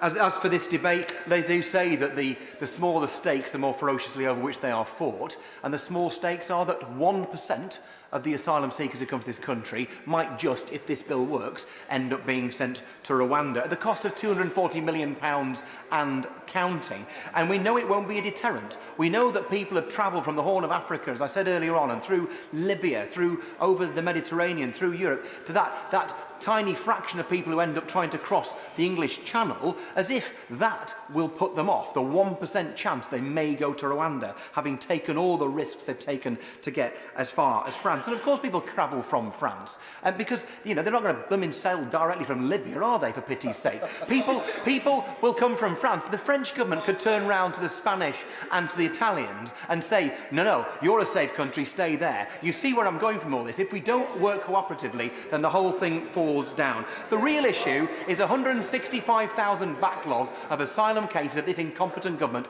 has failed to clear. The issue of deterrence I've already tried to cover, but one issue that I think will come about is that people may well decide, the people smugglers may well decide to bring people into this country, and they will simply go under the radar, not claiming asylum at all. So you won't reduce the number of people coming here, you will make sure it massively increase the number of people who end up in the black market, being in people trafficking, being victims of sexual slavery and so on. Only a quarter of those few people who are denied asylum, who do go through the system, only a quarter of them are actually removed by this government. So what we've got is a government that talks tough and acts weak. If you actually wanted a deterrent, then you'd make sure that there was a system that actually dealt with those 165,000 people, and you removed the ones who weren't genuine asylum seekers. Even the government's own figures, though, show that 75% of those people who come here claiming asylum are legitimate and genuine refugees. If you want to deter people, assess them, and then return the ones who are not genuine refugees. But the weakest thing of all about this bill is it's predicated upon the government's desire, because they think somehow the electorate likes this, that they would demonise those people who are the most vulnerable in the world. I want to say, Mr Speaker, that they have misunderstood and massively underestimated the British people, and certainly my constituents, who are better than they think they are. I can tell you about my community. 1945, half of the children who survived the death camps in Nazi-occupied Europe came to our shores. In fact, they came to the shores of Lake Windermere. They were the Windermere boys, the Windermere children, and we are proud of that legacy, because that speaks to the kind of people we are in the lakes and the kind of people we really are in Britain. When you speak to people, and I've visited some of the camps in Europe, when you visit people and you speak to those people who are seeking to come to the United Kingdom, and by the way, there are 19 European Union countries that take more refugees per head than the United Kingdom, which is an important thing to remember. When you talk to those people who do want to come here, what is it that drives them to come here? It's not benefits, it's not the NHS, it is a belief in Britain. They believe Britain is the kind of place where you can raise a family in peace, where you can earn a living, where you can have religious freedom and other liberties. And the thing is, that reputation is built on hundreds of years of experience, a proud experience of what it is to be British. Our forefathers and foremothers have built that reputation. It will take more than this tawdry government and this shabby piece of legislation to undermine that reputation overseas. They want to make Britain unattractive. They will fail. This bill will fail. It is a costly, expensive failure, and it deserves to be rejected by this House. Mr Speaker, I'll be quick, but it's been a very useful debate already, because we've heard from the opposition parties where they stand. We've heard from the SNP that they want Scotland to take its place among the nations of the world. What we didn't hear is whether they want to take Scotland to take its fair share of the refugees of the world, because so far they don't do it. And we heard from Labour, which was very good to hear, that they do in fact have a plan to stop the boats. It's our plan. It's everything that we're doing already, just without the Rwanda bit, which is the one essential piece of the jigsaw that will act as an effective deterrent and stop the boats. And I honour the honourable gentleman from the Liberal Democrats and his passionate speech there, but I think what he was saying is that we should just be more like Europe when it comes to refugees and asylum, and I'm not sure that's what the public want. Mr Speaker, I just want to pay tribute briefly to a few people. The government whips, first of all, have done a brilliant job today. My congratulations to them, and I honour their efforts. They've been more successful than I have been today, but I'm very glad that we're all more or less united again as a party. Can I pay particular tribute to the Minister who has worked with colleagues across our party, across the House, in fact, to address the concerns that we had. And I'm pleased to say there have been some commitments today and in the last few days. I don't think they go far enough. And I want to just acknowledge the really important work that my honourable friends from Stone and from Newark have done through the committee stage of this bill, because I think that the amendments that they tabled and that so many of us have supported in the last 2 days would have made significant improvements to the operation of this bill. We are all on the same place, as many colleagues have said. We all want to do the same thing on this side of the House, which is to establish an effective deterrent that would ensure that people who are across the channel are immediately detained and removed. I don't think this bill is going to work as it's currently drafted, I'm afraid to say. I think that, in fact, we will see legal challenges that will clog up the process and ensure that the deterrent is not enforced. I regret that we are not honouring the trust that we had made to the people to effectively control our borders, which is what they voted for in 2016 and 2019 so decisively, and what all the opinion polls, all our constituents tell us, all common sense tells us, is such an essential part of our commitment and our responsibilities in government. And I regret that the essential principle of parliamentary sovereignty, while the bill pays tribute quite ostentatiously to the concept, does not in fact ensure that that is going to be the case. We believe that statutes passed in this place have supremacy over judge-made law and certainly over the jurisdiction of the European Court. And I'm afraid to say that the bill as it stands, much as the government agrees with the principle I've just established, the bill as it stands still allows lawyers to use foreign international law commitments and protocols to override the supremacy of Parliament, and I deeply regret this. My view is that we could have got a better bill through Parliament in this session. I think we could have developed it, and I understand it would have been possible to bring forward a bill of different scope that would have achieved the same ends. So I regret that we're not doing that, but I understand this is where we are. Many of my colleagues, and I honour them for their decision, have decided to vote with the government tonight because they don't want to cause the political disruption which a government defeat would ensue. I respect that greatly. I think that's a very honourable position. My view is, I said at the outset that the bill needed these improvements. I don't think it'll work. I think we could have done better. Nevertheless, the fundamental fact is that we on this side of the House are united in our commitment to stopping the boats through this policy. The real division is not this gangway, it's that aisle. And the great value of the debates that we've been having is that it exposes the position of the parties opposite. They don't believe in stopping the boats, and we all do. Thank you. Thank you, Mr Speaker. The tribute I received about Tony Lloyd today came from the ex-Chief Constable of West Midlands Police, who used to be the Deputy Chief Constable of Greater Manchester Police, and he said that Tony was one of the best people he had ever worked with, and so I stand here to say that. I want everybody in here to know that they are about to vote for a bill that they have absolutely no idea how much it's going to cost. Like, we haven't been given that information. I was in for the committee stage of the debate. Earlier, and the chair of the Home Affairs Select Committee said that there was a view that each person that was sent to Rwanda would cost £169,000. And it piqued my anger so greatly because I had just come from an event with the Home Secretary around it being a year on from the independent child sexual abuse inquiry. and what progress we have made since then. And I was holding in my hand a piece of paper that said that in 2022, 100,000 children were sexually abused and came forward and said it. And then I looked up how much money the Home Office was allocating for their Sexual Abuse Against Children Fund in 2022. And it was £4.5 million, which I worked out was £42 for every child who'd been raped in that year. And I thought, what political capital of walking round and round and round and round for now the third bill for something that won't work. And 150 judges can be found yesterday under the, I don't know, the sofa by the Prime Minister when cases in my constituency of rape victims waiting 7 years to get in front of a judge.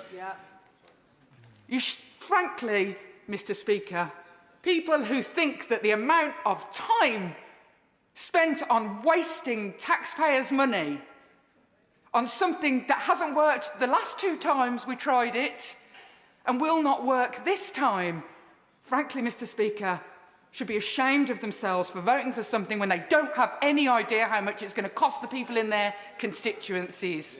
I hope they feel shame for the amount of airtime and the amount who turned up today, but not for the victims of child abuse. Excuse me, would you like to intervene? No. The other thing I want to say is that I was in a British court last week, not a foreign court, a British court. I was in a British court with a victim of human trafficking. She'd been trafficked twice. We deported her once already as a trafficking victim, and she was re-trafficked back to this country. And I went to the upper tribunal with her last week. She has 2 children born of the repeated rapes that she suffered as a victim of human trafficking. And the Home Office was trying to deport her again, to which the judge scolded the Home Office lawyers for daring to bring it in front of them. And because I was sat in the courtroom, the Home Office lawyers were not so keen to give their evidence in front of me, so they didn't really give any. Yeah, I wonder why they didn't want to talk about how it was fine for a woman who'd been ritually raped repeatedly and repeatedly to have to go back to the country where that had happened and she had been trafficked to here. I have heard nothing today in any of the debates about when we scoop up all these people without any appeal, what happens to the victims of human trafficking?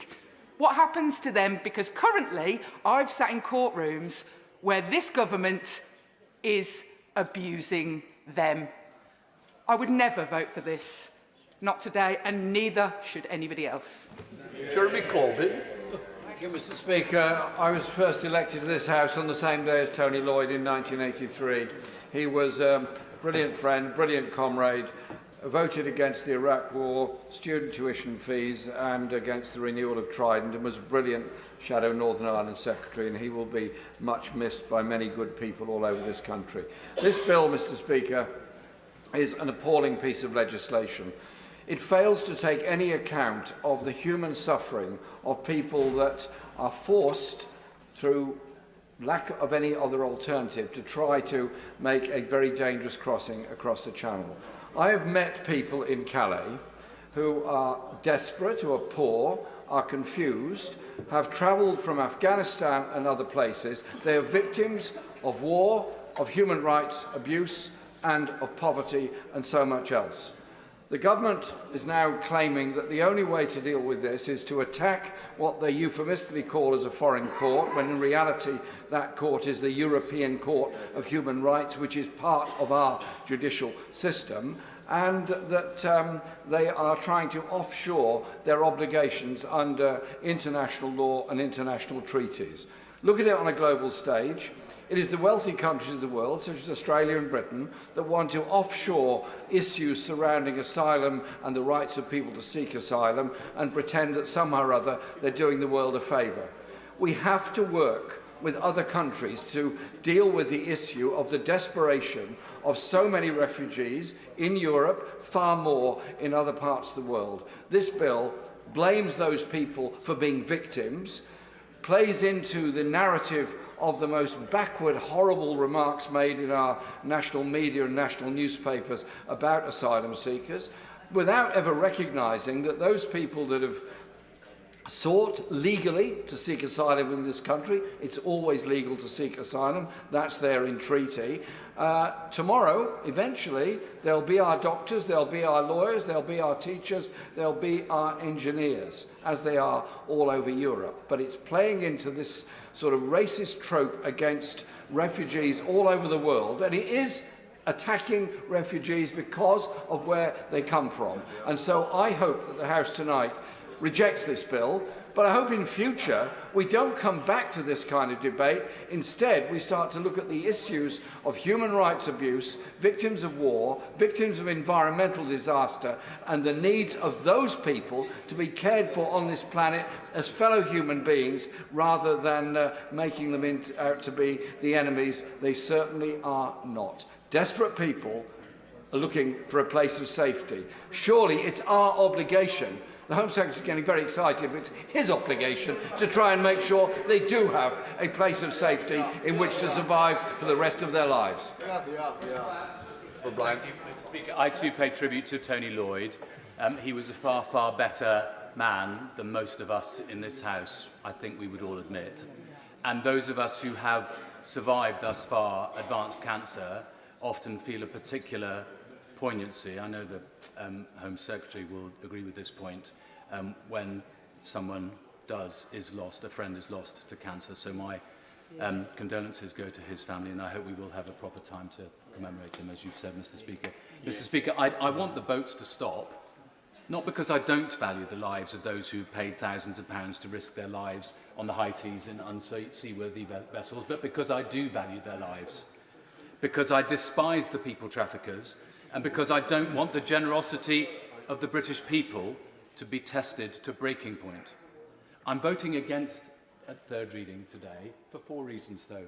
First, I agree with the right honourable members, they're not all here now, I'm afraid, but for Newark, for Stone and for Devizes, this bill won't work. It's a false promise, and I'm sick of false promises. It's a waste of money, and I'm sick of the government wasting our money. And I'm very sceptical that it will actually act as a deterrent.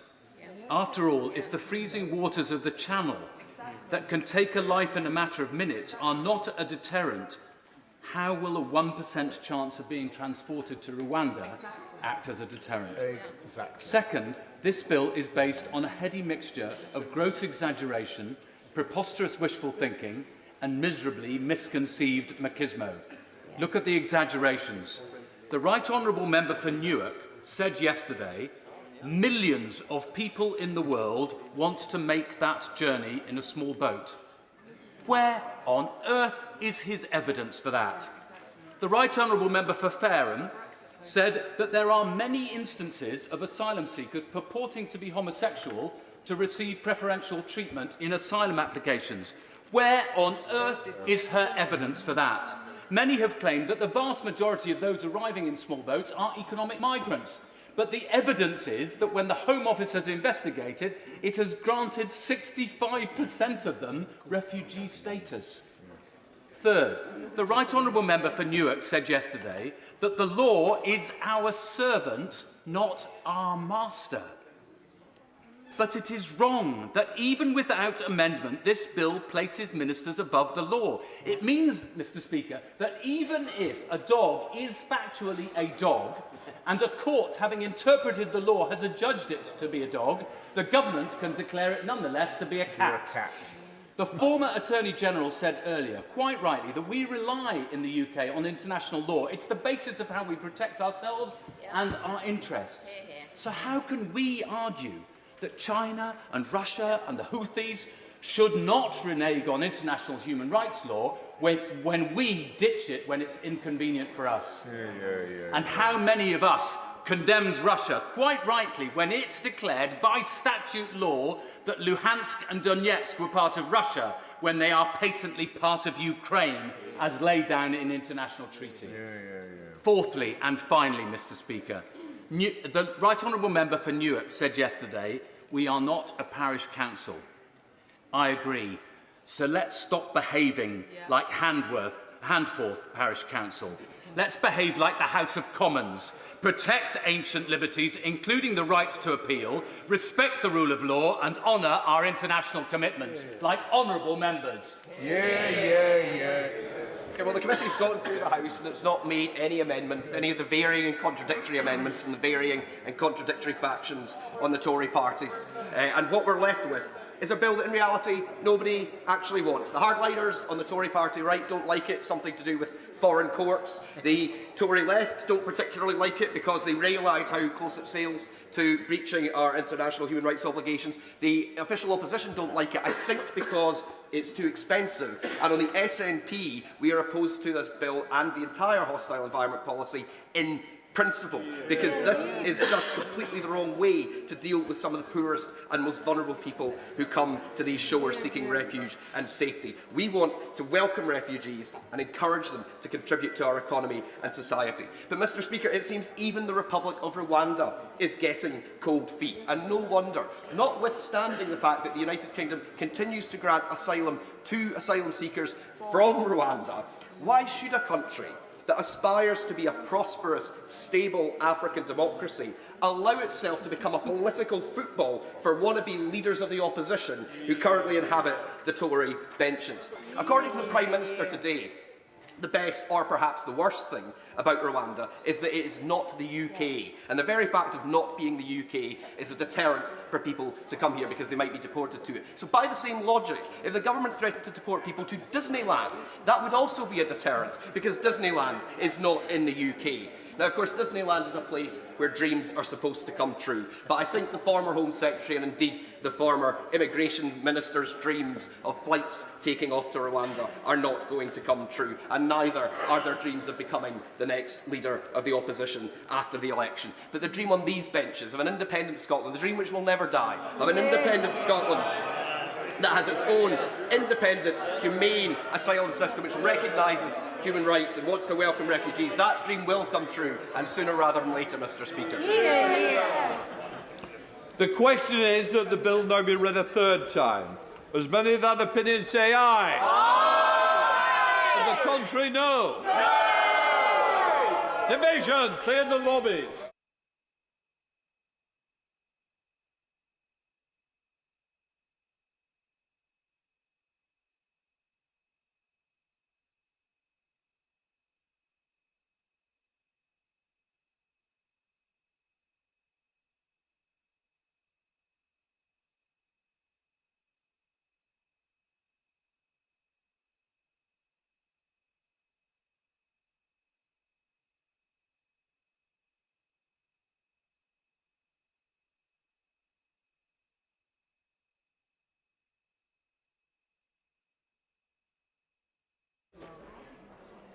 The question is that the bill now be read a third time. As many of that opinion say aye. Aye. The contrary, no. No. The tellers for the ayes are Mark Fletcher and Scott Mann. For the noes are Sam Dixon and Andrew Weston.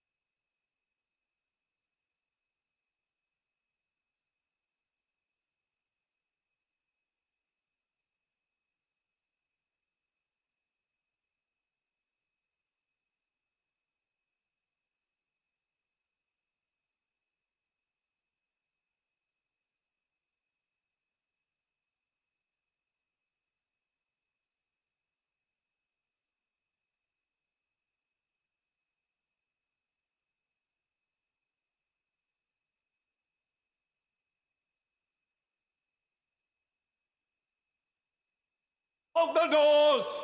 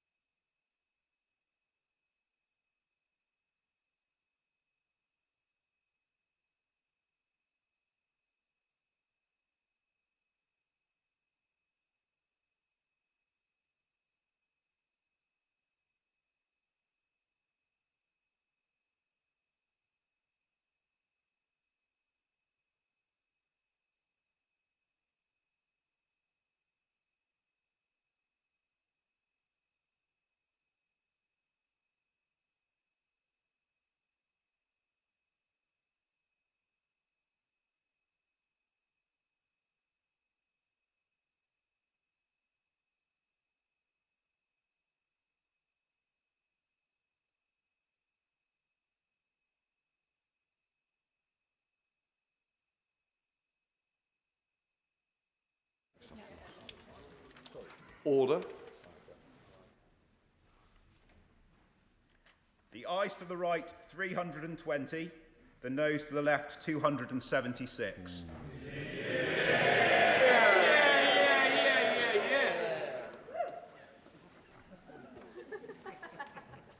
The ayes to the right, 320.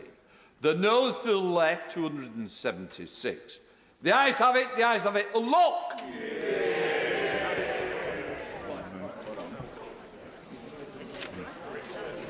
I'll just let the chamber clear and then we'll... Thank you, that's a good idea. Nobody's objecting. Right. I think that's it.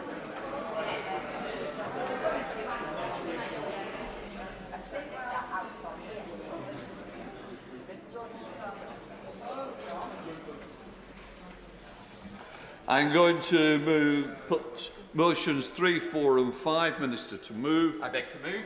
The question is, that's on the order paper. As many of that opinion say aye. Aye. The contrary, no. I think the ayes have it. The ayes have it. I beg to move that this House do now adjourn. The question is, this House do now adjourn. Simon Jupp. Thank you, Mr Speaker. I'm delighted to have secured today's important adjournment debate on hospice funding in Devon. I welcome the Minister and colleagues to this debate. A few years ago, at a dinner hosted by the Rotary Club of Exeter, I was sat between the Bishop of Exeter and Dr John Searle, the founder of Hospice Care, a brilliant local independent charity providing specialist care to people across our county. I must confess it was a surreal experience for this 30-something-year-old from Devon who is more comfortable in a pub, not black-tie dinners. They both spoke to me about local hospice services and the good work they do in Devon.